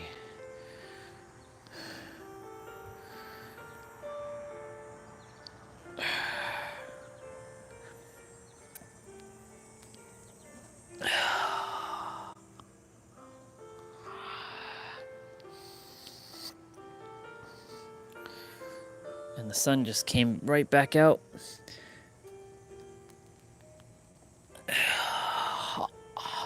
For those of you who have been seeing me do Jefferson curls, you already know that I've made so much progress with this.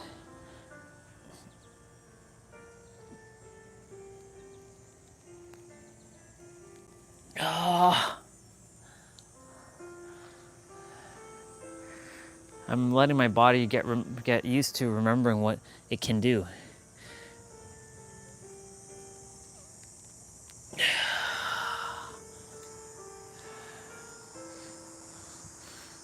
Three more.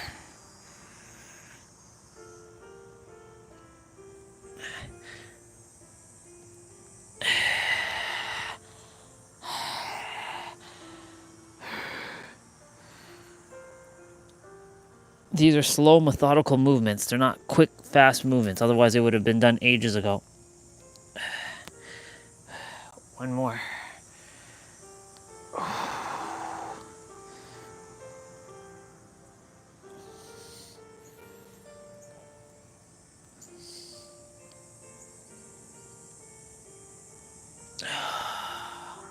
Very good.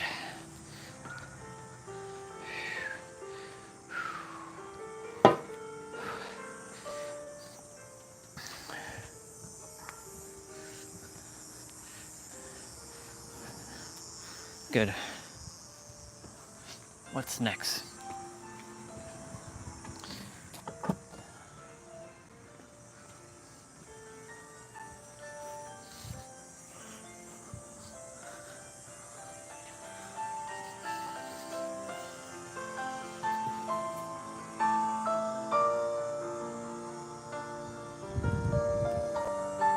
Tabletop crossover. So the tabletop crossovers, you are going to get yourself up into a tabletop position. So extending through the arms and the legs at the same time. And then you're going to lift one arm up to point at the sky. So now we're on one hand, even more difficult. From there, you're going to rotate over and try to touch the ground. Okay, I know what that is. And I know what that is.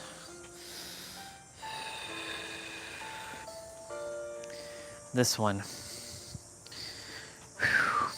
How many am I doing? 10 per side.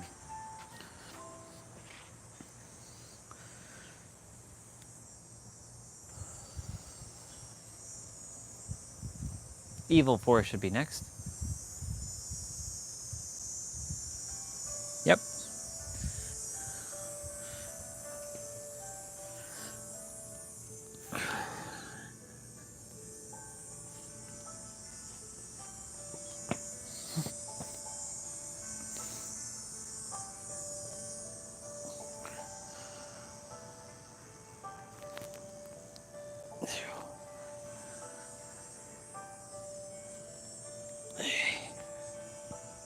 This is actually not too bad.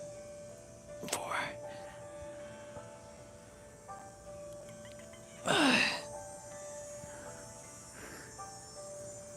6.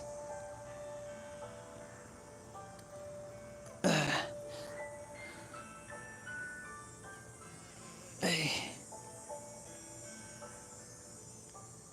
9. 10.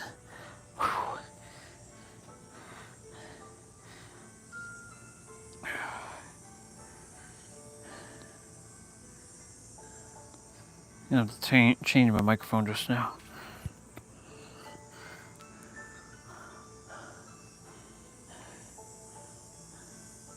This is like me training in the evil force right now.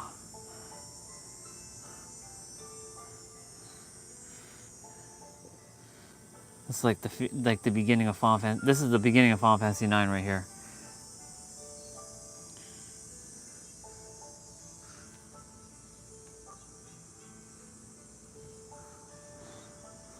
Okay.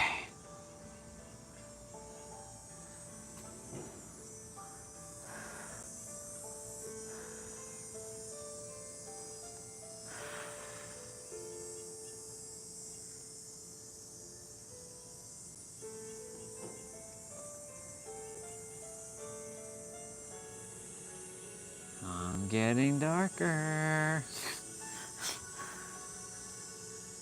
And then someone can't say that Farmer Tan be insulting me. Right? If you're there.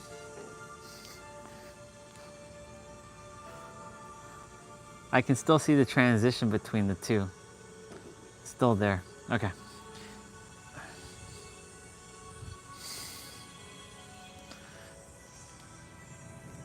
1, 2,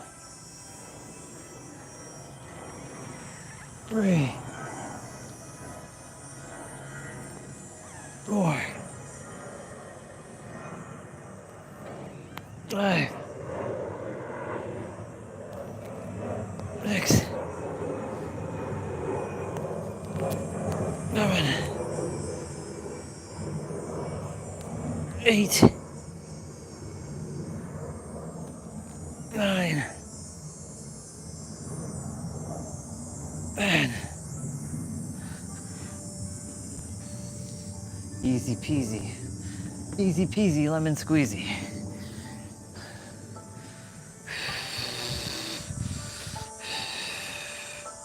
Next, single leg good morning. Okay, the single leg good morning. This is the king of hamstring exercises. You're gonna want to have good balance Oh, for yeah. this. So if you don't, I'm gonna show you regret. This is where I should take off the shoes.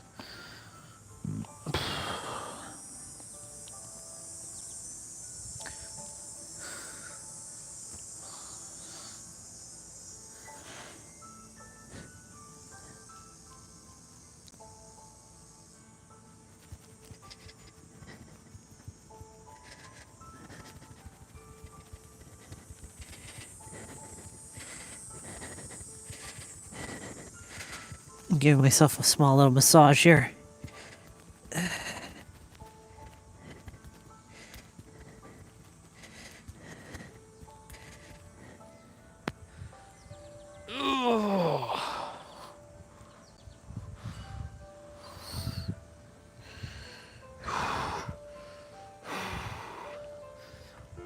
Okay. If I remember correctly, Regress variation. What you're gonna do is stand on one leg. Working leg is locked. Okay, so we want to lock the knee. When we lock the knee, we really isolate the hamstring. So if you're keeping your knee slightly bent, you're utilizing a lot more glute, which we don't want in this exercise. So locking it, you're gonna really feel in that hamstring. So locking the knee, arching the lower back, so you can place your hand there so you can feel for that arch. And you're just gonna lower down. so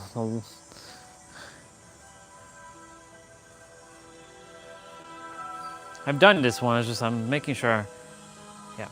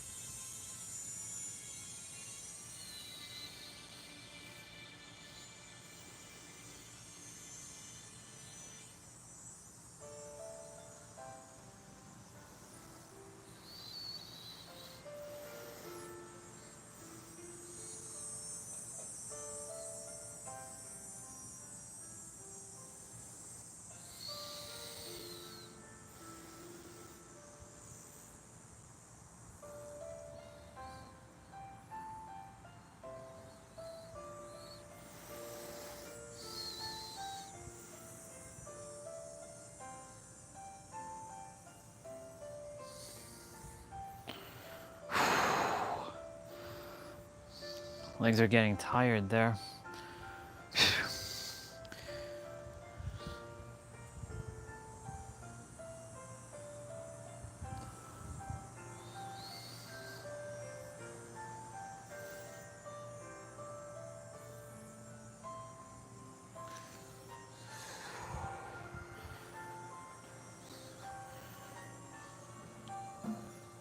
Oh shit.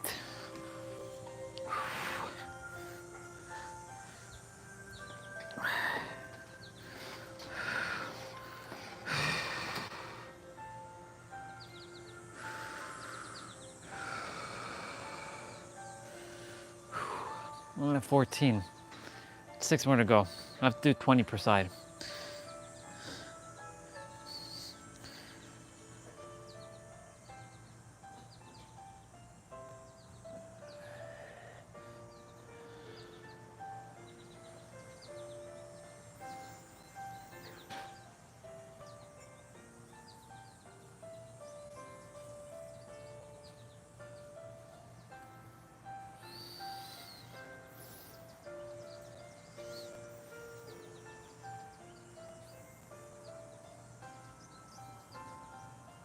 Oh.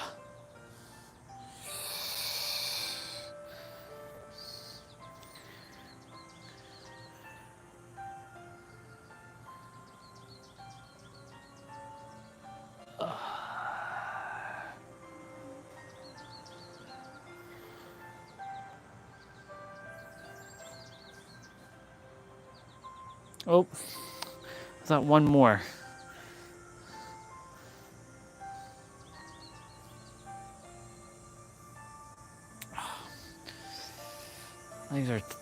Legs are getting it right now. Come on, leg, you can do it.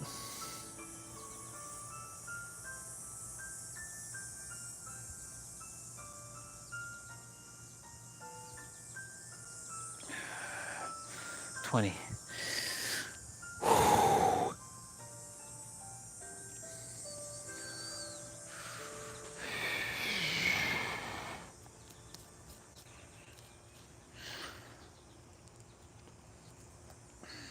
Got to do 20 on the right leg now.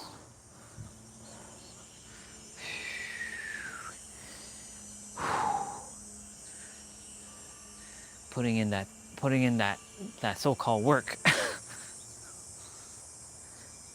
Okay, so now right hand, left foot. Hold on. Arch.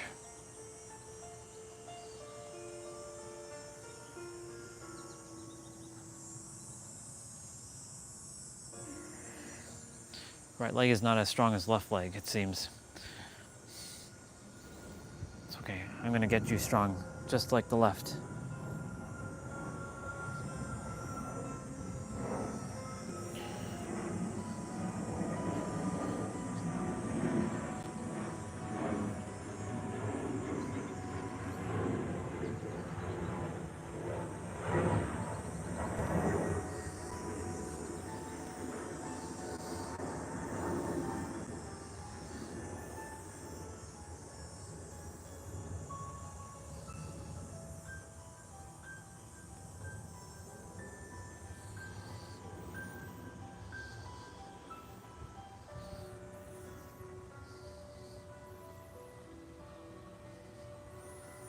Oh.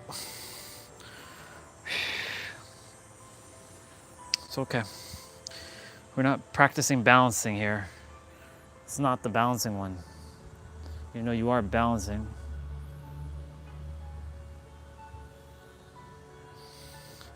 So even if you lose balance, it's okay.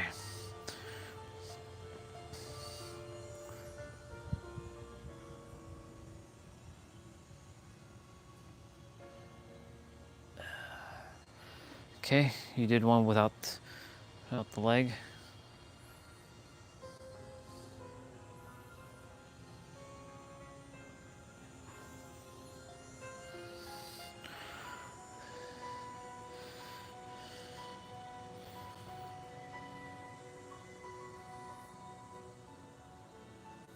Nope. I'm at 7. I have 13 more to go.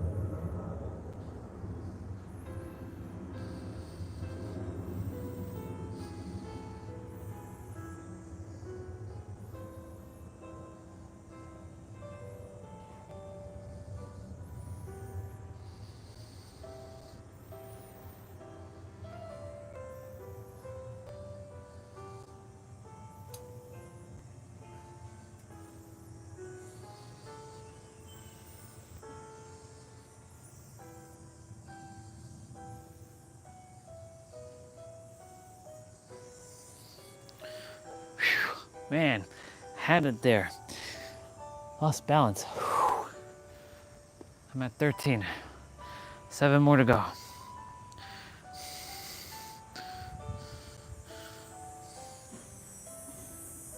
I'm staring at one spot. It's helping.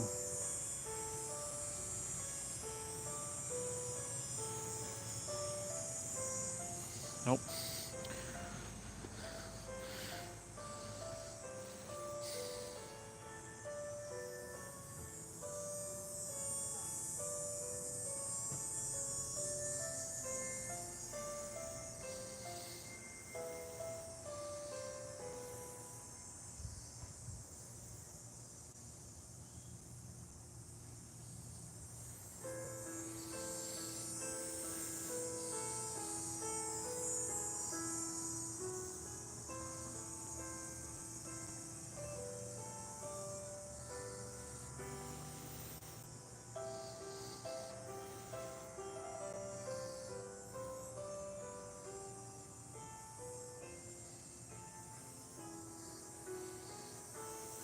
Oh, 2 more.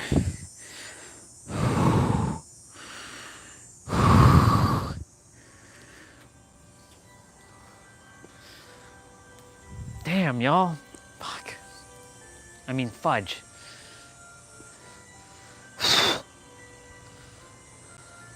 I know it looks simple, but this is not simple at all. Like, one is easy to do, but when you have to do many of them, that's when it gets...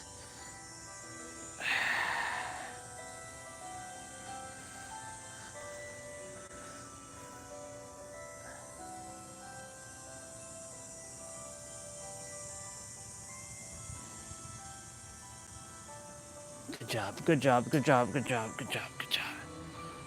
Good job.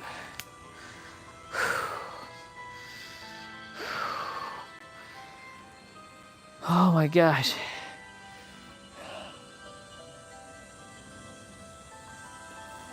Wow. Just wow, y'all. Seriously. Seated good mornings. So the seated good morning, you're going to sit yourself up onto a worksbench, chair, couch, whatever you have. Your legs are going to be bent, feet are turned out, and you're going to arch your lower back, and you're going to try to lower your torso towards the floor as much as possible. And remember,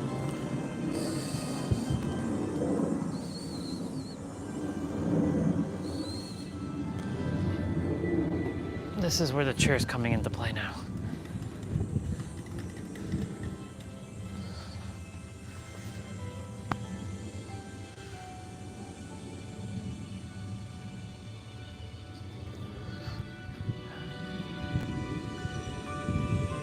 reverse the motion.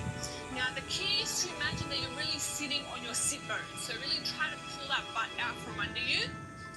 Try to roll the pelvis.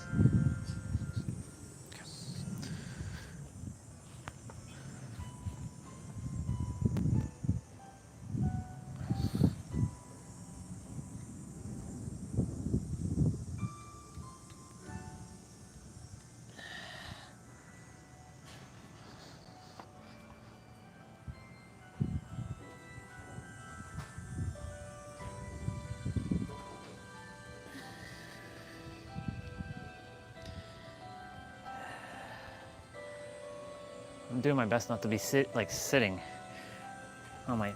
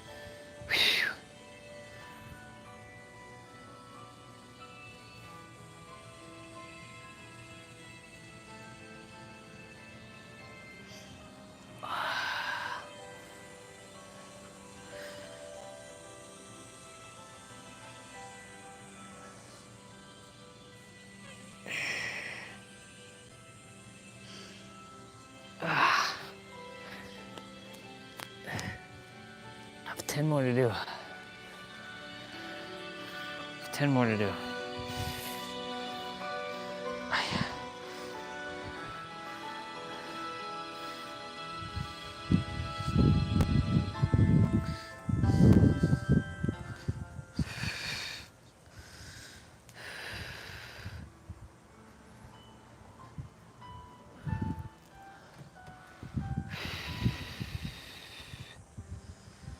Okay.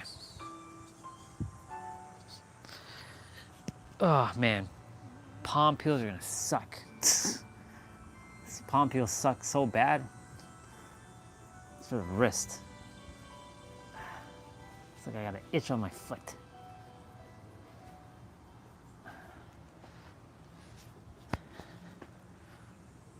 Ooh, yes, I knew that song was playing next. One of my favorite songs.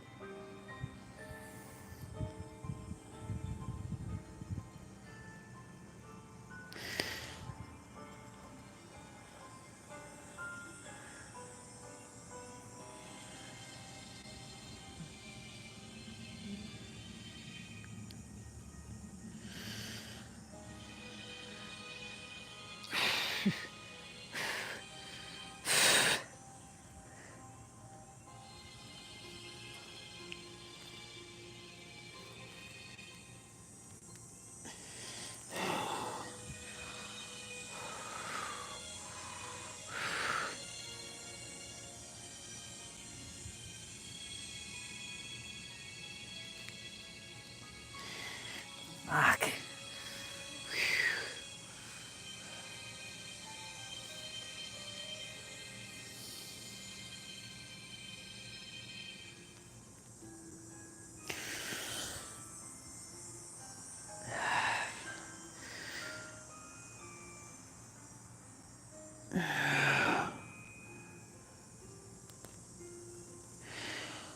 One more.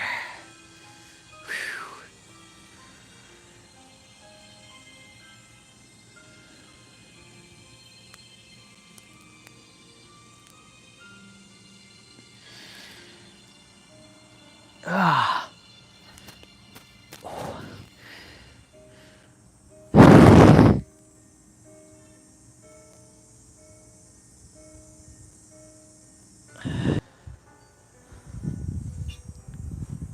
This is one of my favorite tracks, by the way.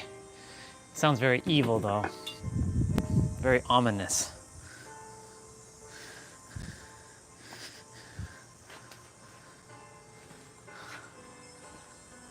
Oh, gotta change the microphone. I knew it. I knew the moment I looked at the microphone, I'm like, yep, gotta change it.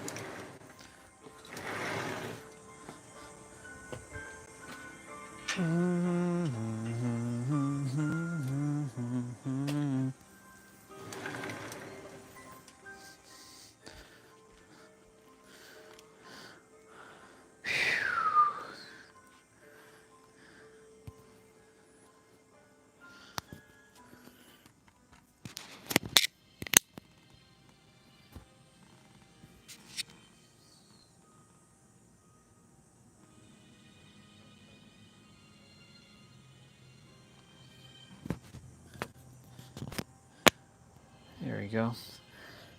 We're back in business.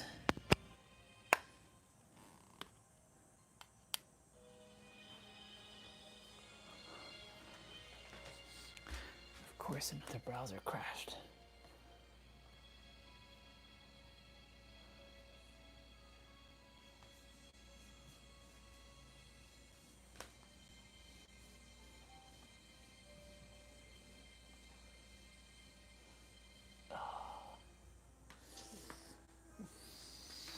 I'll be right back.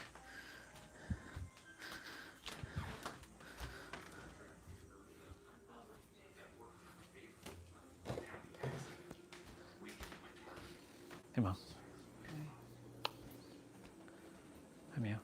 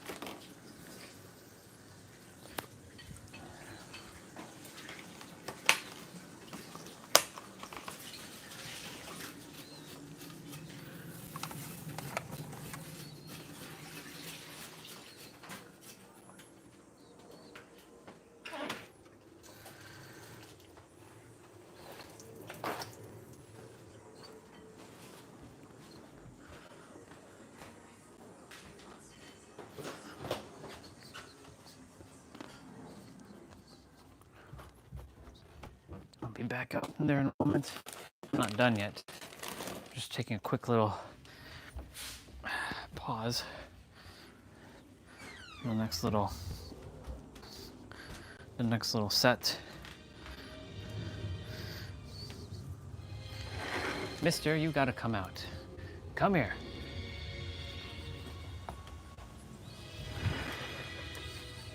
Okay. Whew. Strawberry, clementine, and blueberry. What's next? I also have to get water. So 90-90 transition. Okay. So this one's fun because this one I can't quite do without the hands yet. So we're in a squat and we go down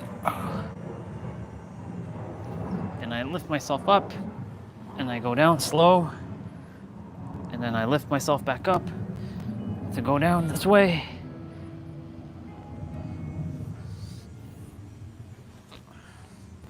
Pick myself back up to go down. Pick myself back up.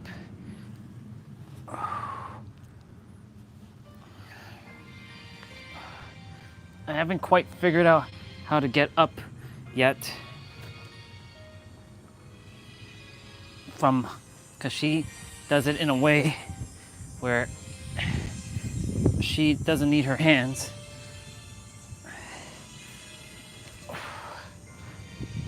But I'll get there.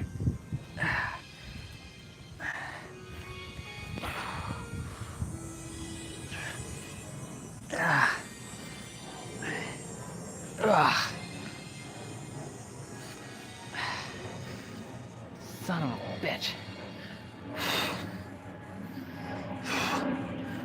Rough.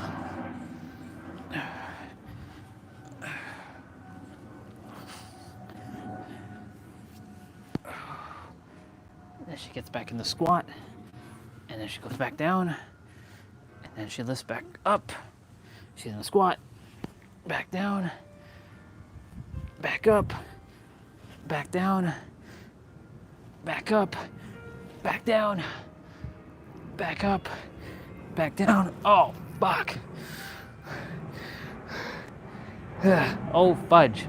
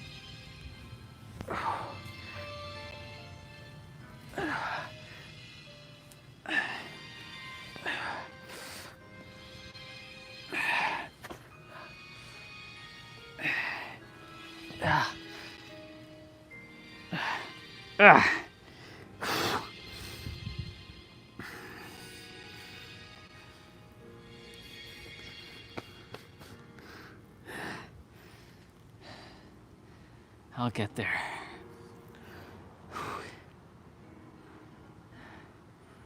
Those are called 90-90 transitions.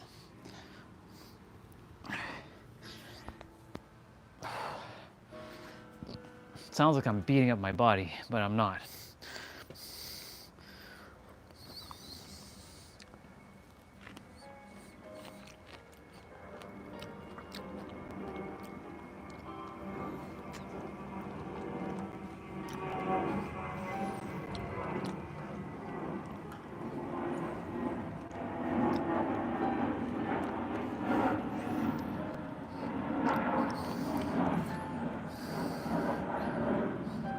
We're in terms of steps. 11,000, no, 12,029. Okay.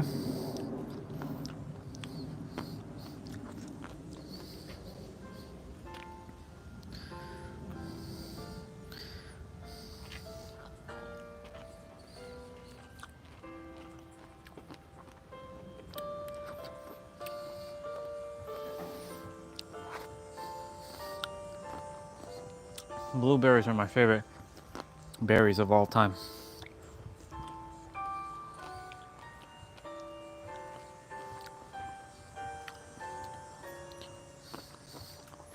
I can sit and eat blueberries all day.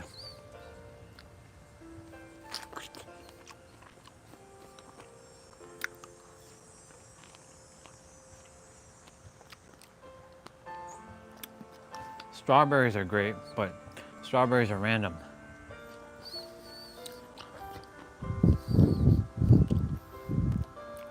Because strawberries,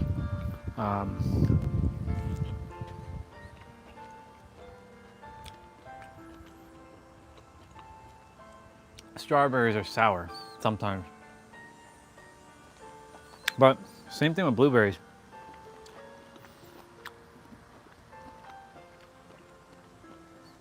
Sometimes blueberries have a weird taste, but I'd still rank blueberries as my favorite berry.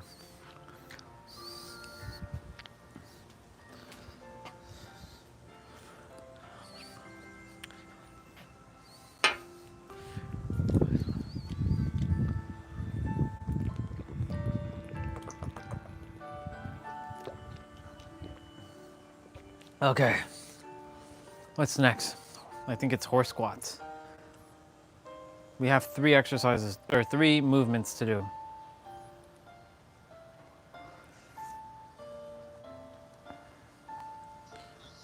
Okay, now the horse stance squats. You're going to assume a 5-step horse stance width.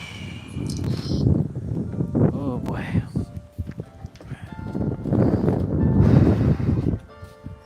So I gotta do horse squats now.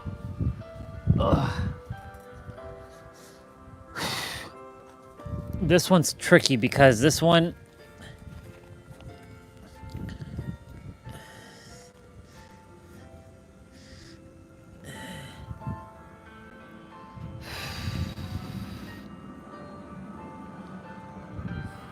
This one's tricky because this one requires a little bit of hip and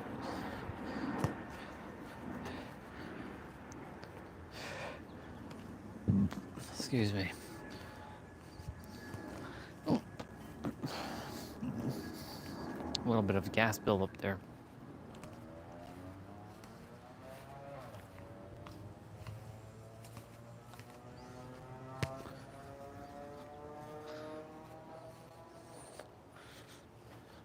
Live streams are like 525 minutes, so we have plenty of time. We have like 200. We have like 100 and like 85 minutes or some shit like that.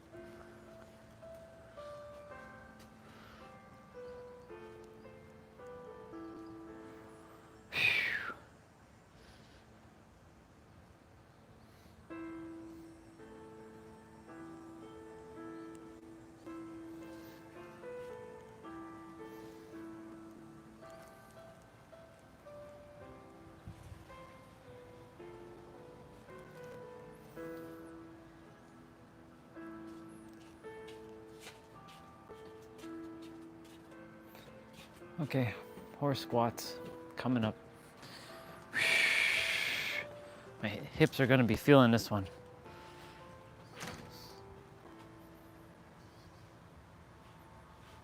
No, change shoes.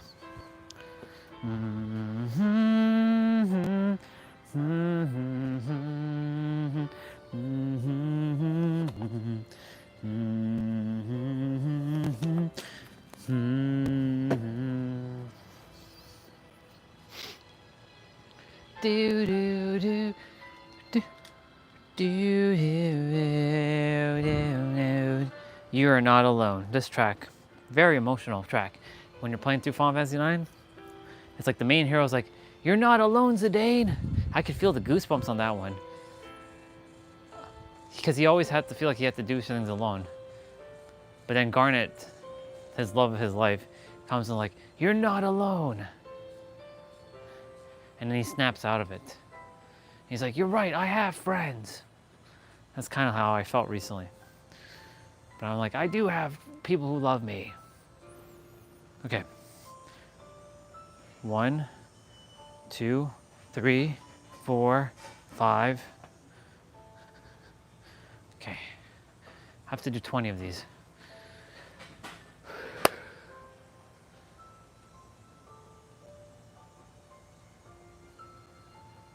One.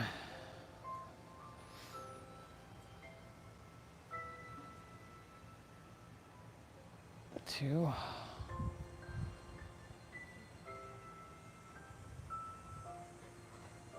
3. Doing my best not to lean forward. Oh, I'm not quite there.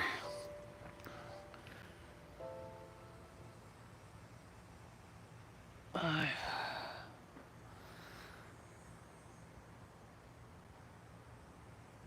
6. Ooh, the castle theme. This is what's gonna play in my pink heart castle. I'll play this theme, especially in the throne room. Yes, I'm gonna have a throne room.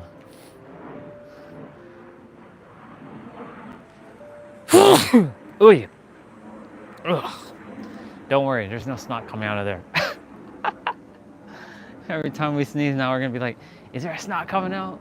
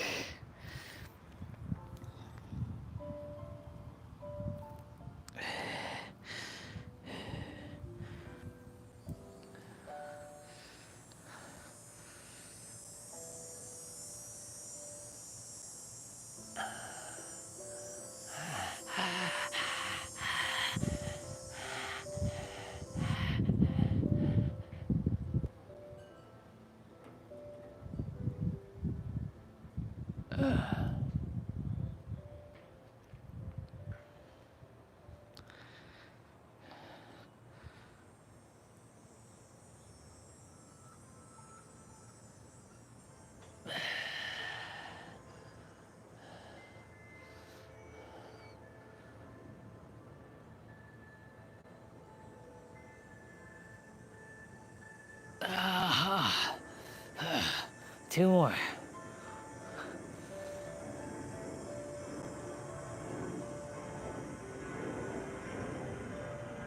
Ah.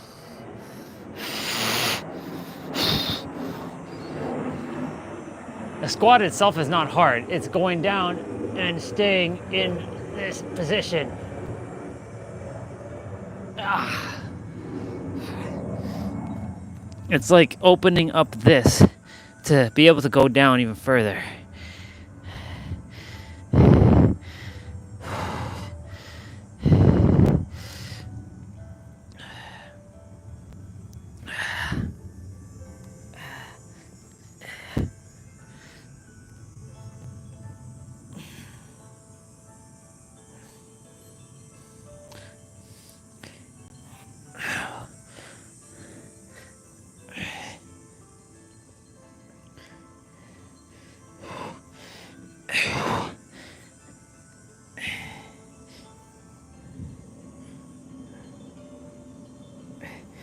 Stretching out my pelvic region and keeping my feet flat.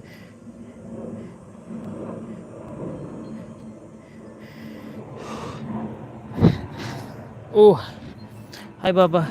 You gotta go that way. You gotta go that way.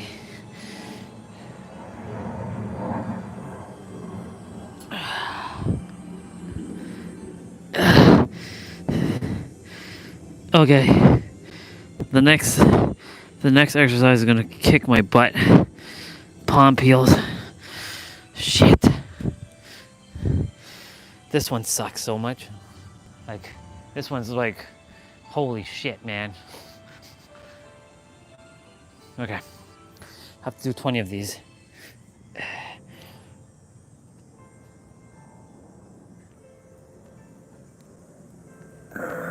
One. 2.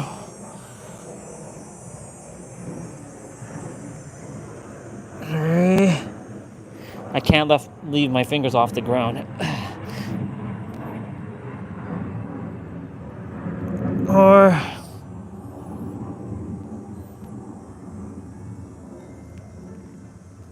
5.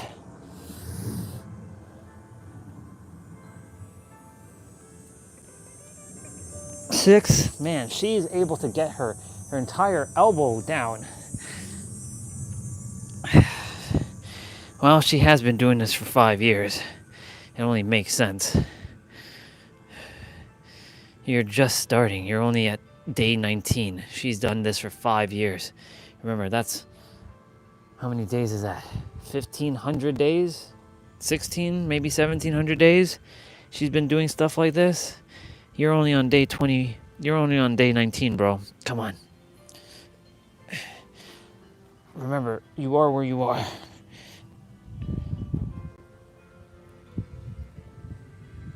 You're making progress, though. Just remember that. Every day you're making progress with your movements. And not just that, into other things.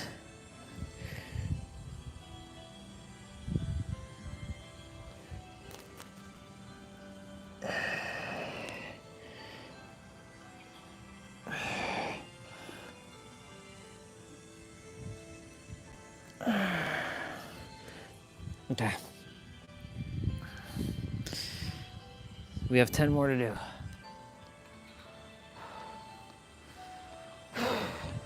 And we have one more exercise after that.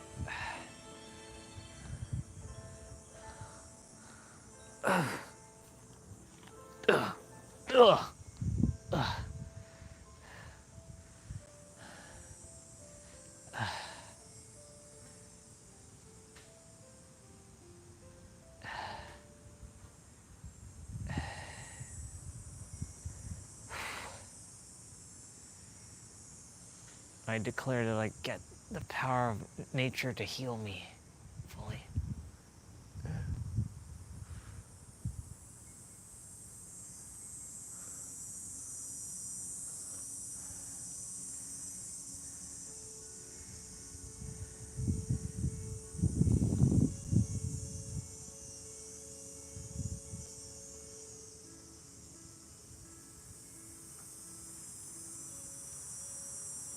You know, looking at the sky right now reminds me of when I went to the other side for a moment. Even though it was only 3 Earth hours, felt like a lifetime. It's very peaceful.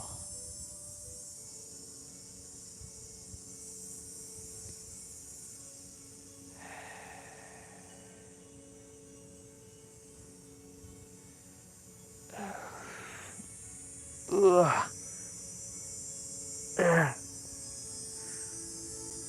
Ah.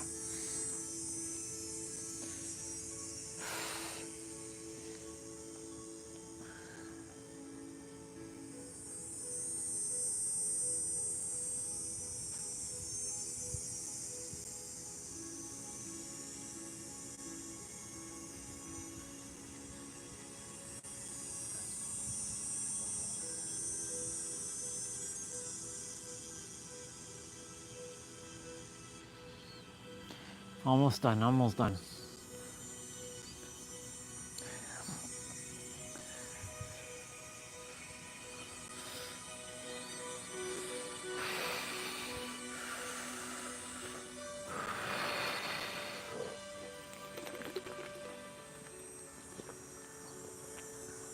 I wonder who's been here the entire time.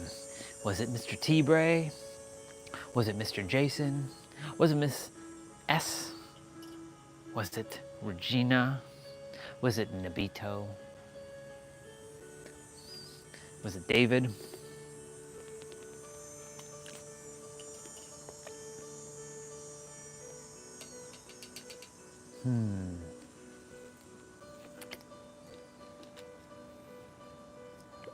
I am curious. My eyes are different again. My eyes are different. They look different. They look different.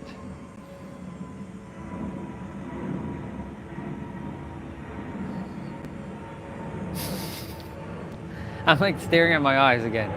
It's like I'm fascinated by the first time ever in life. Hey, you, Mr. Spider. Hello. I see you coming down. Look at this. Mr. Spider, what you doing on? What you doing? You be hanging, but what you doing? Hey, yo. Hey, yo, what you doing?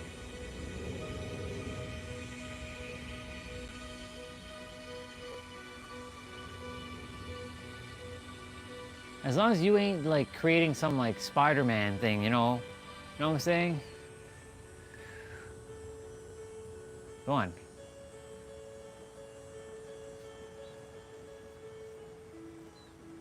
As long as you don't get in my way, I'm good.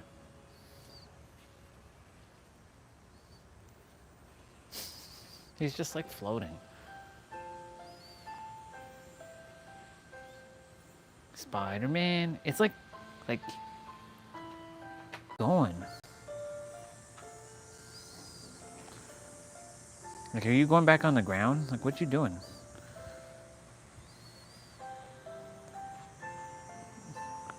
It's like controlling itself on like, oh, it landed on the chair.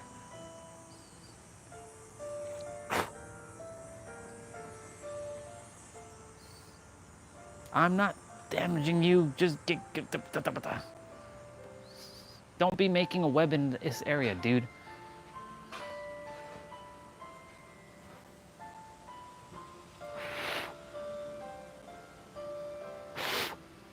It's like making a web in this area. Like, get your ass up there.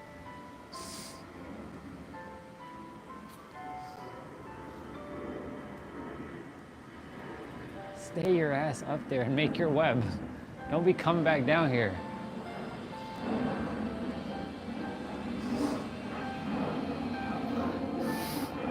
It's too funny. Stay up there. You have all of over there to go make your web. Go do that over there. Why are you doing it over here? Silliness. All right. 10 more palm peels.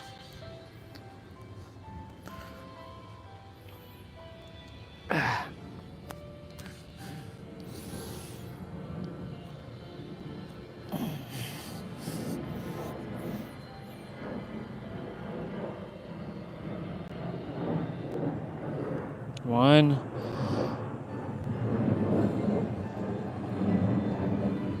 Two.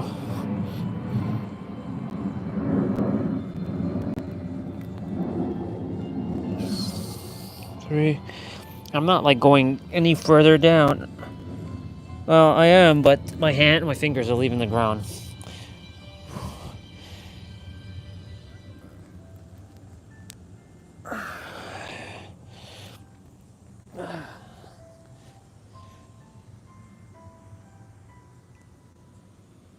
Mr. Spider, you better not be coming back down here. You better stay your ass up there. I see you coming back down. I am gonna snatch you, and I am gonna put you in the into the thing.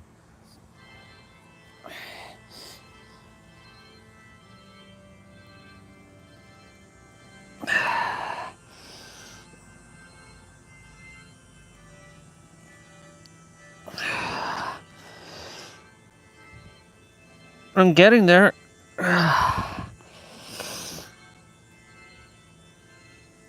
But my fingers are leaving the ground.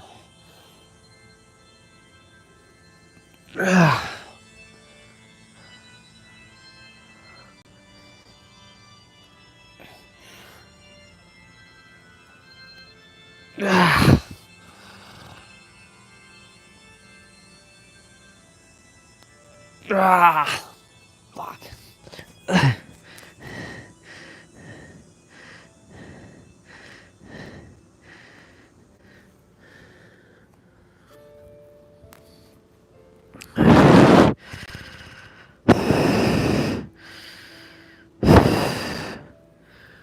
Difficult, y'all. Difficult.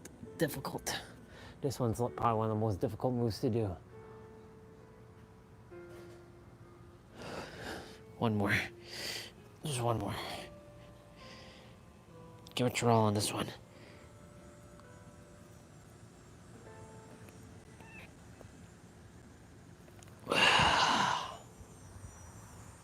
Okay.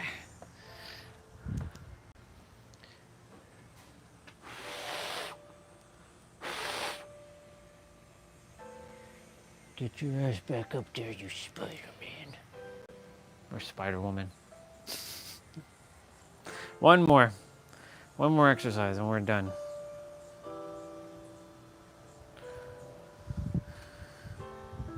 Forearm extensions. The forearm extensions. You're gonna get it. Okay. Bro, can you like make up your damn mind? What are you doing? Like, you better not be making no web here, because I will dismantle your web. Like, I see you.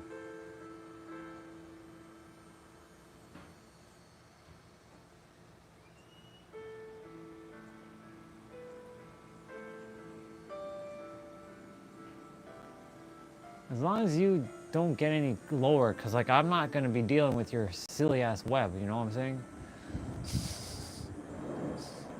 Like, I know you're above it, but you gotta get out of my way. Okay. Forearm extension. Well, this is the one that I started getting a lot better at, so.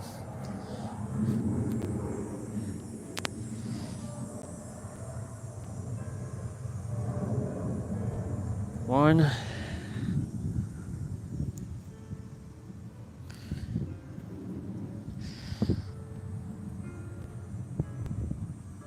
Two.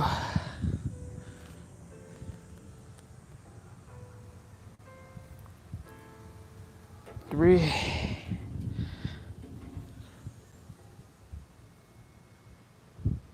4.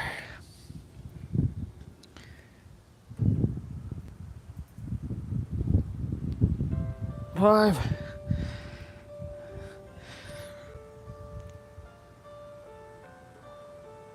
6.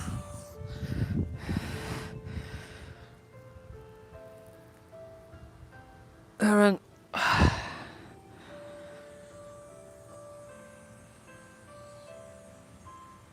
8.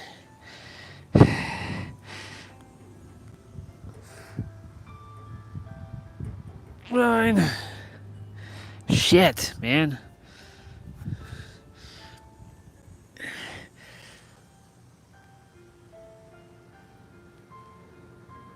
10. Okay, I have 10 more and I'm done. I'm like, done.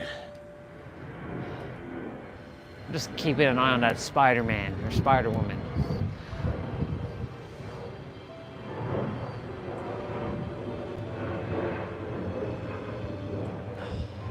Cause it'd be floating in my face. I'm like, I ain't about that life. You know what I'm saying? You know what I'm super saying? You know exactly what I'm super saying.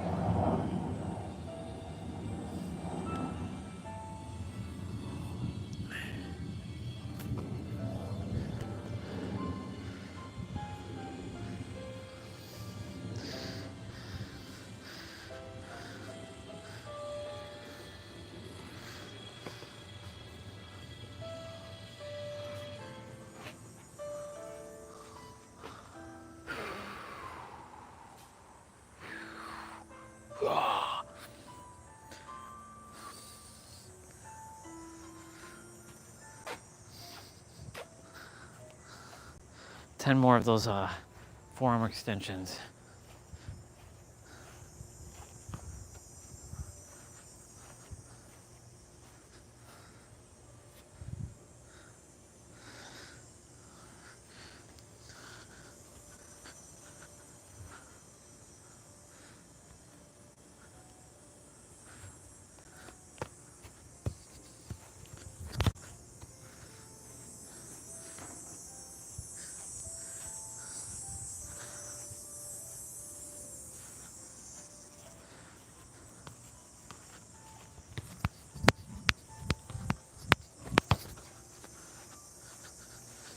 Nice.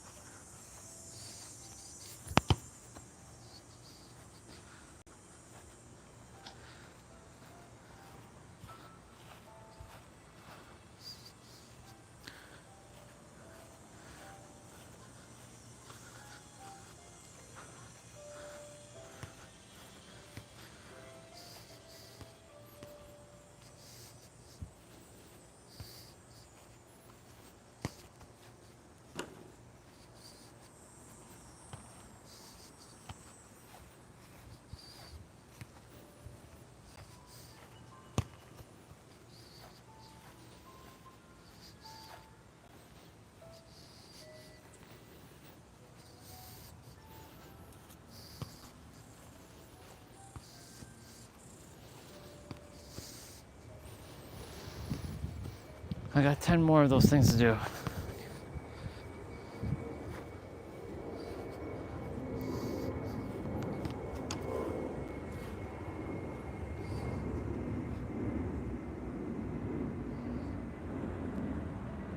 What the hell was that? What the hell is this? It's a bump on my back.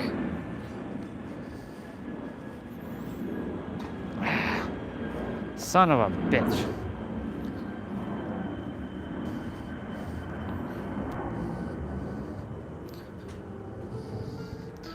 I'll be right back. I'm gonna check something.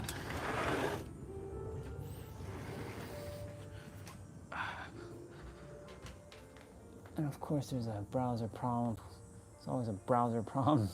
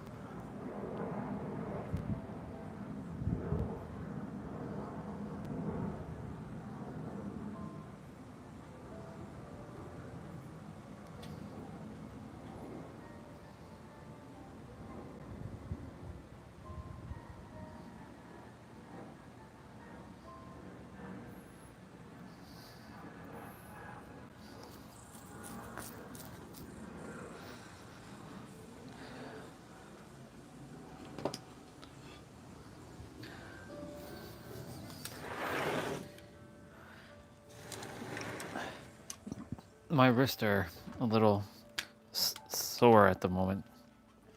Giving it a moment to recuperate before I start the next set. I don't need the walker now. Starting to clean up, put away stuff. Got a little bit of a mess outside.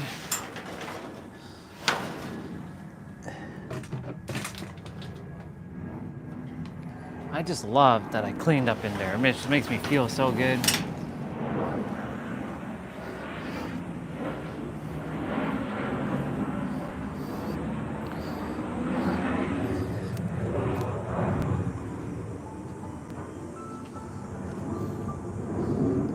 Packing stuff up, putting it away, because I don't need it anymore. But I'm not quite done yet.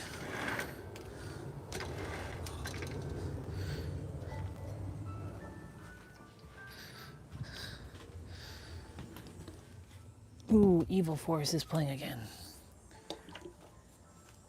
I love Evil Force. Man, I really would like them to finish that mod for Final Fantasy IX, the voice mod.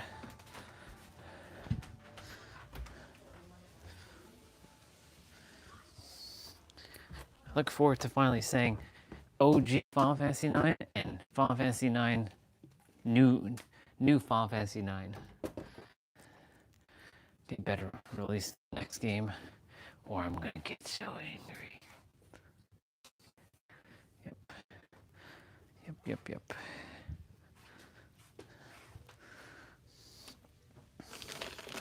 Man, I crushed through these water like nobody's business. Crazy.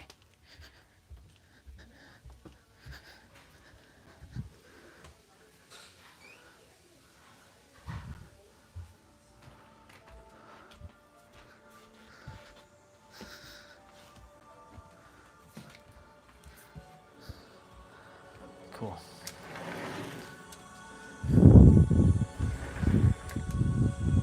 I want to see what they're gonna do for Mr. Hulk Hogan on SmackDown tonight. So definitely not going for my walk. Giving my body a little bit of a rest when it comes to the walks. That doesn't mean I'm gonna stop my walk tomorrow. You best believe I'm walking. Alexa, what's the weather tomorrow? Here's the forecast for tomorrow in Toronto. Look for intermittent clouds with a high of 28 degrees Celsius and a low of 21 degrees. Alexa, is it supposed to rain tomorrow? It probably won't rain in Toronto tomorrow. There's only a 25% chance. Okay.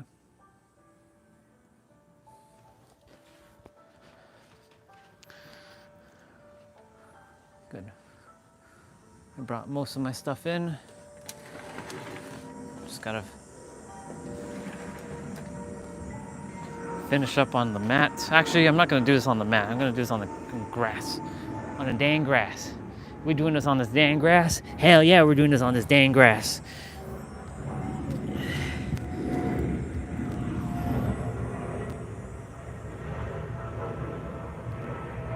One.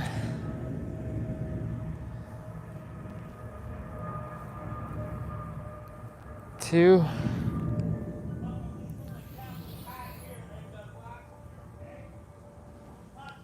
Three.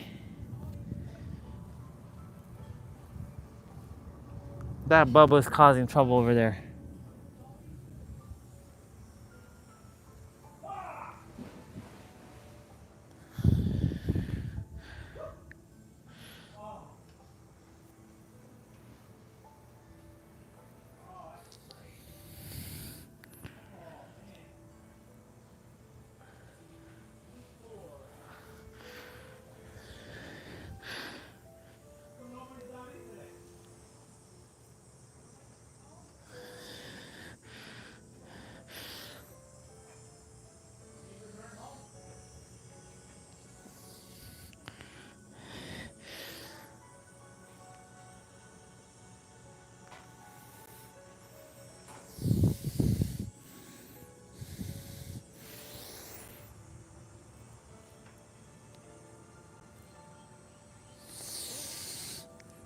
2 more.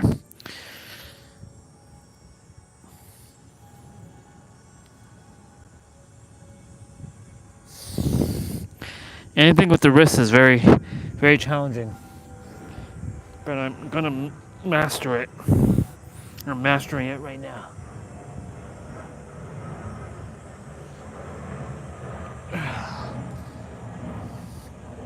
Oh, wow. Well, y'all, mobility training complete. We did the thing, y'all.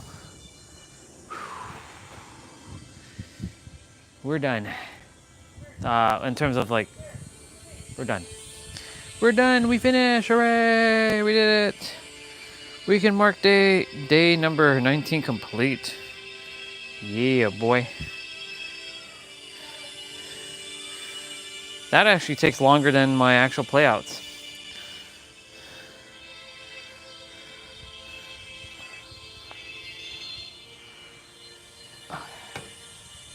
Oh yeah. All right. Let's go. Hit the floor. Something, something. I don't know what song that is. All right. Let's go. Hit the floor. I'm sure T-Bray knows that song.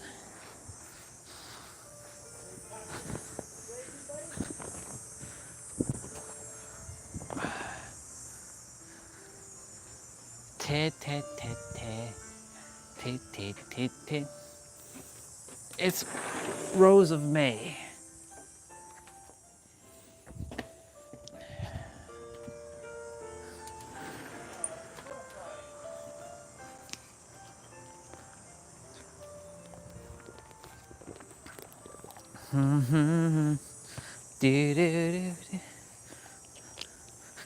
He shoots and he scores.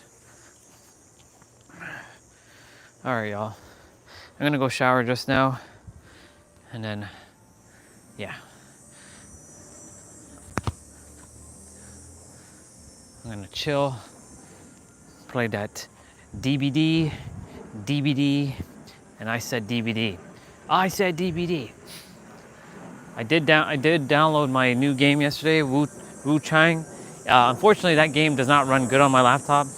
It runs abysmal, like 15 frames a second. Actually, I lie. It runs like maybe 10 frames a second. Because, you know, it uses Unreal 5 engine.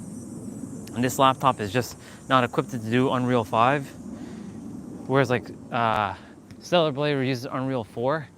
And like the next game that's coming out next month, which is Lost Soul Side, runs on Unreal 4 engine. So I'm sure that game's gonna run a lot better. Because like Devil May Cry 5 runs smooth as butter, and that uses Unreal 4. Monster Hunter World uses Unreal 4.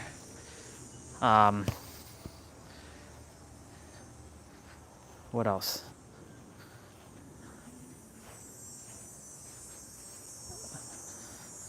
What other games uses Unreal? Oh, Kingdom Hearts 4, or sorry, Kingdom Hearts 3 runs on uses Unreal 4 engine as well. So RE4, like UR4 or Unreal, well, URE4 runs well on my laptop. But anything else, it runs absolutely pitiful.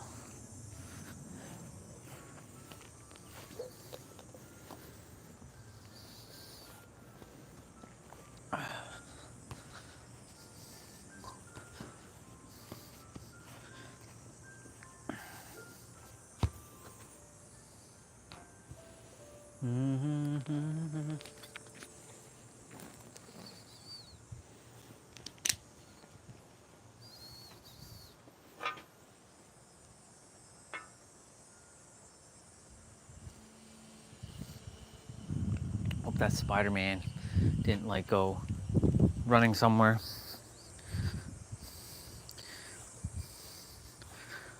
Watch it's on me and it bites me and I turn into Spider-Man. Wouldn't be the first time. Spider-Man, Spider-Man does whatever a spider can. Spins a web just like that. Something, something, da, da, da. Look out! Here comes Spider-Man. There he goes. Da, da, da. He's got radioactive blood. I'm making up lyrics as I go with this song. Look out! Here comes the Spider-Man. In the fear of the night. Du, du, du, du, du, du. Yep. Spider-Man, Spider-Man, radioactive. No. What is this? No. Spider-Man, Spider-Man. He's the amazing. No. Radioactive. No. Radioactive Spider-Man. I don't think that's how that one goes. Do do do do do do do. That's the 80s Spider-Man. Actually, maybe 70s. Spider-Man, Spider-Man does whatever a spider can. Yeah. That's Regina. That's Regina. Hi, sister. I know it's you. I love you. Let's see if it's actually you, or if it's Nabito. Is it Jigglypuff? Jigglypuff, is it you? Because it could be you too, right, Jigglypuff? That's Nabito's nickname, Jigglypuff. I don't think it's Jigglypuff though, but it could be. I'm getting my steps right now by kicking my ball. Who would have thought a $12 ball would give me endless fun?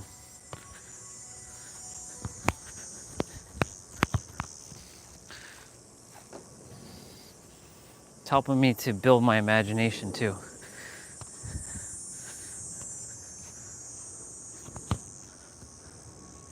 Ooh, kind of hurt my foot with that kick there.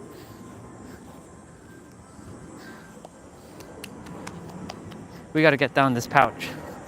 Come on, pouch, we got to go down. We got to get down this pouch.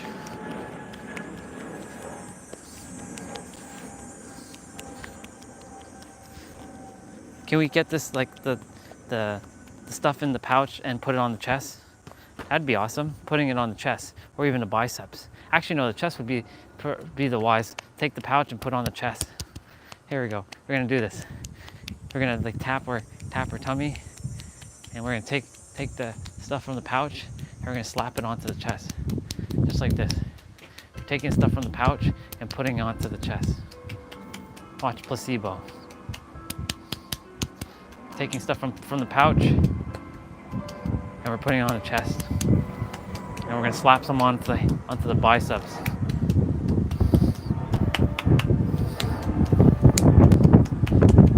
Take it off the pouch and put onto the arms.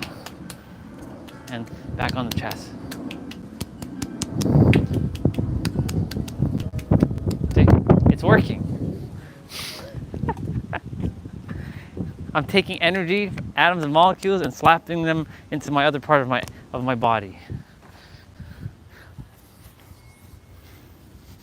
We can do anything.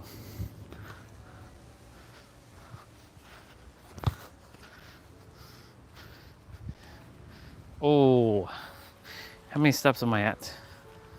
13,000? Nope. Yep, 13,219.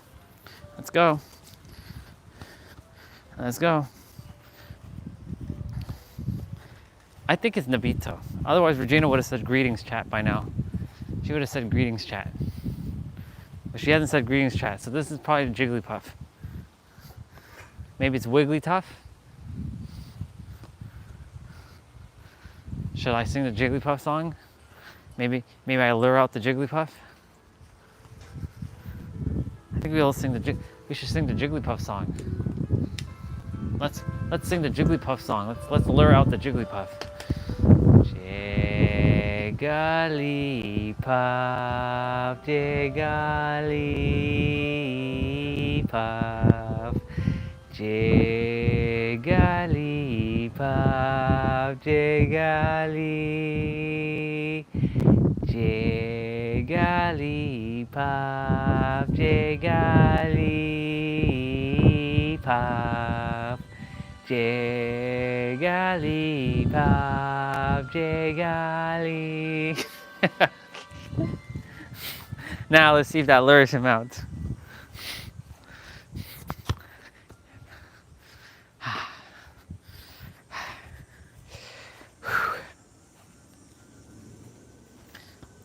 It might lure him out, or it might lure out our sister.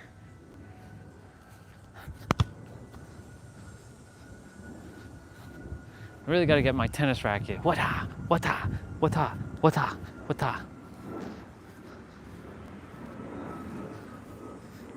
And like play on that tennis on that wall, and then go to a tennis court and be like, "Hey, you! I challenge you to a match of tennis. Do you dare accept my challenge?" And they'd be like, "Oh shit! I don't know. He seems kind of good."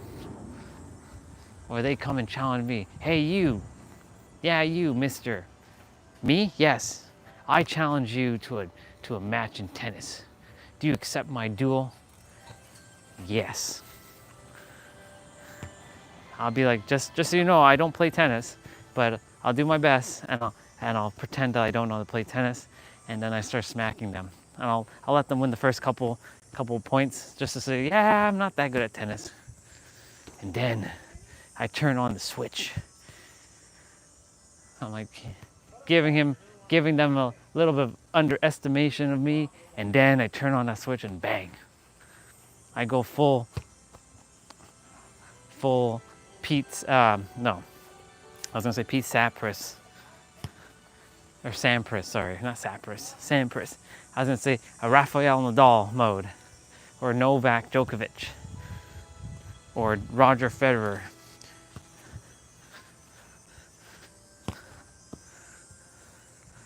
Let's see.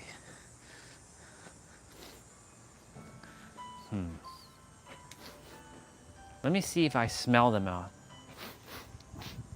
I'm gonna use my nose to sniff out who that might be.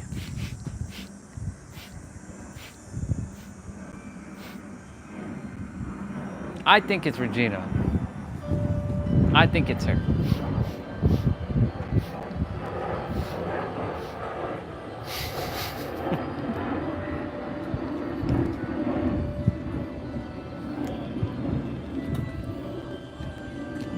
I know the T-Bray is probably there laughing his ass off.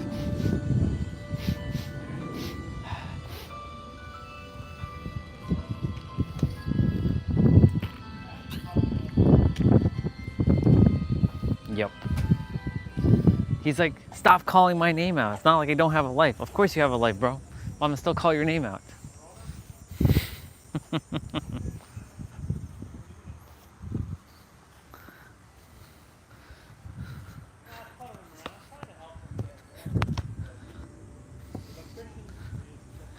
There's a bucket here.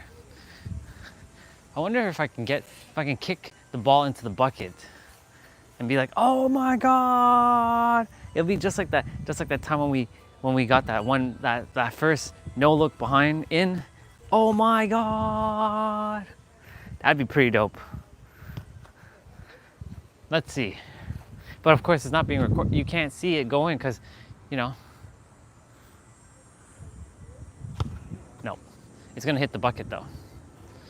Nope, it didn't even hit the bucket. It curved.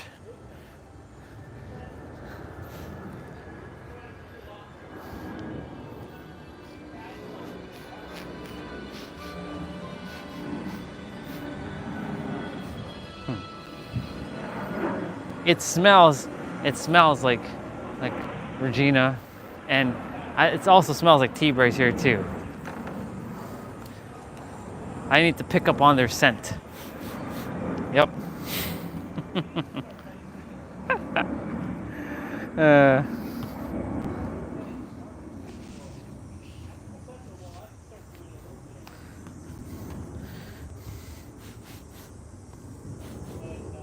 Yep.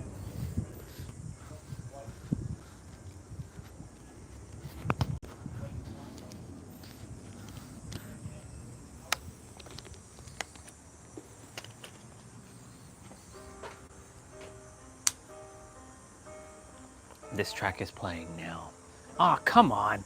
Every time. It's like every time I gotta fix this thing. Like, this double-sided tape is really starting to drive me nuts. Like, why don't you just stick? For the love of God, just stick on my thing, damn you.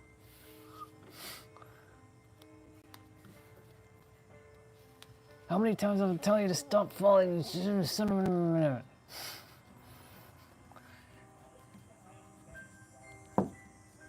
I gotta hammer your butt in, damn you. Yes, yes, yes.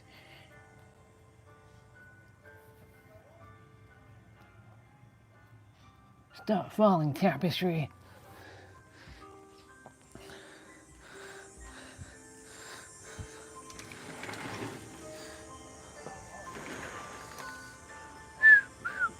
Ooh, ow.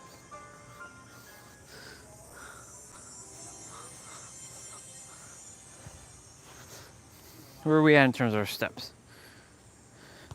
13,549 steps.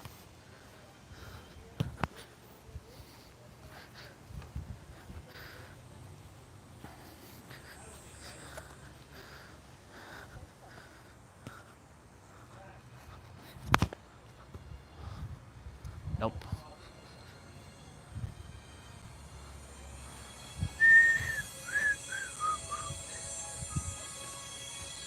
This track that's playing right now, this is like me flying on my airship.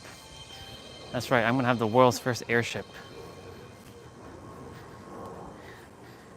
An airship? Yeah, an airship.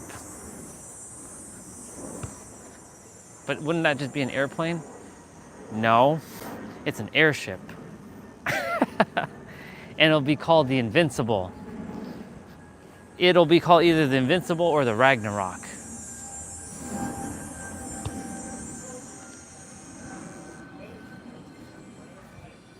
The Ragnarok looks the coolest, but the Invincible is the fastest. I like the Invincible.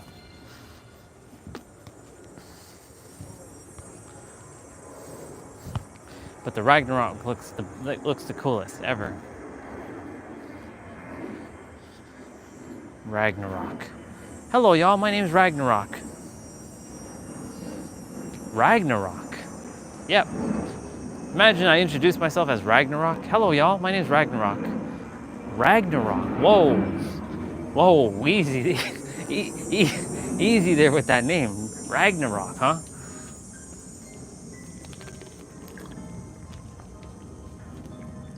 Ragnarok. It's the Final Fantasy VIII airship. It's a red-looking dragon thing.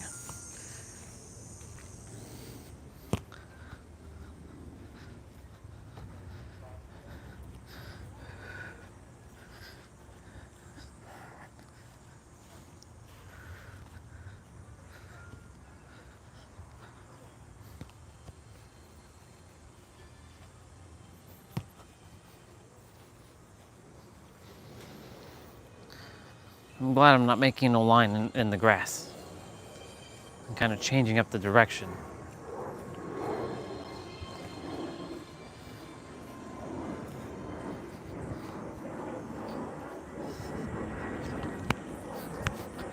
Oh my goodness, that was way offside. Way off.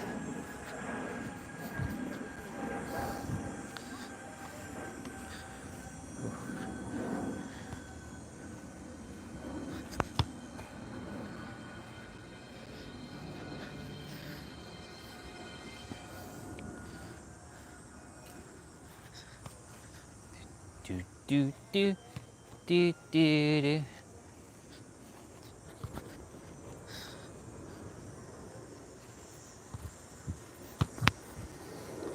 Oh, that hit the post.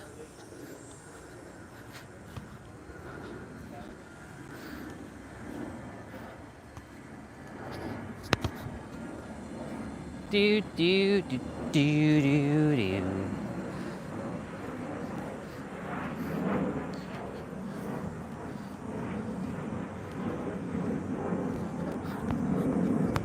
I think the grocery store closes at 8 today.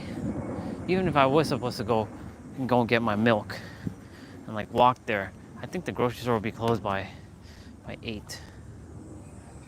Or is that weekends? I don't even know. I'd have to take a look.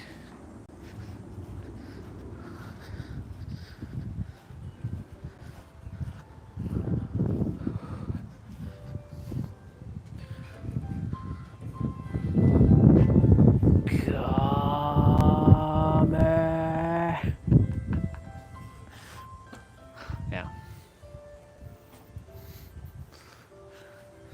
Kame. Mary. And then Goku teleports. Where did he go? Don't do it, Goku. Hoo-ah!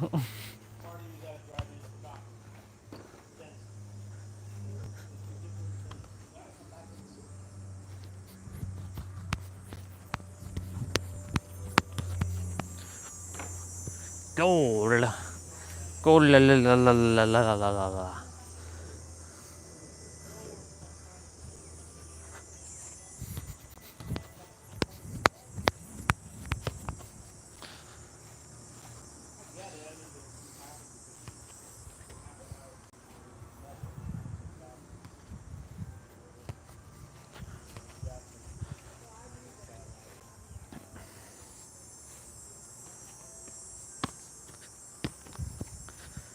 Beep, beep, beep, beep.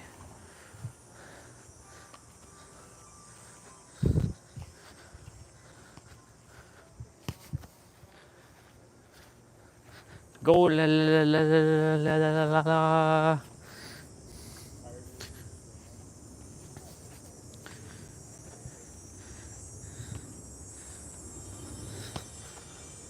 Oh la la la la la la la la la la la la la la la.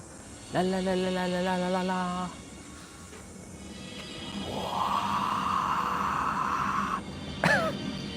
I'm so silly.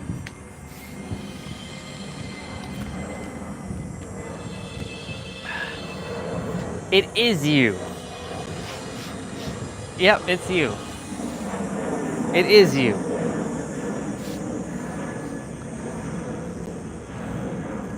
Yep, it's you. I know it's you. Yeah, I know you're not saying anything, so I know it's you. And watch, it's actually neither of them that I mentioned. It's like someone else. Maybe someone from the ancient past. From the ancient past? Maybe someone from the ancient past. I wonder who would be from the ancient past.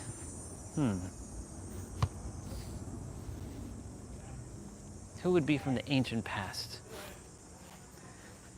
They're playing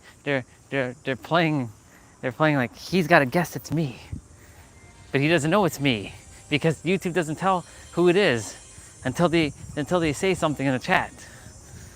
But I'm going to make him guess. And he'll probably never figure it out because he doesn't know. But I think I know. I feel I know. Intuition? Who be there? Okay. Yeah, this person's name starts with R and ends with A. So that's the person. That's one of the two people here. They start with R and ends with an A. Yeah. The other one starts with a T and ends with a Y. But it's two different. It's two names fused to one. That's the other one. I can smell both of them now. I know their scent now.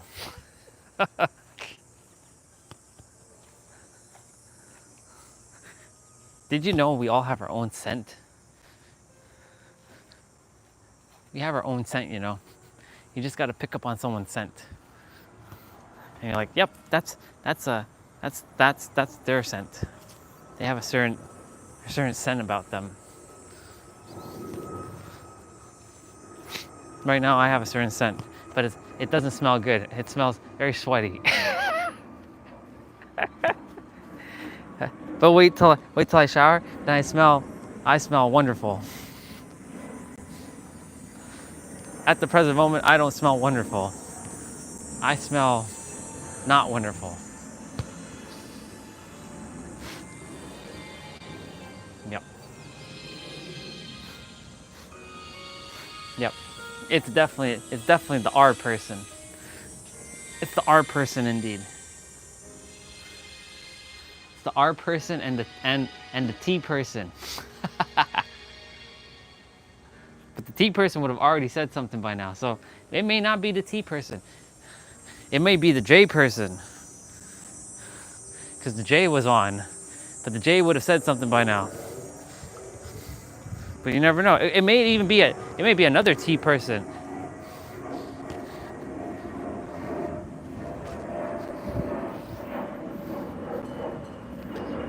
Well, hello there, butterfly.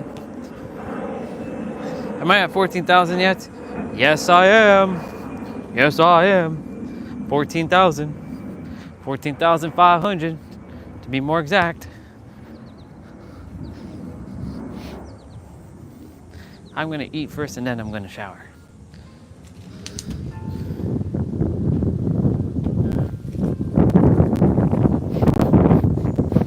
Yep. I'll remember the cement. The cement? I'll remember. If you scent and smell together, I'll remember the cement. Yep. I'll remember the cement. Smell and scent together is one word, cement. I made up a new word, cement. That's probably a word, you know.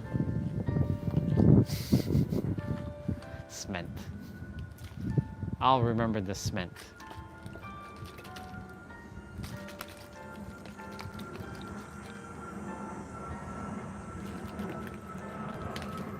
A tornado's in this thing. I made a mini tornado. Yep. Well, whoever's actually here, thank you for hanging out and enjoying my silliness. Cause I feel good. I knew that I would. I feel good. I knew that I would. So good. So good. Something that. I don't know lyrics. Clearly, that's my weakness. I know they're like sugar and spice. That's all I remember. I feel nice. Like sugar and spice. So nice. So nice. Do do do do. Wow.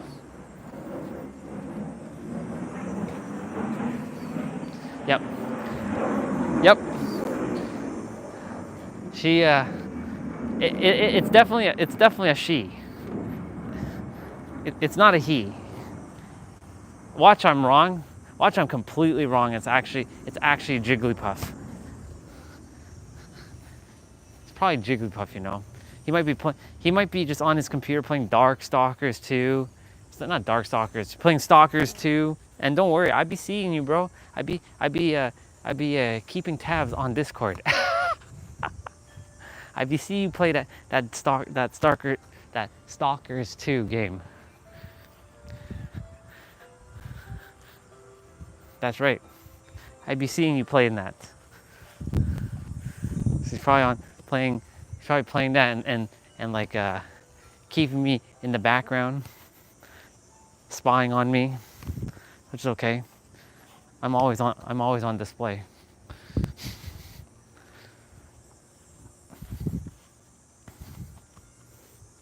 I want to get to 15,000 steps. I'll feel good with 15,000 steps. Man, I bruised my knuckle. Oh, man. Look at that. I bruised it. Poor knuckle. I'm so sorry, knuckle. That's what happens when you get too focused and you don't realize until you look. I'm like, whoa, what happened there? Yep, bruised my knuckle. When I was doing that final like exercise stuff with the straining the elbows.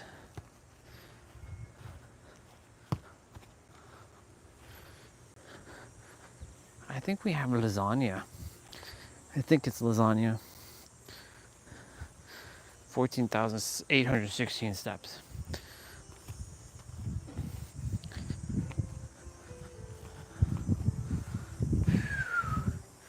You can't see the wind, but you know that it's there.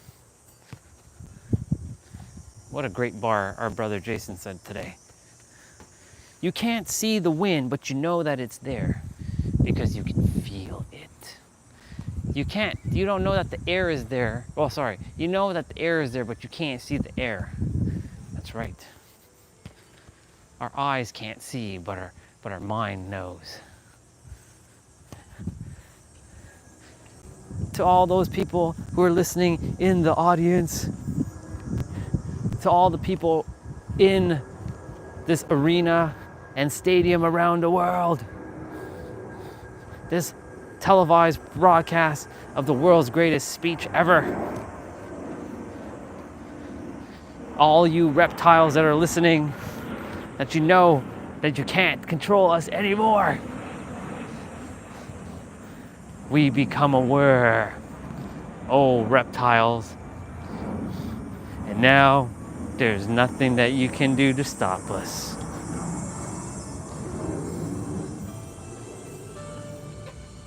Right, R? Yes? The reptiles can't stop us? That's right, the reptiles can't stop us. I don't think the reptiles can never stop us.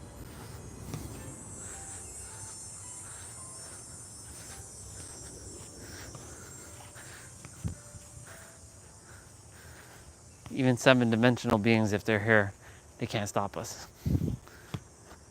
Because I'm a 12-dimensional being in a 3rd-dimensional body. I'm a 12-dimensional being stuck in a 3rd-dimensional body. Wait, what? He's a 12-dimensional being. Whoa.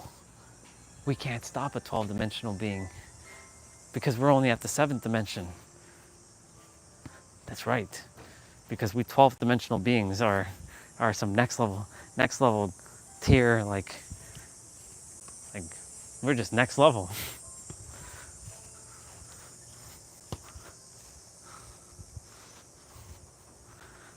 I am a 12-dimensional being.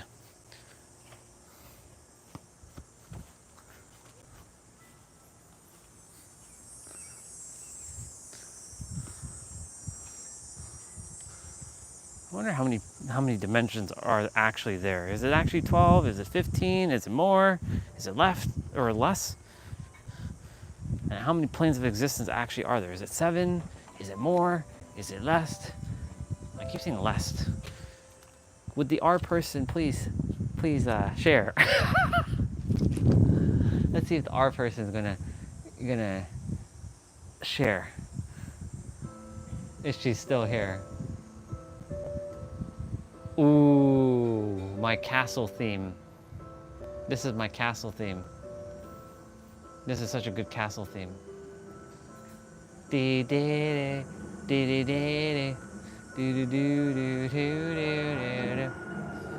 I love this castle theme. It's called Lindblom, which is also known as Sid's theme.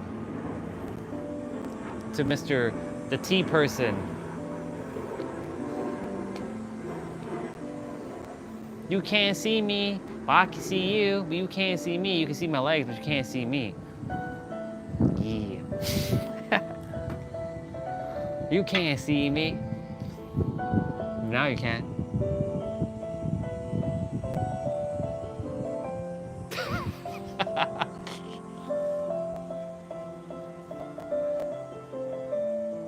Wait, where is he? Hi. It is the T-Bray. No, I'm just messing around with. I was messing around because I was thinking like if you were here the entire time, I'm like, no, he would have said something by now. I'd just be like pretending that you're here. Nah, you good. I wasn't really asking any questions, so just being silly. I was about to say being stupid, but I'm being silly. Yeah, boy. I'm gonna play Dead by Daylight soon. I'm gonna go eat first and then shower and then play some Dead by Daylight. Yeah, boy.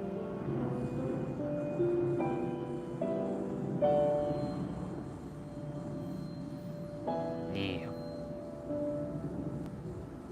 Ah, you're watching someone play Lord of the Rings. Which Lord of the Rings?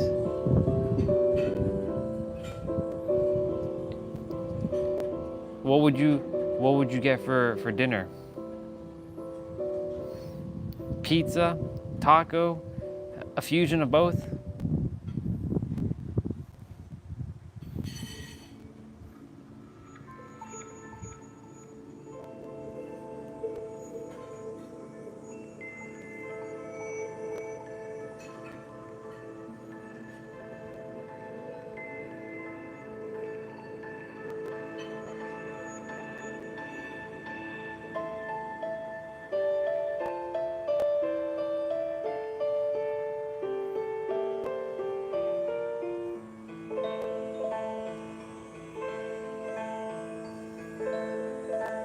Ooh, ribs, huh?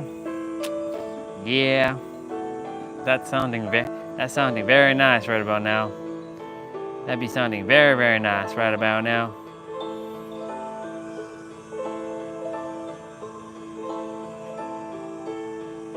Ta ta ta, do do do do do do do do.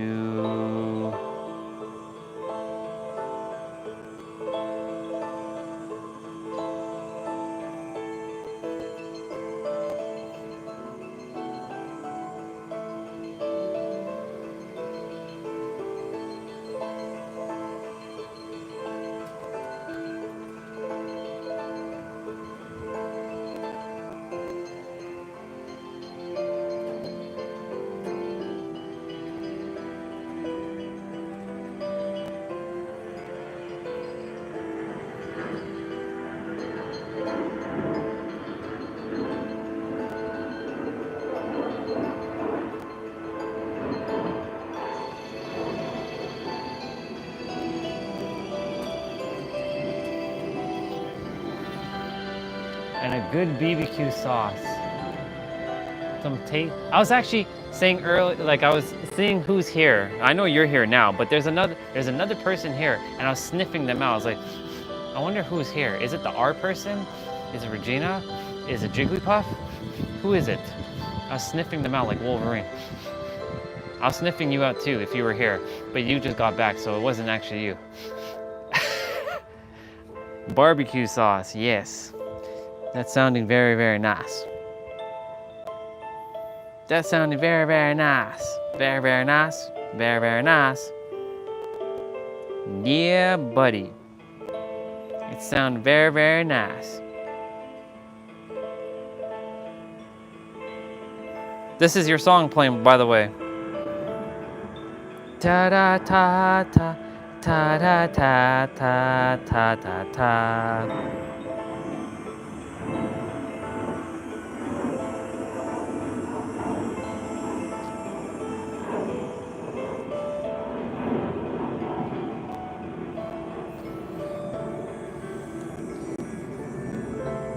Sometimes I'm on 2 streams. Yeah, it makes sense.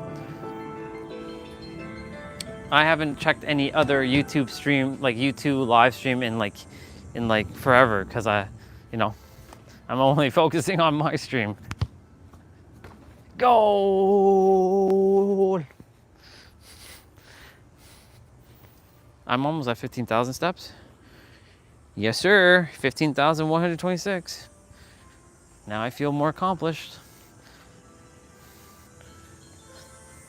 Like, I feel 15,000 is like minimum now for me.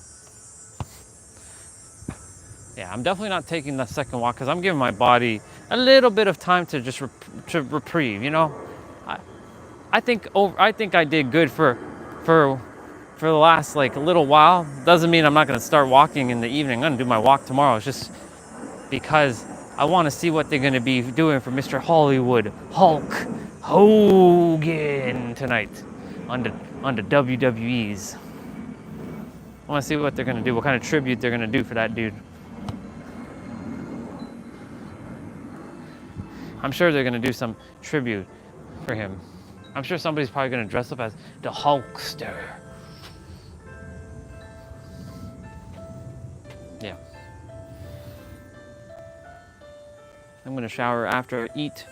And the live stream is gonna be at 600 minutes in 20 seconds. That means I have an hour and 40 minutes. But I'm gonna leave the stream on to still play Dead by Daylight.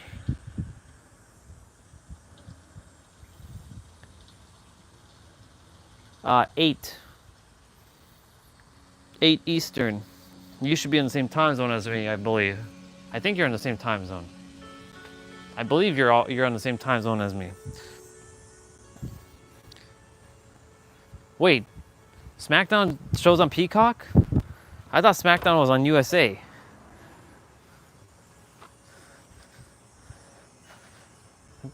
I thought SmackDown was on USA. Because they don't have everything on Netflix for you all over there. That's the dumbest thing. They should just put everything on Netflix and take everything off cable and just call it a day. And everybody just has the same thing. Because like when I move over there, it's going to be a little challenging to watch the WWEs, like the SmackDown. Because, you know, a lot of the, I think the PLEs don't show on Netflix for America. I think it shows only on Peacock. And I don't want to be getting no damn subscription for some television, for some other streaming site. I mean, I'm gonna have to at some point because, you know, Airbnb guests and stuff just have that available to them. But, you know, yeah.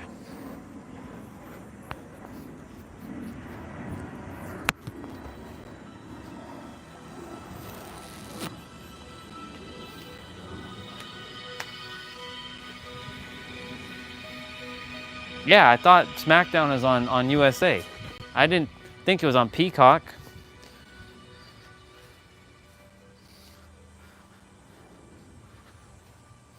If I remember correctly, it is on USA. I mean, I'm sure you can find I'm sure you can find a stream. I could play it, you know, but you know, the WWE is gonna be like, you be streaming our stuff? How dare you? I did a minute clip of the Royal Rumble when Rey Mysterio was coming to the ring in January, and they put like a not a copyright strike, but like a big ass warning on the video, like you use some heavy copyright sensitive stuff and like you can't be distributing. I'm like, it's so stupid. This is why I must create my own live stream platform where none of that happens. Universe, give me the blueprint so I can create a new live stream platform where people can just use whatever they desire and there are no copyrights. But of course, there has to have a way to get paid. Then there's gonna be a whole bunch of copyright things against me, and like you're using other people's stuff and blah blah blah blah blah. And like, hey, nothing belongs to you, okay? It belongs to the creator. Do you know what the creator is? Yeah, we'll run into that kind of problem. I already foresee that. Yeah.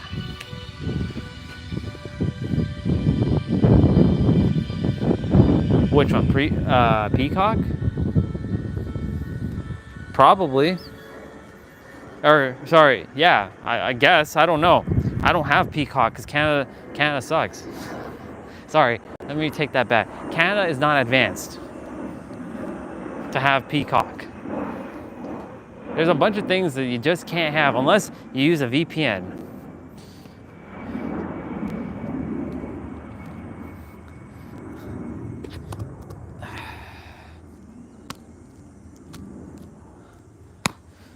Well, I'll definitely have to get a VPN when I'll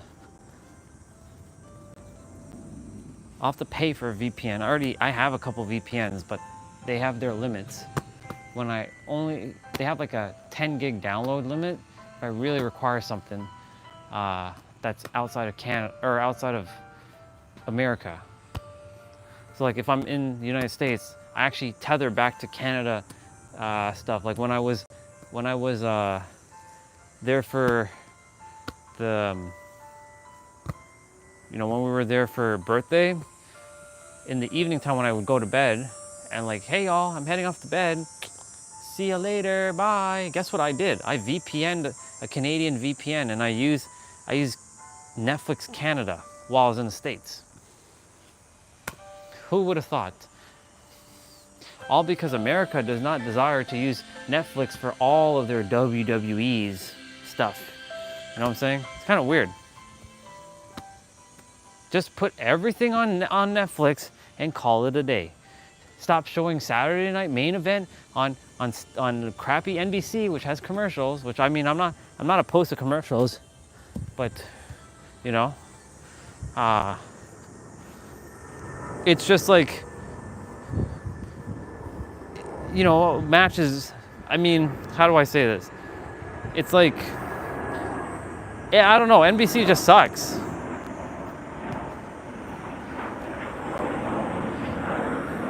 And with Netflix in Canada, which is weird in America for you all, you get ads when for me, like we get to just see what's still continuing going on with the match. Remember that time? Remember when I was sharing with you, like, look, we get to see the screen's not black. The screen just continues. We just see what's going on during the so-called break, which is weird. All right, I'm gonna go see what is there now to eat. I'm sure food is done.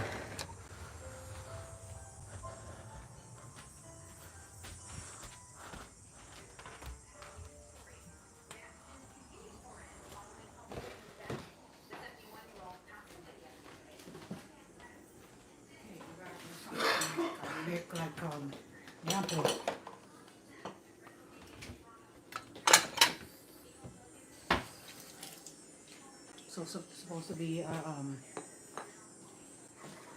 taco bowl. Okay, so bring.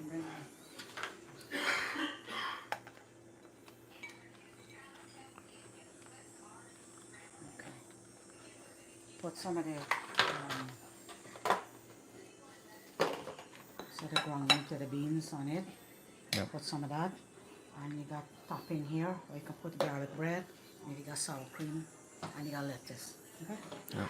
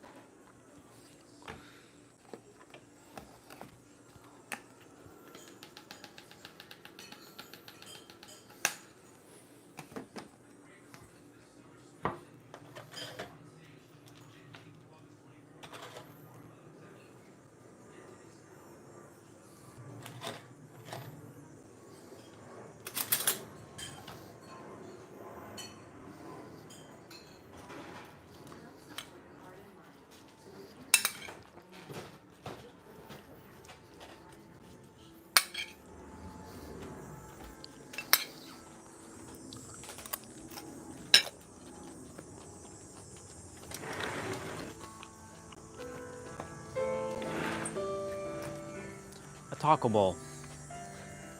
kind of a taco bowl. Got potato, onion, ground beef.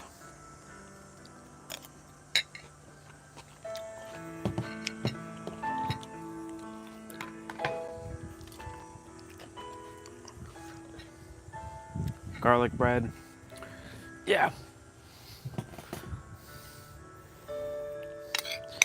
This will not satisfy my stomach though.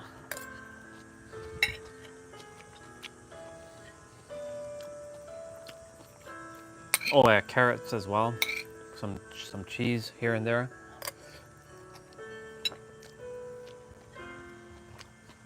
Not bad. I used to eat, when I used to work at the law firm, I used to go down to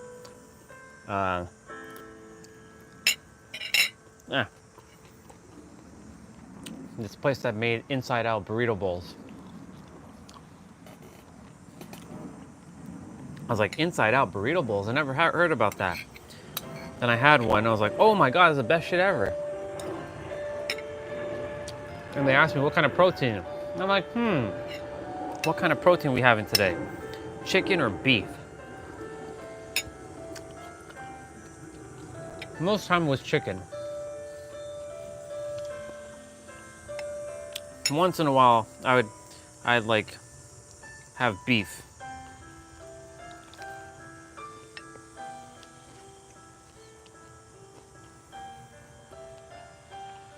I like inside out burrito bowls.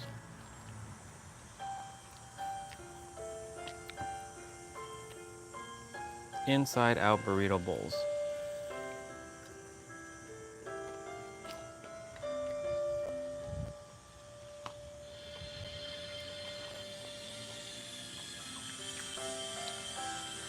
The Village of Dali's playing again.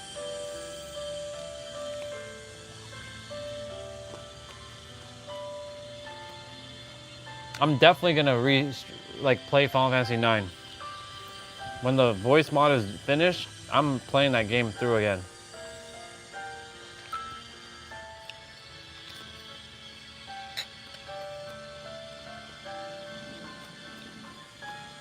That game is so good.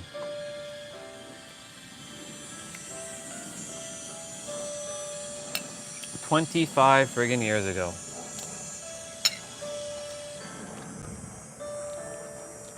I was 15 years old. That game was just OG PlayStation 1. Yep. Funny enough, I never owned a PlayStation 1. I always borrowed someone's PlayStation 1.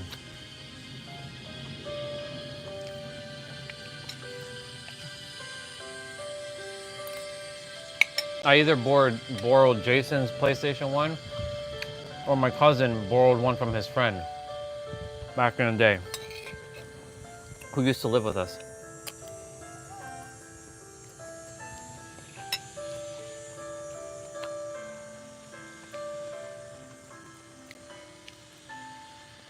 And then I bought an original copy of Final Fantasy VII, black label. No greatest hits garbage. None of my PlayStation 1 games were greatest hits ever. Because greatest hits games, they have an ugly cover, and then the CD doesn't have the original. It looks very like yuck.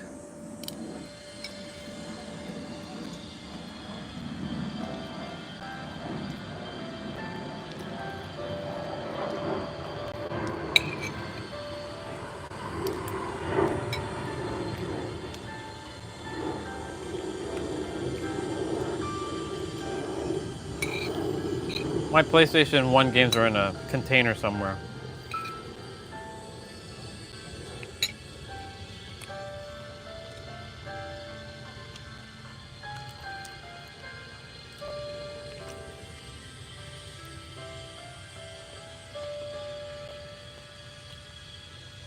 Yep.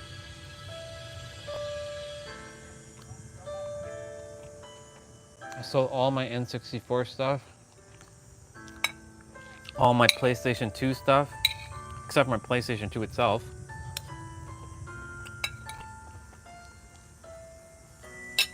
Stop flying around me, Bubba.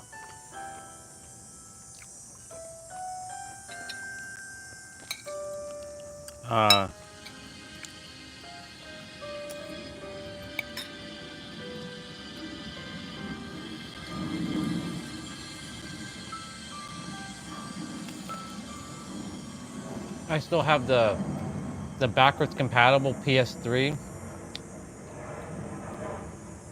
Kind of fucked that one over though, because I put a decal skin on it. And I can't remove it.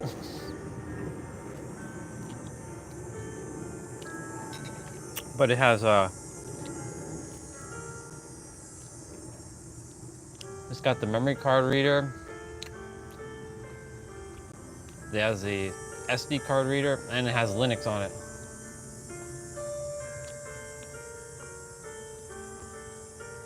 What else?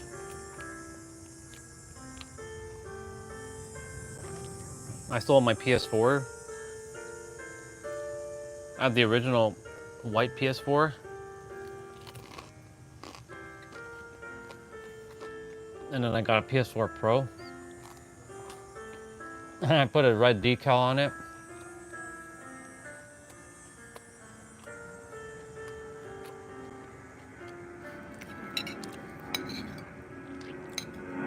Never had a PS5, don't plan to ever get one. I'm never getting another console again. PC life, bro. Everything that is on a console will eventually come to PC. Nintendo games, I don't care. I'll just boycott it.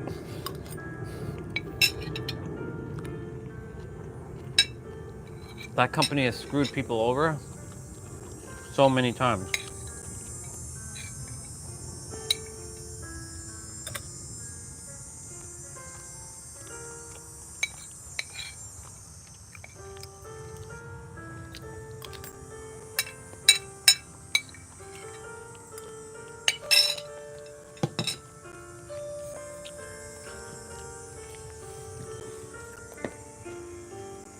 That was good. That was tasty.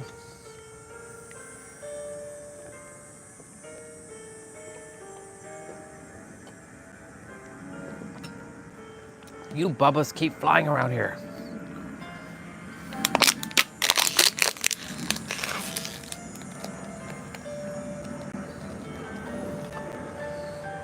Yep. Well, I'm gonna shower, and then I'm gonna play Dead by Daylight. So, if any of you would like to play some Dead by Daylight, you know where to find me. But I'll be playing.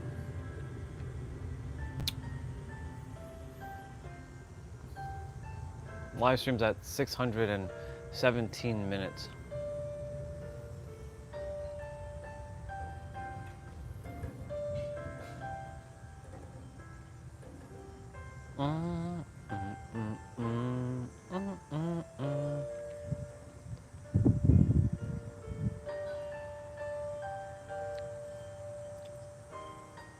Yeah.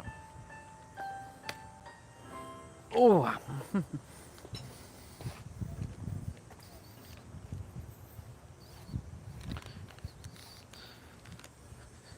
My spine is a little loose now, but it's still like, ooh, like I require like somebody to step on my back. I used to have my sister and my brother used to step on my back. I used to have very painful back pain, and I'd lay on the ground and I'd be like, hey bro, can you do me a favor? Can you step on my back? Can you like squash my back for a moment? That was my massage back then. They would like step on me, and my sister would like she would like stomp on me. I'm like, oh my god, it feels so good. Yeah. Oh, 6:19, not the time, but 6:19 the timer. Yeah.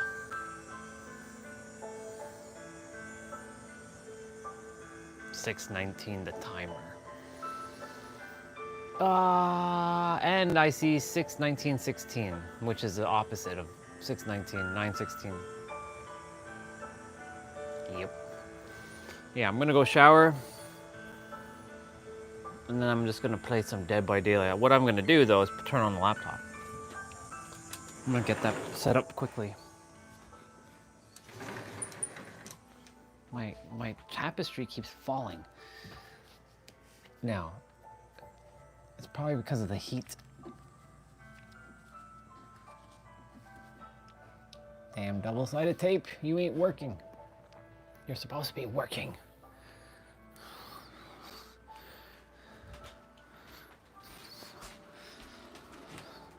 Ooh, an old school Corvette just drove by. I just saw it. It looked very nice. It was very nice. A nice silver one. It was very nice. Very, very nice. Very, very, very, very, very, very, very nice. Well, that inside out burrito bowl thing was alright. It was good. But I do have to go take the shower. Ooh. Tea.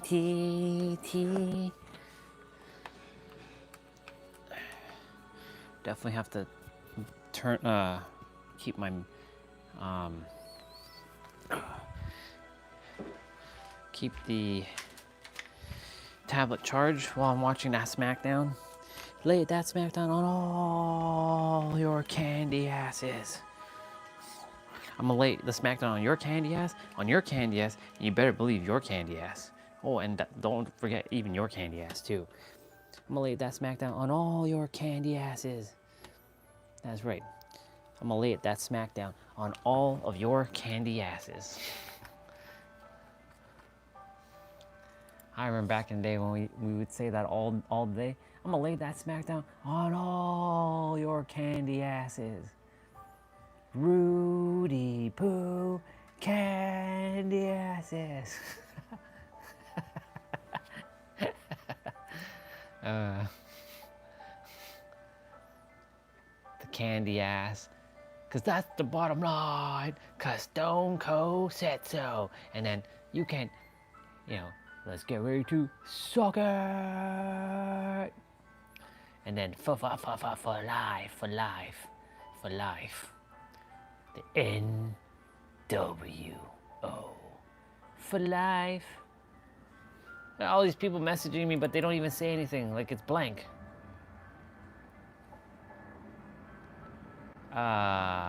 Nope.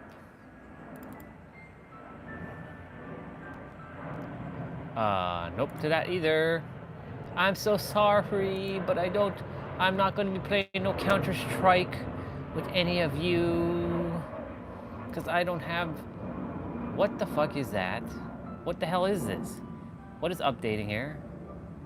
Oh, Wu Chang.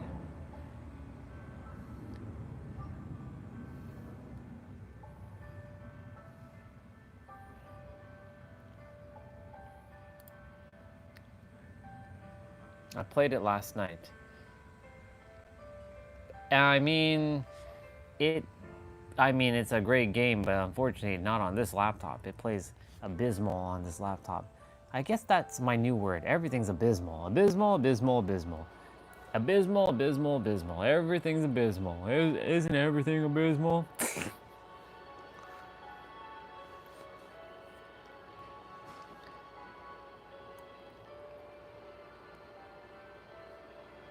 I wonder what they fixed. A bunch of things were fixed. VRAM optimization for lower end GPUs, very good. For GPUs with 8 gigs or memory saving optimization is now applied across all texture levels. For GPUs with more than 8 gigs VRAM, this optimization applies only when the texture is set to low. These quality improvements are to reduce crash and stuttering caused by insignificant video memory. Maybe the game might play better now.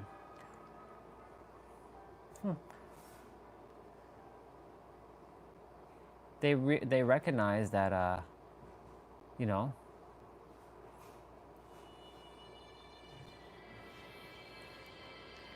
All Wu Chang voluntary owners will receive the original soundtrack DLC for free as compensation. What?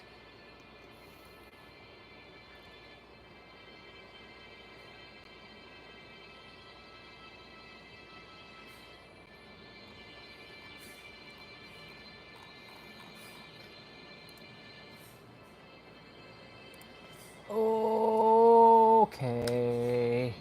All right.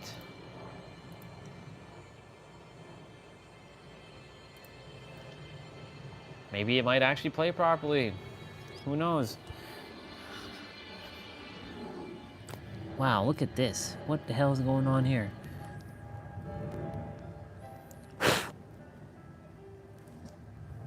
We got like a spider web shit going on in here.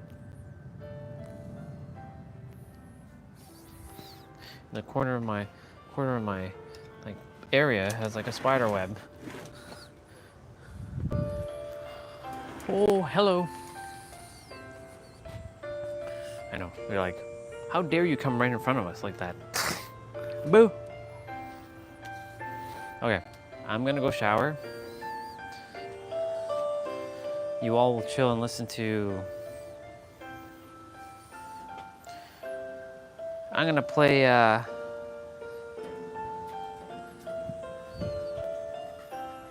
Get off of my hand!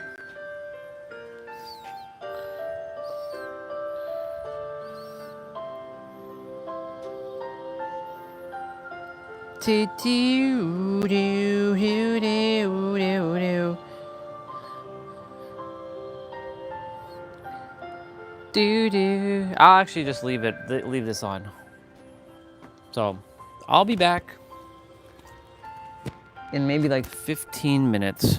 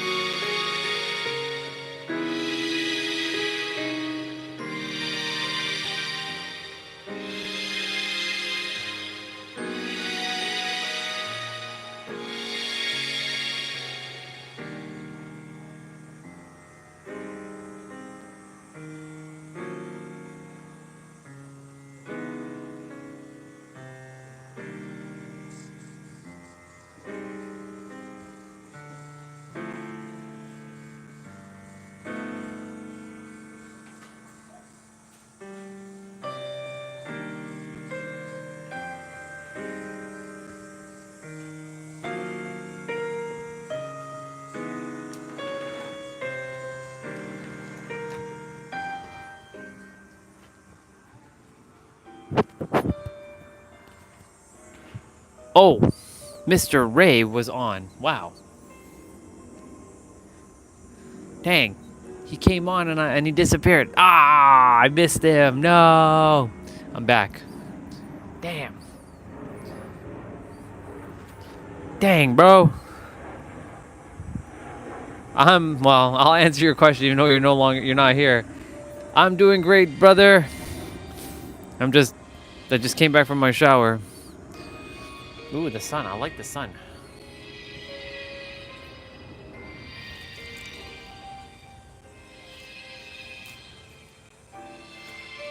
First time after shower, just keeping my shirt off. Not bad.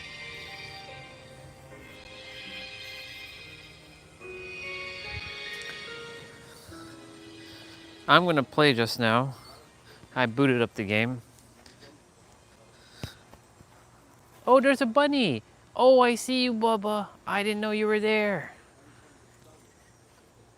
He like ran through. He ran through the bushes here. I'm like, oh, Bubba, I didn't see you there. I wouldn't have scared you like that. I didn't know you were there, Bubba. The ball was like.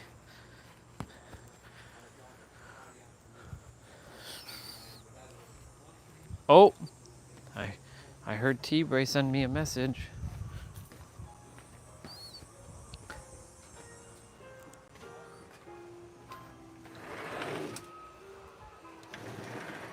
Yep.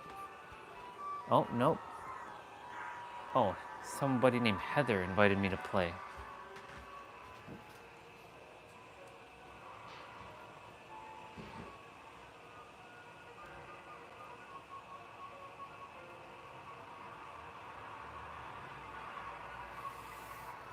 Never mind, I thought it was T-Bray. The invite popped up, but I'm like, nope. Mr. T-Bray isn't here. Where the heck did the ball go? Oh.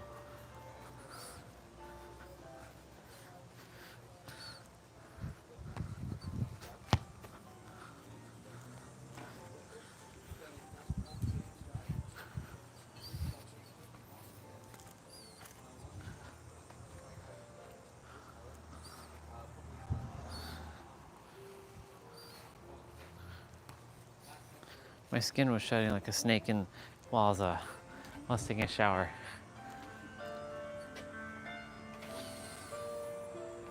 I like the sun. No.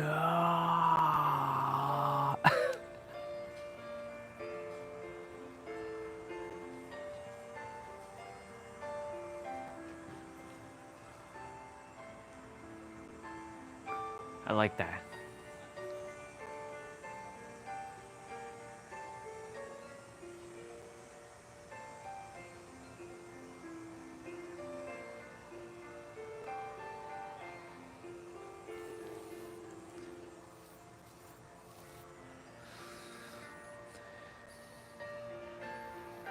Do do do do do.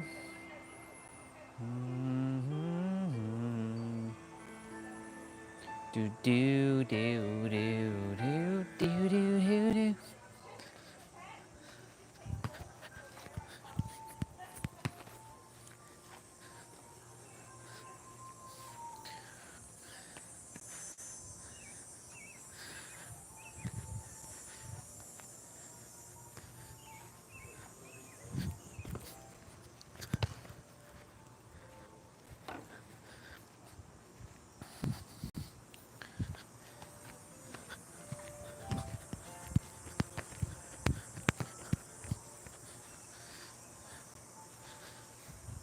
I really like being outside. Fresh air. It's just clean, fresh air. I don't like being inside. Inside, it's like, ugh, icky, icky, yucky, yucky, yucky. Icky, yucky, yucky, yucky, icky, icky, yucky, yucky.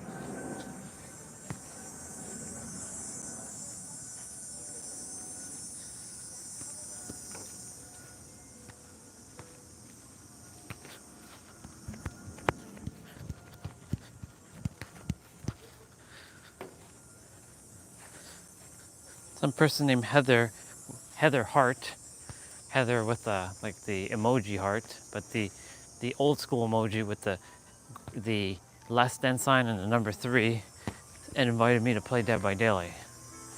I was like, weird.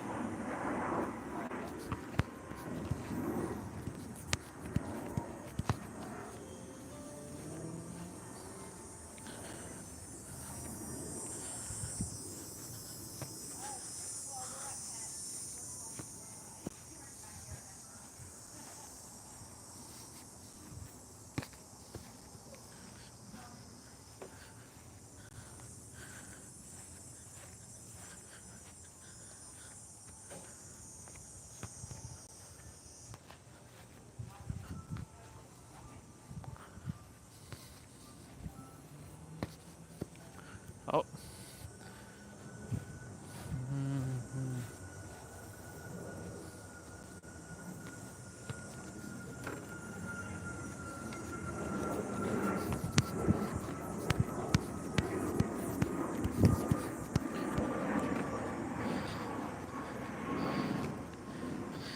I'll go inside just now and play.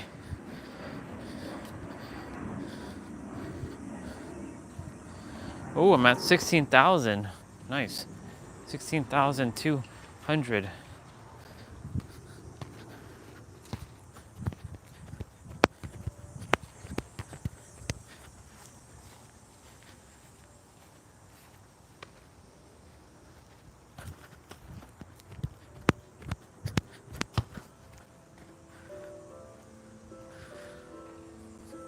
It was good to see Ray for a moment. Man, I wish I was on when he came on. Would have been awesome, but I'll see him when I see him. How can I forget Mr. Ray? Mr. Ray knows where I'm at too. He gets it.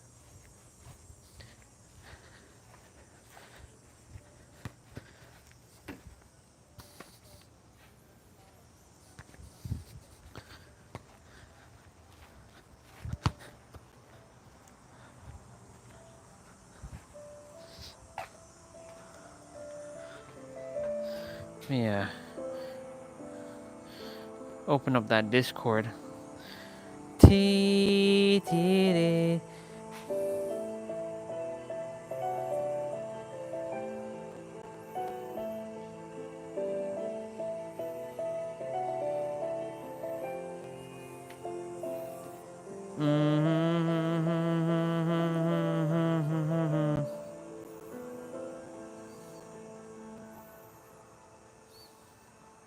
If you're 30 plus and still pushing hard, you're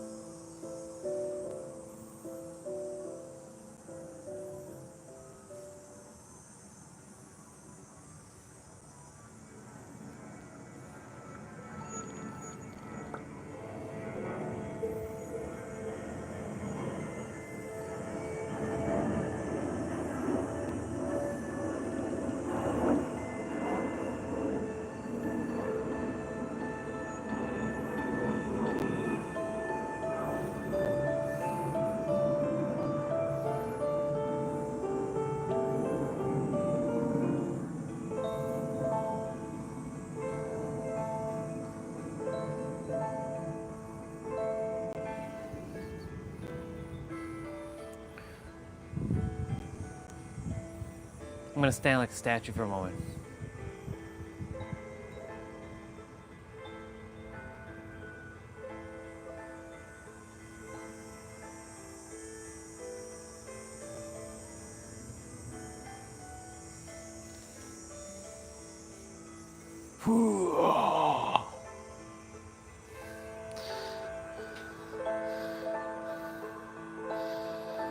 Doo-doo.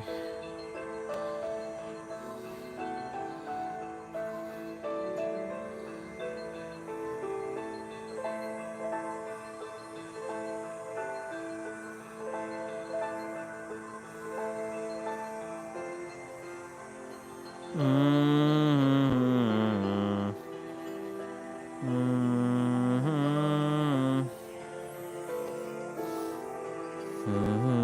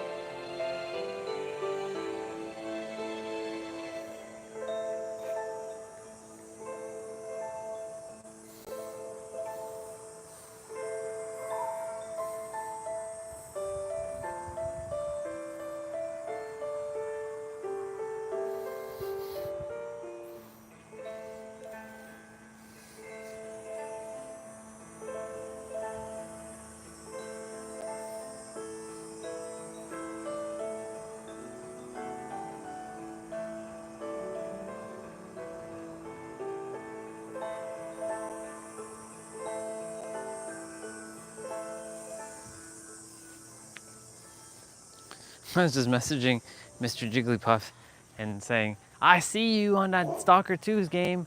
Roof, roof, roof. I see him.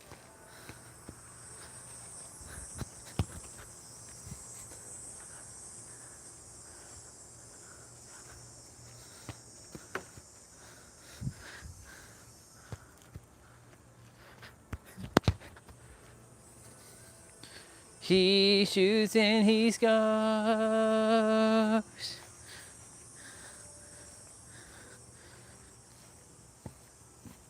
want to get to 17,000 steps.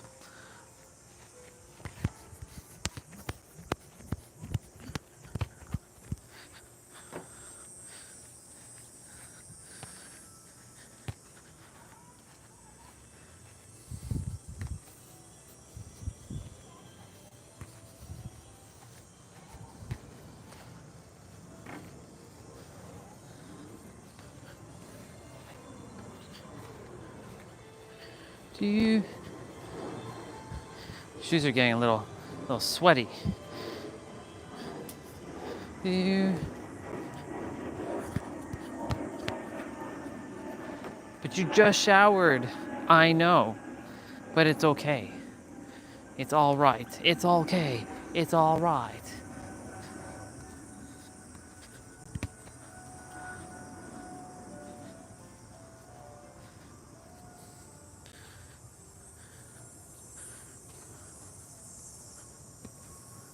It's okay.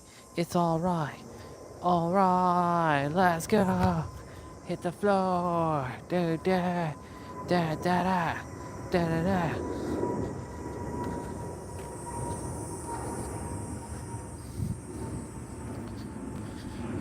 I'll spend 10 more minutes out here.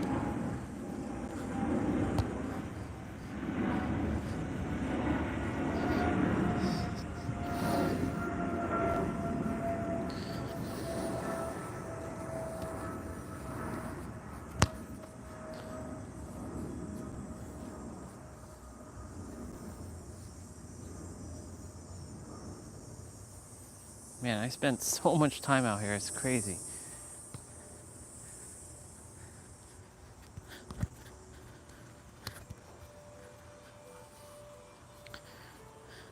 All right, universe, what's next?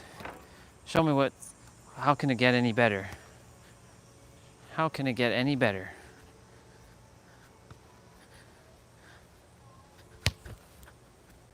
How can it get any better?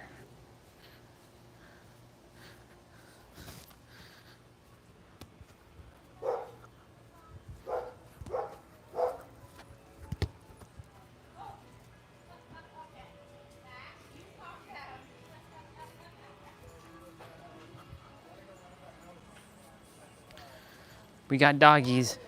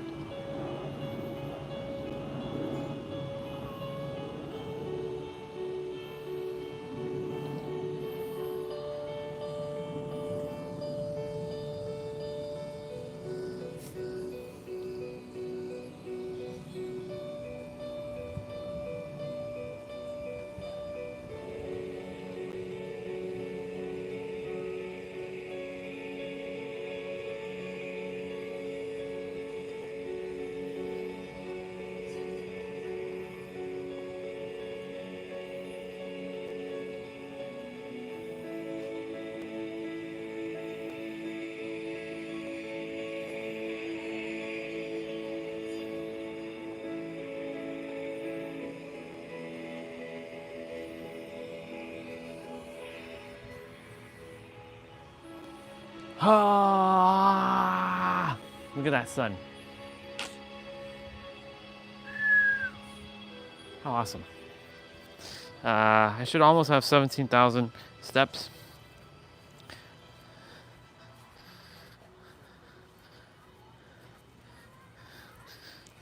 It's funny how when I'm bare feet now, it feels natural. Like this would not be natural a year ago to be bare feet.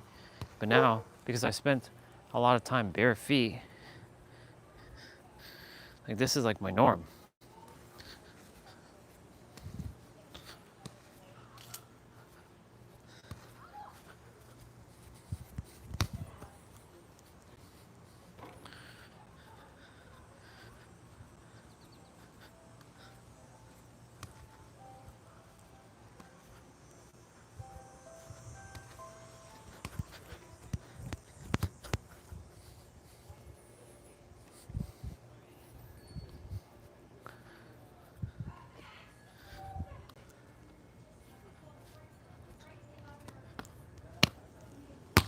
Oh.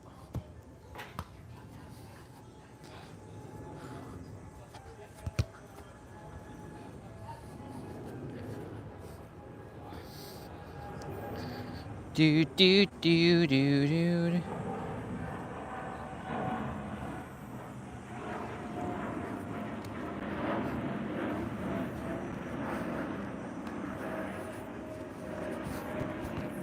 Oh. Goal.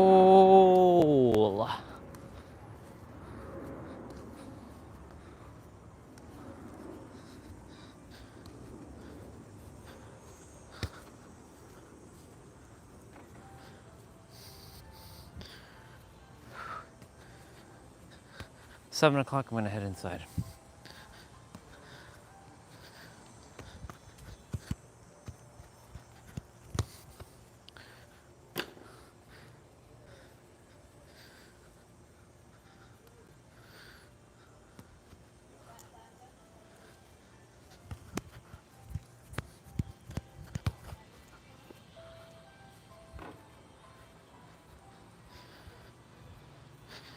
$17,000 steps will be enough. Get a few minutes of being bare feet on the grass. 4.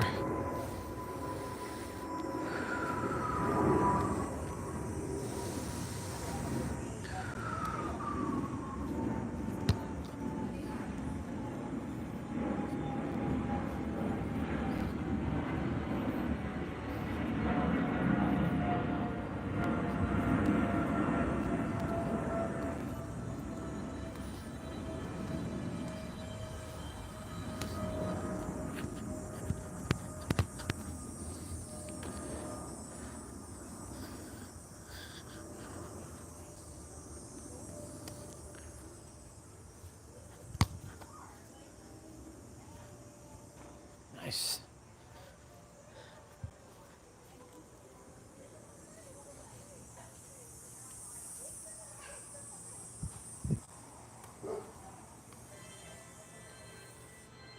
He can't see me.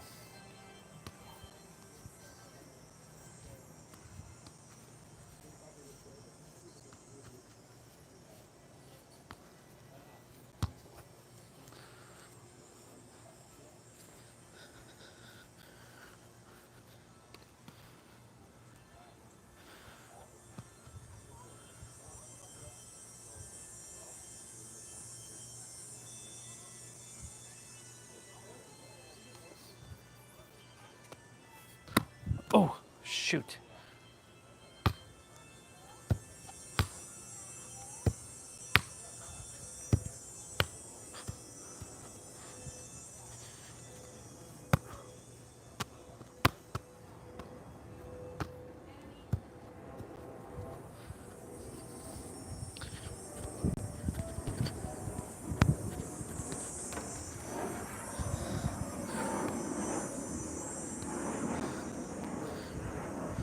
Ha, 619 calories.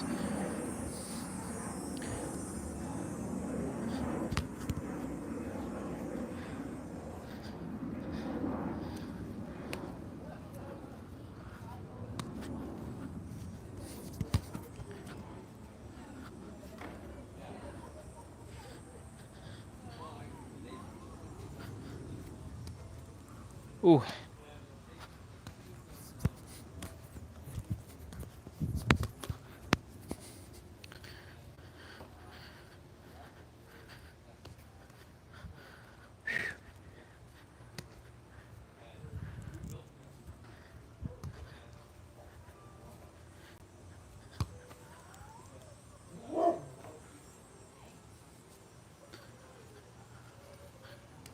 Oof, rough, rough, rough, rough, rough. Rough, rough, rough, rough, rough.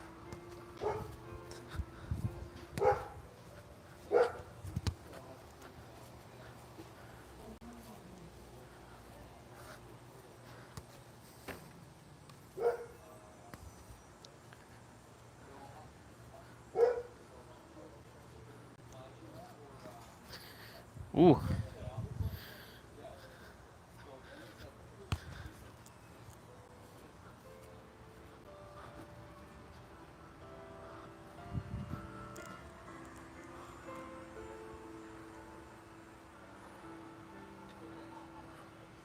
Okay. We're gonna head inside just now.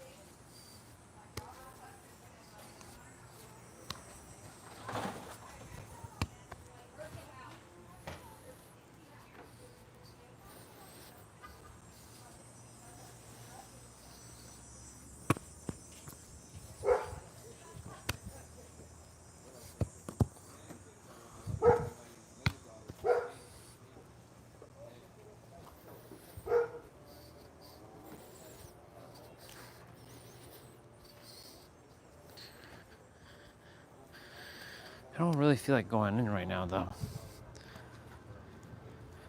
I'll just spend my time out here. I would play out here, but you know, I'd have to then.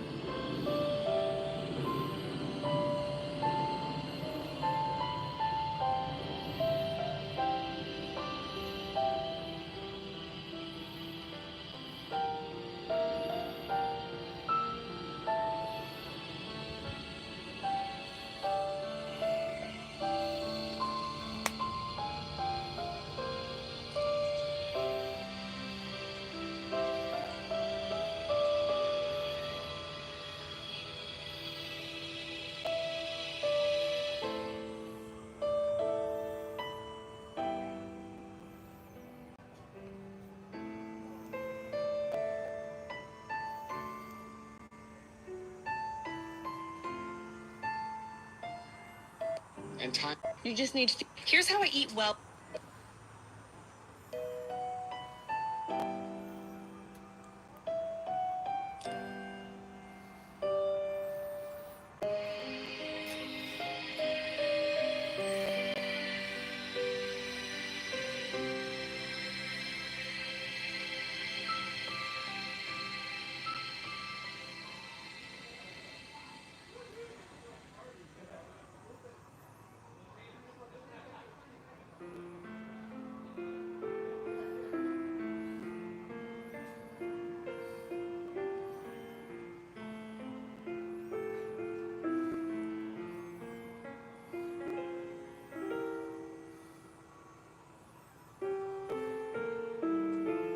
Hey guys, I just wanted to.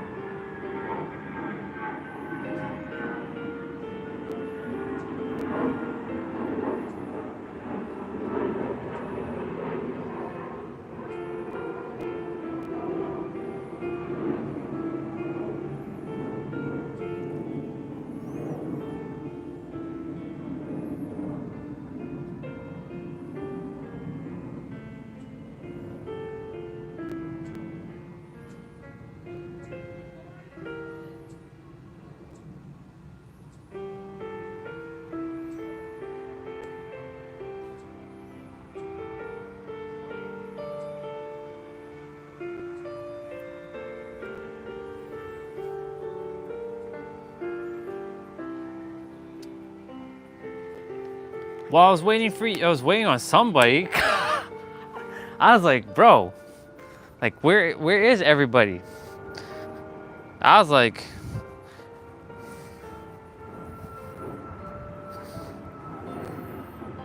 oh, okay, let's go. I didn't see you were there, to be honest. Oh, shit. Wait.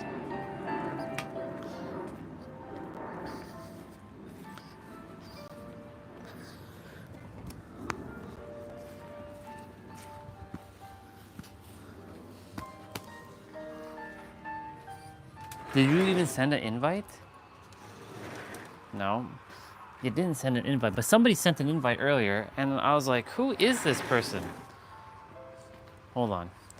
I gotta bring you all inside. You know the drill.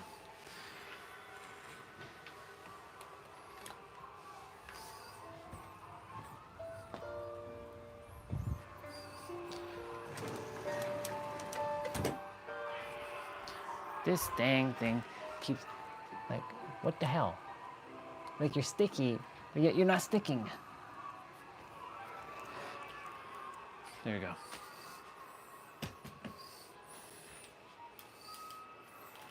Okay, we have a little bit of an issue. No, no issue, no issue.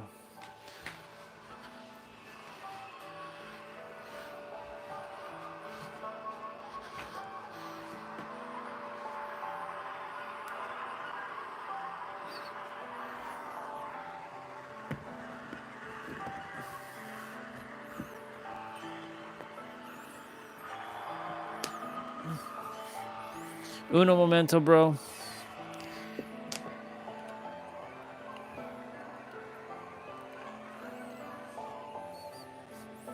I'm just attempting to get this phone here.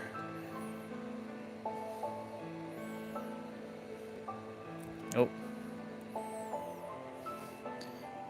Is my controller? Nope. Looks like I have to restart the game. Of course. Not surprised. Had the game on the entire time, and now it's just doing that. That bullshit. That bullshit. That bullshit.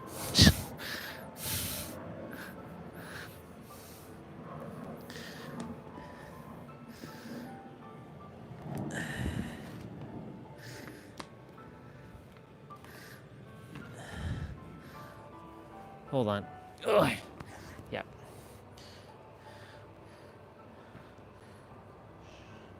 Sheesh, man. What is this?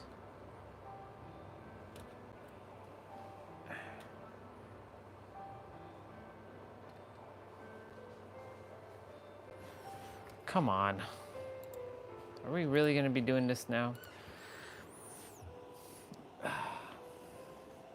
Ethernet cable or not?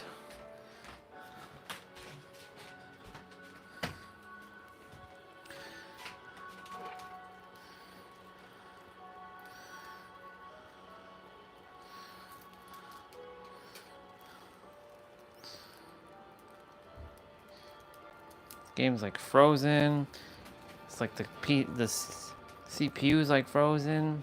Alexa, play notification. One new notification from Amazon. And nothing. And nothing.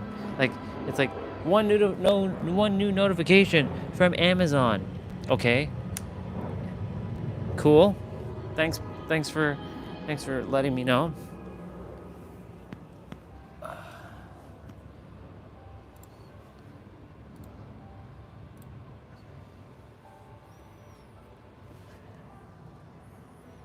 Okay, we got internet. Oh, I'm gonna restart the game.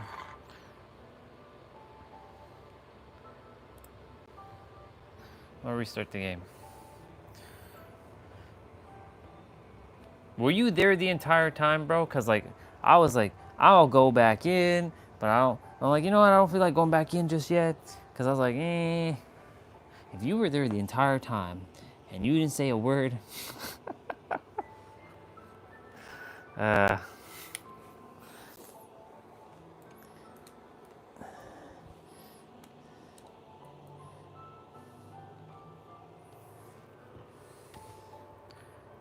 okay, let's play. Let's play. I'm gonna reach out to Mr. Jason and see if he desires to play, because I did say I was gonna reach out to that dude. I haven't messaged him on like a one-on-one thing. I have to like go, where the hell is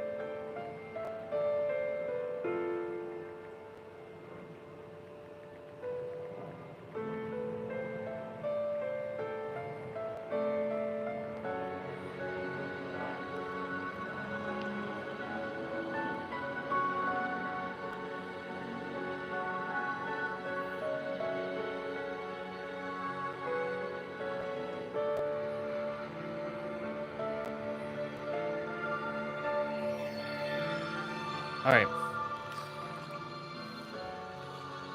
I reached out to that dude.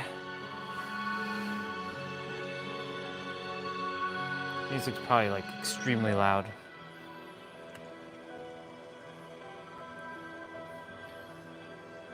Do, do, do. What you waiting for, boy? Yeah, boy. Bring it on, boy.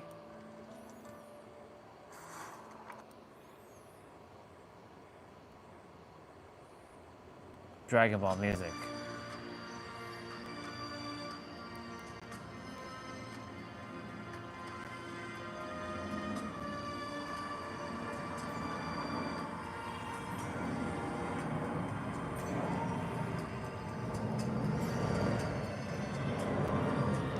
Did I get 17,000 steps? I sure did. Wait.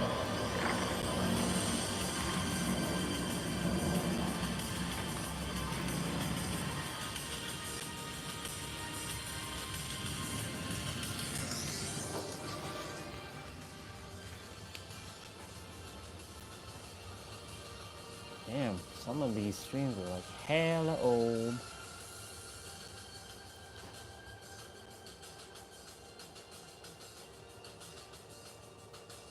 Is it even connecting to you?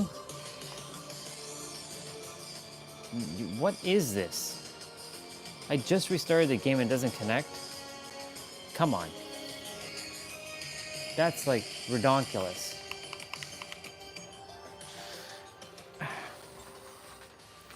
That's redonkulous, bro. I just restarted the game too. You've got to be shitting me.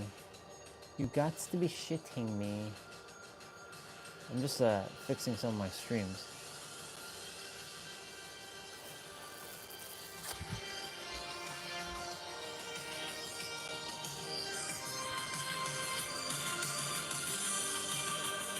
Wow. What's up with this? Come on. I just restarted the damn game.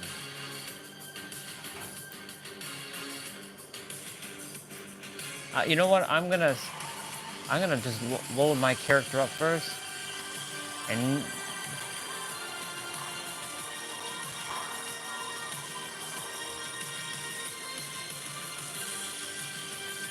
thing is, the moment I finish this game, it's gonna disconnect again. Okay, my character is loaded. I'm in the lobby. I'm gonna hit join. And please load the damn character. It loaded, Kate, no problem. Nope, didn't load. Oh no, it did. Jesus. Gee, cheese Louise. We're gonna go with the ballerina Kate.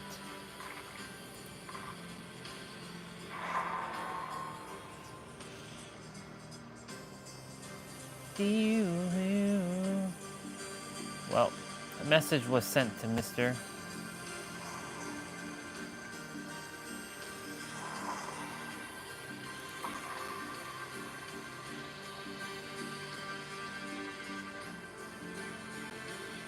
Live streams at 692 minutes, but I will keep it going until like I'm done.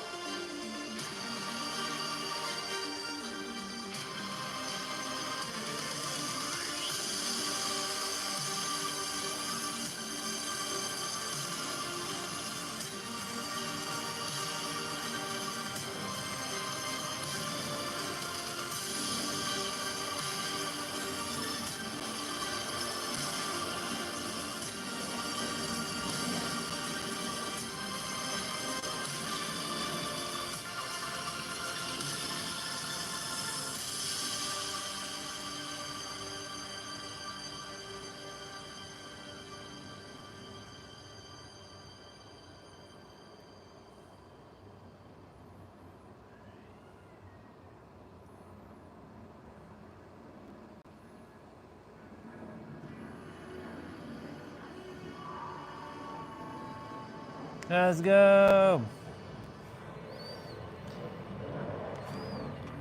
Oh, right by a generator.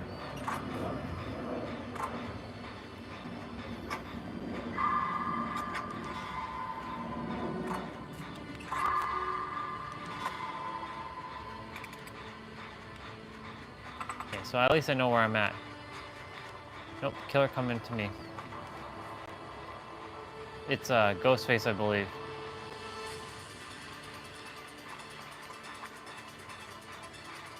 No. Is it Ghostface?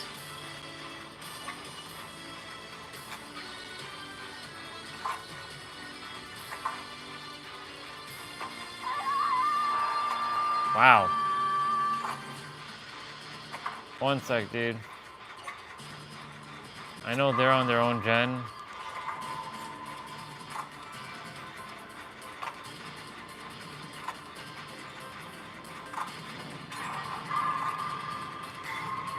Oh, they're downstairs. Yeah, I'm the only one that can. Oh shit! Yep, he saw me. I knew it was Ghostface. Shit. He's coming after me.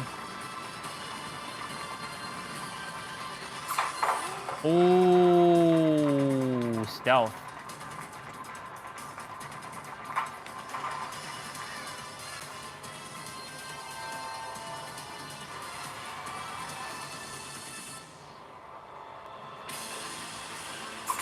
He found me? How did he know where I was? Oh my god. He should not know where I was. He must have used his skill there. Damn. Yeah, that's the gen I was doing over there.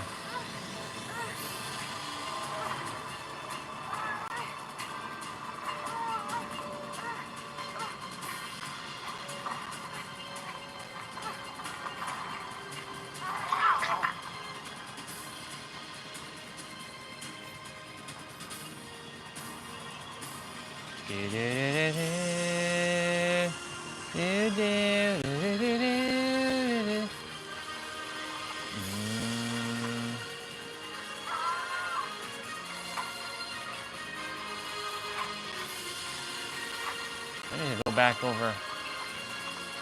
I need to go back to my gen over there.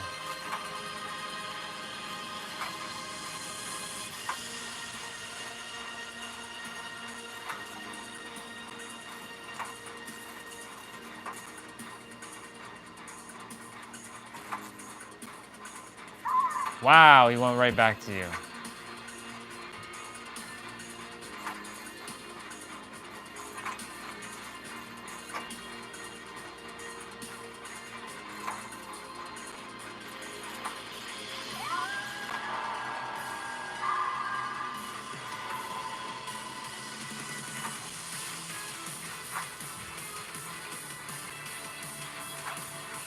Oh my god. Is that the death of you? Nope. That shit switched to me.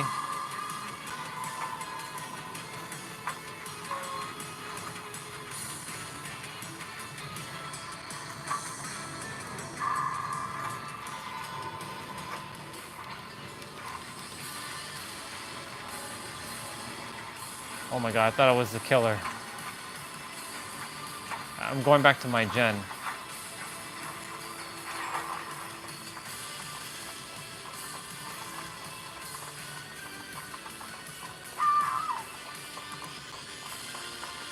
Ah, the basement's right here. Nice.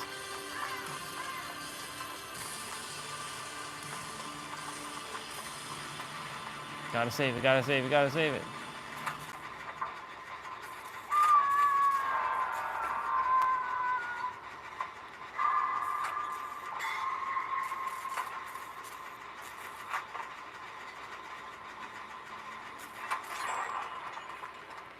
There's probably like a couple more in the basement. Or like in the downstairs area. Oh, I think I see a fire totem. Yep, I see a fire totem that has to be done. Hope to God this isn't a fake.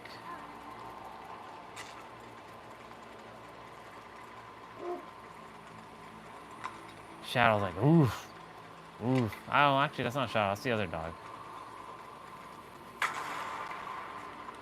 I think there's generators that has to be done down here.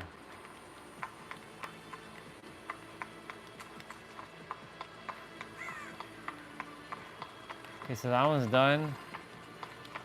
Where's the library one?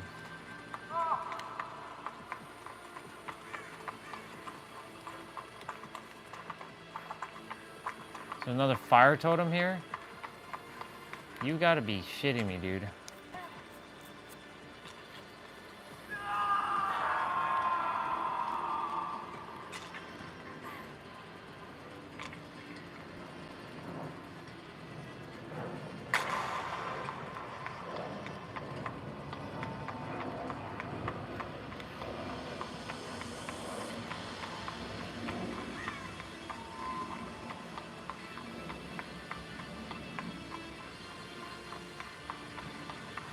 Oh.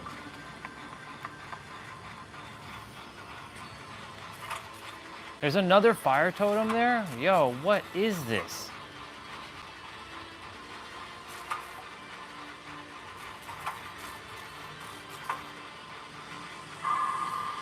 That one, I don't feel I should be doing that one. I think that one's okay. I think that one's a fake. I think that totem over there is a fake. So I'm not gonna touch it. I'm gonna leave it alone. Could be a real one though, but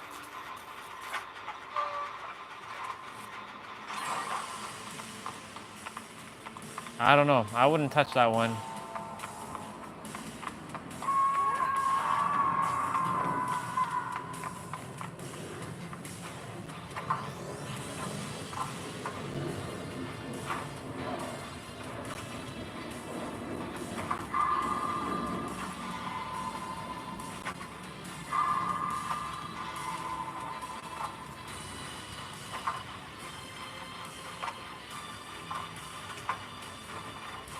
Oh shit, that other guy's almost done the other gen. Bro.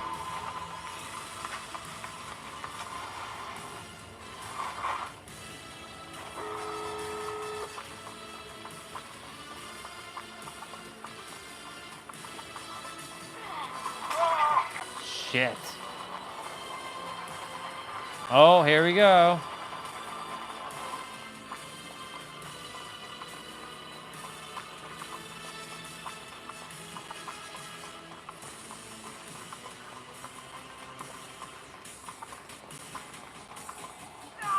Oh, can't open the doors.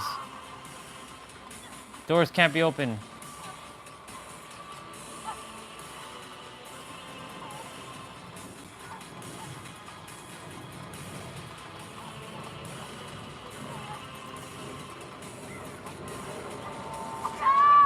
Shit. He could see me.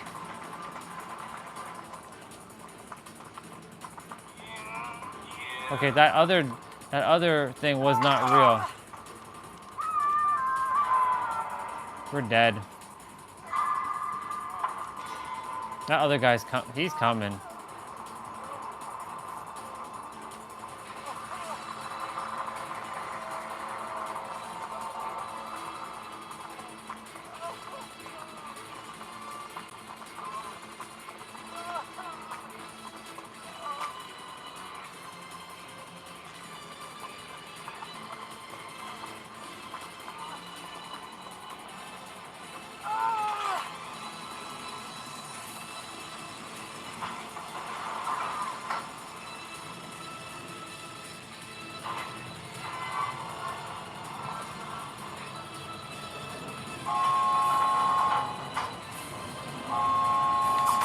Oh, dude, bro, son of a bitch.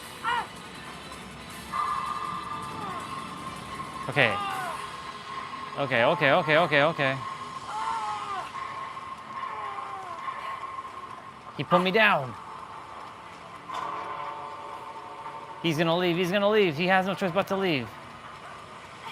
Dude, you're gonna have to leave. Oh my god, dude, you're dead. Oh. No.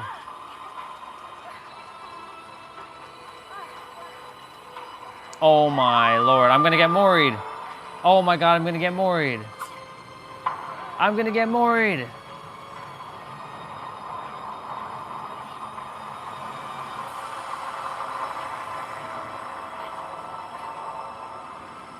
No. Wow. Oh my god. Wow, that sucks. Of course, every time my game finishes, I lag after this, so I'm sure I'm gonna get frozen because of that stupid thing. But you know, we'll see what happens. Yeah. I was expecting that. Come on. Alright, well that gives me a moment to go make me a quick little snack. Give me a moment.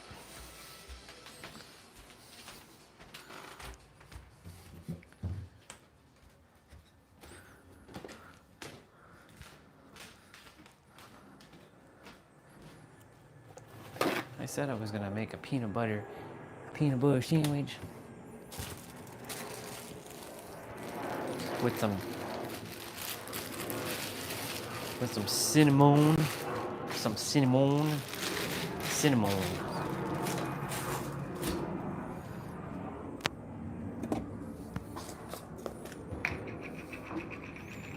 cinnamon and some honey and some walnuts.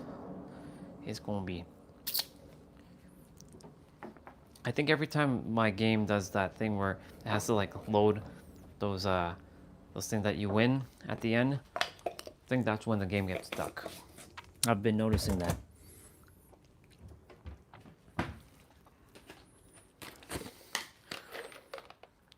Almonds.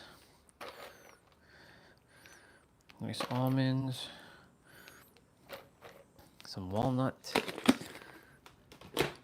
You know, I used to hate walnuts. I used to absolutely detest walnuts. Now, it's like one of my favorite things in the world to eat. I used to feel like it scratched my throat and made me feel like itchy and stuff. Like I thought I was allergic to it. Turns out I wasn't. And now,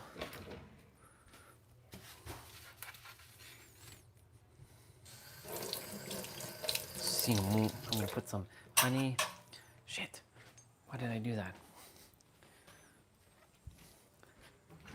Oh, it's okay. Grab some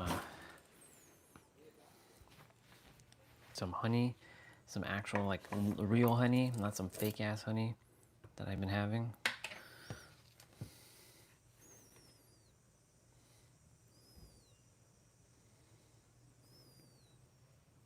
Oh yeah.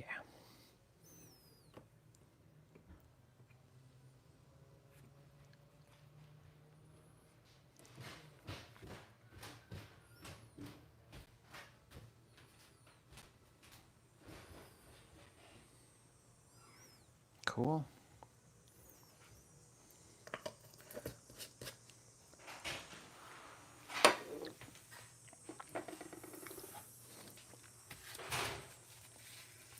Now,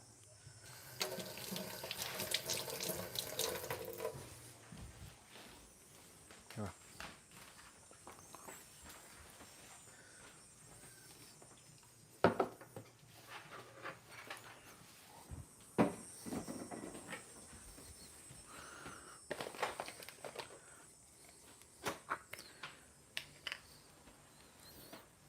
Ooh, that's some potent cinnamon.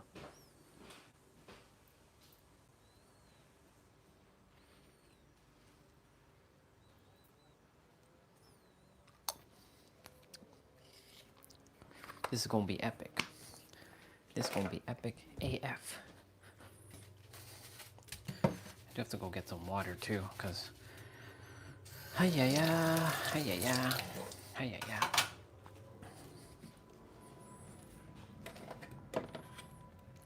Take a couple tater tots, cause they so good.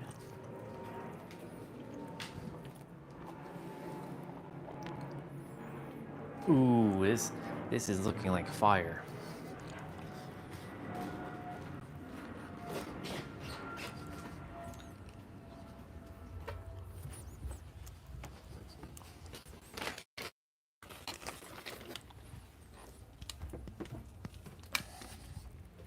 All right, let's go.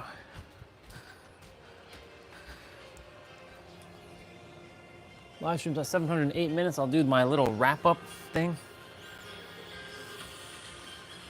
Can you not hear me? I was making my, you should be able to hear me. I went to go make my thing.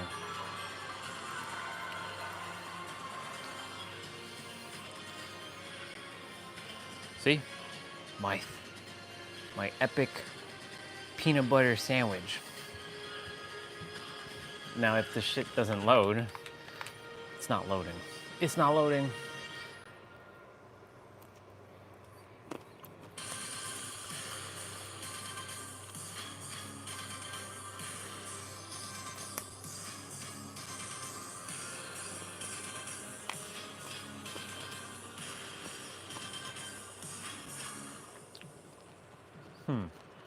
Verdict.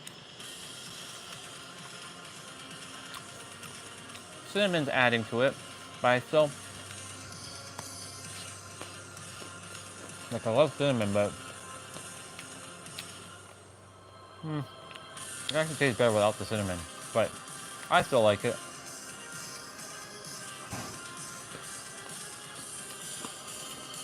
Come on, Kim, what are you doing, man?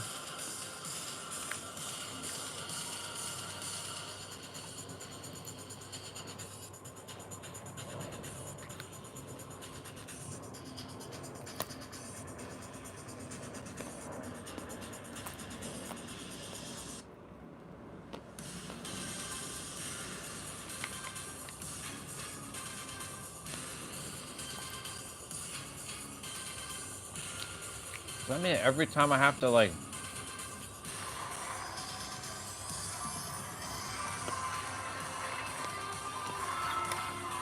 okay, I'm gonna load my character.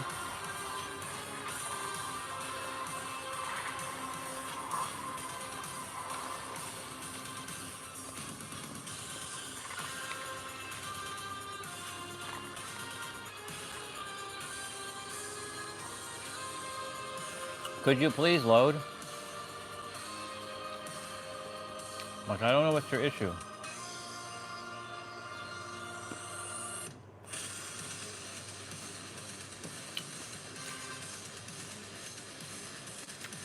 Every time.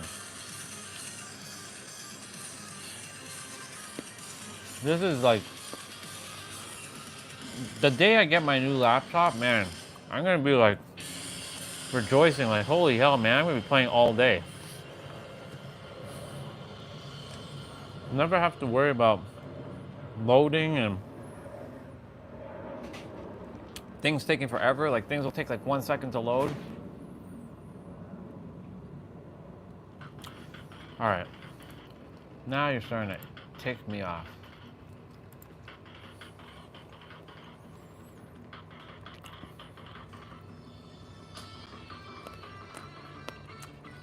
Well, just give me enough time to do my wrap up. Today was an epic day. My brother Jason showed up on the stream. We tried for a bit. He dropped a bar or two.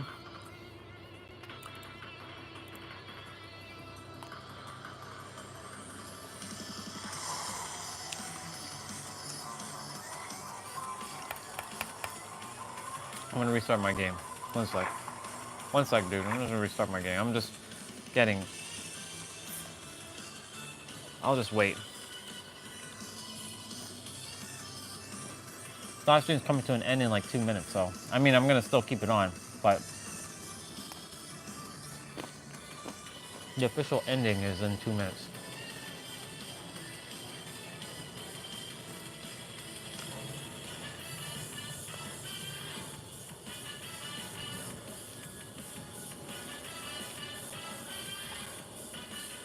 Like CPU, there's like no excuse for your bullshit.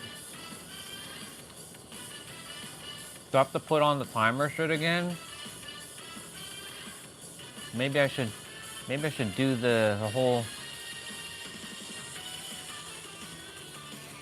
like make my shit faster shit. I don't know.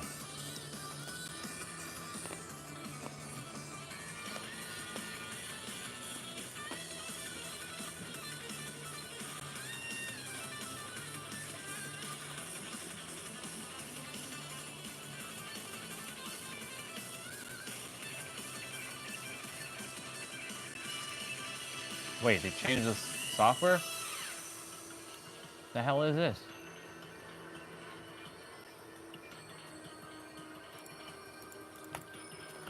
Just start the game. Close.